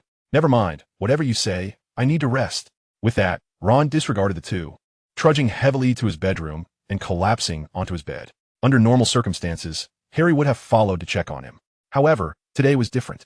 He had no desire for Ron to overhear the ensuing conversation, so he pulled Sherlock aside and lowered his voice. Why did you arrive so late? Did Ron not inform you? He mentioned Hermione called and asked me to return quickly. I thought it was of little consequence, so I took him for a couple of laps. Harry, O.W., struggling to suppress his frustration, Harry took a deep breath. It wasn't Hermione. A person claiming to be your enemy just called. Oh, which one? Harry was taken aback. Did you, perchance, have numerous enemies? He claimed to be your arch-nemesis. Oh, did he offer you money to surveil me? Sherlock inquired calmly. Harry was utterly astonished. How could he have guessed? Yes. Did you agree to him? No. How unfortunate. You should have acquiesced, and we could have split the proceeds. Harry, after a series of inquiries, Harry realized he could no longer follow Sherlock's line of thought. He had to interrupt the conversation and pose a question of his own. Wait, who exactly is he? An individual who takes delight in toying with me, one who constantly attempts to instruct me, and also the most perilous person you are aware of. At Sherlock's words, a chill ran down Harry's spine. More dangerous than Voldemort? In a certain regard, yes. Harry, W.W. That is exceedingly daunting. Upon hearing this response, Harry hesitated no longer and recounted the entire conversation he had with the caller, emphasizing the potential threat to Ron. Yet, to Harry's dismay, despite his earnestness, Sherlock appeared rather indifferent. Please inform Ron that if the caller approaches him, he must consider carefully. I too would be willing to split the proceeds. Harry, au vous. Sherlock. You. However, before Harry could express his ire, Sherlock interjected. Let us set that aside for now and discuss the plans following our return to school. What? Ignoring Harry's astonished gaze, Sherlock swiftly outlined the agenda for their return. First, explore the castle. Second, venture into the forbidden forest. Third, confront Quirrell. A clear arrangement was laid out. On one hand, it was to hone Harry's abilities, but more importantly, it was to clarify Harry's situation. According to Dumbledore's original intentions, the Savior was to confront the Dark Lord directly. Yet, he was roundly chastised by Sherlock.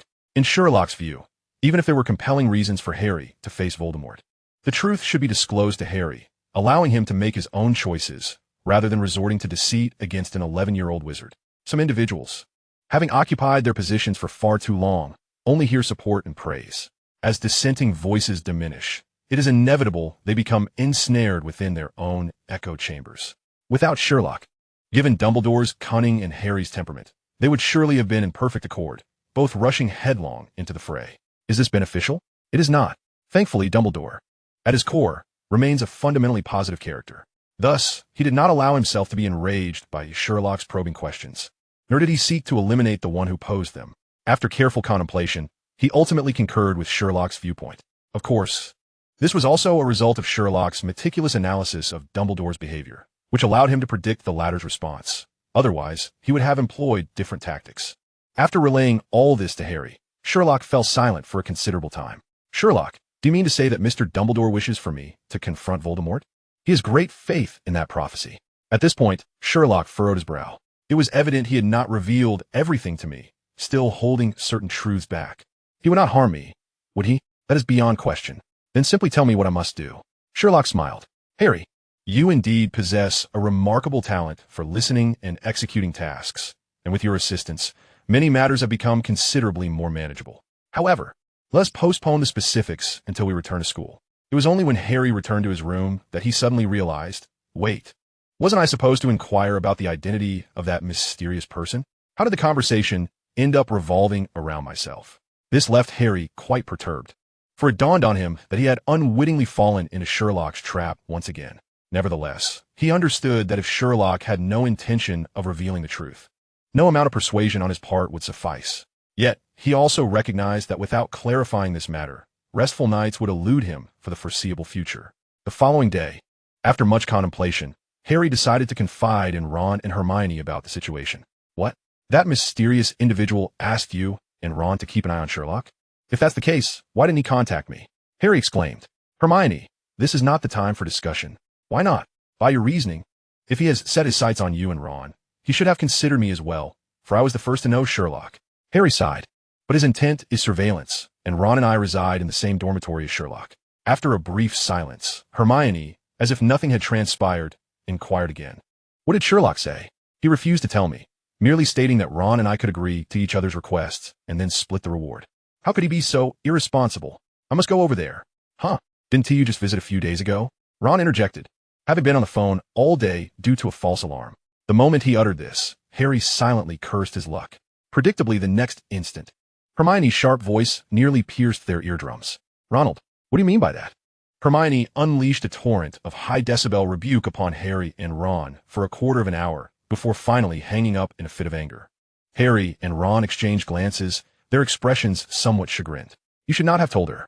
I had no idea she would react so strongly, Harry shrugged. But it's good that she'll come. She is smarter than us and may indeed find a way to extract the truth from Sherlock. I say, are you both overly anxious? Ron remarked, puzzled. Since Sherlock himself doesn't seem to care, it indicates that this matter isn't as grave as you think. But he did say that this is the most dangerous person I know, even more perilous than Voldemort. Hey, let us not mention that name again. I'm just saying, Voldemort, Voldemort, Voldemort. All right, I concede, you're my brother, my dear brother. Is that satisfactory? Ron rolled his eyes in exasperation. He suddenly realized that Harry and Hermione were not so different after all. Both exhibited an excessive concern for Sherlock. They seemed to forget who Sherlock was, a man capable of discerning every detail of your day with just a glance.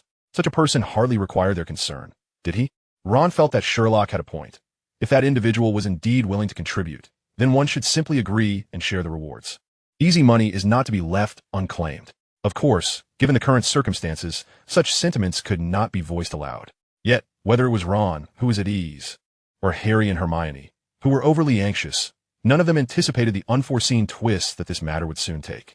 3 days after that mysterious phone call, Hermione, with her future in mind, decided that Mr. Granger thought her visits to Sherlock's home were becoming too frequent and needed to be curtailed. That morning, Harry returned home with Sherlock after their customary morning exercise, only to find an unfamiliar individual standing at the door. He was a man who, at first glance, left a lasting impression. Tall and imposing, with thick brows and deep-set eyes, his features were sharply defined, and he radiated an undeniable aura of vitality. He held a black umbrella in his right hand, casually resting it by his side, although he appeared to be no older than 18 or 19. His mature demeanor suggested someone in their late 20s. Upon seeing Sherlock and Harry, the man smiled. The great detective and his good friend have returned? It seems your boxing practice went rather well today, Mr. Potter, considering you only stumbled once. Harry, who had been curious, felt the hairs on the back of his neck stand on end at the sound of the man's voice. For it was indeed the voice that had haunted his thoughts over the past 3 days. Sherlock, it was him, the very person I mentioned to you.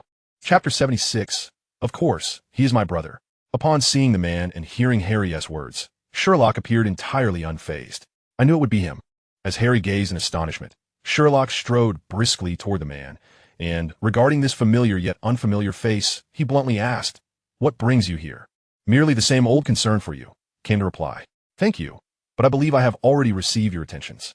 Despite being at a height disadvantage, Sherlock maintained an unyielding presence in the face of this man, even if he had to look up to speak. "You remain as abrasive as ever. Have you never considered that we are on the same side?" The man raised an eyebrow, and Sherlock tilted his head, seemingly contemplating for a moment before providing a negative response. "No, our commonalities are numerous beyond your imagination. Our petty grievances are mere child's play in comparison." Upon hearing Sherlock's reply, the man frowned and said with earnestness, "But someone will inevitably be hurt by this. You know very well that it will cause concern for our parents." Sherlock, who had been quite rude until this point, suddenly fixed the man with a piercing gaze. "Who precisely is causing them concern? Me? I believe you need to clarify this. They have never worried about me, Macaw." At the utterance of this name, Harry was taken aback. "Wait, hold on, stop for a moment." Harry quickly approached the two, glancing between Sherlock and the man whom Sherlock referred to as Macaw, cautiously inquiring, "Whose parents were you just discussing?" "Our father and mother." They both replied simultaneously, their mirrored eyebrow raises causing Harry to instinctively take a step back in shock. Sherlock suddenly let out a light laugh. "Harry, this is my brother Macaw Holmes." After uttering this, He looked up and remarked, "Oh, you've put on weight."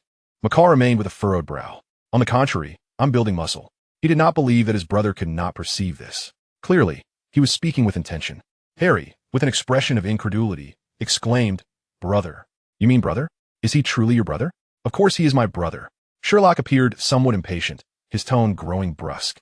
"But he is not." "Not what?" Harry hesitated, tentatively suggesting. "The mastermind behind it all?" "Huh." Sherlock could not help but laugh, his spirits lifted by Harry's words. "Well said. My friend, quite close indeed." Macaulay chuckled as well, his laughter tinged with exasperation. "Oh my God, I am but a mere ordinary university student." "Ordinary? You mean one who has already begun working for the British government before graduation?"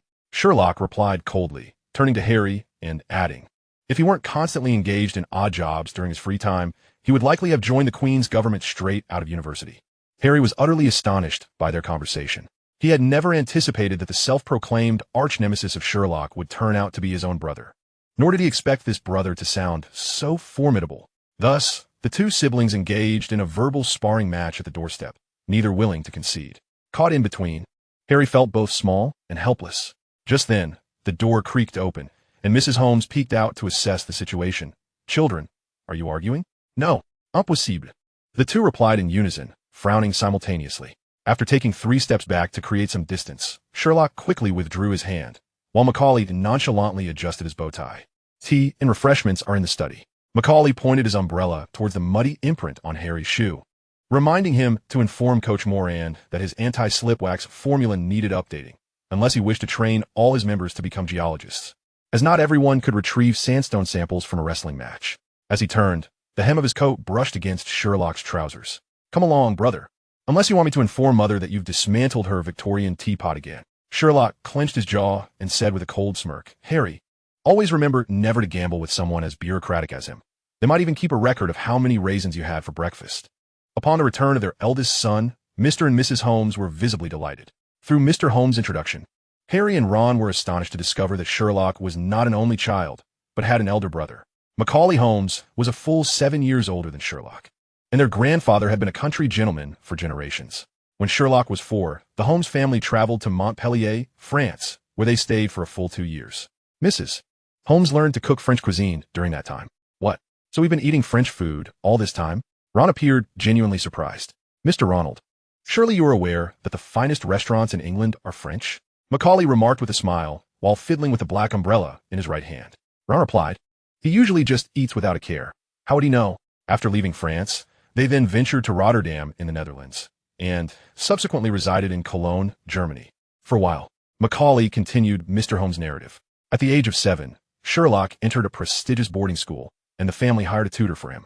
Boxing, fencing, and violin were all learned during that phase, and it must be said, my dear brother is indeed exceptionally gifted in those areas. Sherlock snorted, while Harry and Ron exchanged glances, realizing that their good friend had quite a rich history. As an Englishman, he had traveled to France, the Netherlands, and Germany by the tender age of 7. Reflecting on their own childhoods, one had endured the torment of a cousin in a dark cupboard, while the other envied watching his brothers play Quidditch on the grass. We are not the same. Just last year, Sherlock fell gravely ill. Initially, they had planned for him to attend a preparatory school as a day student in Yorkshire after he recovered. However, he unexpectedly received an acceptance letter from Hogwarts School of Witchcraft and Wizardry. The rest, as you all know, is history. After a brief silence, Ron could not resist asking, "So, Mr. Macaulay, are you also a wizard?" Upon hearing Ron's inquiry, Macaulay smiled at him and said, "What do you think?" Macaulay did not linger long at home. After merely having a meal, he departed, not even staying a night. It was said that he was quite busy. Yet Harry and Ron could not comprehend what a 19-year-old university student could possibly be busy with. Shouldn't this be the most leisurely phase of life? "You needn't concern yourselves with him," Sherlock remarked nonchalantly when questioned by Harry and Ron. "He's always been this way." "Sherlock, it seems your relationship with your brother is not particularly good. That fellow has his own set of principles. He always wishes for me to lead a so-called normal life, which is precisely what I do not enjoy. You are well aware that I have always pursued freedom and excitement. So, is he not a wizard then?" "Certainly not." "So, did your uncle and aunt inform him about your enrollment at Hogwarts and my situation with Ron?" Upon hearing this question, Sherlock's expression revealed a hint of complexity. "No, never." "Then how?" "Perhaps you might not believe it, But he is indeed more astute in observation and deduction than I am, Sherlock stated calmly. I have already spent half of my first year at Hogwarts. Such a duration is sufficient for him to draw conclusions. In fact, he only reached out to you during Christmas, which was later than I anticipated. It seems the magical world is not without its merits, at least in some aspects. It has served as a hindrance to him. What did you say? Upon hearing Sherlock's praise for Macaulay, Harry and Ron were left utterly astounded. They were well aware of Sherlock's capabilities, yet now he claimed that Macaulay surpassed him? Was he even human? Harry, do you remember our encounter outside the house? He immediately mentioned our boxing practice and that you had fallen. Reminded by Sherlock, Harry recalled that detail, having been too astonished by Macaulay's words to notice it earlier. Isn't that your mother? Upon uttering this, Harry realized he had made a foolish mistake. While Mrs. Holmes could certainly inform Macaulay about their morning exercises, she could not possibly know about their boxing practice and Harry's fall. Certainly not. Sherlock shook his head. Firstly, our attire consists of loose-fitting athletic wear and sneakers, clearly not suited for a leisurely stroll. Secondly, I bear faint red impressions on my wrist, unmistakably the marks left by boxing glove straps. I would wager he has even noticed the direction of the wrist guard's buckle, a detail I only just recalled. And you, my dear Harry, must have overlooked the rolled-up cuffs of your sleeves at your elbows, with coarse, fibrous fringes clinging to a few grains of quartz sand. The only place in all of London where such a mixture of gravel is used for flooring is the boxing ring behind St. Bartholomew's Hospital, which is why he ultimately mentioned Coach Moran. Your left shoe's heel bears unusual wear, with clods of mud adhering to its outer edge. Such spiral patterns only emerge when one drags a single foot after losing balance. Coupled with your stiff gait while walking, it is evident that you sustained a minor sprain during a fall. Lastly, the beads of sweat yet to be wiped from the nape of your neck and your breathing, which is quickened by 0.3 seconds, are telltale signs of sustained exercise exceeding 30 minutes. Through these details, he deduces the entire situation with remarkable clarity. Sherlock's words left Harry and Ron utterly astounded. Amusingly, when I received my enrollment notice last summer, I too assumed it was merely a prank orchestrated by that fellow, not realizing I had wronged him. At this juncture, Sherlock chuckled, although his brow soon furrowed. He did not disclose to his friends that, through Metcalfe's actions today, he had formed a subtle hypothesis. Metcalfe was aware of the existence of magic, and likely knew of it even before he did. Chapter 77. Hermione. You have never inquired about me. The first snowfall of 1992 arrived later than usual. On the eve of the new term, Sherlock and his companions braved the swirling snowflakes, reuniting once more at Platform 9 3/4. After parting from their families, the four returned to the campus much as they had a fortnight prior. The warmth of the Hogwarts Express fogged the windows with mist, while Hermione's copy of magical potions and elixirs flipped its pages at an unnaturally rapid pace. Ron's gaze was fixed on a chocolate frog that had rolled beneath the seat, tracing a zigzag path along Harry's sneakers. Upon boarding, Sherlock, Harry, and Ron had all sensed that Hermione was not quite herself. It appeared she had quarreled with her father. Furthermore, after they boarded, she remained silent, engrossed in her textbooks. Sherlock deduced the nature of her distress, yet he remained indifferent. Harry and Ron exchanged glances, resolutely opting not to stir the pot. Unfortunately, when one refrains from provoking trouble, it often finds its way to you. As Hermione flipped to the last page of her book, she suddenly snapped it shut. Sherlock, you have never mentioned that you have an older brother. Her long brown hair trembled with her words, as if bewitched by a spell of fury. Hermione was exceedingly vexed over missing the chance to meet Metcalfe, resulting in several days of silence toward Mr. Granger, as he was the one who had prevented her from visiting Sherlock. Hermione, even if Uncle Granger had permitted you to come, it is hardly likely you would have coincidentally met Sherlock's brother that very day, Harry reasoned, observing Sherlock's impassive demeanor and deciding to reason with Hermione. Unfortunately, his words only elicited a derisive laugh from her, and she turned to say, "True enough, but why didn't you call me that day? I clearly mentioned it last time." Harry, what more is there to say? Ron stifled a chuckle nearby. Mate, having already suffered last time, why not learn from the experience? With 5 brothers and a sister, he knows all too well that anger is a woman's domain, and irrationality is her privilege. While he found amusement in this, Hermione's gaze shifted to him. And you, Ronald, I distinctly mentioned last time. Why did you not remind Harry to call me? Do you think him erring would somehow reflect well on you? Ron, are you Hermione Granger or Severus Snape? Since boarding the train, Sherlock had been using the magical magnifying glass Harry gifted him to scrutinize the fractal patterns of ice crystals on the window, as if the altercation was mere background noise. Observing Sherlock's demeanor, Hermione's frustration grew, and she directly confronted him. "Sherlock, are you not going to say anything?" Sherlock returned the magnifying glass to his pocket and replied softly, "Hermione, you have never asked about me." Out of Hermione's sight, Harry and Ron exchanged approving thumbs-ups.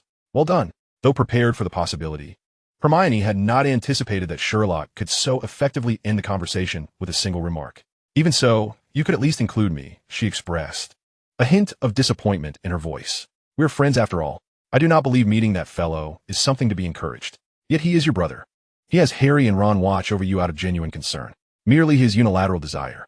Sherlock stowed away the magnifying glass, leaning back slightly, his hands clasped under his chin. For someone who often causes his parents worry, it is prudent to resolve one's own issues before tending to his siblings. The conversation reached an impasse. Although Hermione deemed the sibling rivalry somewhat childish, she could envision the dismal atmosphere at Christmas dinner, given Sherlock's disgruntled expression.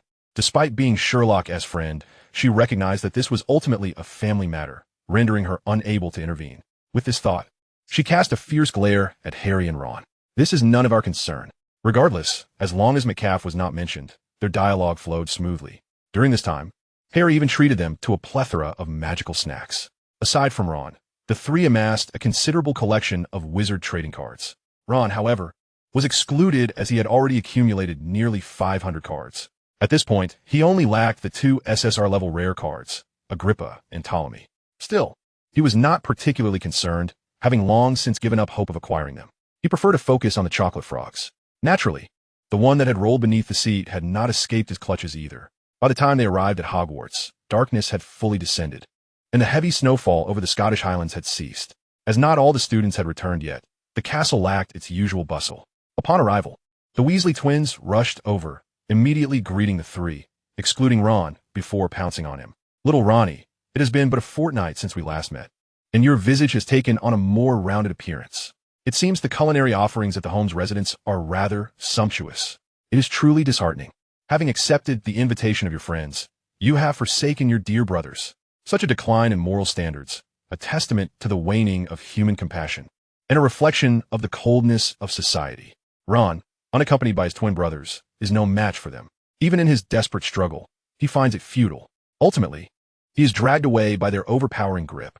In a moment of desperation, he spots Percy Weasley passing nearby and calls out for assistance. To his astonishment, Percy appears oblivious and continues on his way. It is no jest. Even though Percy is the elder brother of the twins, he would not dare provoke them in such a situation. On Christmas Day, upon receiving a unique gift from the Weasley family, he is teased by the twins, who declare that upon his sweater stands not for Percy, but for Prefect. Naturally, his typically meticulous demeanor refuses to accept such mockery. Initially intending to teach his troublesome younger brothers a lesson, he finds himself, instead, unceremoniously lifted away due to his own inadequacy. With this lesson learned, he is unlikely to seek out further trouble. In fact, upon witnessing Ron's similar plight, he secretly finds joy in the realization that he is not the only one suffering misfortune. Shortly after Ron is whisked away by the twins, the bored Seamus, having arrived at school early, pulls Harry into a game of wizard chess. "Do we require a breath of fresh air, like a reviving draft?" suggests Hermione when only she and Sherlock remain. Sherlock absent-mindedly nods, seizing the opportunity to contemplate the evening's plans. The two stroll side by side out of the castle and into the enchanting Hogwarts grounds. Hogwarts is breathtaking on a snowy night. The moonlight etches a silvery blue path upon the snow, while the boughs of distant fir trees bend under the weight of the snow, resembling the delicate balance of a levitation charm. The snow lies thick, over 3 inches deep, crunching underfoot and evoking a sense of comfort and release. As Hermione observes the 2 rows of staggered footprints left by Sherlock and herself, an idea stirs within her. During this holiday, I gathered some information and have finally unraveled the intricacies of that matter. She halts, only to find Sherlock seemingly oblivious, continuing to walk ahead. "Sherlock, I'm speaking to you." "Apologies, what did you just say?" Sherlock replies, his expression innocent. Hermione takes a deep breath and decides to get straight to the point. The Philosopher's Stone has the power to transmute any metal into pure gold and can create the elixir of life, granting immortality to those who consume it. The only remaining Philosopher's Stone belongs to the renowned alchemist and opera aficionado, Nicholas Flamel. It is only fitting to request Professor Dumbledore, his partner and friend, to oversee the stone, Quirrell, or rather Voldemort, unleash the troll on Halloween to divert attention so he could access the room where the stone is kept. His actions during the Quidditch match against Harry were likely instigated by Voldemort, who fears that Harry might fulfill the prophecy and bring about his demise. Having conveyed all this in one breath, Hermione turns her gaze toward Sherlock. Hermione, you undoubtedly possess a remarkable talent for synthesis and analysis. Sherlock acknowledges her deductions. Establishing a theory without data is a grave error. People often unconsciously distort facts to fit their theories rather than allowing their theories to adapt to the facts. Hence, while others may view Snape as more suspicious than Quirrell, I am pleased you have extracted vital clues from the information and woven them into a cohesive narrative. However, you had already elucidated everything at Hagrid's, and it has taken me until now to grasp it fully. Despite receiving Sherlock's validation, Hermione's tone remains somewhat subdued. My dear friend, in terms of initial deductions, you have already surpassed that school of goldfish by 3 Rons. I have repeatedly pointed out the difference between seeing and observing to him. Yet even now, he has only practiced in one context. Although slightly irked by Sherlock's comparison of her to Ron, Hermione curiously inquires, what context? He never regards a quill as a quill, even when their appearances are strikingly similar. I must go prepare for my studies. See you tomorrow. With that, Hermione hastily returns to the castle. Through her observations, she has confidently deduced that Sherlock has certainly not perused the book on the art of charming conversation that she gifted him. After Hermione departs, Sherlock lingers briefly on the grounds before returning to the Gryffindor common room, where Harry and Seamus have already played several games of chess. During the holiday, he learned numerous strategies from Ron, which he now applies to Seamus, creating considerable difficulty for him. This has resulted in the pieces, which had previously been somewhat disobedient, becoming significantly more compliant, much to the delight of both Harry and Seamus. Chess is indeed most enjoyable when played against opponents of similar skill. After Seamus leaves, Sherlock and Harry make their way back to their dormitory. Ron, thoroughly exhausted from the antics of the Weasley twins, is already fast asleep in bed, while Neville and Dean's beds remain vacant, as they have not yet returned to school. Sherlock says little, simply instructing Harry to retrieve the invisibility cloak. Harry is well aware of what this implies. They're clearly planning a nighttime excursion around Hogwarts. This thought fills him with both trepidation and exhilaration, as if something within him has been awakened. Chapter 78. We shall depart tonight. Are we leaving tonight? Harry inquires in a hushed tone. Tomorrow night. The students will all arrive, and Filch's vigilance will be lower tonight than usual, providing us with an excellent opportunity. Harry readily agrees. Once cloaked in invisibility, witnessing his body disappear from view entirely heightens Harry's excitement. Before they set off, he hesitates for a moment and suggests, Sherlock, why not join me under the cloak? Harry's reasoning is simple. The invisibility cloak left to him by his father is ample enough to cover both him and Sherlock. Though it may prove somewhat cumbersome to walk together, the safety it affords is worth it. He feels a twinge of embarrassment, recalling that when Sherlock first entrusted him with the cloak, he had entertained a bold notion to don the cloak alone and take a stroll around the grounds. As it was a cherished remnant of his father, he believed it should initially be used solely by him. However, this thought was quickly cast aside.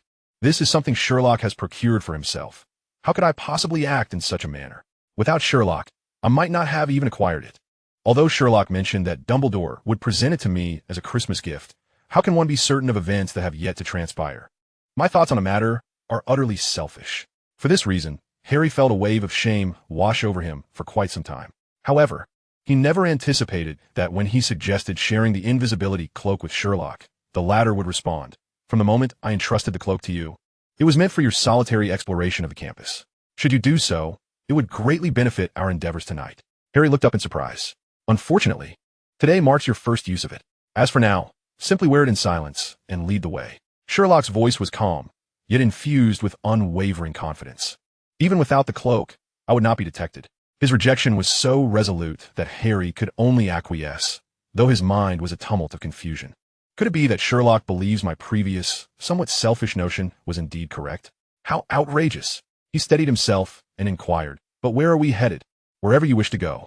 Rest assured, I shall keep pace with you." This was Sherlock's true intent, to guide Harry on a nocturnal tour of the campus without a specific destination. The primary aim was to broaden his horizons and enhance his experiences.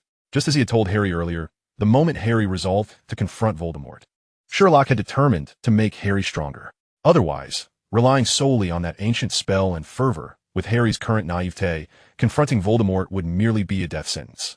Following Sherlock's instructions, Harry donned the invisibility cloak and stealthily exited the dormitory, descended the stairs, traversed the common room, and crawled through the portrait hole. "Who goes there?" the fat lady inquired hoarsely, unable to see anyone. At that moment, Harry's heart raced. He recalled Sherlock's advice, maintaining silence as he hurried through the corridor. He didn't even dare glance back to see if Sherlock was following. Meanwhile, Sherlock, trailing behind Harry, couldn't help but shake his head in disbelief. Had it not been for the invisibility cloak, Harry would have likely been discovered the moment he left the common room. Even with the cloak, Harry's stealth was riddled with flaws in Sherlock's eyes. Fortunately, they still had time. Upon reaching the end of the corridor, Harry finally had a moment to catch his breath. He halted, preparing to select their destination.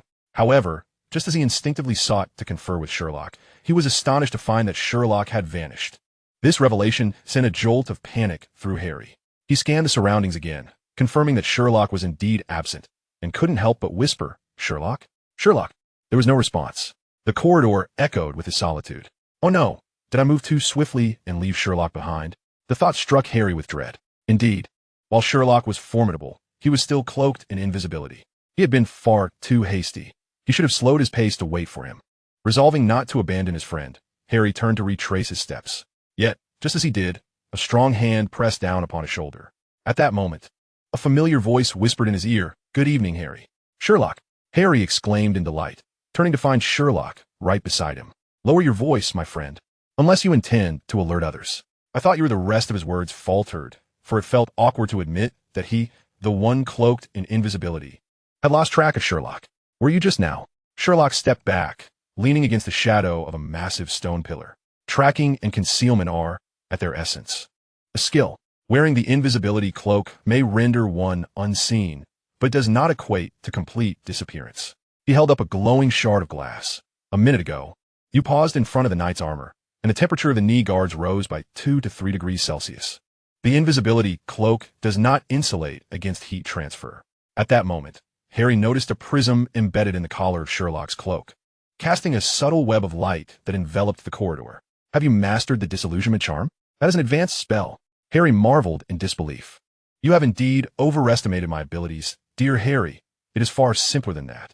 As Sherlock spoke, he raised his right hand. "Look." Wisps of fine thread glinted in the moonlight, remnants of the spider silk purchased last time at Diagon Alley. When used effectively, it could alter the direction of light refraction. Moreover, when the invisibility cloak brushes against it, it emits a pitch of C major. After saying this, he took a step forward. "Your breathing rate is 17 beats per minute faster than normal. While I doubt anyone else would notice, I advise you to relax." "Very well, my friend. If you cannot reach a decision, I suggest we head to the library. It is a reasonable distance, spacious, and you are relatively familiar with its environment. Should we linger here any longer, we may soon find ourselves in a precarious situation." Without hesitation, Harry accepted Sherlock as counsel. The library at night was enveloped in darkness. Whether it was merely his imagination, Harry felt it appeared particularly eerie compared to the day. In this atmosphere, he was compelled to illuminate a lamp, carrying it as he navigated through the rows of bookshelves. The lamp seemed to hover in midair, although he could feel it in his grasp. The sight sent chills down his spine. When he reached the restricted section at the back of the library, that sensation intensified. Cautiously, he crossed the rope that separated these books from the rest, contemplating whether to take a book for inspection, when Sherlock's voice broke through the silence. "If I were you, I would avoid areas that leave obvious footprints." Harry paused, glancing down his feet, and then, feeling embarrassed, chose a different path. During the course of their nocturnal exploration, Sherlock imparted valuable lessons to Harry. Just as in the corridor earlier, Sherlock navigated effortlessly, employing his agile prowess in a few simple spells.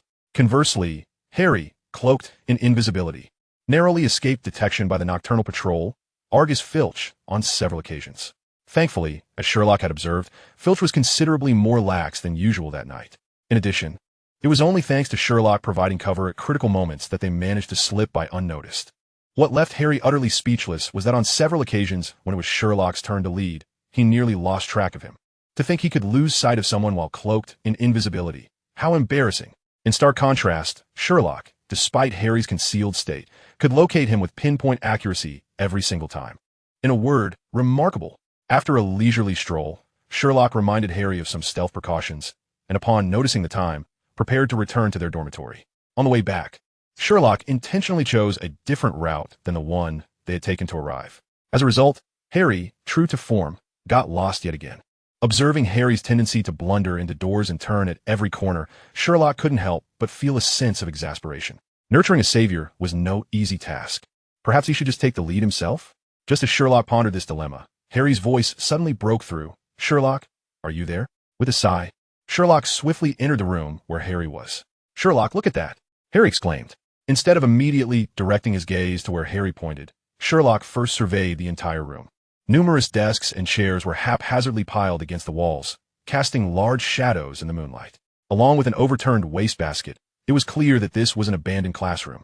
Only then did Sherlock shift his attention to the object that had piqued Harry's interest. It was a grand mirror, reaching up to the ceiling, adorned with a lavish golden frame, supported by claw-like feet. Sherlock quickly deduced. This mirror had only recently been moved here, no more than 3 days ago, and would soon be relocated. "How did you figure that out so quickly, Sherlock?" Harry asked, now a far cry from the naive boy who had first met Sherlock. His willingness to accept the situation without overthinking it stemmed from the realization that he would likely arrive at no correct conclusion.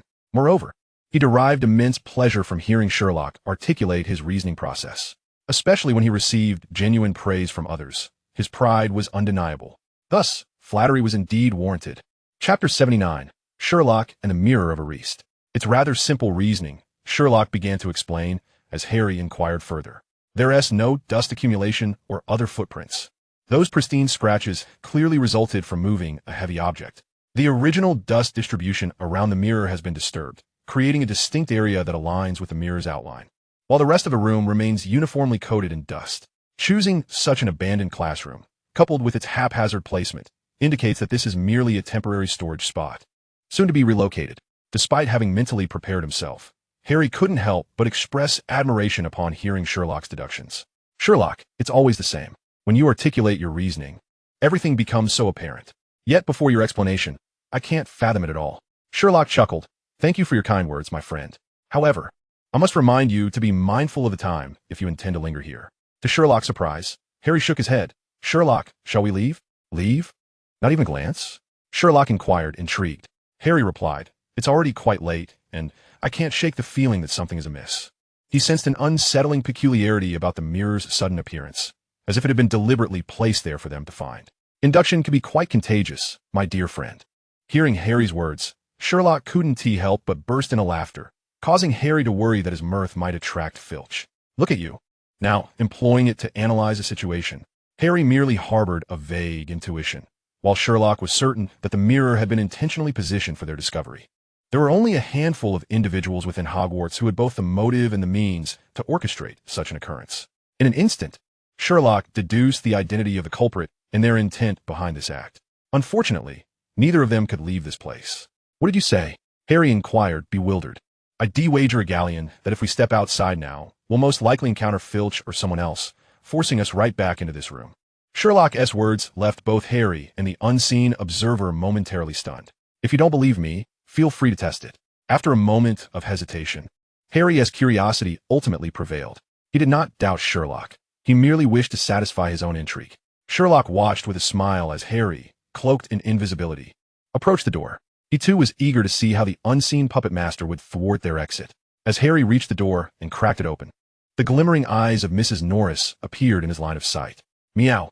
Harry froze, unsure if the invisibility cloak would work on a cat, standing still in place. Fortunately, Mrs. Norris did not linger for long. Once she turned to leave, Harry quickly shut the door behind him, exhaling deeply. "I was mistaken. I didn't expect a cat to be the visitor," Sherlock remarked with a hint of self-deprecation before striding toward the mirror. The earlier encounter had undoubtedly validated Sherlock's deduction, and Harry was disinclined to approach the door again. Thus, seeing Sherlock had already moved forward, he followed suit. Standing before the mirror, Sherlock's gaze swept over its top, where an inscription was carved. "Eristra eru oit ube kafru oidon wosi." At first glance, it appeared to be a meaningless phrase. Yet within 3 seconds, Sherlock deciphered its true reading. A look of astonishment washed over his face, quickly morphing into a faint smirk. In that moment, he understood why this mirror had manifested here today. That old fool. Very well. If one seeks thrill, then let it be pursued to the fullest. He took 2 steps forward, positioning himself directly in front of the mirror. His long, slender fingers rested against his chin, his gray eyes narrowing to pinpricks in the mirror's cold light. To Sherlock's surprise, the reflection that materialized was not a labyrinth of galleons nor the streets of Elizabethan London, but rather a scene so intricately precise it sent a shiver down his spine. Countless silver strands intertwined in the void, each thread strung with suspended pocket watches, blood-stained daggers, and yellowed case files. A parchment inscribed with enigmatic symbols unfurls slowly, the ink twisting across its surface to form a magical equation he had never encountered before. Hogwarts castle collapses into a floating dodecahedron, each facet contorted into the same Gothic letters. The final problem.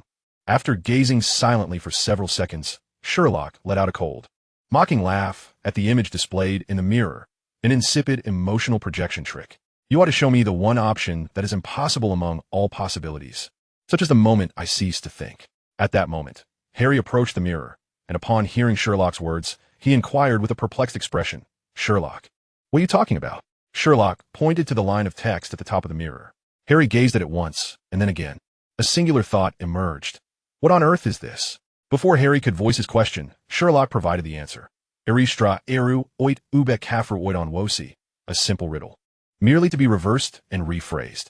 I show not your face, but your heart's desire. Harry, struggling to grasp Sherlock's line of reasoning, asked in confusion, "What does that mean?" "I do not reflect your visage, but the deepest yearning of your heart," Sherlock replied calmly.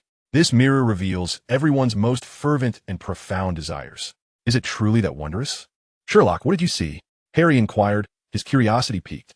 Sherlock remained silent, stepping aside. "Sherlock?" Harry gazed at him in bewilderment, failing to comprehend his meaning. "Have you not always longed to see your parents?"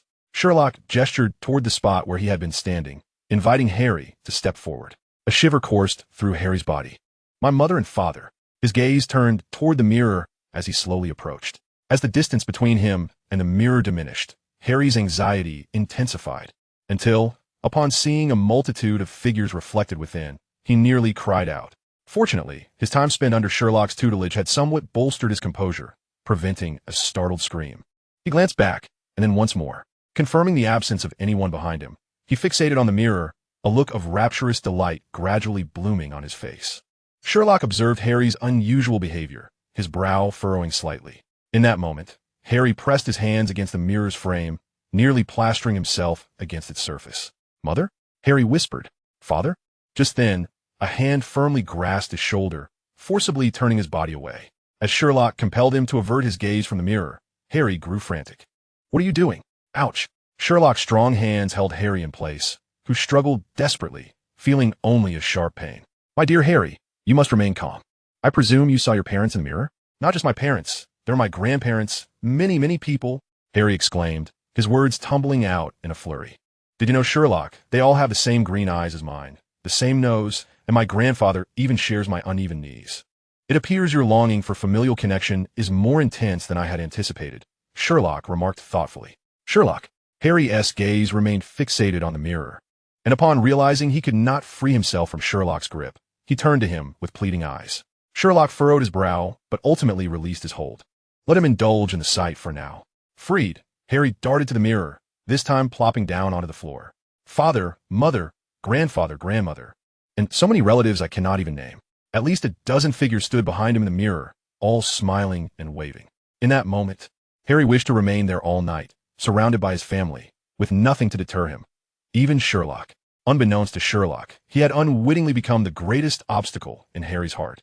He watched with intrigue as Harry gazed hungrily at the mirror, yearning to leap into it and join his loved ones. He was waiting for that person's arrival. The wait was not prolonged. Just as Harry teetered on the brink of oblivion, a calm voice emanated from behind. Harry felt as though his very insides had turned to ice. He stiffly turned his head to see Dumbledore's figure appearing in the doorway. Sherlock, unfazed, greeted Dumbledore with composure. "Professor, I must say, Sherlock, at your age, I lack the keen observational skills you possess," Dumbledore remarked with a smile. "As you have noted, this mirror indeed reveals one's innermost desires. It is known as the Mirror of Ariste." Harry, relieved to see Dumbledore smiling, let out a breath he hadn't realized he was holding. Sherlock, however, merely raised an eyebrow. "So, may I now inquire what your heart's desire is?" Dumbledore continued, maintaining his smile as he turned his gaze toward Sherlock. Sherlock had already deduced that Dumbledore was the one who placed the mirror here, and upon being asked, he replied without hesitation. An overly sentimental advertisement for a clockmaker. I suggest Mr. Filch intensify the pest control efforts within the castle. Dumbledore.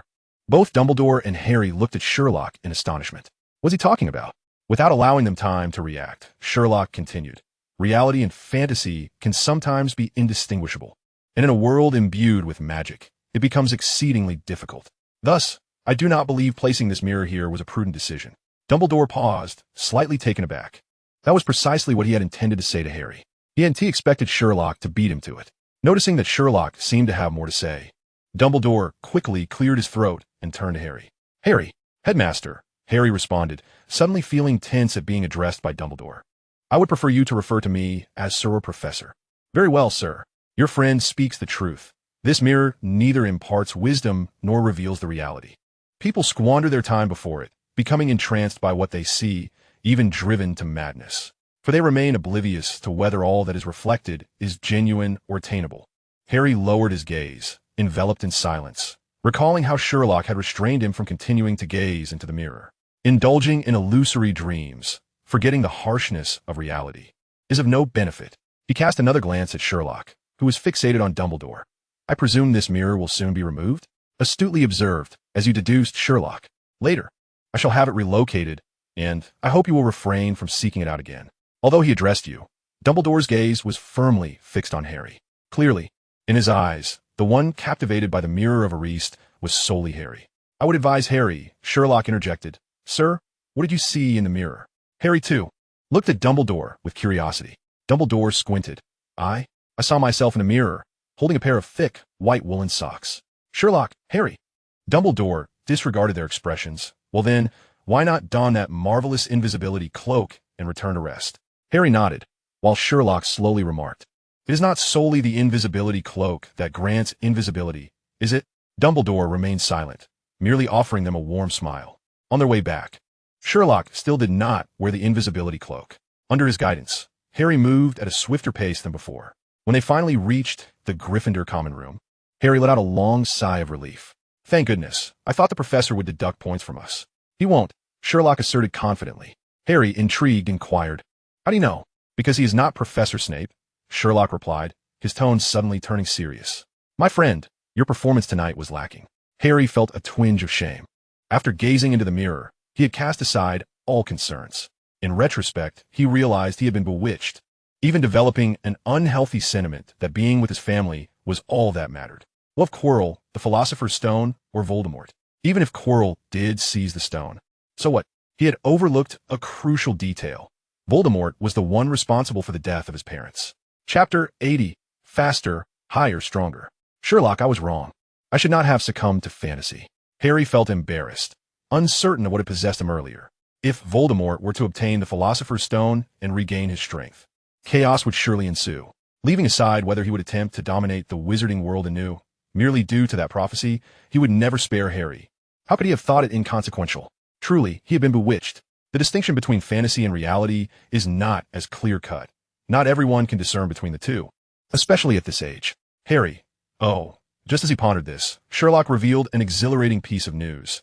There are countless ways to cherish one's family, and immersing oneself in fantasy is the most foolish. This summer, we shall visit the place where your parents lived.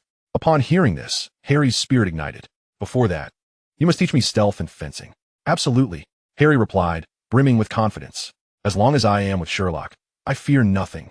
With the guidance of both Sherlock and Dumbledore, Harry was ultimately persuaded to abandon thoughts of the Mirror of Ariste and soon drifted into slumber. Sherlock, however, remained deep in contemplation. Clearly, Dumbledore had intentionally placed the Mirror of Ariste in that abandoned classroom to lure both him and Harry. Of course, he bore no malice. He simply wished to assess their characters. It could be said that he genuinely desired to nurture a savior.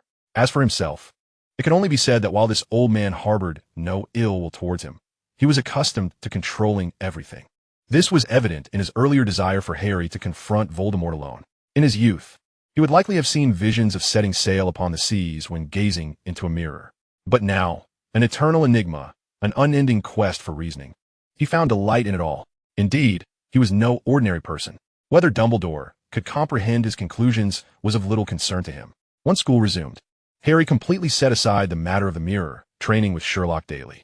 While Sherlock was eager to teach Harry boxing and fencing, given Harry's current physical state, it was imperative to first strengthen his body, honing the fundamentals.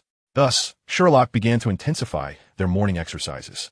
Rising early, they briskly walked and jogged around the Black Lake. The scenic beauty and fresh air surrounding the lake provided an excellent environment for developing coordination and endurance. Following their aerobic exercises, they performed simple stretching routines on the flat grass by the lake to enhance flexibility. This regimen was perfectly suited for someone like Harry, who was malnourished and lacked exercise. After completing a day of classes, once their roommates were fast asleep, Sherlock would stealthily lead Harry out of the common room, weaving through Filch, Mrs. Norris, and the Fat Lady, continuing their nocturnal explorations of Hogwarts. To ensure adequate sleep, their nightly excursions were brief but filled with thrill and excitement. With the aid of the invisibility cloak and Sherlock's guidance, Harry made rapid progress, increasingly at ease. Simultaneously, his admiration for Sherlock grew. It was worth noting that Sherlock had traversed Hogwarts alongside him without the cover of an invisibility cloak and had narrowly avoided being detected by the Fat Lady several times. In contrast, Sherlock remained as composed as ever, exhibiting no vulnerabilities. Perhaps this was sheer talent, Harry mused. Thus, apart from the Forbidden Forest and the corridor that Dumbledore had specifically warned him about, Sherlock discreetly guided Harry to complete a thorough exploration of Hogwarts. Of course, while it was termed a comprehensive exploration, it was more a macro-level overview. This school harbored numerous hidden secrets. Beyond the apparent pathways were many undisclosed secret passages. However, only Filch and the Weasley twins were privy to those. Regardless, after training with Sherlock for some time, Harry's demeanor began to undergo a transformation. The once diminutive figure now exhibited a more proportionate physique, no longer appearing the smallest among his peers. He became swifter, taller, and stronger. During this period, the professors who received Christmas gifts reciprocated with presents of their own. Notably, Professor Snape gifted Harry a costly and practical vial of advanced potions, prompting a shift in Harry's perception of him yet again. However, in potions class, Snape continued his usual practice of deducting points from Harry at every opportunity, seemingly unaffected by the Christmas gift. Nonetheless, this time it was not just Harry. Even the Gryffindor students had grown accustomed to it. Everyone was aware that potions class often transformed Gryffindor into a rather miserable experience. Time slipped by unnoticed, and just as Sherlock prepared to resume his rigorous training regimen with Harry, Quidditch practice commenced once more, necessitating a delay in their plans.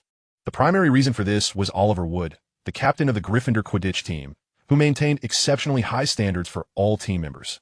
Even under the relentless downpour following heavy snowfall, the Weasley twins openly lamented that Wood was becoming a training fanatic. Yet Harry firmly supported Wood, as winning the upcoming match against Hufflepuff would mean triumphing over Slytherin in the House Cup, marking Gryffindor's first victory in 7 years. Furthermore, after acclimating to Sherlock's intense training, Harry suddenly found Quidditch practice relatively manageable. This impressed Wood immensely. In stark contrast were the Weasley twins, who, amidst their ceaseless antics of diving and feigning falls from their broomsticks, elicited Wood's exasperated outburst. "If you continue with this nonsense, we will undoubtedly lose the match." With Snape as the referee, he will find every excuse to deduct points from Gryffindor.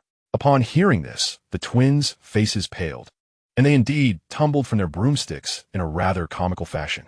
The prospect of Snape officiating the Quidditch match sparked fervent discussions among the Gryffindor team. As soon as practice concluded, the players eagerly engaged in animated debate. Without hesitation, Harry dashed away, eager to share the news with his friends. Upon arriving at the Gryffindor common room, he was not surprised to find Ron engaged in a game of chess with Hermione. It was only in such scenarios that Hermione would concede a victory to Ron, and both were engrossed in their competitive banter, one striving to win, the other relishing the prospect of seeing the other lose. Harry leaned closer to them, lowering his voice to divulge Snape's intention to officiate the Quidditch match. "Don't participate in the game," Hermione exclaimed, lifting her head and feigning injury. Ron, more drastic in his response, suggested, "Actually break a leg." "I can't do that. The team lacks a substitute seeker, and if I withdraw, Gryffindor cannot compete." Harry shook his head, recalling Sherlock's previous assertion that Professor Snape was indeed a good person, recalling how he had once protected him on the Quidditch pitch and even returned the favor. Wait, whereas Sherlock? At this point, he realized that Sherlock was absent from the common room. Since commencing Quidditch training, Sherlock had temporarily suspended their nocturnal excursions around Hogwarts. Otherwise, given Harry's current stamina, Staying up late each night left him with no energy for other activities. Of course, he continued his morning aerobic exercises, albeit at a slightly reduced intensity. While Harry trained on the Quidditch pitch, Sherlock often occupied the common room completing his magical assignments. Hermione had mentioned Sherlock more than once, as Ron would invariably circulate Sherlock's completed work among the other Gryffindors after he finished. Sherlock had remained silent on the matter, while Hermione believed he was overly indulgent towards others. Had it not been for the earlier incident with the troll, she might have openly expressed her discontent. Nevertheless, numerous Gryffindors quietly grumbled, "I advise you not to meddle. How can academic pursuits be deemed cheating?" However, at times, Sherlock's assignments were impossible to replicate. For subjects that failed to capture his interest, he might leave them blank or provide only a single answer. In such cases, Harry and Ron had no choice but to rely on Hermione, who, unlike Sherlock, resolutely refused to allow others to copy her work. Yet, she would assist them in reviewing their assignments, ensuring they arrived at the correct answers. A letter arrived from Hagrid, and when Harry inquired about Sherlock, Ron explained, "Hagrid needed him for something in his hut. We were just waiting for you to arrive before deciding whether to head over as well," Hermione added. Harry paused, taken aback. What could Hagrid want with Sherlock? Was there perhaps a magical creature that had gone missing, requiring Sherlock's assistance? Just as he pondered this, Neville Longbottom stumbled into the common room. Upon seeing him collapse, his legs tightly bound together, Harry sprang to his feet and rushed over. "That's the leglocker curse," Hermione murmured, stepping forward to lift the spell from Neville, who Harry had already helped to his feet. Ron, Dean, and Seamus, friends of Neville, quickly approached, demanding to know when the blazes happened. Unbeknownst to Sherlock, who was currently enjoying a strong cup of tea brewed by Hagrid, the events in the Gryffindor common room unfolded without his knowledge. In the biting cold of winter, this beverage proved more effective than any warming charm, not only warding off the chill, but also alleviating fatigue and invigorating the spirit. The only downside was that excessive consumption necessitated frequent trips to the restroom. "Thank you, Hagrid," Sherlock remarked, observing the giant before him, who appeared somewhat at a loss for words. Sighing, Sherlock stated, "I shall speak plainly. There are 3 potential solutions to the predicament you find yourself in. On the 6th day of the Lunar New Year, with 2 days remaining until the end of the holiday, I will strive to ensure 2 updates daily." Chapter 81. Why can't I control my tongue? Mr. Holmes, I cannot express my gratitude enough. When Sherlock indicated that there was more than one way to resolve Hagrid's dilemma, Hagrid instinctively expressed his thanks. However, upon uttering the words, he realized something felt amiss. "Wait, I haven't said anything yet. What is going on?" He had merely sent an owl to Sherlock, indicating he had matters to discuss with him. As for Sherlock, he had merely just arrived at his modest abode to savor a cup of tea. How did he discern that trouble was afoot? Sherlock found himself at a loss for words. If the secrets of others required observant analysis to deduce, then Rubeus Hagrid was a veritable open book, with every thought he wished to express inscribed upon his visage. Not only Sherlock, but even Hermione. No, it should be Harry. Wait. Perhaps it was Ron. Yes, Ron could extract information from Hagrid with ease, for this man was utterly incapable of concealing his secrets. "Are you not troubled about how to resolve this dragon egg predicament? I have 3 potential solutions. First, disclose the matter to Professor Dumbledore. With his capabilities, he would undoubtedly handle it adeptly.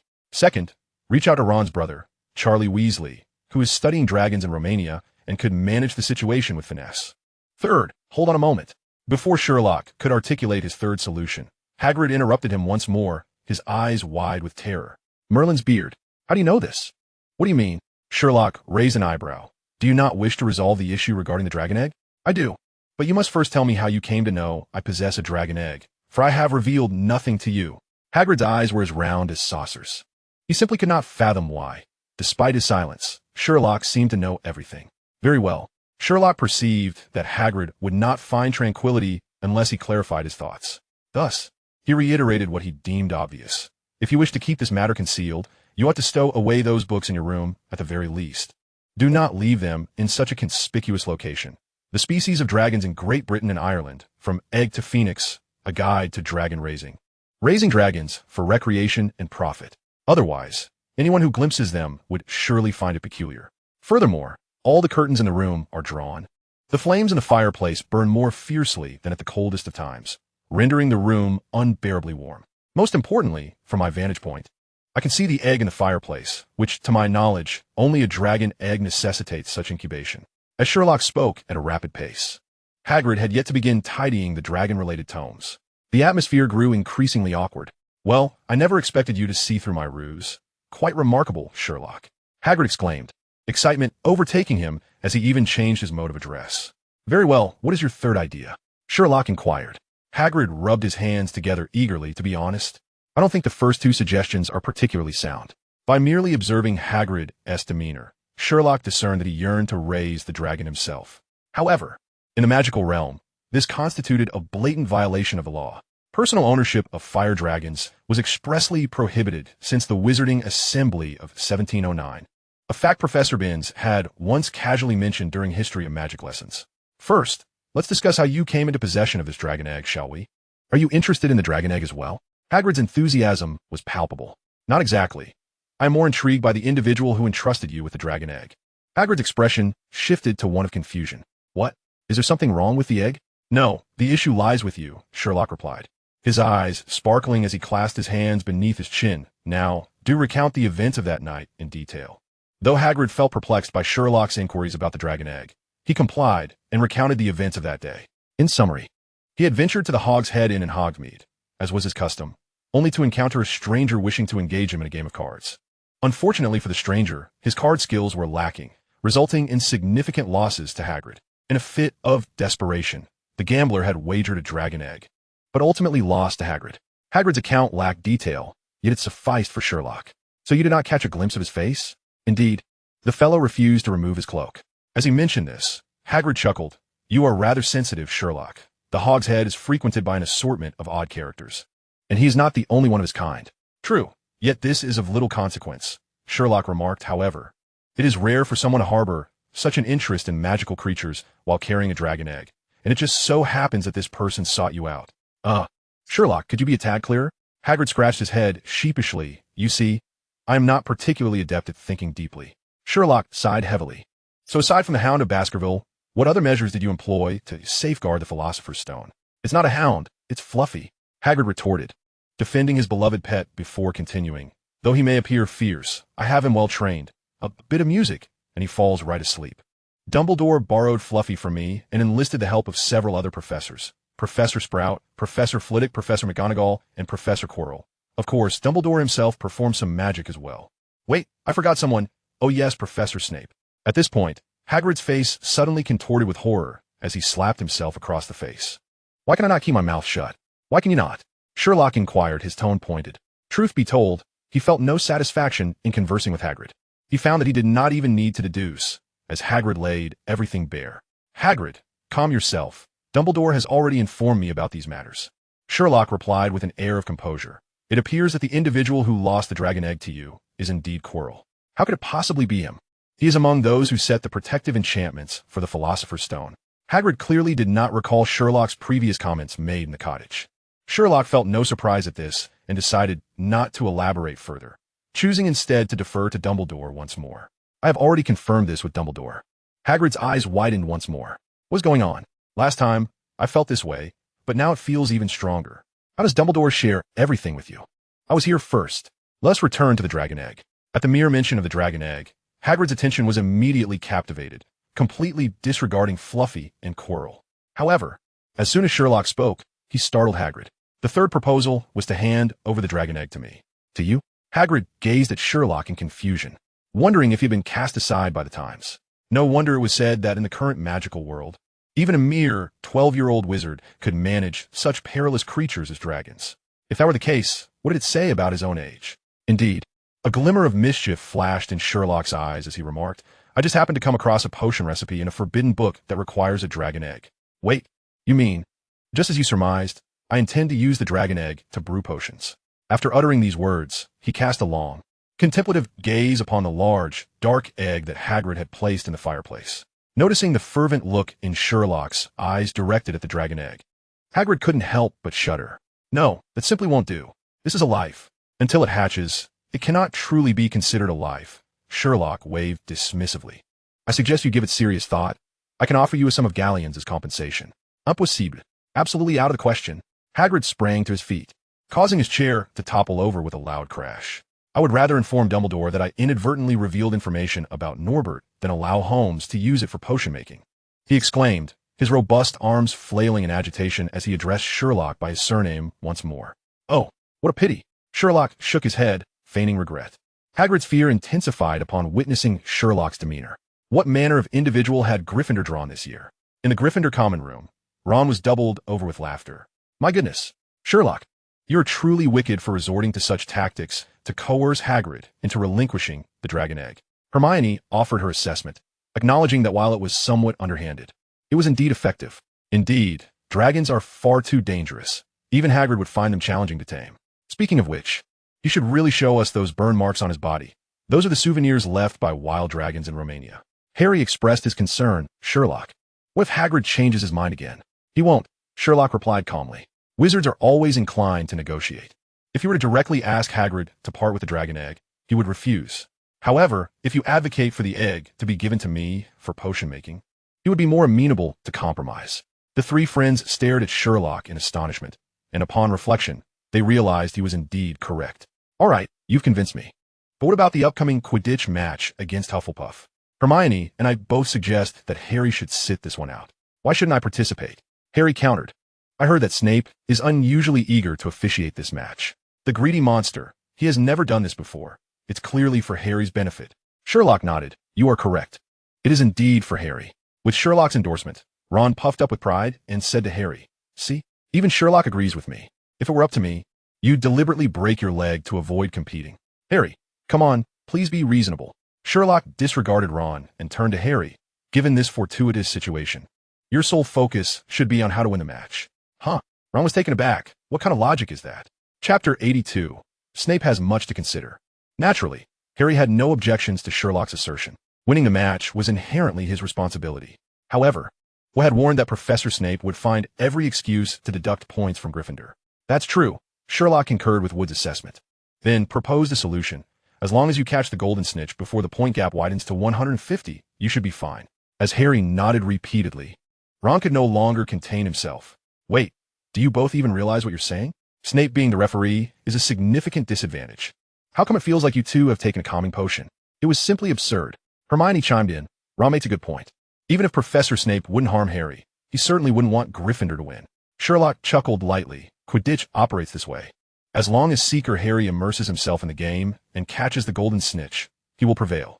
However, as the referee, Snape has numerous factors to consider. This time, not only Ron, but also Hermione found it difficult to maintain her composure. Despite having been reassured repeatedly by Sherlock over the past few weeks that Snape would not harm Harry and would, in fact, protect him, this statement left her perplexed. Was it not a form of irony?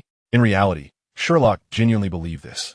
After all, once Snape became the referee, he would not only have to ensure Harry's safety, but would also seek ways to deduct points from Gryffindor. This indeed posed a challenge for him. Not long after Professor Severus Snape was appointed as the referee for the second Quidditch match of the House Cup, the match commenced. Gryffindor versus Hufflepuff. Compared to the first match, the Gryffindors felt a mix of emotions while the Slytherins relished the situation and the Ravens watched intently. The Badgers, however, appeared utterly unconcerned, as if it had nothing to do with them. This time, Sherlock did not visit the changing room to see Harry before the match. Yet, Wood pulled Harry aside for a serious talk. Potter, I do not wish to pressure you, but we need to catch the golden snitch as quickly as possible today. Wood's brow was furrowed in worry. We must end this swiftly. We cannot allow Snape time to excessively favor Hufflepuff. Harry nodded, agreeing on this point. All shared the same sentiment. Even Sherlock, who firmly believed Snape would protect him, concurred. Due to Harry's stellar performance in the previous match, the turnout was even larger this time, with nearly the entire school in attendance. Unfortunately, Professor Dumbledore was absent. Harry gazed at the bustling stands, feeling a twinge of disappointment. Had Dumbledore been present, Quirrell would undoubtedly have refrained from causing him harm. Although Sherlock had assured him that Snape would look out for him, he had also mentioned that with Voldemort's assistance, Snape was slightly less formidable than Quirrell. The last time, Quirrell had nearly succeeded. However, this time, Snape had specifically requested to be the referee, enabling him to intervene at any moment. It should not pose a problem. As a referee's whistle pierced the air, 15 brooms soared into the sky. Each time a Quidditch match commenced, Lee Jordan unleashed his talent, his voice imbued with an infectious rhythm, brimming with fervor as he began his commentary. Ladies and gentlemen, the match between Gryffindor and Hufflepuff is officially underway. Should Gryffindor triumph in this encounter, their consecutive victories would significantly enhance their chances of wresting the House Cup from the grasp of Slytherin. In my humble opinion, this match is yet another contest between seekers, contingent upon the referee's impartiality. Jordan, my apologies, Professor. In the presence of Professor McGonagall, Jordan dutifully acknowledged his misstep. Nonetheless, he managed to convey his sentiments. Much like in the previous match, Harry remained strategically positioned at a distance, awaiting the appearance of the Golden Snitch while simultaneously evading early scrutiny from opponents. The moral integrity of the Hufflepuff players far surpassed that of Slytherin, as none resorted to the malicious fouls typical of Marcus Flint. Clearly, these players lacked any Korean lineage. Just then, Snape cast a glance towards Harry, who responded with what he considered a friendly smile. Snape immediately turned away, subsequently awarding Hufflepuff a penalty, claiming that George had directed a bludger towards him. Harry mused, "It feels as though this penalty is somewhat related to me." His conjecture was swiftly validated. Merely a minute later, Snape issued yet another penalty to Hufflepuff, this time with an even more ludicrous justification. Gryffindor's chaser Angelina Johnson's flight path was deemed a deliberate collision with the referee. Following the previous blatantly biased call, Jordan exclaimed. Professor McGonagall hissed, following that contentious ruling. "Jordan, I warn you." Very well, very well. After that last penalty, Hufflepuff now holds a 20-point lead. However, I believe such occurrences are inevitable. Currently, Gryffindor retains possession of the Quaffle, and they can only hope that their seeker, Harry Potter, can swiftly locate the Golden Snitch. Otherwise, they will be in dire straits. To be fair, with Snape's biased officiating, Lee Jordan found it challenging to remain impartial. The Gryffindor students erupted into a chorus of loud boos. This biased officiating is glaringly obvious. Yet, they were powerless to change the situation. Quidditch matches often involve decisions teetering on the brink of penalty and non-penalty. Snape merely adjudicated every borderline foul against Hufflepuff while ignoring Gryffindor's infractions. Back and forth, the score began to widen. Gradually, rain began to fall from the sky. Initially just a drizzle, but as time elapsed, it intensified, for the players soaring above the pitch. The rain began to take its toll. Yet, Snape made no move to halt the match. A little rain is inconsequential. Oliver would rally his teammates. It's merely a bit of drizzle, everyone. We've practiced in far worse conditions. Indeed. Even if the skies rained down curses, we wouldn't cease our practice. George Weasley dashed towards the goalposts, launching a bludger fiercely towards the opposing seeker while delivering a quip. The match was ablaze with excitement, and the stands mirrored that fervor. Just before the match commenced, Sherlock mentioned he had a matter to attend to, departing the spectator area under the puzzled gazes of Hermione and Ron. As soon as Draco Malfoy, who had been keeping his distance, noticed this turn of events, he was elated, approaching with Crabbe and Goyle in tow. Once the match officially began, Malfoy commenced his mocking of Harry, while Ron led Neville, Dean, and Seamus in retorts. Hermione refrained from engaging in the verbal sparring, her hands clasped on her knees, murmuring softly, "Harry, hurry up." Although Quirrell had not yet exhibited any peculiar behavior, Hermione was apprehensive that he might act contrary to expectations. As Snape's rulings grew increasingly absurd, the tension between the Gryffindor and Slytherin students in the stands escalated. Following another round of taunts from Malfoy directed at Gryffindor, Ron could no longer contain himself. "Damn it, you scoundrel. You're only so bold because Sherlock isn't here." Malfoy, taken aback by Ron's retort, struggled to maintain his composure. "Am I to fear him? Nonsense. He is merely a muggle-born, fortunate enough to gain the favor of the professors due to a modicum of cleverness." Ron, unable to divert his gaze from the match, retorted mercilessly, "If Sherlock were here, Malfoy, you wouldn't dare utter a word. Weasley, is your only tactic to invoke others' names to intimidate me? If brains were gold, you'd be bankrupt." Ron's ears flushed crimson. "Malfoy, I hope your bones are as tough as your tongue." "Ron, do not let him provoke you." "Good heavens, look at Harry." Hermione, who was initially trying to calm Ron, suddenly shrieked.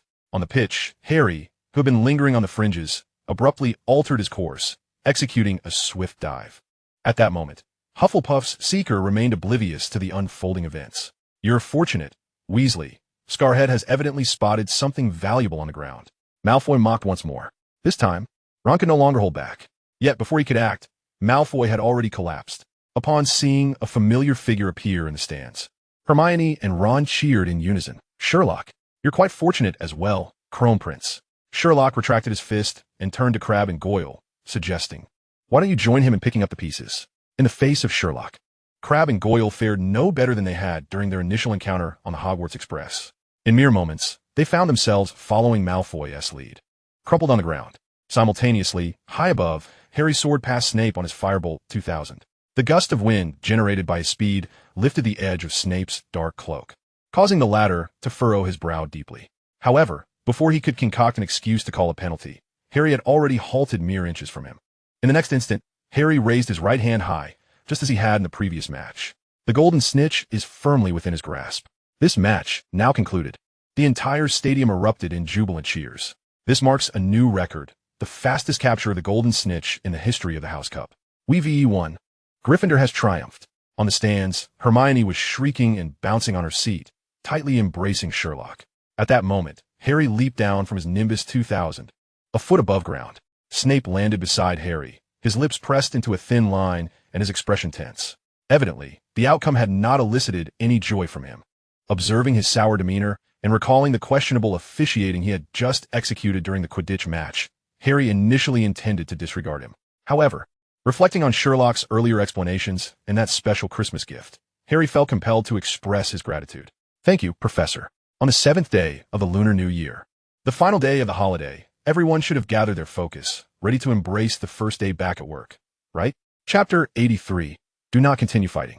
Harry thanks Snape. Snape's countenance darkened instantaneously. Ugh, how revolting. I cannot believe I have heard this word from Gryffindor, he remarked, directing a piercing gaze at Harry with a tone that was profoundly discomforting. Potter, has your brain been bashed in by a troll, or has someone stuffed it with dung?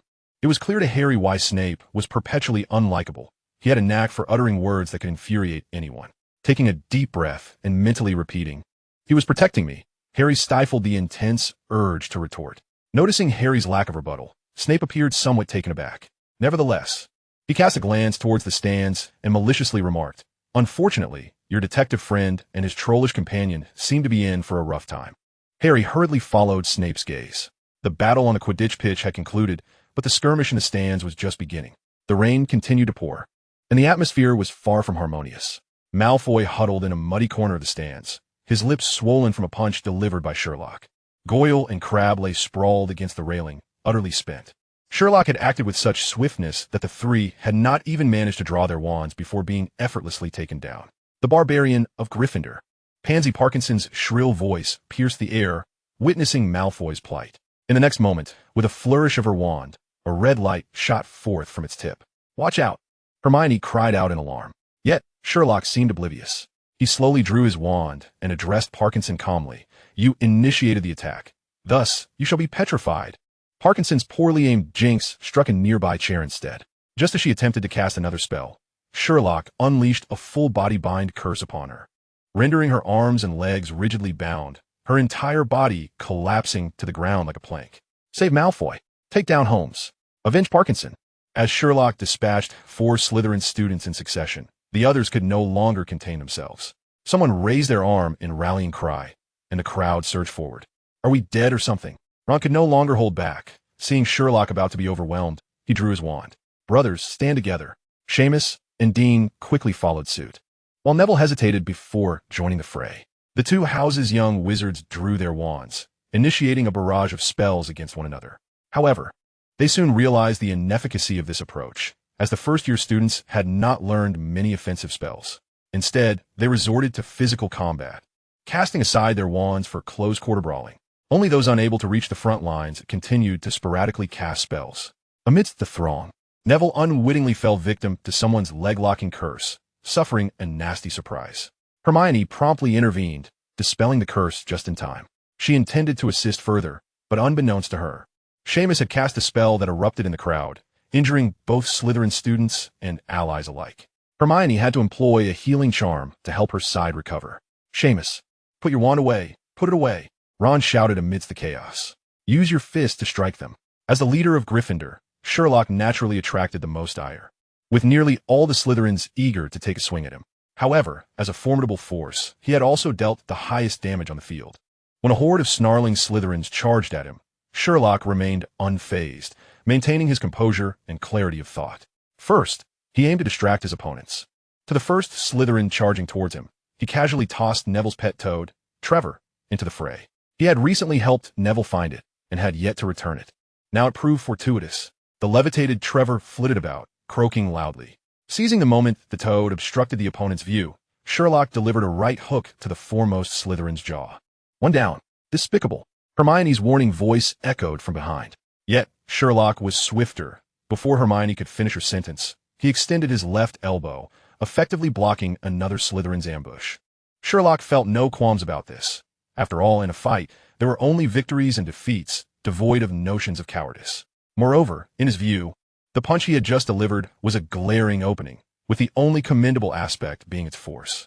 After blocking the incoming blow, Sherlock followed through with a right punch, sending the opponent crashing to the ground. 1.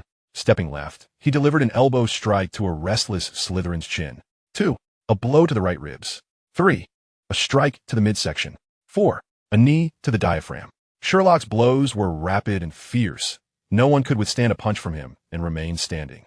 Regardless of gender, under the leadership of such a powerful ally, the Gryffindors were exhilarated, roaring in delight. In mere moments, the tide had turned decisively in their favor. At this juncture, some older Slytherin students could no longer bear to watch and began to stir. Percy Weasley's icy voice rang out. "Control your people, Gemma Farley, or you will face dire consequences, I assure you." Despite the current brawl between two houses, the combatants are all first-year students.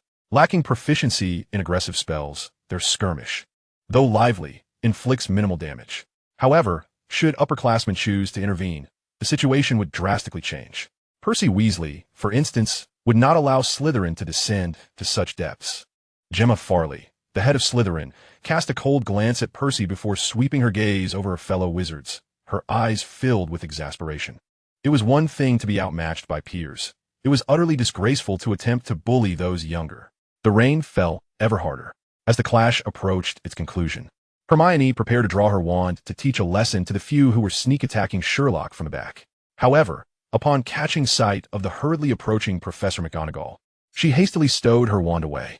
In addition, she called out anxiously, "Stop! Don't fight any longer. Please, cease this at once." The torrential rain continued to pour. Students from Gryffindor and Slytherin turned in astonishment towards her. Was she unwell? Or perhaps the deluge had muddled her mind. Enough. At that moment, Professor McGonagall's thunderous shout coincided with the sound of the stands freezing, causing all aggressive spells to vanish in an instant.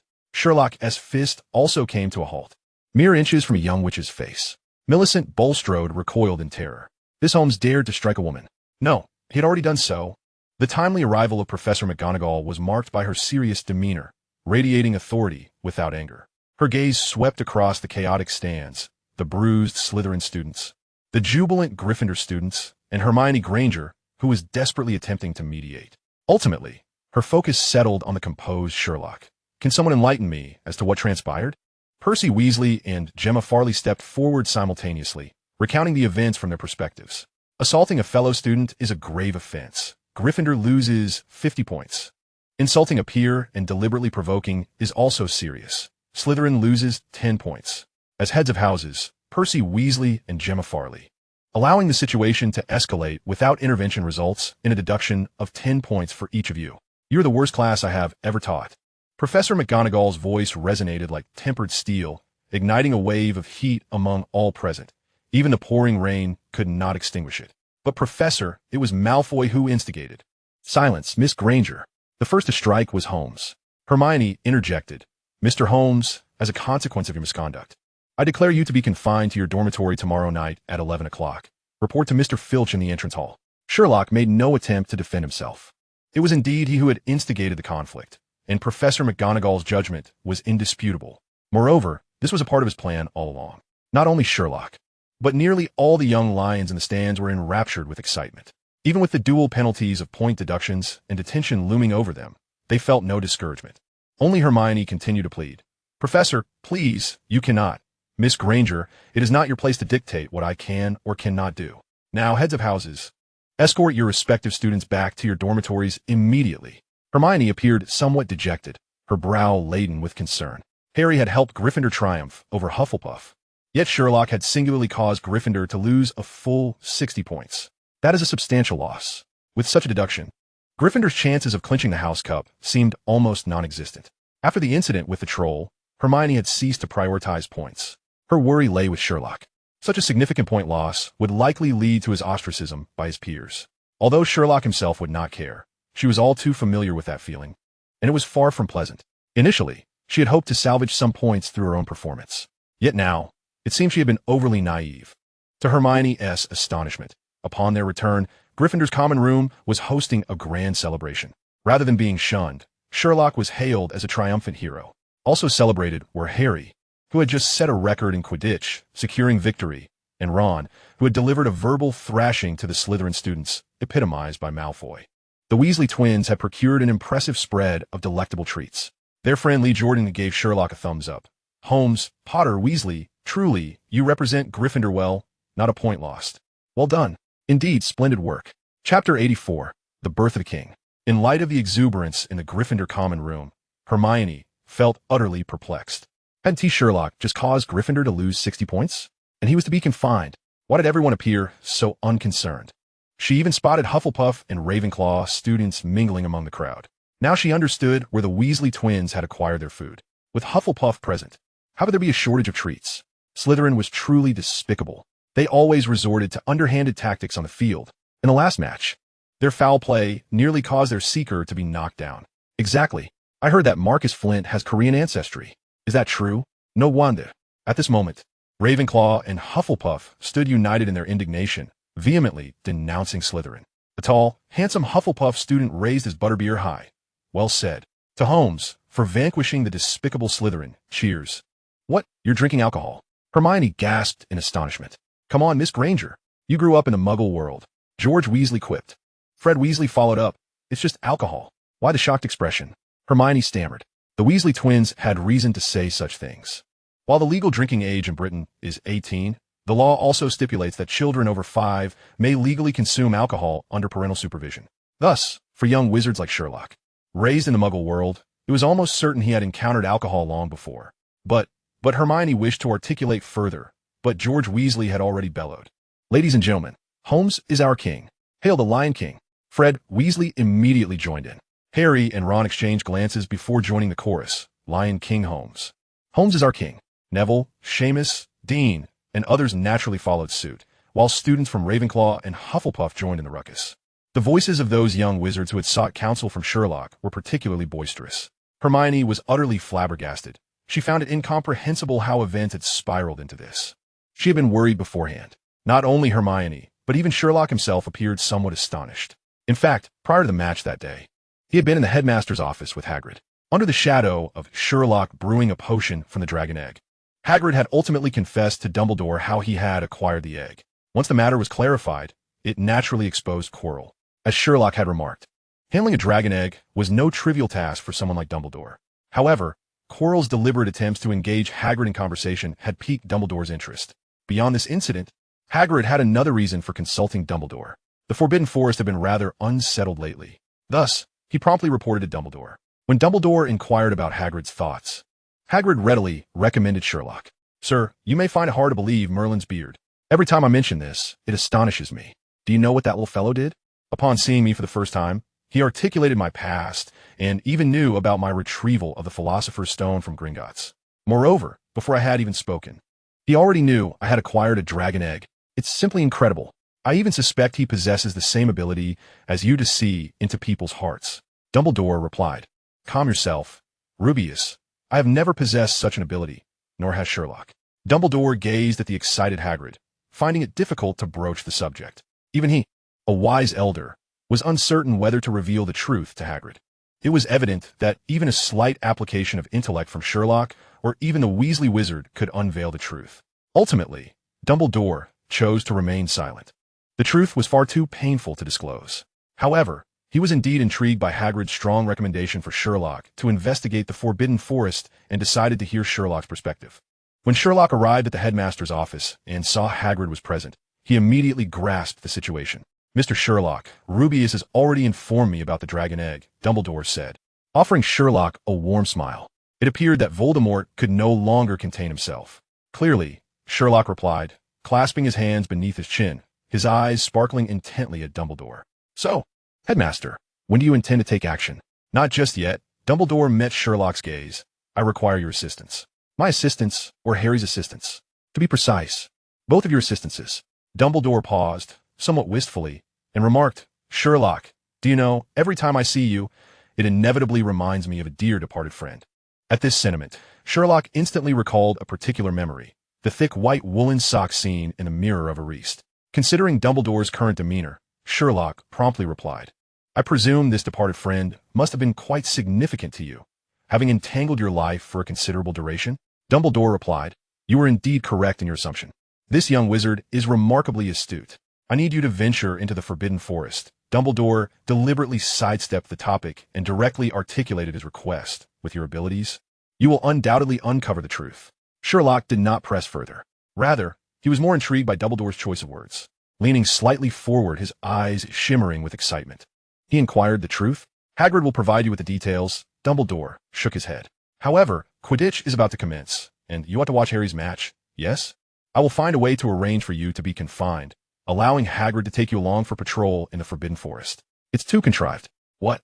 I said your arrangement is too contrived. Sherlock sighed. I will find an opportunity to be confined myself. Gazing at Dumbledore, Sherlock silently added in his mind, And perhaps I could openly thrash a classmate. As Sherlock concluded his reflections, he observed the jubilant students around him and could not help but shake his head. Despite his proficiency in deduction, the current scene took him by surprise.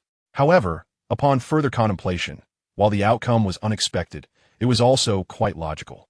After all, for the young Lions of Gryffindor, failing to secure the House Cup was not deemed a grave matter. They had long since grown accustomed to finishing at the bottom. Even without these incidents, they had often faced point deductions. Ultimately, finishing last meant that, as long as they were not reduced to 0 points, the exact score was of little consequence.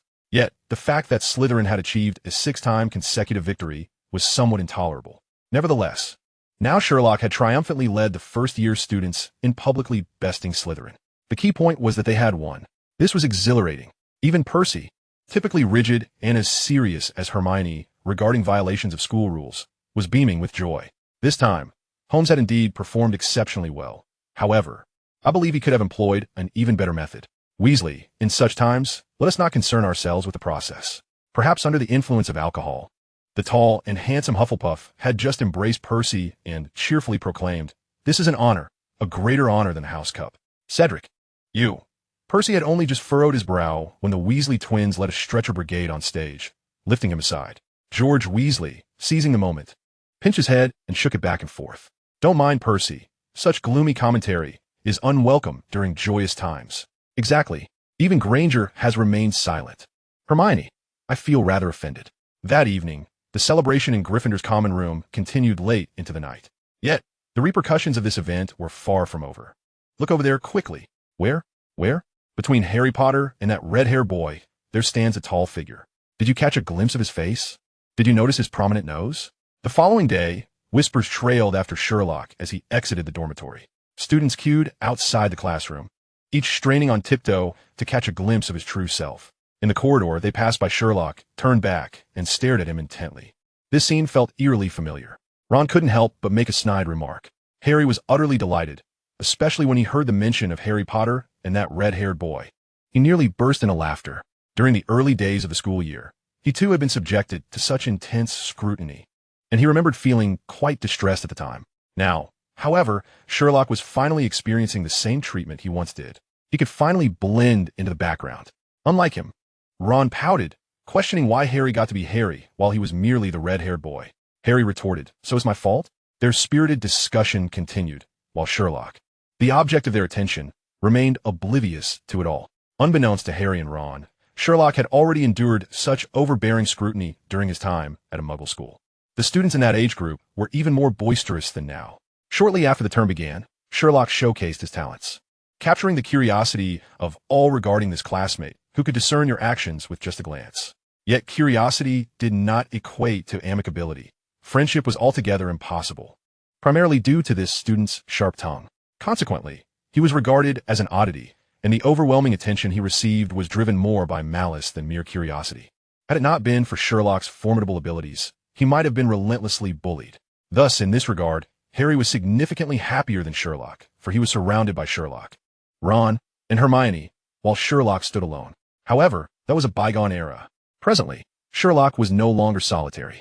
With the holiday over and classes resuming, one could only hope that everyone had rested well.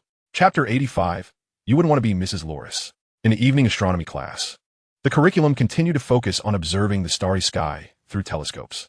Recently, the primary task for the young wizards was to study the astronomical charts of Jupiter. familiarizing themselves with the largest planet in the solar system and its satellites. Among all the courses at Hogwarts, if Sherlock most dreaded Professor Quirrell's defense against the dark arts, astronomy would rank a close second, even less appealing than Professor Bin's history of magic. Although Professor Aurora Sinistra repeatedly emphasized the importance of this class, such as fostering scientific thinking and literacy, enhancing observation and concentration skills, igniting curiosity and a thirst for exploration, and complementing divination and other magical disciplines, Sherlock found little meaning in most of these aspects. Even the last point held minimal significance. Divination was an elective course that would not be formally introduced until the third year, despite not having officially engaged with the subject yet. Sherlock assessed that relying on it to predict the future was less accurate than his own deductive methods. Therefore, he planned to settle for merely passing the exam. During class, he often drifted into a daydream, appearing rather inattentive. It was not until the class was nearing its end that Sherlock leaned towards Harry and murmured a couple of sentences. Harry's eyes widened with sudden excitement, a flicker of enthusiasm flashing across his gaze. Since everyone was engaged in hushed conversations, no one noticed this exchange. As class ended, students returned to their dormitories. Approaching 11 o'clock, Sherlock prepared to head to the entrance hall. There he spotted Harry, Hermione, Ron, Neville, Dean, and Seamus lined up in a row. Sherlock, with a mere glance, deduced what had transpired. Harry gave Sherlock a look of resigned exasperation. Hermione stepped forward, her concern evident as she said, "Sherlock, we'll walk you there." Sherlock shook his head, insisting, "No need, I can manage alone." "Definitely not. I've heard that Filch is a real creep." Seamus interjected, embellishing his tale about how, in the past, students who misbehaved were shackled and hung from the rafters for punishment. "Oh, Seamus, while it's true that Filch is quite unpleasant, I suspect if he truly wanted to do that to Sherlock, he should be more concerned about his own backside." Hermione scoffed. "Ronald, your friend is about to be punished, and you still find time to joke." Ron mumbled, "I'm just speaking the truth. But Sherlock is a good person. Why wouldn't he do that?" Neville chimed in quietly. Just then, the subject of their discussion, Filch, approached. Well, quite a crowd we have here. Are you just now realizing fear?" Too late. As he spoke, he lit a lamp and declared, "I believe, in the future, if you wish to break school rules, you ought to think twice, don't you?" The group fell silent. Filch shot them a sidelong glance and uttered words that were infuriating to hear. "Oh, indeed, if you were to ask me. I would say that hard work and suffering are the best teachers. It's a pity they've abolished the old-fashioned punishments of hanging you by your wrists for days on end. I still have those chains in my office. I often oil them up just in case I need them someday." At this point, the group couldn't help but recall Ron's earlier comment, casting wary glances at his backside. Even Hermione couldn't resist sneaking a look. Filch, feeling the weight of their peculiar stares, sensed something was off, but couldn't pinpoint what it was. "All right, let us move. Don't think about running away. That will only worsen your fate. And you lot, should you be hurrying back to your dormitories? Do you wish to join him in detention?" The group exchanged glances. Sherlock frowned, urging back. This time, they complied and departed obediently. As soon as they returned to the castle, Dean immediately began to grumble. "Filch is such a nasty piece of work. He really knows how to make people angry, never showing any mercy. This resentment will never fade." Strangely, whenever Dean spoke rapidly, he had a tendency to sound like he was rapping. Ron chimed in again. "Hey, Dean, don't worry too much. Sherlock will be fine." "Indeed, it is not you who ventured into the Forbidden Forest," Hermione retorted sharply. Ron, on the other hand, felt that she did not place sufficient trust in Sherlock. Amidst their heated debate, Harry feigned illness, clutching his stomach as he sprinted away. The group exchanged perplexed glances. Perhaps he caught a chill? Yes, indeed.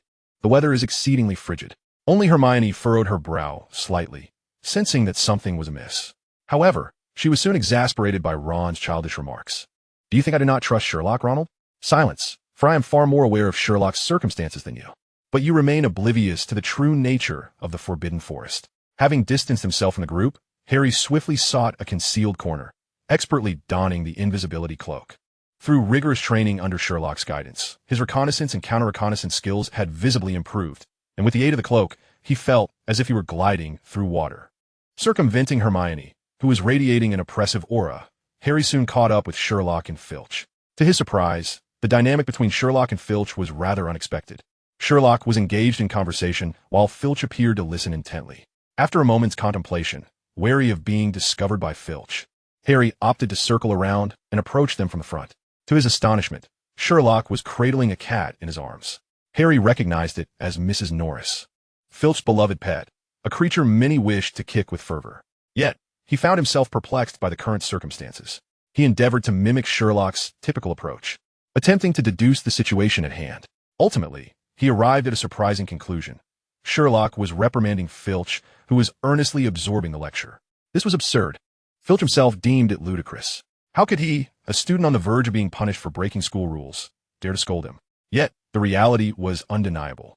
Just moments ago, while traversing the dimly lit grounds with Mrs. Norris, Sherlock had suddenly pointed at the cat on the ground and bluntly asked, "Mr. Filch, do you enjoy tormenting cats in your spare time?" "What did you say?" Filch halted abruptly, casting a furious glare at Sherlock. "How dare you? Who does not know that I dote on Mrs. Norris? Torment? What was he even talking about? How could he utter such words?" Unfortunately, in a magical realm, mere glares could not inflict harm. Moreover, Filch lacked magical abilities. Undeterred by Filch's wrathful stare, Sherlock calmly responded, "Forgive my candor, but you cannot genuinely believe that Mrs. Norris's current state has no connection to you, can you?" At that moment, the moon shone brightly, though clouds intermittently veiled its light, plunging them into shadow. Filch's heart raced. "You lie. I do not. I have not mistreated her. She is merely finicky, eating very little." Despite his protestations, Filch's voice trembled, revealing his lack of conviction. "It is a gastric issue," Sherlock stated, his tone unwavering yet imbued with undeniable authority. For a cat, rapid eating, food intolerance or spoilage, environmental changes, and stress could all lead to gastric distension. Over time, Mrs. Norris might suffer from a lack of appetite, vomiting, weakness, or even intestinal blockage. "Stop." Filch suddenly lifted his head, as if summoning immense courage to confront Sherlock. "What should I do?" "Very simple," Sherlock replied, seizing Mrs. Norris by the scruff of her neck with lightning speed and lifting her up. "What are you doing? Release my cat." Filch's complexion shifted as he lunged toward Sherlock. "Filch, you surely do not wish for Mrs. Norris to wither away due to gastric distress, do you?" Sherlock interjected while gently stroking the cat. Indeed, she was emaciated and her abdomen swollen, evidence of a gastric ailment. Months prior, Sherlock had noted that Filch's pet was alarmingly thin and had a dull, grayish coat, leading him to suspect something was amiss. However, due to the plethora of his own matters, he had little time to address it. This instance of confinement presented an opportunity to intervene. Hearing Sherlock's words, Filch came to a standstill, his eyes wide as he watched Sherlock produce a small sprig of green plant, offering it to Mrs. Norris. Initially wary, even as Sherlock grasped her scruff, she attempted to squirm away. Yet, the scent of the plant piqued her interest. Moments later, as if making a decision, she opened her mouth and eagerly bit into the green offering, chewing voraciously at a speed that left Filch astounded. "What did you give Mrs. Norris?" "Catnip," Sherlock replied, without looking up. "What is that?" "A perennial plant from the Lamiaceae family," he explained, commonly referred to by muggles as catnip. "Catnip?" Filch's eyes brightened at the mention. "Can catnip cure Mrs. Norris's ailment?"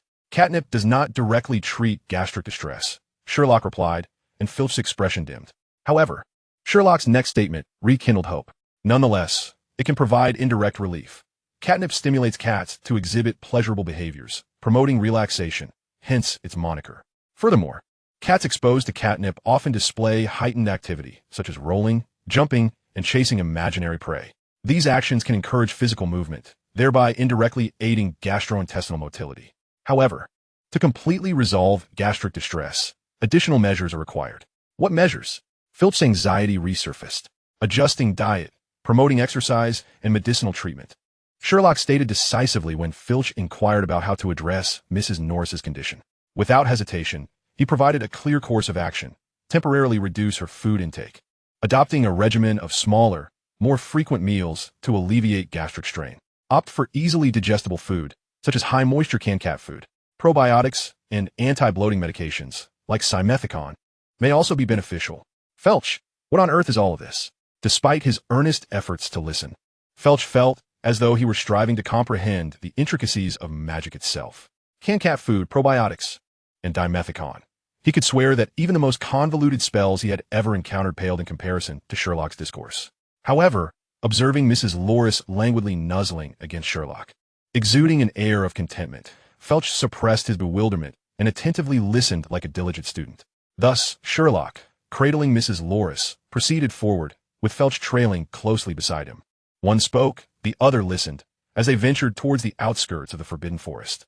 It was only then that Filch realized something was amiss. Wasn't it supposed to be him leading the way? How did Sherlock know their destination? Before Felch could voice his concerns, Hagrid's voice boomed from a distance. Is that you, Felch? Hurry up. I'm ready to set off. Here. Upon hearing Hagrid's call, Sherlock smoothly transferred Mrs. Loris into Felch's arms.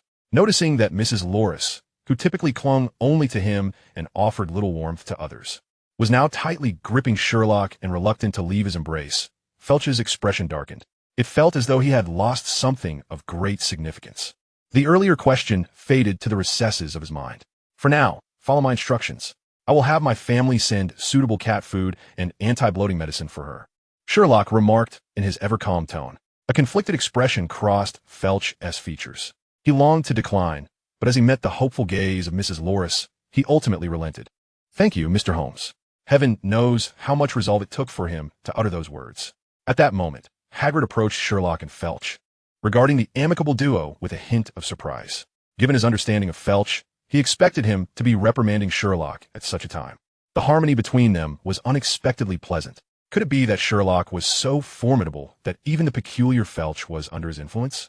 If that were the case, it would certainly be advantageous for their investigation into the Forbidden Forest. Felch, from now on, this is my responsibility.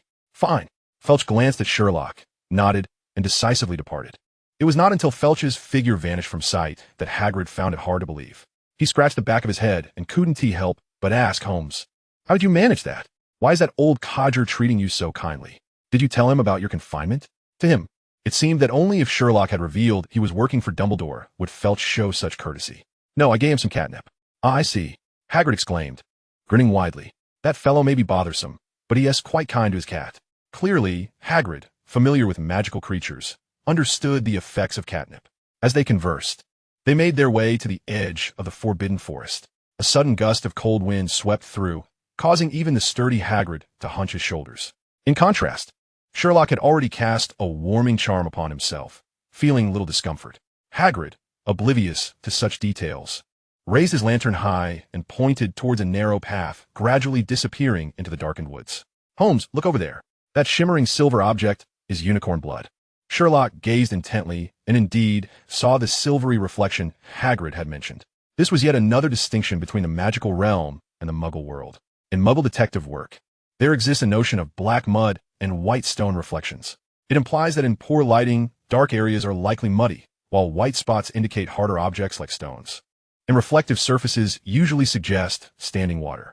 This adage aids individuals in navigating treacherous terrain without stepping into muddy pits or puddles. However, in the magical world, such wisdom was evidently not applicable. Hagrid continued, Here's the situation. A unicorn in the Forbidden Forest has been gravely injured. In fact, I discovered one dead just last week.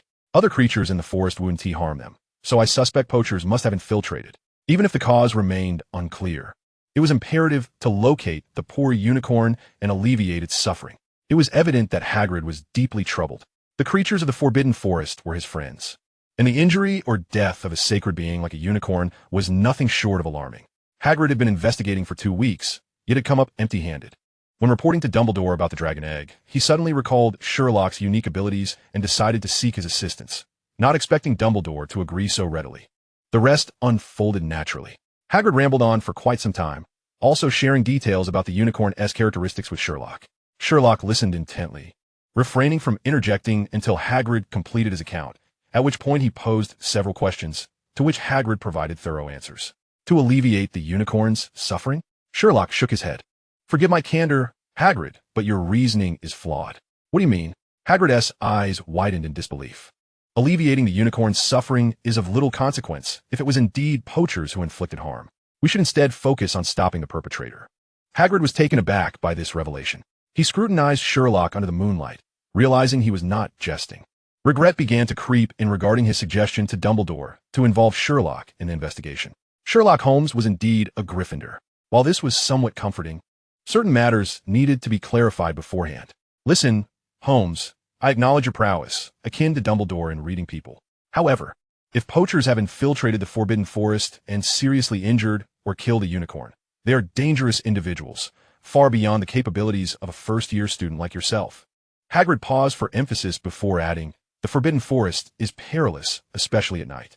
Yet as long as you are with me and Fawn. No creature in the forbidden forest shall harm you. Sherlock, oh, what does O mean?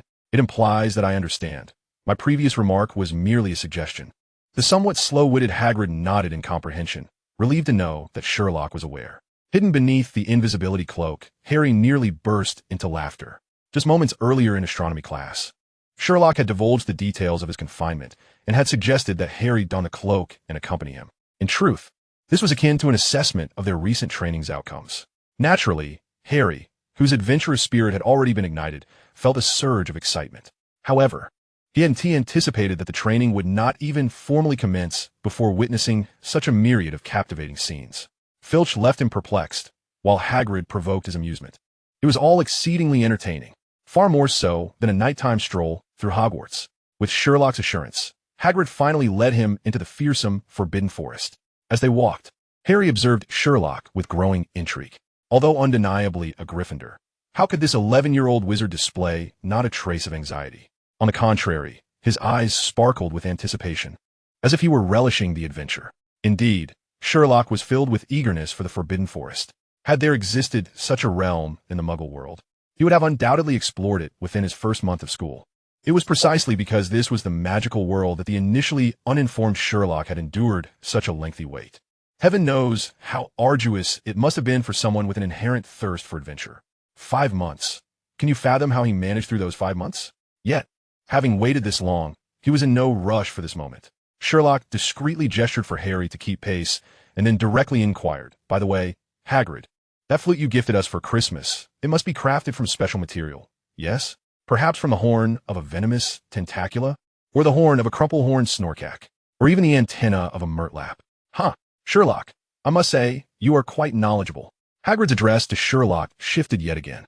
"However, you were mistaken from the start. That object is not made from the horn of a magical creature. Is that so?" Sherlock feigned surprise. "I assumed it appeared so solid that it must be an animal's appendage." "Ah, that is merely the perspective of the non-magical folk." Hagrid chuckled happily. "In fact, it is crafted from a shell of a chameleon snail. You know of them, don't you? They're enormous snails. Besides being suitable for making a potion to repel the fanged geranium, their hard shells possess numerous other uses. Since they change color every hour, I thought crafting them into a flute would be splendid." "Indeed, that is quite remarkable," Sherlock praised before continuing. "Hagrid, having been at Hogwarts for so long, you must be well acquainted with the wondrous creatures of the Forbidden Forest, correct?" Gleaning information from Hagrid was an effortless endeavor. With the slightest prompt, he would readily divulge all the knowledge one sought. This even led Sherlock to ponder whether Snape's Veritaserum contained a primary ingredient derived from Hagrid's saliva. If not, perhaps it was worth considering for enhancement. The results would surely be impressive. As anticipated, Hagrid perked up at Sherlock's inquiry and began to speak animatedly. Chapter 87. Tonight's Mars shines brightly. Sherlock followed Hagrid deeper into the Forbidden Forest. Hagrid, with one hand holding Fong's leash, scanned their surroundings while introducing Sherlock to the forest. Do not be misled by the mystery of this forest. It is home to an abundance of magical creatures, and I count them all as friends. Take Aragog, for instance. Although he is quite large and his bite could leave you numb for hours, he was a dear little creature I adopted during my school days. If the timing were better today, I would certainly have introduced you to this old friend. The pure and beautiful unicorns, with their snow-white coats and horns glimmering like silver, often graze peacefully by the forest springs. They possess the gentlest of natures. Alas, they have fallen victim to unfortunate circumstances. The centaurs have also made this place their home. They are quite intelligent, knowing more about astronomy and geography than we do, though their tempers can be rather unpredictable. However, should you inadvertently cross paths with them, as long as you convey your intentions clearly, there should be no significant issues. Venturing further, you might encounter the bicorn, the thestral, the nocturnal horses, the kneazle, the tree-dweller, and of course, the werewolves. Although they are seldom seen, one must remain cautious at certain times, such as on a full moon. In short, the Forbidden Forest is far more perilous than you might imagine, so you must stay close to me. No sooner had he spoken than Hagrid abruptly pulled Sherlock behind a towering oak tree. Simultaneously, he swiftly readied an arrow in his crossbow, aiming at the path ahead. Blast it! Something is approaching. Sherlock had sensed the disturbance even before Hagrid. He keenly detected the faint sound of something dragging along the ground, though Hagrid's booming voice nearly drowned it out, despite his efforts to lower his volume. However, Hagrid was quick to react. Just as he prepared to issue a warning, he had already taken defensive measures. Sherlock sensed a change in Hagrid's demeanor, a heightened intensity he had not witnessed before. Who goes there? Step forth, Hagrid called out, scrutinizing the side path with vigilance. Come out, Fry bare arms. Fong, witnessing Hagrid's formidable stance, began to dart back and forth between Hagrid and Sherlock. Not only that, but he bared his teeth in the direction of the sound, his fierce appearance lending credence to his display of bravado. The creature lurking in the shadows did not keep Sherlock and Hagrid waiting for long. Soon, a peculiar being emerged into their view. The upper half of this creature resembled that of a human, complete with flowing red hair and a beard. However, from the waist down, it bore a gleaming brown equine body, its long red tail swaying restlessly behind it. With such distinctive features, Sherlock immediately recognized it. A centaur, or more accurately, a half-horse, half-human creature, represented in the constellations of Sagittarius and Centaurus. These beings were once relegated to the realm of Greek mythology.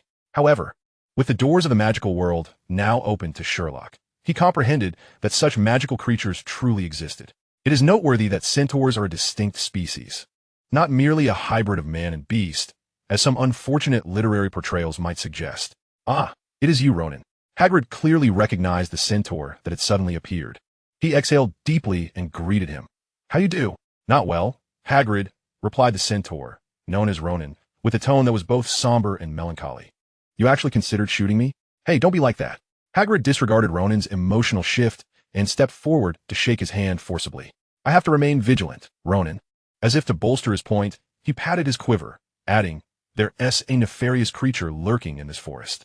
After saying this, he proceeded to introduce Sherlock to Ronan. However, the centaur named Ronan showed little interest in Sherlock. After a brief greeting, he lifted his gaze and remarked, Mars is particularly bright tonight. Hagrid glanced up at the sky and concurred, Indeed, it is quite bright. By the way, Ronan, a unicorn has been injured in the Forbidden Forest. Have you seen anything unusual? Even though Sherlock had no interest in astronomy, he could ascertain that Hagrid had not spotted Mars in the sky. Ronan remained silent, continuing to stare intently at the heavens, and after a considerable pause, he sighed, Innocents are always the first to suffer. It has been so for centuries. And it remains so now. Yes, Hagrid, somewhat dismissive, replied. What I meant was, have you noticed anything peculiar happening lately? Mars is particularly bright tonight, Ronan reiterated. Hagrid replied, I know, it is exceptionally bright, but what I mean is, have there been any irregular occurrences near our vicinity? Or have you not noticed any strange noises? Hagrid was clearly losing patience. Yet, Ronan still offered no response. Just then, there was a rustling from the thicket behind Ronan, and, as Hagrid raised his crossbow, a second centaur emerged. This one had black hair and a beard, appearing even more rugged than Ronan. Hello, Bane, Hagrid greeted, clearly acquainted with him, and inquired. I was just asking Ronan if he had noticed anything unusual regarding an injured unicorn. Good evening, Hagrid. Bane approached and stood beside Ronan, gazing up at the sky. After a moment, he spoke, Mars is particularly bright tonight. Hagrid exclaimed, We've already heard that. At this point, Hagrid was becoming quite irritable. If either of you has seen anything, please inform me at once, will you? However, Ronan and Bane continued to gaze skyward, entirely ignoring him. After a brief moment, both centaurs spoke in unison. Mars is particularly bright tonight. Hagrid, exasperated, declared, Let us move on, realizing he could only succumb to impotent fury. Hagrid ultimately chose to abandon them, leading Sherlock away from the two centaurs and deeper into the Forbidden Forest. I knew better than to expect any clues from them. I mean, one can never obtain straightforward answers from centaurs. Hagrid grumbled as they walked, his tone indicating he had yet to shake off his earlier ire. They always prefer gazing at the stars. It's quite vexing. Aside from the moon, they exhibit no interest in anything, and they never speak plainly. Sherlock had already discerned this without Hagrid's input. Indeed, they struggle to articulate themselves properly. Understandably, they are not human, he remarked. Upon hearing Sherlock's assessment, Hagrid nodded fervently. Yes, precisely. They do not speak plainly. Sherlock, you have a way with words. Sherlock couldn't help but find this amusing. It was his first time receiving such praise. At that moment, they arrived at a fork in the path, the ground glistening with the fresh blood of the unicorn Hagrid had previously pointed out to Sherlock. Sherlock knelt to examine it for a moment before concluding, The blood is quite fresh, indicating it departed not long ago. If we act swiftly, we might still be able to alleviate the suffering of that poor unicorn. Hagrid, oblivious to the distinction between himself and the creature, stared at the two diverging paths, bewildered. Sherlock, can you discern which way it went? Regrettably, I cannot. Sherlock shook his head. My suggestion is that we split up. What? That's out of the question. Hagrid immediately shook his head vigorously. The Forbidden Forest is far too perilous for him to allow Sherlock to venture alone. Anticipating Hagrid's response, Sherlock had already prepared his reasoning. Rest assured, Hagrid, should I encounter any trouble, I will conjure flames with my wand, just like this. As he spoke, Sherlock waved his wand, producing a burst of purple fireworks from its tip, the same magic Dumbledore had used on the night the troll appeared. Hagrid remained hesitant. He held a deep affection for the Forbidden Forest and its wondrous creatures, and he could not bear to see the noble unicorn suffer. Yet, he was also concerned for Sherlock's safety should he stray from his side. Sherlock noticed Hagrid's inner turmoil and pressed on, Hagrid, you wouldn't want to witness another unicorn perish due to a lack of timely assistance, would you? All right, Hagrid conceded. I will send Fong with you. This statement finally solidified Hagrid's decision. However, I must warn you beforehand. He is a coward, but he is sufficiently astute to alert you in the face of danger. Remember, no matter what happens, signal immediately. Sherlock understood that Hagrid would not be at ease unless he accepted the offer. He smiled as he accepted Fong and added, Hagrid, your time is running short. Hagrid responded, indeed. As Hagrid took the other path, a voice suddenly spoke beside Sherlock. Sherlock, what shall we do now? Put on the invisibility cloak and continue following me, Sherlock instructed without looking back. At that moment, Fong sensed Harry's presence. Faced with an invisible figure, he became tense. But when Sherlock patted his head and assured him that the invisible person was not an enemy, he calmed down once more. Thus, Sherlock led Fong, along with the still invisible Harry, deeper into the heart of the Forbidden Forest. After nearly half an hour of walking, Sherlock suddenly remarked, it seems fortune is on our side. What is it? Harry inquired, unable to contain his curiosity. The truth has emerged. Chapter 88. The Crawling Man observed closely. These silvery substances exhibit an irregular shape akin to an ellipse. Here, and here. Sherlock crouched on the ground, pointing them out to Harry. Each revealed clear trails and splashes, indicating that the unicorn had engaged in vigorous movements, accelerating and leaping. On this side, it was evident that these marks were left during a frantic escape, spurred by fear or provocation. Sherlock lifted his gaze, his gray eyes shimmering with intensity. Although Hagrid had provided scan information, the unicorn had left us a crucial clue. I suspect we shall soon encounter it. Upon hearing Sherlock's words, Harry grew anxious. What if we truly meet it? Sherlock promptly replied with a definitive answer. At the first instance, unleash flames with your wand, then act decisively. Understood. Hearing the leader's words, Harry's resolve solidified. Sherlock had indeed brought him to the Forbidden Forest for this very purpose, the ancient spell. As the trio ventured deeper into the woods, the trees thickened, rendering the path nearly impassable. In stark contrast, the bloodstains on the ground became increasingly abundant. Sherlock even discovered a root almost entirely stained silver. After inspecting the blood, Sherlock furrowed his brow in contemplation. Fong grew progressively restless, attempting to tug at Sherlock's robe, urging him to return. Hush! Sherlock was not one to retreat. After calming Fong, he stood once more. Harry, stay concealed. They crossed the route and took a few more steps, halting as silvery blood flowed past an ancient oak, revealing an open clearing ahead. A heart-wrenching sound resonated, and a pristine creature shimmered on the ground. It was the unicorn that Hagrid had desperately sought. Yet, its condition was dire. Its four legs remained in the position of its fall, its immaculate mane spread across the dark leaves, and in its increasingly dim eyes, a flicker of pleading could still be discerned. Clearly, while this unicorn still clung to life, it was on the brink of death. Sherlock refrained from acting impulsively, signaling Harry and Fong to remain still and observe. As anticipated, the underbrush at the clearing's edge began to rustle. Sherlock's senses heightened, redirecting his attention there. A hooded figure emerged from the shadows, crawling towards the fallen unicorn. Though it was a person, the posture resembled that of a sinister beast, sending chills down their spines. Both Harry and Fong stood frozen, paralyzed by the sight before them. Sherlock, having prepared for such a moment, slowly raised his wand, aiming at the cloaked figure. While physical strength could be useful, Sherlock did not forget that he was now a wizard. The figure, having crept closer to the unicorn, lowered its head. Shockingly, it began to drink the unicorn's blood from its wound. The unicorn, once dim-eyed, seemed to sense the draining of its life force and emitted a mournful cry. Despite having suffered broken legs, it struggled in defiance, its horn radiating a dazzling white light, as if hoping to dispel the looming shadow of death with its brilliance.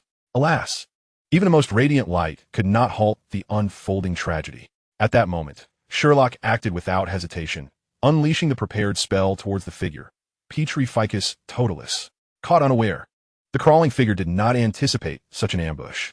Struck by Sherlock's binding curse, it fell backward into the underbrush. Observing his spell find its mark, Sherlock did not lower his guard. Finally, Harry and Fong regained their ability to move. Fong yelped and bolted. Just as Hagrid had said, it truly was cowardly. Harry, overcoming his fear, prepared to unleash fireworks as Sherlock had instructed. However, at that critical moment, a searing pain pierced his head as if his scar had suddenly ignited. This sensation was unlike anything he had ever experienced. Even during his last encounter with Snape, or rather, Quirrell, it had not been this agonizing. Harry's vision blurred as he staggered backward. Sherlock cast a fleeting glance and, without hesitation, directed another spell towards the direction of the fallen shadow. Confringo. The explosive charm formed with tremendous power, equivalent to that of several kilograms of TNT.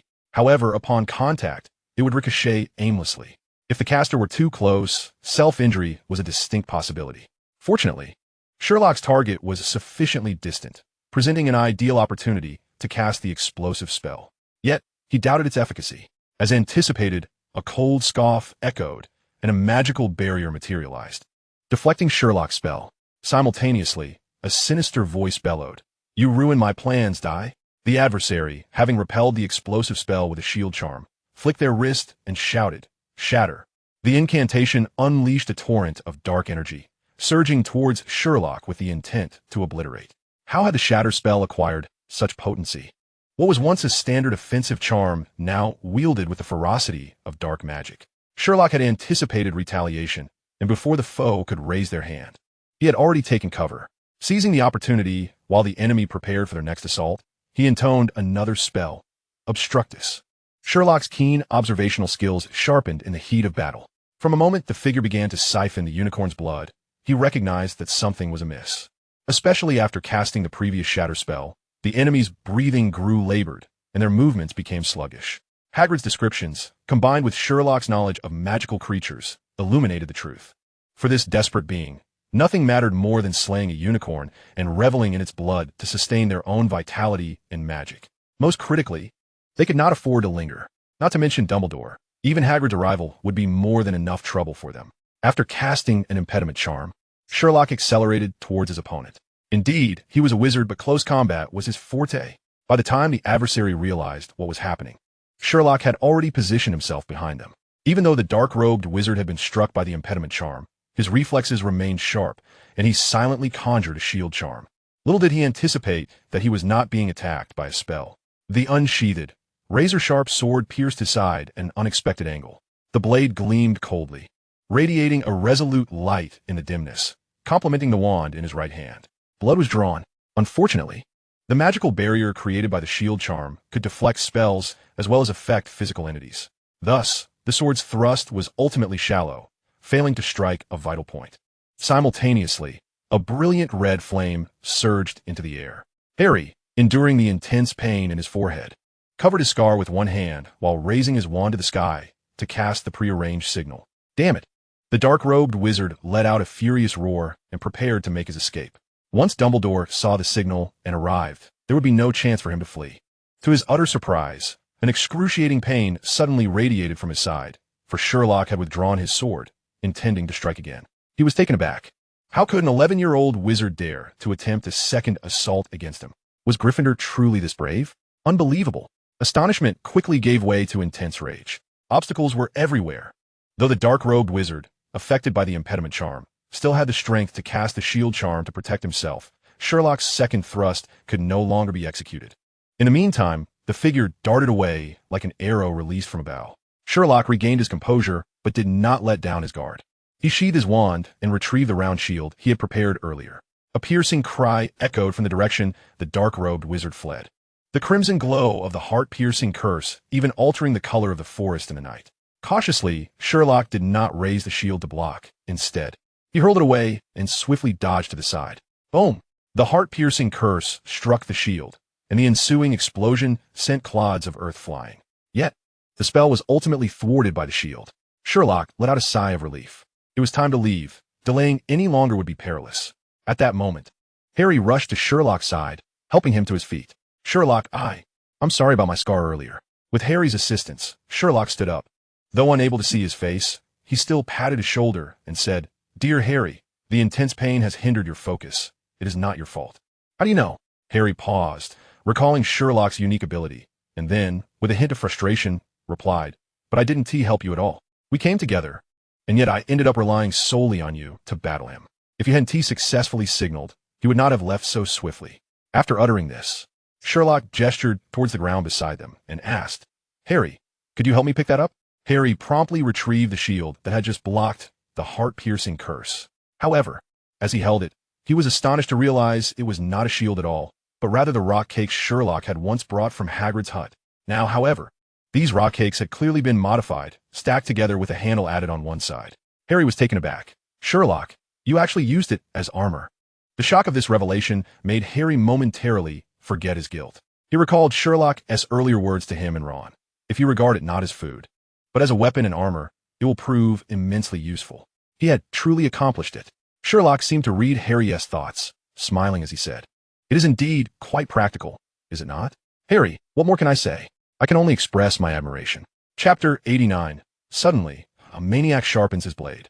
A large creature was rapidly approaching. If I'm not mistaken, it should be Hagrid. Sherlock sheathed his sword and rock-cake shield, turning to Harry and saying, "Dear Harry, if possible, I hope you can remain invisible." Harry nodded, not wanting Hagrid to know he was also in the Forbidden Forest tonight. Sherlock, good heavens, what on earth happened here?" When Hagrid arrived and surveyed the battlefield, his eyes fell upon the nearly lifeless unicorn, leaving him almost speechless as he tugged at his beard in shock. "Hey, stop. First, see if it can be saved." Sherlock pointed to the unicorn, whose legs were broken. "Oh, Merlin's beard. Who could do this to it?" As he spoke, he noticed the bite marks on the unicorn's wounds. Someone was drinking its blood. Hagrid's eyes widened to the size of saucers. "Hagrid, I believe you're well aware of what this implies. Even in its weakened state, the unicorn's blood can prolong life, but only if it is given willingly. However, if someone forcefully takes its blood to save their own life, from a moment that blood touches their lips, they will possess a half-dead existence, a cursed life." Sherlock spoke slowly, appearing to narrate while explaining this to Harry, who stood nearby, cloaked in invisibility. This time, Harry fully comprehended. He realized that he had just faced not someone else, but the very murderer of his parents. The one who instilled fear throughout the magical world. The Dark Lord Voldemort. Yet, he didn't seem particularly strong. Harry understood, while Hagrid remained oblivious. Sherlock did not expect him to grasp the situation. After all, his primary task was to attend to the severely injured unicorn. Fortunately, although the unicorn was gravely wounded, Sherlock's timely intervention ensured it could still be saved. With this, the investigation into the unicorn attack in the Forbidden Forest could be deemed concluded. Hagrid believed Sherlock was exceptionally fortunate to have unraveled everything on just the first night. Yet, Sherlock was acutely aware that this was due to their adversary's impatience. The dark-robed wizard's frantic actions only underscored this fact. The next step was to relay all this information to Dumbledore and let him resolve the matter. As a leader, it is indeed one's duty to undertake such responsibilities.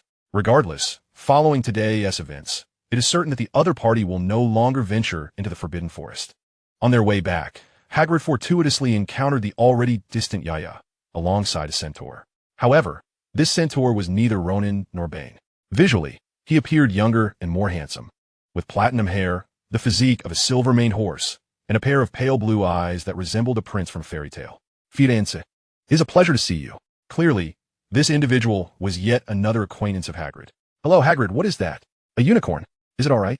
Upon noticing Hagrid carrying a unicorn with broken legs, the centaur named Firenze immediately became agitated. "It was that creature lurking in our forest, wasn't it? Calm down, Firenze." Hagrid reassured him as he cradled the unicorn.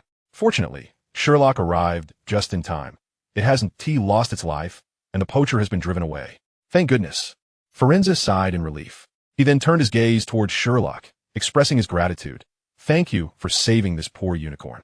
His demeanor towards Sherlock was markedly warmer, a stark contrast to the dismissive attitudes of Ronin and Bane prior. "Your name is Sherlock Holmes? I have heard of you. You are quite an impressive young man."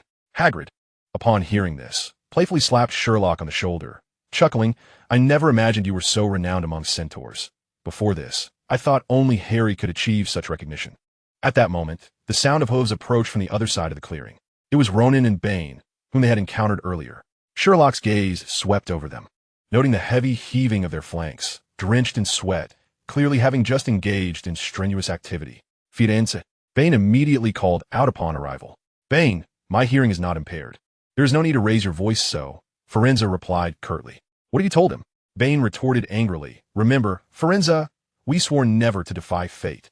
Did we not perceive the omens displayed by the celestial movements? Ronan, somewhat awkwardly, began scraping the ground with his hooves, his sorrowful voice providing an explanation for Firenze. I believe Firenze acted out of genuine goodwill. Goodwill? What does that have to do with us? Bane refused to relent, his anger flaring. Centaurs concern themselves with the prophecies of the stars. We need not foolishly chase after lost humans in our forest. This remark irked Hagrid. But before he could respond, Firenze rose up on his hind legs, a gesture reserved for centaurs in extreme anger. Did you not see the unicorn? Accompanying this action, Firenze began to roar at Bane. Do you not understand why it was slain? Or have the stars failed to reveal that secret to you? Listen, I must resist that creature lurking in our forest, Bane. Yes, if necessary, I shall stand alongside humans. With that declaration, he disregarded Bane and Ronan, lowering his hind legs once more and signaling for Sherlock and Hagrid to follow him. Naturally, Sherlock and Hagrid had no objections, as they both detested the riddle-spouting centaurs. Once they had left Bane and Ronan behind, Firenze halted and turned to Sherlock, asking, Holmes, do you know why Bane was so furious just now? Hagrid chuckled at this. Firenze, you never express yourselves plainly. Even Sherlock cannot guess, right, Sherlock?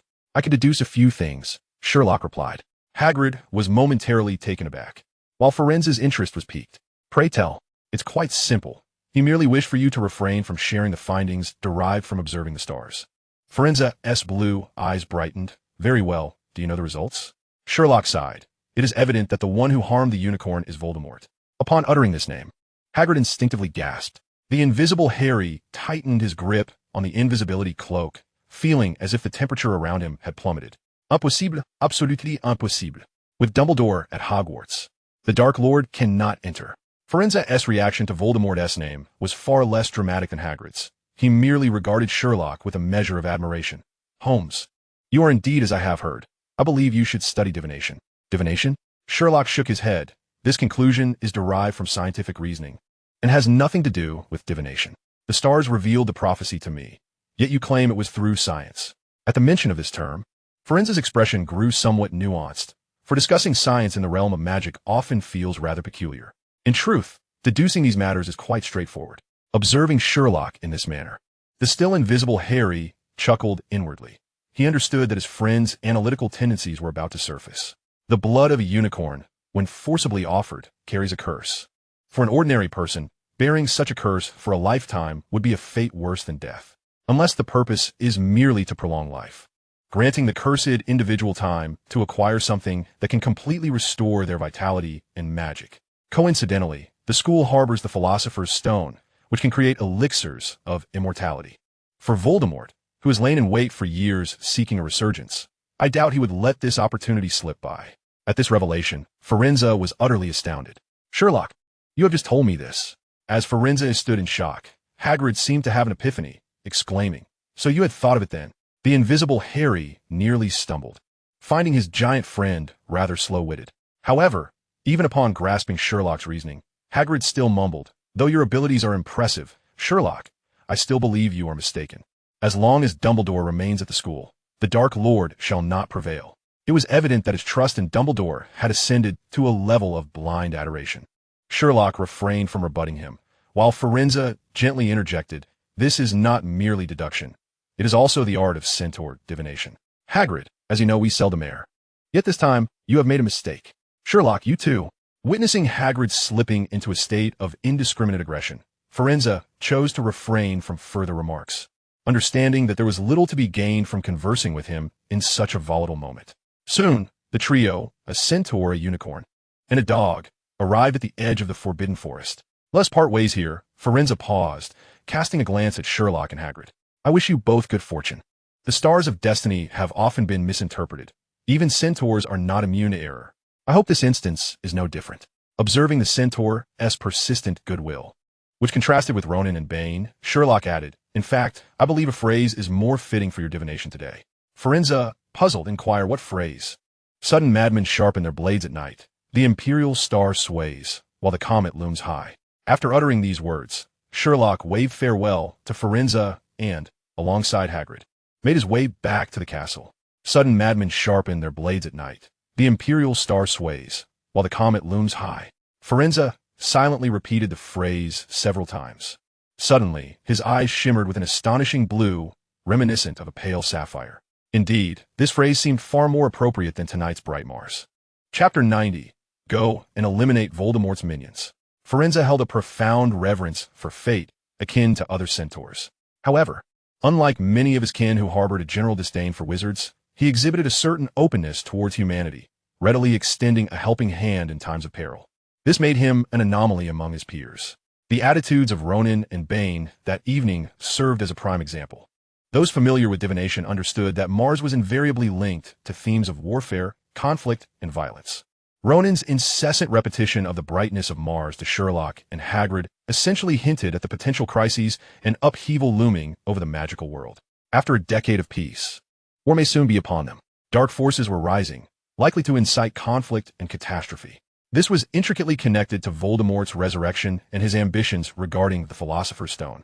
Regrettably, centaurs often struggled to articulate their thoughts in human terms, resorting instead to the incessant repetition of phrases to convey their perspectives. However, when juxtaposed with Sherlock's phrase, the brightness of Mars tonight was but a pale reflection. While both expressions conveyed similar meanings, the latter possessed an artistic depth that far surpassed the former. Thus, Firenze resolved that upon returning to his centaur kin, he would adopt this phrase to replace the mundane brightness of Mars. This aligned perfectly with the nature of centaurs, evoking a sense of profound yet enigmatic gravitas.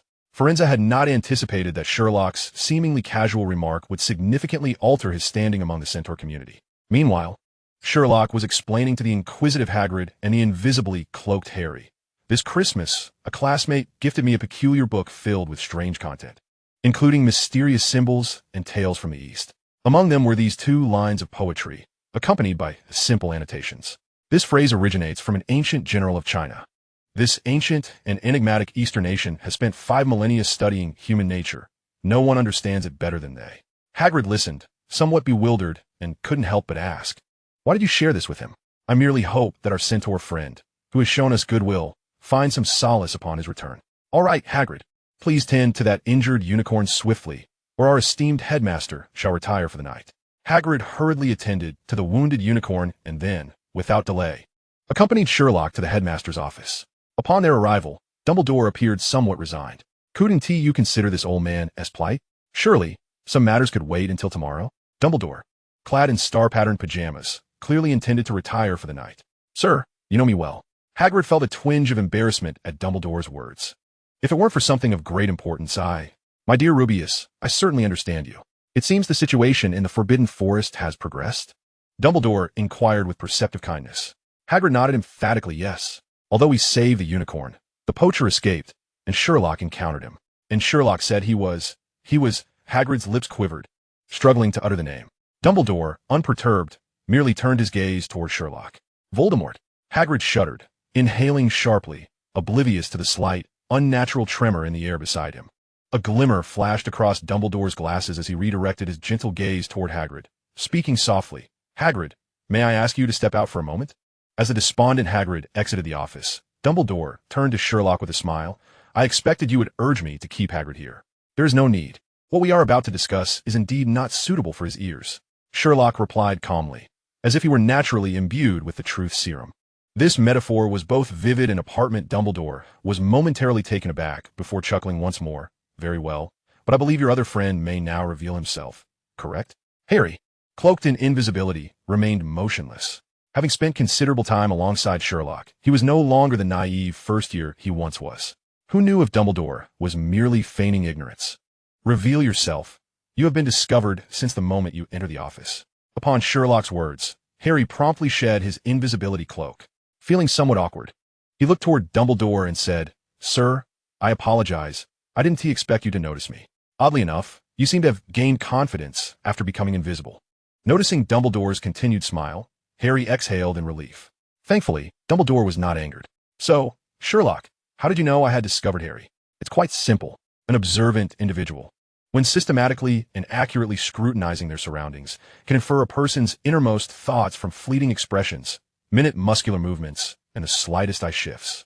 When Hagrid and I entered, your gaze was not solely upon us. It lingered for 3 seconds on the position beside me, precisely where Harry stood. Moreover, when Hagrid mentioned Voldemort earlier, your gaze shifted once again to his position. 2 confirmations were sufficient to elucidate the matter. Dumbledore exhibited a contemplative expression. After a brief moment, he waved his wand, conjuring 2 glasses of lemonade, which he presented before Sherlock and Harry. Let's partake of one first. Sherlock remained still, while Harry expressed his gratitude, swiftly seizing the glass and draining its contents in one go. Although he did not directly engage in the battle tonight, the exertion of traversing in and out of the Forbidden Forest alongside Sherlock had indeed depleted his stamina, necessitating a substantial replenishment of fluids. Regrettably, he soon found himself regretting it. It was excessively sweet. Heaven knows how much sugar Dumbledore had infused into the beverage. The tartness of the lemon was utterly undetectable. At this moment, he noticed that Sherlock had not made a move, silently admiring his friend's foresight. Dumbledore, seemingly oblivious to this scene, inquired in a calm voice, "So, the individuals who truly participated in the battle today were not 1, but 2, correct?" Harry felt a twinge of shame at this remark. "Sir, it was entirely thanks to Sherlock. I merely managed to release smoke into the sky." "No, Harry, had you not done so, Voldemort would not have departed so swiftly. But do not concern yourself with such trifles." Dumbledore adjusted his glasses. "You performed admirably tonight, and I trust your friend shares this sentiment." Indeed, Sherlock concurred with Dumbledore's assertion. "In fact, I made an oversight during tonight's operation." "An oversight? What oversight?" Upon hearing Sherlock's words, Dumbledore's interest was piqued. His curiosity regarding this individual he believed to have surpassed that infamous figure was particularly intense. Sherlock refrained from responding, instead drawing his wand and performing a flourish.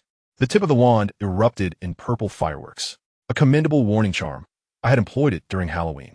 I did not anticipate you would adapt it to practical use so swiftly. Dumbledore nodded in approval, before shifting the subject, yet this seems unrelated to our previous discussion. Harry cast red flames upon encountering Voldemort, Sherlock stated calmly. Dumbledore instantly comprehended. Harry, momentarily stunned, finally responded, I had not considered that. Nor had Hagrid, correct? Dumbledore chuckled. Trust me, Harry, he will soon forget this matter. However, not everyone possesses Hagrid's disposition. Sherlock remarked solemnly, prior to the battle. I should have informed Harry of this. Very well, Mr. Sherlock. You have both performed commendably today. Had I been in your position upon first entering Hogwarts, I would have fared worse.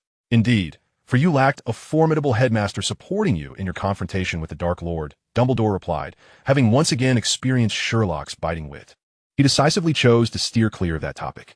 In truth, Voldemort's thirst for unicorn blood far exceeds your imagination. Your ability to thwart him today is already a significant victory. Sherlock furrowed his brow, disagreeing with Dumbledore. The blood of a unicorn merely prolongs his life. Cursed as it is, the Philosopher's Stone remains his ultimate objective. That is because you are unaware that unicorn blood possesses a rarely known property beyond mere life extension. Dumbledore stated calmly. Sherlock looked at him, somewhat astonished. Dumbledore continued. It can create a temporary body afflicted by dark magic, like a flash of lightning illuminating his mind. Sherlock swiftly connected all the dots. If that were the case, then today's encounter with Voldemort yielded far greater insights than he had imagined. No wonder Quirrell, or rather Voldemort, did not consume the blood after slaying the unicorn. He required the unicorn to witness its own life ebb away, powerless to intervene, ensuring that the creature harbored the maximum resentment before its demise. Speaking of which, given Sherlock's extensive reading, he had indeed encountered similar narratives before. For instance, in the literary works of a mysterious ancient Eastern civilization, malevolent practitioners favored such methods for crafting magical artifacts. As a dark wizard, Voldemort, in some respects, fell short of those practitioners.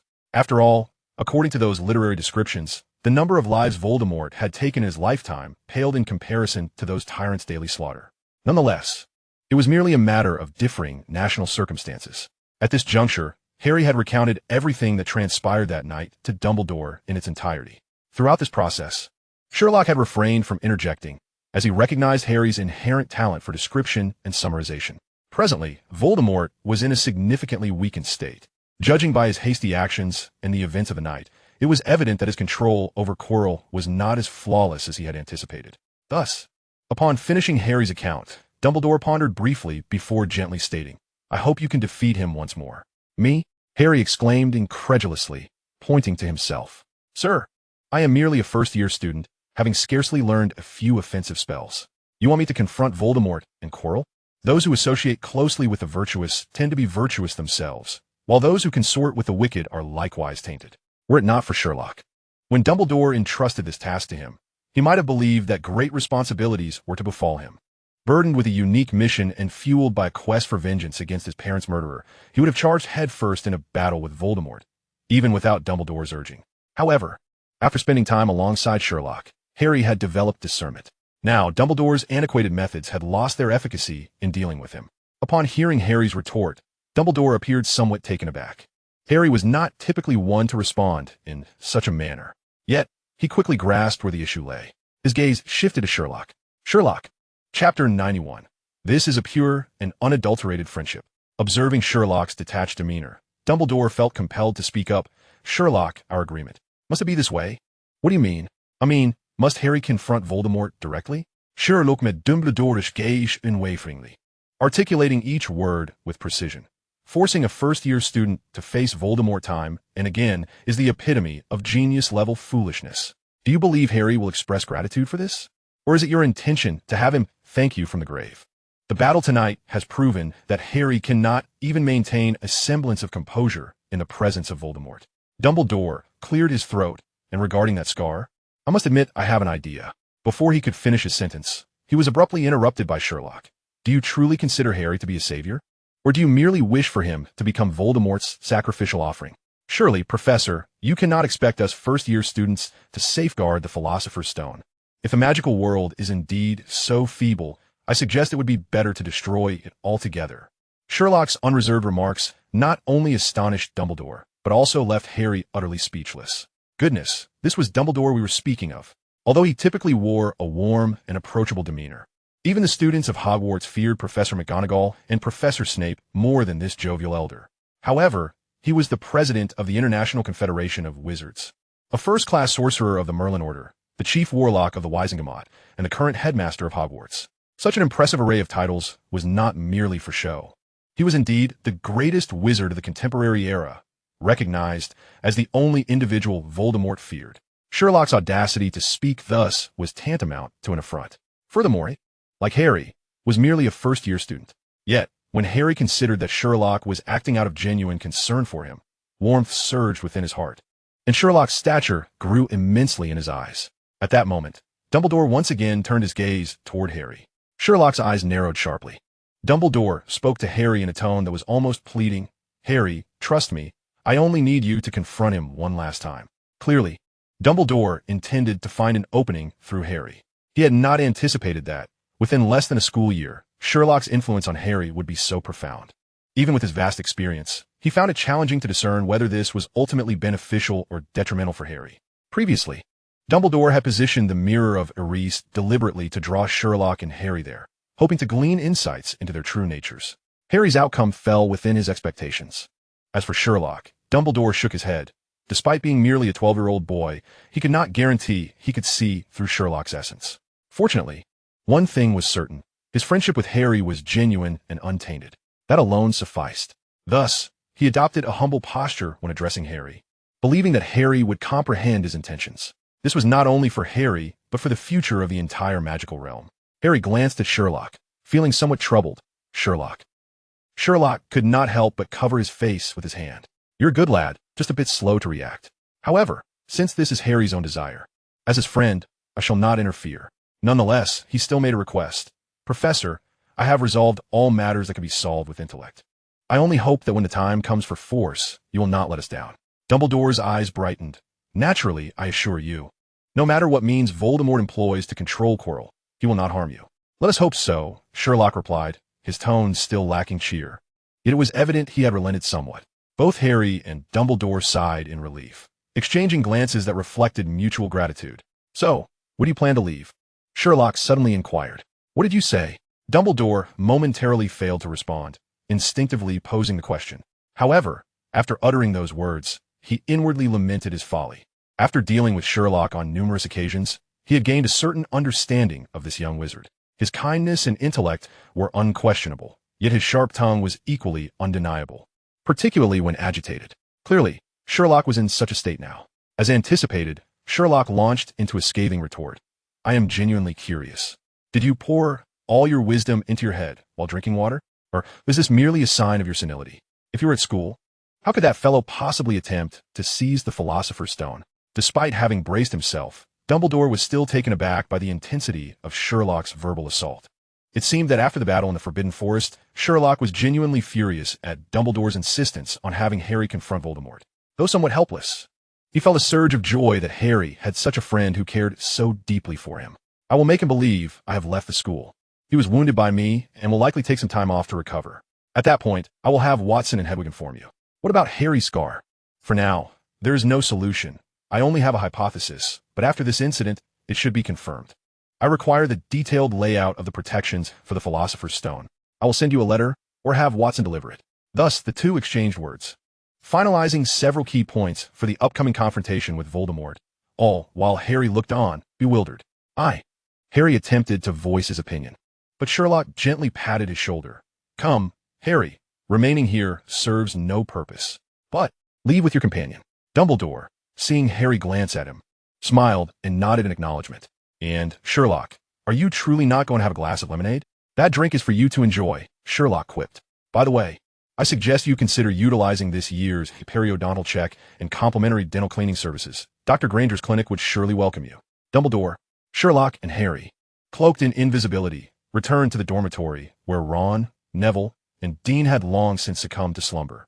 The following morning, Sherlock continued to take Harry for morning exercises. The battle in the Forbidden Forest had made Harry acutely aware of his inadequacies, prompting him to train with even greater fervor. After their morning routine, the two returned to the Great Hall. Noticing that the surroundings were deserted, Harry could no longer contain himself and finally asked, Sherlock, why can Hagrid's rock cakes withstand spells? Sherlock chuckled at this. My dear friend, I thought you would have succumbed to curiosity and asked me much earlier. Harry felt a bit sheepish. He had indeed held back his question for quite some time. Dear Harry, if you ponder carefully, you will realize that it is not difficult to deduce. Firstly, one must consider the essence of spells, which involve harnessing magical power to achieve effects unattainable by ordinary means. From a perspective of the energy projection direction of offensive spells, they are often accompanied by physical phenomena such as sound and light. Consequently, there exists the possibility of misfires, evasion, and obstruction. Even the formidable, heart-rending curse, which we just discussed, is not without its vulnerabilities. It can still be halted by sturdy materials. This is akin to how physical attacks in the Muggle world can be defended against by robust shields. Similarly, in the realm of magic, spells are subject to comparable defensive mechanisms. Harry nodded, acknowledging that this had indeed been covered in their charms class. Albeit most young witches and wizards merely jotted down notes without deep contemplation. Sherlock, with his fingertips pressed together, gazed at Harry and continued. Let us examine the creator of this rock cake, Hagrid. His identity as a giant plays a crucial role. You should be aware that giants inherently possess a degree of magical resistance.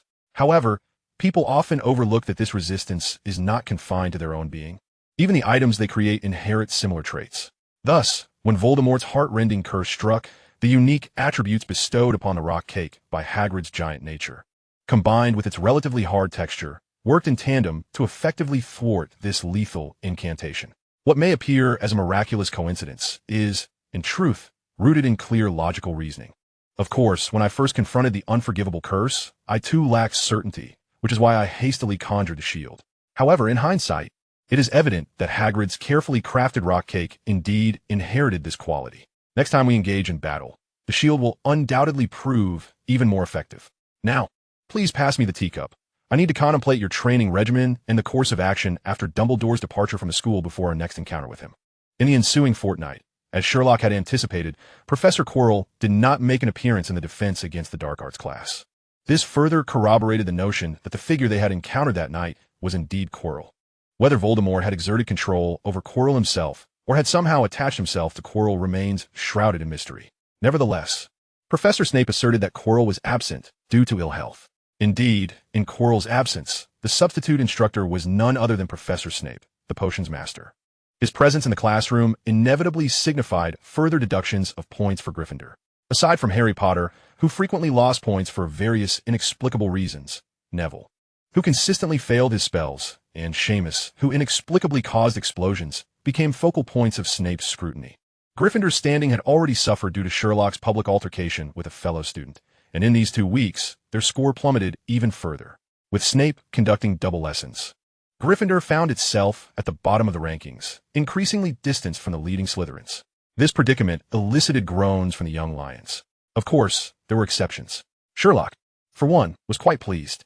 Chapter 92, because I stabbed him with a sword. In contrast to Quirrell's commendable teaching demeanor, the temporary instructor Snape, while possessing a harsh disposition, indeed imparted substantial knowledge. It is hard to fathom that it was not until the latter half of the term that the first years encountered the disarming charm in a practical lesson. The incantation, Expelliarmus, as the name suggests, functions to disarm an opponent, causing their wand to slip from their grasp. The vast majority of wizards typically rely on their wands to accurately direct and control their magic, as wands amplify and focus a wizard's magical power, rendering spells more precise and effective. Casting spells without a wand proves considerably more challenging and unstable, often leading to unintended consequences, even perilous situations. Hence, Expelliarmus emerges as one of the foundational and exceedingly practical offensive charms. The potency of a spell varies depending on the caster's magical prowess. Both Sherlock and Harry exhibited remarkable talent in this class, with Harry particularly shining. It could be said that this was the first occasion, aside from Quidditch, where he displayed traits befitting the savior of the magical world. Even Hermione, already recognized as a top student, could not match his performance. Snape's gaze was fixed intently on Harry's green eyes, and after a moment, he spoke in his characteristically low tone, a very standard disarming charm. Mr. Potter. Harry, receiving Snape's acknowledgement, was taken aback. Although he had received advanced potions from Snape during Christmas and had learned of the professor's past with his mother from Sherlock, he did not dare to become complacent. For Sherlock had made it abundantly clear that Snape's affections had always been directed towards his mother, Lily. The sole reason for his protection was his identity as Lily's child, nothing more. Indeed, just as Snape had praised Harry a moment ago, he abruptly shifted his tone. However, given that your disarming charm is so proficient, why are you unwilling to assist your classmates? Finnegan was just beside you, yet his disarming charm produced the effect of an exploding charm. Should I regard him as a genius or a fool? Potter, due to your inaction, Gryffindor has once again lost 5 points. Ah, yes, this was the typical behavior of Professor Snape. Harry let out a lengthy sigh of relief. Aside from Harry himself, the others were already accustomed to Snape's penchant for deducting points from Gryffindor. Indeed, if there were ever a day when he failed to deduct points, that would be the true anomaly. Thus, even though Seamus had already lost points once for the same infraction, no one was surprised when the reasoning for the deduction was unjustly directed at Harry. They all silently echoed. Just as expected, I must say. Though it comes as no surprise, it is truly unfortunate to lose points twice for the same incident. After class, Seamus was the first to express his discontent. Who knows when Professor Quirrell will return? Sherlock Holmes, could you deduce that for us? Sherlock Holmes had become a nickname bestowed upon Sherlock by the students. Interestingly, this moniker had originally circulated from other houses. Before Christmas, Sherlock had assisted Hannah Abbott, the first-year student who donned the sorting hat, in resolving a dilemma. Following this incident, Sherlock had received several requests for assistance, all of which he successfully addressed. Coupled with the flying lessons, Halloween, and various other daily occurrences, the moniker Sherlock Holmes gradually became associated with him. Ironically, it was the very Gryffindor house to which Sherlock belonged that was the last to learn of it. After all, the young lions were typically more impulsive, rarely considering the consequences, thus negating the necessity to seek out Sherlock's help. This stood in stark contrast to Hermione, who initially earned the title of Gryffindor's know-it-all, which eventually evolved into Miss Know-it-all as her reputation spread beyond the house. Approximately after Easter, in response to Simon's inquiry, Sherlock affirmed confidently, "However, personally, I hope he never returns." "No way," Simon exclaimed, his eyes widening in surprise. "Do you really want the old bat to continue teaching us?" The term old bat was a nickname for Snape, who was known for drifting around the campus in his long black robes, appearing suddenly whenever points needed to be deducted. This moniker was coined by the Weasley twins, and once established, it quickly gained acceptance among all students, including those from Slytherin. "He is a good teacher," Sherlock remarked earnestly. "His teaching prowess far surpasses that of Professor Quirrell. To be precise, Professor Quirrell is hardly worthy of comparison." Simon glanced awkwardly at the others. Neville and Dean, one to the left and the other to the right, pretended to admire the scenery. "No, mate," Ron, catching Simon's pleading gaze, cleared his throat, ready to speak. Yet Hermione suddenly chimed in. "Sherlock is right. Although Professor Snape enjoys deducting points, one does learn genuine skills under his tutelage." With that, she shot Ron a fierce glare, causing him to fall silent immediately.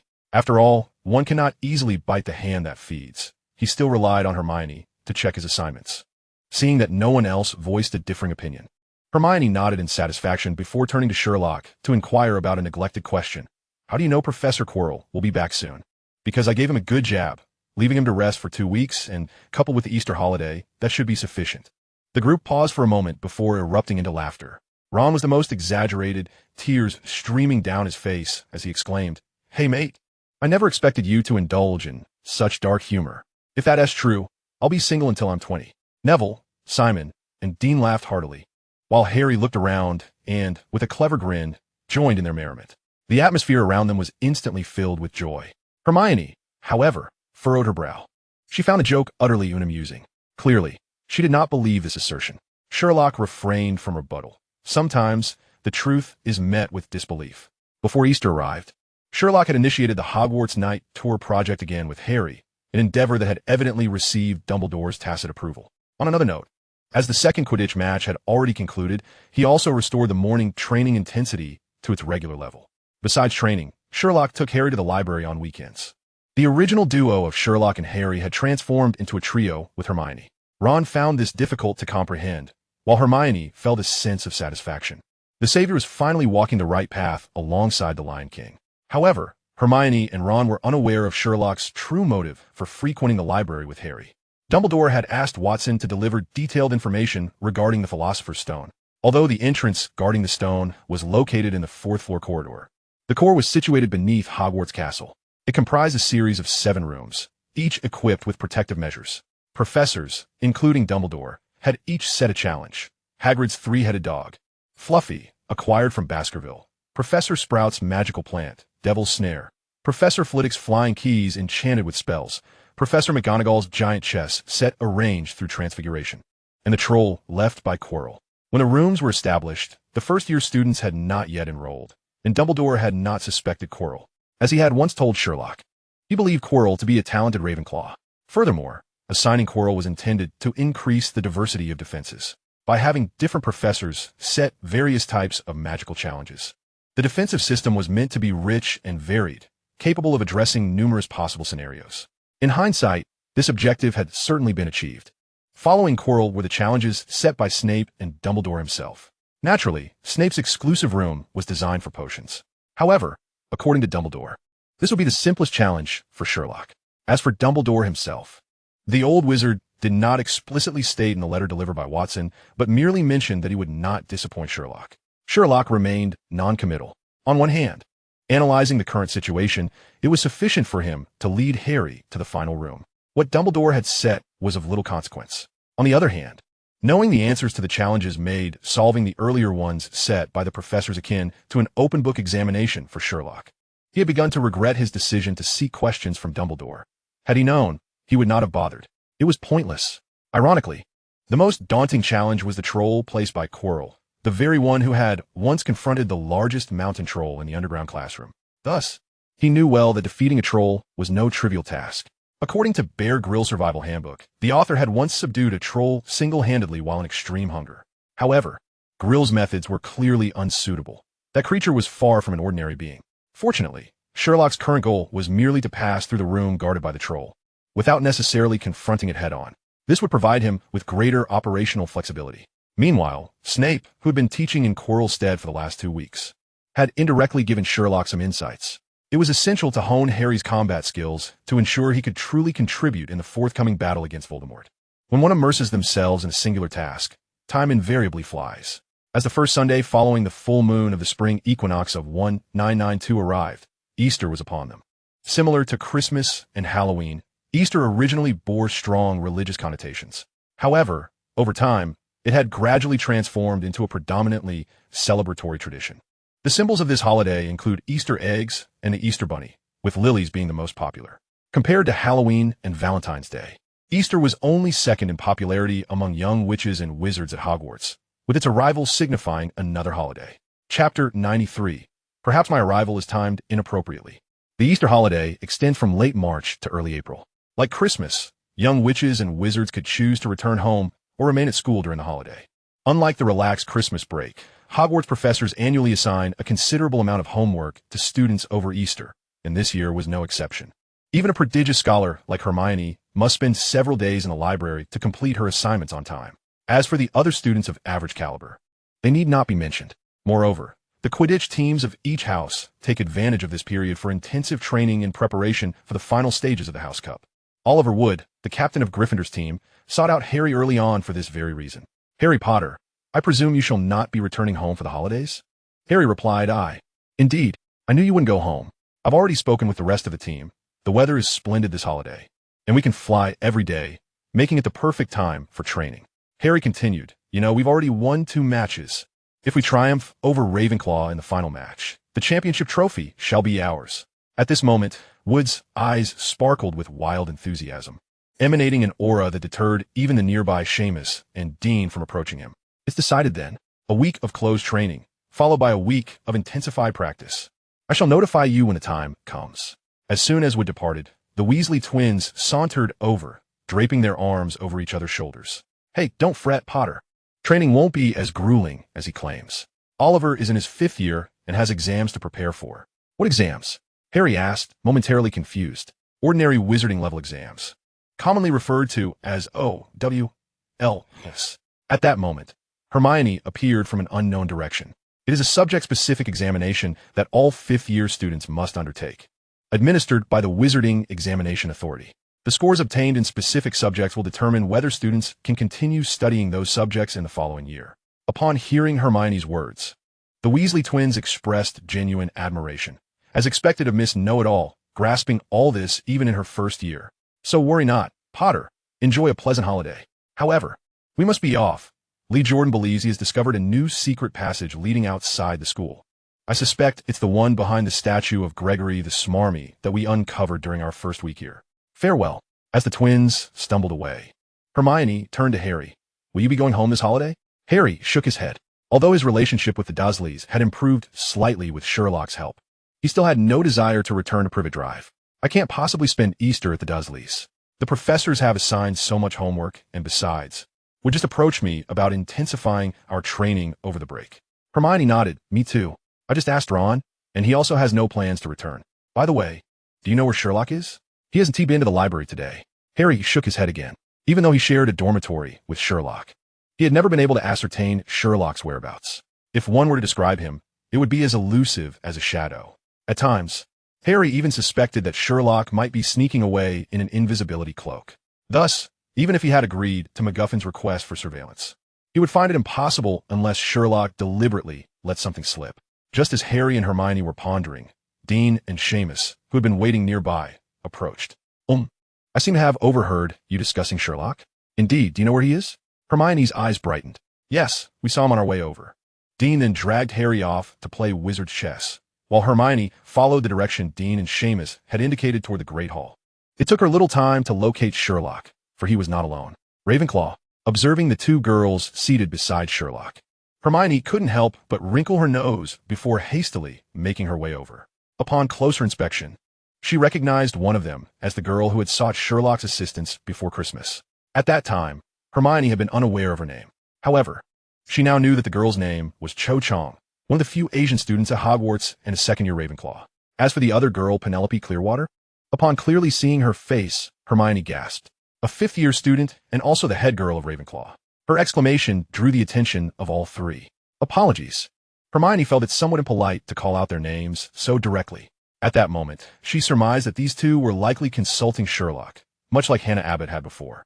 "Perhaps I have come at an inopportune time." "No, you have arrived at just the right moment," Sherlock replied, looking at Hermione. "I assume Dean Thomas informed you of my presence here?" "Yes, and Seamus as well." With Sherlock's invitation, Hermione took a seat. Fortunately, she was somewhat acquainted with the 2 Ravenclaw girls, sparing her the trouble of introductions. As soon as Hermione sat down, her curiosity got the better of her. "How did you deduce that?" "Because my direction coincides with the one they just left." "In your gait." Sherlock's fingers lightly tapped the table. "I noticed you approached me with a clear sense of purpose. Now, Let us cease these irrelevant discussions and turn to matters of substance. Sherlock then turned to the two Ravenclaw witches. Ladies, please recount to my friend the matters we discussed in full detail, and be as thorough as possible. Hearing the account again will be quite beneficial for me. Hermione, this case may prove to be fascinating, or perhaps not. Nevertheless, I believe you will find it intriguing. I shall no longer intrude upon your conversation. Cho and Penelope exchanged glances, both astonished by the unexpected turn of events. In truth, Cho had merely begun to share a brief introduction with Sherlock when he interrupted her, citing that his friend would arrive shortly and would provide substantial assistance with the matter at hand. Before long, Hermione Granger arrived. Had been merely this, it would have sufficed. Yet, what astonished the two girls even more was that from the exchange between Sherlock and Hermione, it became evident that Hermione was entirely unaware of the situation. Being sorted into Ravenclaw, her logical reasoning skills were undoubtedly sharp. In that fleeting moment, both individuals comprehended the significance of the situation, their gazes towards Sherlock filled with astonishment. Xiao Zhang cast a glance at Penelope Clearwater and, encouraged by the latter, began to speak slowly. In truth, I had not intended to trouble Mr. Holmes, as this is merely a trivial matter, and I wish to avoid causing any inconvenience to the Academy. However, Miss Penelope insisted that I should seek Mr. Holmes's assistance. Miss Granger, I am not adept at storytelling, so I shall convey my experiences in the most straightforward manner. To begin, I must recount events from last Christmas. My father was long away on business, and despite the significance of that holiday, he was unable to return home in time for our reunion. Although my mother and I were disheartened, we understood his commitments, for he was exceedingly busy. What we did not anticipate was that, despite his absence, he took the time to send me a gift. It was a set of 7 colored eyeshadows from an ancient magical goods shop on the old street of Hangzhou, encased in a sandalwood box intricately carved with the 4 noble plants: plum, orchid, bamboo, and chrysanthemum. When I received this gift, my mother was particularly delighted. She mentioned that it was crafted by a century-old establishment on Qingdafeng, using traditional mineral pigments, and even the white porcelain was from the Longquan kiln's second firing. Mr. Holmes, Miss Granger, I must confess that upon opening the gift, I was utterly astonished. It was indeed exquisite, with 7 porcelain dishes embedded within the sandalwood box, each hue from deep blue to rosy pink, seemingly encapsulating the 4 seasons of Jiangnan within its confines. After returning to school, I kept it in my vanity case, and my friends adored it. We had even planned to go out together this Easter. At this point, Xiao Zhang took a deep breath. Sherlock and Hermione were both raptly attentive, clearly aware that she was about to divulge the crux of the matter. On the final potion class before Easter, my friends and I returned to our dormitory as usual, only to discover that while my vanity case remained in its place, the sandalwood box had vanished. We meticulously searched the entire dormitory, but found nothing. After inquiring with others, we confirmed that no one had entered our room. A bittersweet smile crossed Xiao Zhang's face. I suppose it is possible that I misplaced it and simply forgot. Frankly, I do not consider this a grave issue. It is merely a box of ordinary cosmetics. Upon finishing her account, Sherlock cast a sidelong glance at Hermione, leaning back slightly, his expression one of contemplation. After a brief pause, he spoke with all due respect. Your previous description was laden with superfluous details, leaving little of genuine relevance to the case at hand. Upon hearing Sherlock's unvarnished critique, a blush crept across Xiao Zhang's cheeks. I apologize, Mr. Holmes. I was unsure which details might be of use to you. Sherlock interjected. Permit me to inquire. Is there anything particularly special about that box of eyeshadow? In terms of color, the 7 shades were indeed rich and distinctive, featuring a golden red hue symbolizing prosperity, which, when applied, lent the eyes a warm and radiant glow. The mysterious deep blue represented the vastness of the night sky, imbuing the gaze with an enigmatic depth. The delicate pink echoed the blossoms of spring, exuding gentleness and sweetness. These colors were not mere mixtures of common pigments, but were infused with a variety of rare magical plants and mineral powders. Thus, the 7-colored eyeshadow served not only for beauty, but also possessed certain magical properties. When one found themselves in a state of tension, the tranquil light blue shade could be applied to soothe the mind. The shimmering golden hue, when used in social situations, could enhance the wearer's allure and attract the attention of others. It could be said that each shade contained its own unique magical charm. Sherlock listened patiently to Xiao Zhang's exposition on the 7-colored eyeshadow before proceeding to inquire further. Compared to Miss Zhang, your name is somewhat harder to recall. After you brought the eyeshadow back to your dormitory, did you show it to anyone other than your roommates? No, I only revealed it to my dorm mates. Do you remember the exact location where you placed the eyeshadow in the dormitory? I stored it in my vanity case, atop the highest shelf of the bedside cabinet. Was the cabinet locked? No, we never engage in such practices. Let me confirm. The last time you saw the eyeshadow was indeed before that potion class? Qiu Zhang pondered for a moment before replying, I'm not certain. I do not know if the eyeshadow was still there before class. It was only after we returned from the potion lesson that a roommate expressed her desire for such a cosmetic as an Easter gift, at which point I realized it was missing. Who was it that wished to see the gift? It was Alicia. She is a witch from a Muggle family. At this juncture, Qiu Zhang's expression shifted to one of surprise. No, Mr. Holmes. It is inconceivable that she could be involved. Is that so? Sherlock smiled faintly. What leads you to believe that? Since our first year, we have been very close friends with those of us who share this dormitory. After my eyeshadow went missing, they were all exceptionally helpful, and even those who had planned to return home chose to stay. Did everyone remain? No, Alicia and Marietta stayed behind, while Lucy went home. But that does not imply anything. She, like the other two, is a very close friend of mine.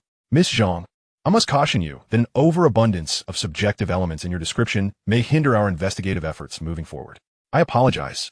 Do not be concerned. Simply continue answering the questions. Mr. Holmes, what else would you like to know? Please describe your 3 roommates from an objective perspective, along with their family backgrounds. Very well. This time, Qiu Zhang's account was somewhat lengthy. Once she concluded, Sherlock turned his attention to Penelope Clearwater. I have gathered sufficient information, head girl. I now require your assistance.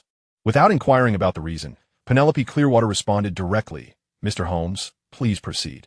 We need to access the Ravenclaw common room, and, ideally, gain entry to Miss Zhang's dormitory if you are truly intent on uncovering the truth behind this matter. With this, Sherlock fixed his gaze intently on Penelope Clearwater, as if searching for something in her expression. Head girl, Qiu Zhang interjected, her eyes beseeching as she looked at Penelope Clearwater. Allowing students from other houses to enter one's own is not in accordance with the established regulations. Otherwise, the common rooms of the 4 houses would not require passwords. However, Ravenclaw stands as an exception. Its common room does not necessitate a password, but rather demand an answer. The true challenge lies in permitting Sherlock, a male, to enter the girls' dormitory. Regardless of the house, when a male wishes to access the girls' quarters, the staircase undergoes a magical transformation, thereby preventing his entrance. In contrast, girls may freely access the boys' dormitories. This is said to stem from the founders' unanimous belief that boys are less trustworthy than girls. Sherlock, however, lazily contests this notion and promptly delegates the challenge to the female head of Ravenclaw, given that they seek her assistance. It is evident they must have considered this matter beforehand. Otherwise, they would not be called Ravenclaw. If Mr. Holmes confirms his acceptance of the commission, I shall submit an application to Professor Flitwick, Penelope Clearwater declared. Her words startled both Hermione and Cho Chang. Was it truly necessary to go to such lengths? Hermione hesitated, while Miss Chang had already decided not to pursue the issue. Cho quickly interjected, Yes, I believe it is essential. Penelope Clearwater fixed her penetrating gaze upon Cho. Cho, I am well aware of your situation. Your father's gift holds special significance for you. Furthermore, at this juncture, Penelope's expression hardened. The reputation of Ravenclaw must not be tarnished. There is a matter they did not disclose to Sherlock and Hermione. Cho had previously mentioned that her cabinet was left unlocked precisely because the Ravenclaw dormitory was presumed to be secure. Yet now, with the unfortunate incident of lost personal belongings, unrest had naturally arisen within the Ravenclaw house. In truth, Cho had refrained from reporting her missing eyeshadow, fearing it would cast a negative light on the house. However, as the saying goes, there are no secrets that remain hidden forever, and the tale eventually circulated. A house renowned for its wisdom, Ravenclaw quickly deduced that the likely perpetrator was one of their own, although the prevailing sentiment was that Ravenclaw students would never resort to theft. This proved to be of little consequence. Even when Cho later claimed she had misplaced her eyeshadow elsewhere, certain Ravenclaw students began locking their cabinets and employing protective charms. Reports may deceive, but the situation does not lie. Such actions undoubtedly conveyed a troubling message. Ravenclaw was no longer a sanctuary. Particularly incensed were Cho's dormitory mates and the first-year students, who viewed the elegant and eloquent second year as one of their own. Hence, for various reasons, Penelope Clearwater resolved to uncover the truth behind this occurrence. When conditions permitted, it was imperative to investigate on-site. Sherlock regarded Penelope Clearwater. However, I recommend that you, as head girl, advise the Ravenclaw students to refrain from visiting Miss Chang's dormitory during this time. Otherwise, the already scant clues may be irrevocably obliterated. In fact, you ought to have sought my assistance sooner. Sherlock's words left Penelope Clearwater feeling somewhat embarrassed. Prior to seeking Sherlock's help, she had already conducted her own investigation, which yielded unsatisfactory results. To her discerning eye, each suspect appeared guilty. Coincidentally, Cho had consulted Sherlock just before the Christmas holidays. With this connection, Penelope sought to learn more about Sherlock's exploits, ultimately deciding to enlist external aid. Thus, she sidestepped the previous topic and explained, approximately half of the students have chosen to return home for the Easter holiday. Is that so? That is indeed good news for us, exclaimed Hermione. I shall go and request Professor Flitwick's permission. Cho, let us depart. Once the two Ravenclaw girls had left, Sherlock leaned back slightly. Hermione, what are your thoughts? I too believe this incident was perpetrated by someone within Ravenclaw, though Cho seems reluctant to continue the investigation. It is understandable that for someone like her, choosing between truth and friendship is no easy task. Do you already know who the culprit is? Hermione gazed at Sherlock in astonishment. It is merely a conjecture. Cho's description has provided some clues, much like this Easter egg in my possession, Sherlock said, lifting an egg from the table and turning the painted smiley face towards Hermione. Until it is broken, no one knows who the ultimate victor shall be. Always remember, making inferences without sufficient evidence is perilous. So, you intend to visit the Ravenclaw common room? Indeed, if you are willing to accompany me, Sherlock replied, looking towards Hermione. It would be my utmost pleasure to accompany the great detective. Thank you, my friend. However, before we proceed, I must step away for a moment. If our client returns, please ask them to wait. You are leaving? Where to? You shall know soon enough. Clearwater was swift. Within 10 minutes, she and Cho returned with Professor Flitwick's permission. Where is Mr. Holmes? The hurried Clearwater, upon seeing only Hermione in the hall, expressed her surprise. He shall return shortly, Hermione replied, uncertain of Sherlock's whereabouts. During the wait, Hermione exchanged a few words with the two girls, learning Flitwick's stance on the matter. He was firmly in support. Indeed, if not for the concern of public scrutiny, he would have liked to accompany them to the Ravenclaw common room to observe Sherlock's actions. Yet, if Professor Flitwick truly wished to unravel the intricacies of the situation, it would not be a formidable task. However, once a professor became involved, the nature of the matter would inevitably shift. As Sherlock previously indicated, wizards often prefer compromise and do not wish to sever ties unless absolutely necessary, particularly when the thief may be a Ravenclaw student. Holmes did not keep the trio waiting long. When he appeared, cradling a cat in his arms, the girls were momentarily taken aback. That cat, could it be Lady Loris? It seems you have recognized her, Sherlock said, chuckling as he stroked the cat, which soon began to purr contentedly in his skilled hands. This scene left the three of them utterly astounded. Who could possibly fail to recognize it? Exclaimed Hermione, her face a mask of astonishment. Sherlock, you are truly remarkable for managing to procure it from Filch. To be precise, I merely borrowed it. Borrowed? A hint of skepticism flickered in Clearwater's gaze. Would Filch really lend it to you? It was not that she doubted Sherlock's capabilities. Rather, Filch's affection for Mrs. Loris was well known, making it difficult for her to imagine him lending the cat to anyone else. Well, I treated the cat's stomach ailment, and thus he was willing to assist. Following that fateful night in the Forbidden Forest, Sherlock had written to his family to send suitable cat food and medication for Loris. The targeted treatment yielded immediate results. Now, over half a month later, Filch's fondness for Sherlock had significantly increased. To be precise, it was Mrs. Loris's growing fondness for Sherlock that, in turn, enhanced Filch's regard for him. Under such circumstances, enlisting the help of Mrs. Loris to solve the mystery was merely a trivial matter. It seems that this prefect has already obtained Professor Flitwick's permission. I noticed a manuscript protruding a couple of inches from the right pocket of your robe, bearing Professor Flitwick's signature. Since everything is prepared, let's embark. Clearwater was once again taken aback by Sherlock's keen observation and deductive skills. However, noticing how Sherlock addressed her, she furrowed her brow and remarked, "It is rather impolite to refer to a lady in such a manner, Mr. Holmes. My apologies, but compared to Miss Chong, your name is somewhat challenging to recall." Clearwater responded, "My name is Penelope Clearwater. I would appreciate it if Mr. Holmes could simply call me by my name, rather than referring to me as this prefect." "Very well, Miss Clearwater. Shouldn't it be Clearwater?" Hermione leaned closer to Penelope and whispered, "I believe Penelope has fewer syllables than Clearwater, making it easier to remember."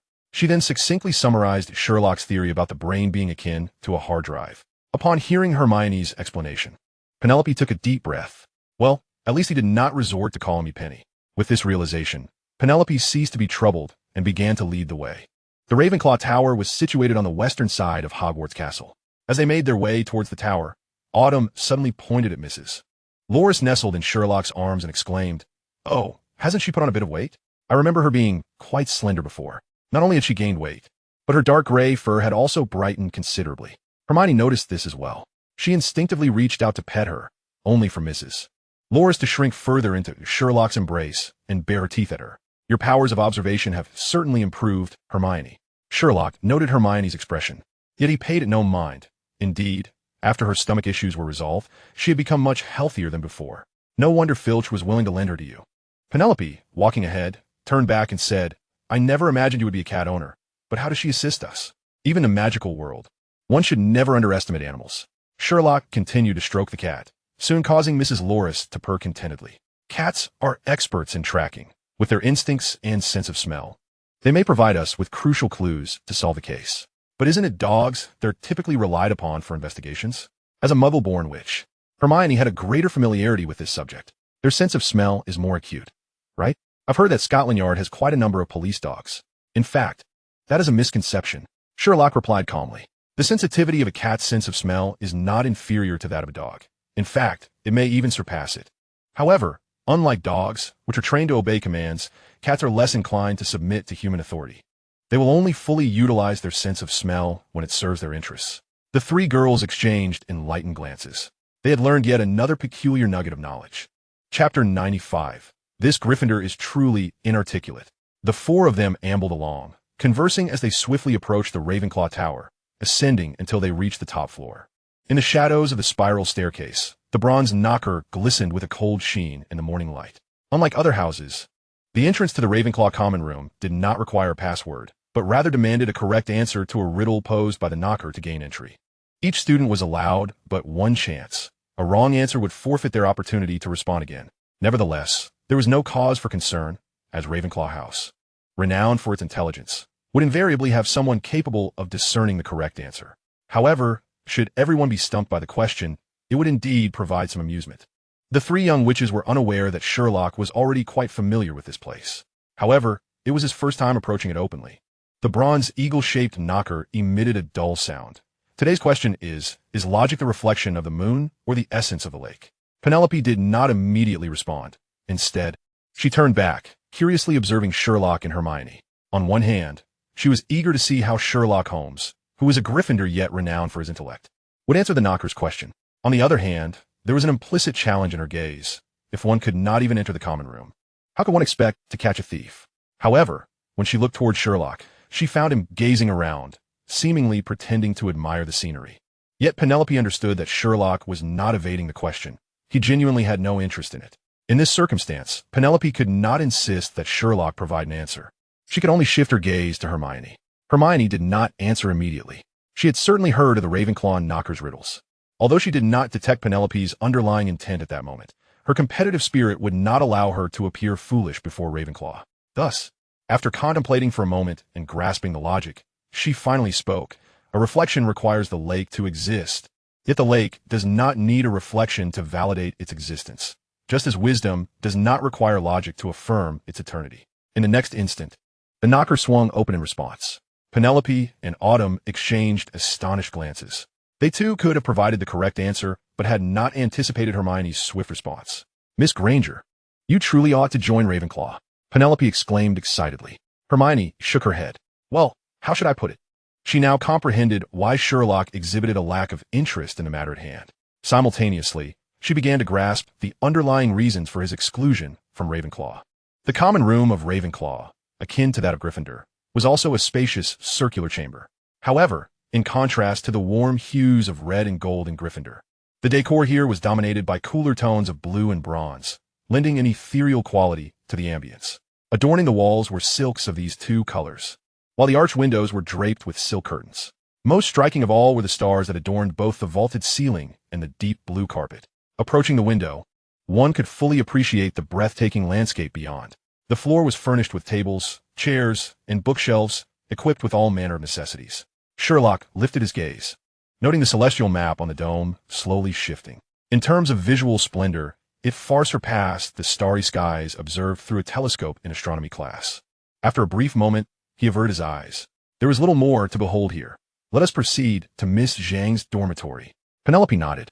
sharing the sentiment that the common room was unlikely to yield any clues, and promptly led Sherlock and Hermione towards Autumn Zhang's quarters. Upon entering the Ravenclaw common room, Sherlock and Hermione did not attract much attention from the other students. However, as he followed Penelope towards the girls' dormitory, a figure suddenly emerged. "Creevy!" exclaimed Michael Corner. "Aren't you going home?" Penelope scrutinized the dark-haired boy for a moment before recalling his name. Michael Corner glanced at the girls, puffing out his chest timidly. "Yes. I intend to diligently complete the assignments set by our professors during the break. A commendable spirit, worthy of encouragement. Now, step aside. We have matters to attend to." But that's the girls' dormitory," Michael Corner exclaimed, his anxiety palpable as he pointed at Sherlock. "How can you allow a boy to enter?" Penelope's gaze sharpened instantly. "Michael Corner, are you questioning my judgment?" "No, it is not merely a boy entering the girls' dormitory. It is inherently inappropriate. Mr. Holmes is here with the express permission of Professor Flitwick and myself. Now, step aside and do not compel me to repeat myself." Ultimately, Michael Corner was merely a first-year student. Summoning the courage to speak up had already drained his resolve. Faced with Penelope's formidable demeanor, he could only acquiesce and step aside. Sherlock and Hermione feigned ignorance of his predicament, continuing to follow Penelope. Autumn Zhang offered him a sympathetic smile before hastily rejoining the trio. Michael Corner stood frozen for a moment before hastily departing. He needed to inform another Ravenclaw prefect about this situation. Armed with a handwritten manuscript of a spell by Professor Flitwick, Sherlock and his companions successfully made their way to the girls' dormitory area. Shortly after their departure, Michael Corner returned with another prefect, Robert Hilliard. As they approached the entrance to the girls' dormitory, the staircase abruptly transformed into a smooth stone slide. Clearly, they could not proceed. Robert Hilliard's expression shifted dramatically. "Are you certain Penelope took that Gryffindor boy into the girls' dormitory? I saw it with my own eyes. It was the one they call the great detective, Sherlock Holmes." "I see."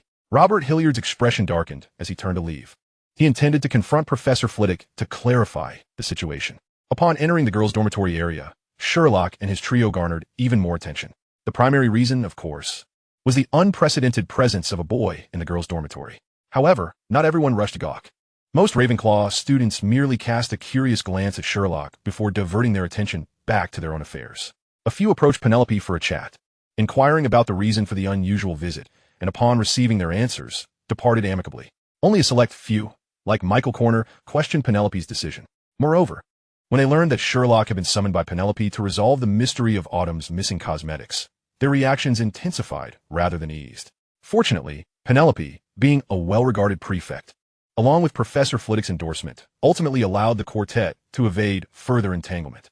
"This situation is proving more challenging than anticipated," Penelope remarked as she led the way. "Even first-year students dare to question my authority." The implication was clear. Sherlock must uncover the truth behind this matter. "After all, we are Gryffindor," Hermione mused. Reflecting on the irony of Ravenclaw, famed for its wisdom, resorting to a reckless outsider for assistance, Penelope and Autumn exchanged exasperated glances at Hermione. This Gryffindor truly lacks tact. This thought had scarcely formed when Sherlock chimed in. "Indeed, my friend." Penelope and Autumn exchanged a knowing look, realizing that like-minded individuals often gravitated towards one another. Eventually, the four arrived at Autumn's dormitory. Just as Autumn had indicated, the girl named Lucy had left Hogwarts to spend the holiday at home, and remaining in the dormitory were Marietta Edgecombe and Alicia Spinnet. Upon seeing Sherlock's arrival, their reactions mirrored those of Michael Corner. "Prefect Penelope, Autumn, why have you brought a boy here?" "Wait, he's not even a Ravenclaw student." "Marietta, Alicia, calm down."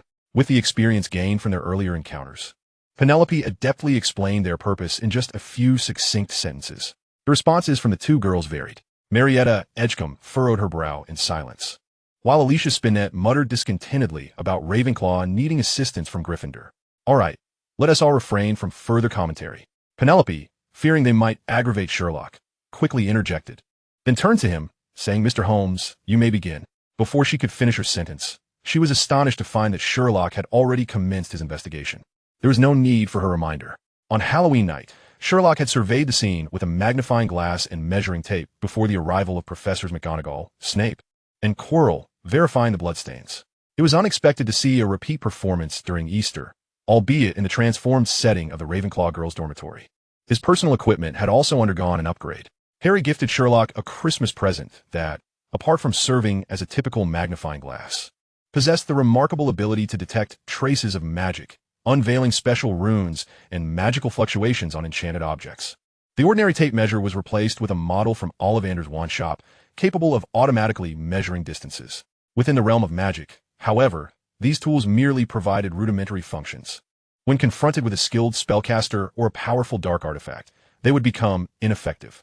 Nonetheless, for Sherlock, they perfectly bridged the divide between the Muggle world and the magical realm, enabling certain investigative techniques commonplace in the Muggle world to be successfully applied in the magical context.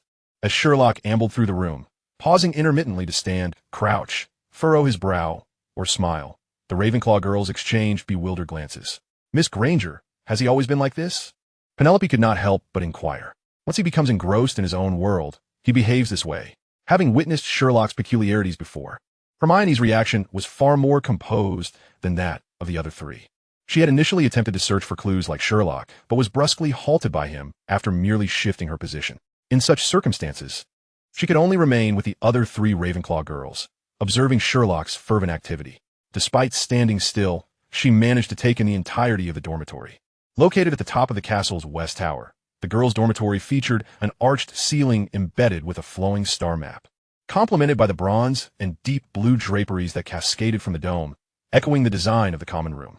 The layout of the dormitory resembled that of Gryffindor's, complete with 4 poster beds adorned with hanging flannel canopies. However, instead of deep crimson, the hues were a soft blue, with a faint glimmer of stars filtering through the enchanted glass windows onto the 4 poster beds. The bedposts were intricately carved with patterns of ravens and scrolls, while copper wind chimes hung at the head of the beds, producing ethereal sounds as they swayed. Noticing Hermione's attentive demeanor, Penelope explained, "This is a magical item that translates the founder of Ravenclaw's maxim into musical notes." In the center of the room stood a round walnut table, its surface etched with the graffiti and magical formulas of past students, the edges piled with self-turning spellbooks and a steaming pot of honey tea. Autumn Jean quietly informed Hermione that her bed was the second one by the window. Upon glancing over, Hermione noted that this bed was impeccably tidy. The light blue sheets were devoid of any creases, and although the quilt had yet to be folded into a perfect square, it was nevertheless neatly arranged. A small magical potted plant adorned her nightstand, its leaves glistening with dew, exuding a refreshing aroma. This was all Hermione could observe. She attempted to analyze the situation like Sherlock, but could only conclude that Autumn was a clean, hygiene-conscious, and cheerful witch. With a quiet sigh, she realized that although Sherlock often claimed such deductions were obvious and easily made, they were merely evident to him. She found herself unable to achieve the same. Meanwhile, Sherlock continued to meticulously examine every item in the room, even scrutinizing the walnut table and the copper wind chimes. When he reached the beds, he unreservedly took out his magical magnifying glass for a thorough inspection. This action caused Autumn Jean and her 2 roommates to flush with embarrassment. Strangely, Sherlock did not inquire about the owners of the beds. "Mr. Holmes, should we step out?" Marietta Edgecombe's question was abruptly cut off by a startled scream.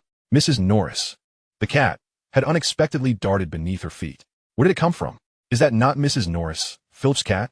In truth, Mrs. Norris had entered the dormitory even before Sherlock and the 3 witches, while Penelope was introducing the situation to Autumn's roommates. Sherlock had already utilized the distraction provided by his companions to slip the cat inside.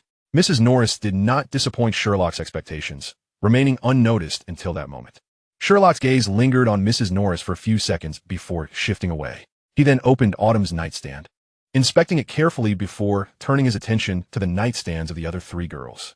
Marietta Edgecombe and Alicia Keys exchanged worried glances. Just then, Sherlock withdrew his gaze. "Well then, I believe the on-site investigation has concluded. May I pose a few questions to you ladies?" Sherlock inquired, moving to Mrs. Norris's side and bending down to pick her up. Autumn's 2 roommates looked at Penelope, who nodded, and they began to respond to Sherlock's inquiries. Their answers were largely consistent with Autumn's. They admitted to having seen Autumn use eyeshadow and to having experimented with it alongside Lucy, who had already returned home. The time they discovered the eyeshadow missing coincided with Autumn's, after returning to the dormitory following the last potions class of Easter. Recently, they had not noticed anything unusual. When Sherlock asked Alicia Keys why she suddenly wished to check the eyeshadow after returning from potions class, her expression sharpened. "Mr. Holmes, are you suspecting me? If I were responsible for this, why would I deliberately bring it up at such a moment? That would only draw more attention to myself." "Mr. Holmes, A Ravenclaw student would never steal, especially not someone from this dormitory, Marietta Edgecombe declared defiantly. Alicia, Marietta, please don't, Penelope interjected, raising a hand to halt their escalating emotions. Ladies, I must say, you're being a tad sensitive. Upon hearing this, both girls huffed in indignation. In my estimation, your reactions might suggest you are employing reverse psychology, deliberately acting out of character to deflect suspicion. This statement left the girls present momentarily speechless. You truly are audacious, they thought, as it seemed akin to accusing them directly of being criminals. Alicia Keys, her chest heaving with indignation, pointed an accusatory finger at Sherlock. Holmes, are you insulting me? You're not only insulting us, but also Ravenclaw. Marietta Edgecombe coldly added before turning to Penelope. Prefect, we do not require this person's assistance. You have misunderstood the situation. Sherlock calmly replied in the face of their accusations. The instigator of this incident is neither you nor Miss Zhang, but rather the esteemed Penelope standing over there. Holmes, you Sherlock. Disregarding the two, turned to Hermione and beckoned her. My dear Hermione, could you assist me with a small favor? Confused, Hermione approached Sherlock, who then whispered a few words to her. Her face lit up with surprise, and after a brief moment of hesitation, she nodded and dashed out. Unable to contain her curiosity, Penelope inquired, Mr. Holmes, what is this about? Oh, there is no need to concern yourself with her. I merely requested her assistance with a trivial task, Sherlock replied, deftly stroking the cat. He suddenly addressed the four ladies. If I may not be introduced, I would kindly ask you to move to the common room. Is there no need for further examination? Penelope questioned, her surprise mirrored in the expressions of the other three girls. Sherlock took note of their reactions and, with a smile, shook his head. The timeline of this case is rather extended, and many crucial leads have vanished. To illustrate, it is akin to a formatted hard drive, from which data may often be retrieved. However, if new data continuously overwrites it after erasure, the task becomes exceedingly challenging. Your dormitory, regrettably, lacks protection of the crime scene. The entire room, including Miss Zhang's cabinet, has been in constant use, thus many clues have been obscured by new traces of usage. At this juncture, Sherlock shifted his tone. Fortunately, I have still managed to uncover some useful information that I hope will assist you. The four girls exchanged glances, ultimately directing their gaze towards Penelope. Observing this, Sherlock allowed a slight smile to grace his lips. 10 minutes later, Sherlock and the four girls arrived at the Ravenclaw common room. Sherlock sat in the center, with Madame Loris comfortably resting on his lap, purring incessantly. The four girls seated opposite him subtly encircled him, and an unsuspecting observer might have mistaken this scene for an interrogation of a suspect. Sherlock remained unfazed by their curious and scrutinizing gazes, casually stroking the cat while remarking, investigation is indeed a physically demanding endeavor, whether in the Muggle world or the magical realm. However, I must extend my gratitude to Penelope for providing me with an opportunity to render my Easter holiday less tedious. Upon hearing this, the expressions of the four girls shifted dramatically. Being Ravenclaws, they could comprehend the implications of such a statement. Penelope, eager to clarify, immediately posed the question, Holmes, are you implying that you have completed the task? Well, that depends on your definition of the task, whether it is to locate Miss Zhang's lost eyeshadow, apprehend the thief who took it, or perhaps both. As he spoke, Sherlock's gaze lingered momentarily on one individual. The moment the words left his lips, the expressions of the four girls shifted once more. The already cool-toned atmosphere of the Ravenclaw common room seemed to drop a degree or two. After a brief silence, Penelope, her countenance less than favorable, broke the tension. So, it has been established that it is indeed a human act? Upon hearing this, Sherlock could not suppress a laugh. I had assumed this point was devoid of any doubt. Surely, Miss Zhang did not merely misplace it somewhere. Very well. Penelope inhaled deeply. Please divulge everything to us, Mr. Holmes. Wait. Just a moment ago, you were using the example of a formatted hard drive to explain your lack of leads. And now you convey such confidence? At that moment, Alicia Keys interjected, casting a skeptical look at Sherlock. You cannot be attempting to obfuscate the truth, can you? I never indulge in such theatrics, Sherlock replied, gazing at the four Ravenclaw girls with a hint of regret. Though many clues have indeed been obscured, it is unfortunate that the thief has overestimated their own capabilities. You have provided ample information, and I have meticulously examined the crime scene. If I could not deduce what transpired in this dormitory, that would indeed be remarkable.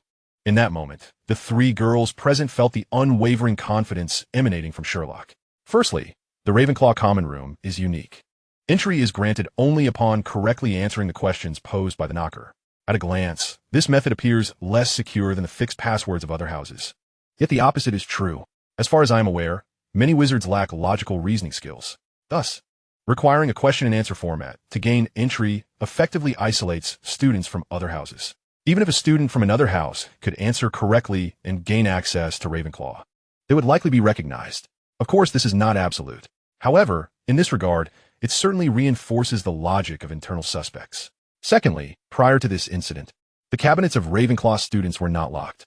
As Sherlock made this point, the expressions of the girls turned sour. This fact rendered the notion of Ravenclaw being utterly safe less tenable. Fixed storage locations, unlocked cabinets, coupled with Miss Zhang's regular routines, provided ample convenience for the thief. Through my previous examination, I also discovered that there were no signs of forced entry into the cabinets, nor was there any need for it. If I were Miss Zhang's roommate, there would be at least 7 methods to remove the wooden box without her noticing. By the time Miss Zhang realized her belongings were stolen, sufficient time would have elapsed to obliterate all traces. Even if another version of myself were to conduct an investigation, it would be of no use. In fact, that is precisely what the thief has done. Hearing this, Penelope interjected, "Mr. Holmes, are you suggesting that the eyeshadow was not lost during Autumn's potion class?" "Certainly not," Sherlock replied, a wry smile gracing his lips as he cast a glance at Alicia Keys. If that were the case, this young lady's suspicion could be entirely dismissed. "What do you mean by that?" Alicia Keys rose abruptly. "Are you insinuating that I took Autumn's eyeshadow?" Marietta Edgecombe, although remaining seated, directed a piercing gaze at Sherlock, her words equally sharp. "This is slander, sheer and unadulterated vilification. What great detective! Holmes, you are nothing but a hollow reputation. I perceive you to be nothing more than a deceitful charlatan. Miss Case, I implore you to remain calm." Sherlock's tone was as serene as ever. "Although it had departed from its owner's cabinet before you discovered the eyeshadow, it was your curiosity that inadvertently caused trouble for the thief, who had assumed that Autumn Zhang would only realize the matter after returning to school post-Easter." Upon hearing Sherlock's words, Alicia Case and Marietta Edgecombe exchanged glances, their expressions a mixture of surprise and embarrassment. "Must you speak so breathlessly? It renders their prior actions exceedingly awkward."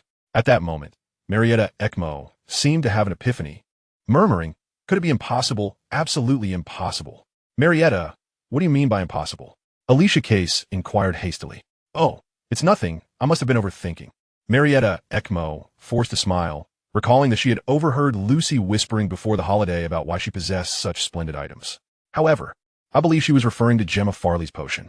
It is said that she excelled in Professor Snape's potions class and received a small vial as a reward, which Lucy had always envied. That being said, Professor Snape has always shown favoritism towards Slytherin students. Even if we performed as well as she did, we would not receive any accolades." Penelope, Autumn, and Case all nodded in agreement. Edgecombe's assertion held merit. Apart from Slytherin students, others would be fortunate not to incur deductions, even if they excelled in potions class. If it happened to be a Gryffindor, merely avoiding point deductions would be considered a grand gesture of kindness from Professor Snape. Observing the consensus among her peers, Edgecombe smiled faintly. The seeds of doubt had been subtly sown, awaiting the opportune moment to take root and blossom into a towering tree. Little did she anticipate that this seed would be uprooted almost immediately. "Sherlock," Hermione's voice echoed from the entrance of the common room. She leaned against the doorframe, breathless, her chest rising and falling with each labored breath, clearly exhausted, yet her eyes sparkled with excitement.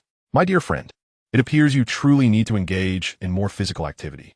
Sherlock assessed Hermione with a discerning gaze before responding with a smile. "It seems you have found it?" Hermione nodded emphatically, taking a deep breath, as you surmised. "Splendid. Remarkable," Sherlock praised, then turned his attention to the 4 Ravenclaw girls, stating, "That is sufficient." All 4 displayed expressions of astonishment, and Edgecombe's heart raced. Penelope asked in confusion, "Mr. Holmes, what do you mean by sufficient?" "Poor acting, pitiable motives, clumsy actions. I truly did not expect you to still be indulging in your little tricks at this juncture." Sherlock sighed, revealing his impatience. As he had previously stated, he could no longer tolerate the inept theatrics of Marietta Edgecombe. Hermione's arrival had fortuitously completed the final piece of the puzzle, allowing him to lay bare the truth. "The moment I laid eyes on you, I knew Miss Zhang's eyeshadow was in your possession." "You are slandering me." Marietta Edgecombe sprang to her feet, her demeanor agitated, tears welling in her eyes, as though she had suffered a grievous injustice. The other three Ravenclaw girls exchanged puzzled glances, while Hermione, standing beside Sherlock, wore a look of disdain, having gleaned from Sherlock's earlier remarks the true nature of this girl. Sherlock gently shook his head. You may find it hard to believe, but prior to my knowledge of the magical world, I could gauge a person's inner thoughts from the fleeting expressions on their face, including the subtle movements of their muscles and the shifting of their eyes. I could deduce from a person's tie that they were a software designer, and from the thumb of their left hand that they were a commercial pilot. Fortunately, upon entering the magical realm, I discovered that this talent remained of value. At this juncture, he met the skeptical gazes of those present with a light chuckle, continuing to address Ekmo. Even more fortunate is the fact that you are hardly a skilled impersonator. Thus, when I first beheld you, I recognized your deception. The item my client seeks is indeed in your possession. Turning to Penelope, Sherlock's eyes gleamed with intensity as he proclaimed, Miss Penelope, I can now officially inform you that the task has been completed. Standing beside you is Marietta Ekmo, the very thief who absconded with Miss Zhang's eyeshadow. Silence. A prolonged silence. Mr. Holmes, I truly do not comprehend. Penelope was the first to break the stillness, though even she, renowned for her wisdom as a Ravenclaw, found herself somewhat bewildered. This cannot be held against her, as the volume of information Sherlock had just disclosed was indeed overwhelming. Rest assured, this minor case has reached a conclusion. I welcome any questions you may have, and I shall not refuse to provide answers. Penelope first glanced at the still bewildered Ekmo, then took a deep breath. You just said that the moment you saw Marietta, you knew she had taken the eyeshadow? Indeed. How did you discern that? Her feigned sympathy on her face is an affront to my intelligence. Sherlock retorted with disdain. When I inquired of her, she feigned nonchalance, yet her eyes betrayed her, flickering like a cat caught in the act of mischief, fearful of being discovered. When I questioned Miss Case, she emphatically insisted that Ravenclaw students would never resort to thievery. She hardly resembles someone who would uphold the honor of the house. Just a moment ago, when I mentioned 7 methods to take the eyeshadow, her breathing became erratic. This foolish physiological response was akin to broadcasting to the world that she is a criminal. She was even oblivious to the fact that, until now, her fingers continued to unconsciously fidget with her sleeve, a quintessential sign of anxiety. The others followed Sherlock's gaze and saw Marietta hastily drop her right hand. Do you believe me blind, or do you consider yourself clever enough to deceive us all? Sherlock leaned closer to Marietta, his voice low and chilling. Your gravest mistake was not the theft itself, but rather the belief that you could deceive me. From the moment we first met, your body language has been incessantly conveying a singular truth. You are a clumsy thief and an even more abysmal liar. Upon hearing these words, Marietta Ekmo's complexion turned ashen. Chapter 98. The truth has emerged. Under Sherlock's imposing gaze, Marietta's psychological defenses were on the verge of collapse. After all, she was merely a 13-year-old girl, utterly ill-equipped to withstand the relentless interrogation from such an extraordinary individual as Sherlock. Yet, she soon erupted in a fit of hysteria. What expressions, what glances, what anxieties. These are all mere conjectures of yours. You possess no evidence. Your reaction is quite swift. Indeed, if mere assumptions were sufficient to condemn you, I would find myself in utter disdain of my own abilities. Sherlock chuckled softly. Miss Zhang, kindly close the door to the common room. If anyone wishes to enter, let them wait a moment. Miss Penelope, I would appreciate it if you could keep an eye on Miss Ekmo. If convenient, it would be prudent to use magic to restrain her movements. Miss Case, I implore you to assist Miss Zhang in ensuring we are not disturbed. Rest assured, I shall conclude this matter promptly. Having said this, he returned to his seat, observing the increasingly agitated Ekmo, and spoke slowly, regardless. This marks my first genuine case since entering the magical world, and it holds a unique significance for me. The previous case involving Miss Eber was fundamentally influenced by the Ministry of Magic, even if they themselves remain oblivious to this fact. However, this case, though seemingly straightforward, contains several lessons worth pondering. Straightforward? Hermione exclaimed involuntarily. The other girls, including Ekmo, regarded Sherlock with expressions of bewilderment, clearly unconvinced by his assessment. Indeed, it is exceptionally simple. Beyond that, it is difficult to describe it otherwise. Noticing their astonished gazes, Sherlock could not help but chuckle. Consider this. Apart from a minor assistance from my friend, through a series of standard deductions, I managed to apprehend the criminal within a single day, which undeniably demonstrates the case's inherent simplicity. That interpretation is plausible, Hermione mused. Having initially anticipated that Sherlock would require several days, perhaps even a week, to resolve the case. Ladies, Anything that appears or sounds extraordinary is generally not a hindrance. In my view, it serves as a clue. When addressing such issues, the key lies in employing deductive reasoning, peeling back the layers of complexity. This is an immensely useful skill, yet regrettably, it is seldom utilized in practice, whether in the Muggle world or the magical realm. The method of forward reasoning proves more beneficial, leading us to frequently overlook the merits of retrospective reasoning. Since my arrival in the magical world, I have observed that among wizards who struggle with logical deduction, if 50 individuals can synthesize reasoning from various aspects of a situation, barely 10 possess the capability to employ analytical reasoning. I'm not a criminal. Eichmo, seemingly exasperated by Sherlock's self-aggrandizing display, shouted once more, "You have no evidence." "You seek evidence?" Sherlock regarded Eichmo with disdain. "I shall present it to you now." Observing Eichmo's futile struggles as Penelope restrained her, Sherlock paced back and forth in the Ravenclaw common room, gradually articulating the second bed by the window in your dormitory, adorned with a light blue canopy embroidered with Chinese cloud patterns, undeniably belongs to Miss Zhang. On the bedside table sits a magical potted plant. I have inspected the cabinet, where the missing sandalwood box was originally stored on the third shelf. Although the cabinet is not locked, the keyhole retains a faint scent of sandalwood, mingling with the aroma of scattered herbal sachets within. For Lady Loris, this is as clear as a beacon in the night. Adjacent to Miss Zhang's bed, atop the cabinet, rests a dressing mirror encrusted with malachite, its frame etched with initials. It is evident that this is Miss Eichmo's bed, as it bears the Eichmo family insignia. I believe Miss Eichmo has overlooked the fine crack in the mirror's surface, where glimmers of silver glitter dust are evident. Of course, this alone does not signify much, given that your mother, Mrs. Eichmo, works in the magical transportation department as Flynn Network Authority. However, it precisely alerts me to your motive for the crime. At this juncture, Sherlock cast a glance at Eichmo, capturing her expression, and continued, "As for the other two beds, there is little to discuss. They are meticulously organized, with parchment rolls neatly arranged by date, and the quills perpetually sharp. While this seemingly reflects the typical orderliness of Ravenclaw, the presence of a crumpled Singing Contradictions magazine peeking from beneath one bed strikes a note of absurdity. It is no wonder you did not inquire about the owners of our beds." Autumn displayed an expression of sudden realization. "However, this is merely the most basic deduction and hardly worth mentioning." Sherlock waved his hand, raising 3 fingers. "The true evidence confirming the identity of the criminal comprises 3 points." At this moment, everyone perked up their ears. Firstly, the spell.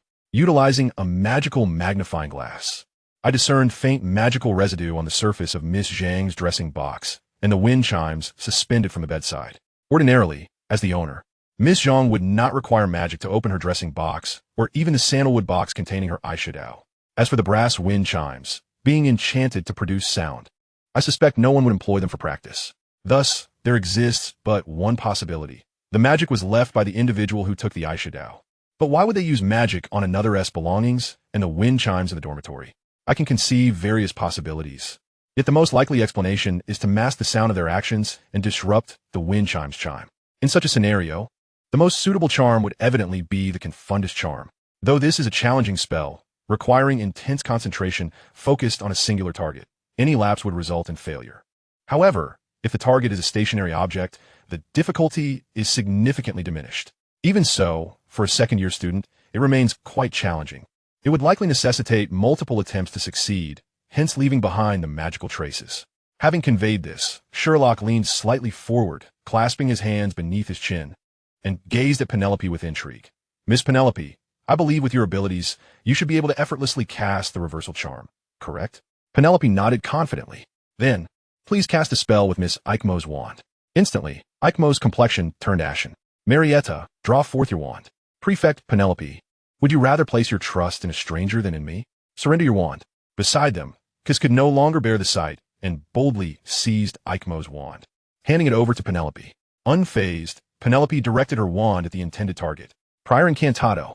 As she uttered the incantation, a shimmering golden thread materialized between the 2 wands. In the next moment, the golden thread fractured, giving rise to hundreds of arcs of light that ultimately entwined into a domed golden net. Watching Penelope skillfully wield her magic, Hermione couldn't help but feel a twinge of envy. How she longed to master her spells with such finesse. Soon, tranquility returned, and after a moment of silence, Penelope spoke. It is evident that the Confundus charm has indeed been cast, and not just once. Marietta, upon hearing this revelation, Autumn gasped, covering her mouth in astonishment. Autumn, you must believe me. Eichmo glared fiercely at Sherlock. I have employed the Confundus charm, but that was only because I have been practicing spells alone recently. A charm as complex as the Confundus is precisely what hones my delicate control over magic. Does that not count for anything? Do not be alarmed, Miss Eichmo. This is merely the first piece of evidence, Sherlock retorted, cutting her off. Secondly, the scent. The aroma of herbs scattered atop the bedside table has mingled with sandalwood, making it all too easy for Madame Loris to detect the anomaly. I must point out that your level of spell casting is so lacking that even Madame Loris could perceive the irregularity. Do you think it appeared underfoot merely because it fancied you? It swiftly identified a droplet of shimmering liquid left on the corner of that walnut table. According to Miss Zhang's description, it precisely matches the golden shade from the rainbow eyeshadow. Perhaps in your excitement or anxiety upon acquiring the eyeshadow, you could not resist trying it out in your dormitory. Did you know? That cat holds a lower opinion of you than I do. Observing Sherlock's incessant head-shaking, Eichmo was rendered speechless. Of course, you may still argue that all of this is unrelated to you. Alas, Madame Loris could locate the hiding place of the eyeshadow with nothing but her claws. This constitutes the third piece of evidence. Standing up, Sherlock addressed Ms. Zhang. You may now open the door. Autumn nodded and swung open the door to the common room, where a number of Ravenclaw students had gathered. However, as Penelope scanned the crowd, they all hastily stepped aside. Only one tall boy remained in place, Robert Hilliard, another prefect of Ravenclaw. Upon seeing Penelope, a flicker of joy appeared in his gaze. Penelope, however, before he could finish, he was unceremoniously interrupted by Penelope. I do not wish to speak with you right now. With that, she gestured for Sherlock and the others to proceed. Sherlock shrugged and led the way, with Hermione following closely behind.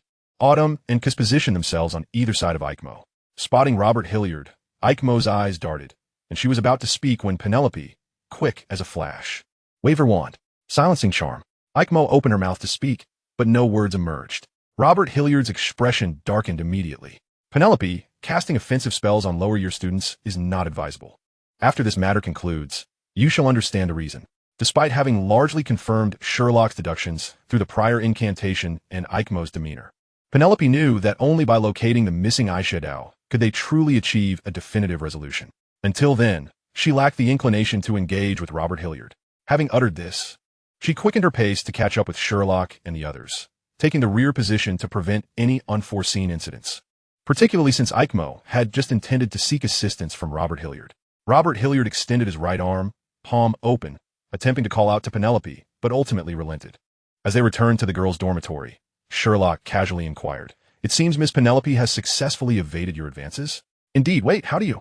Being a Ravenclaw student, Penelope immediately grasped the situation. She stared at Sherlock in shock.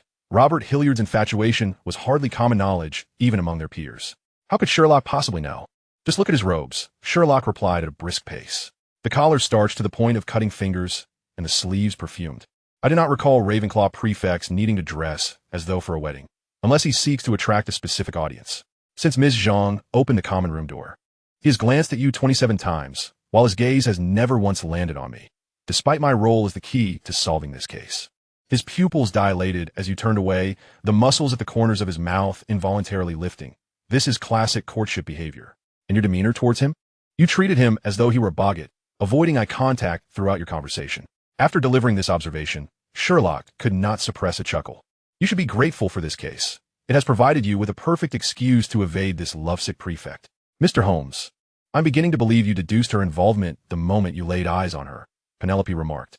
Though Sherlock remained silent at the compliment, the upward curve of his lips grew increasingly pronounced. Penelope inhaled deeply. Now, please, present us with the third piece of evidence.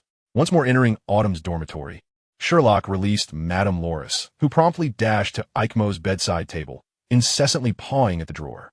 Apart from Sherlock, the others were momentarily taken aback by the scene. Even with just her paws, Madame Loris could uncover the hiding place of the eyeshadow, prompting them to recall Sherlock's earlier words. Could Autumn's eyeshadow be concealed here?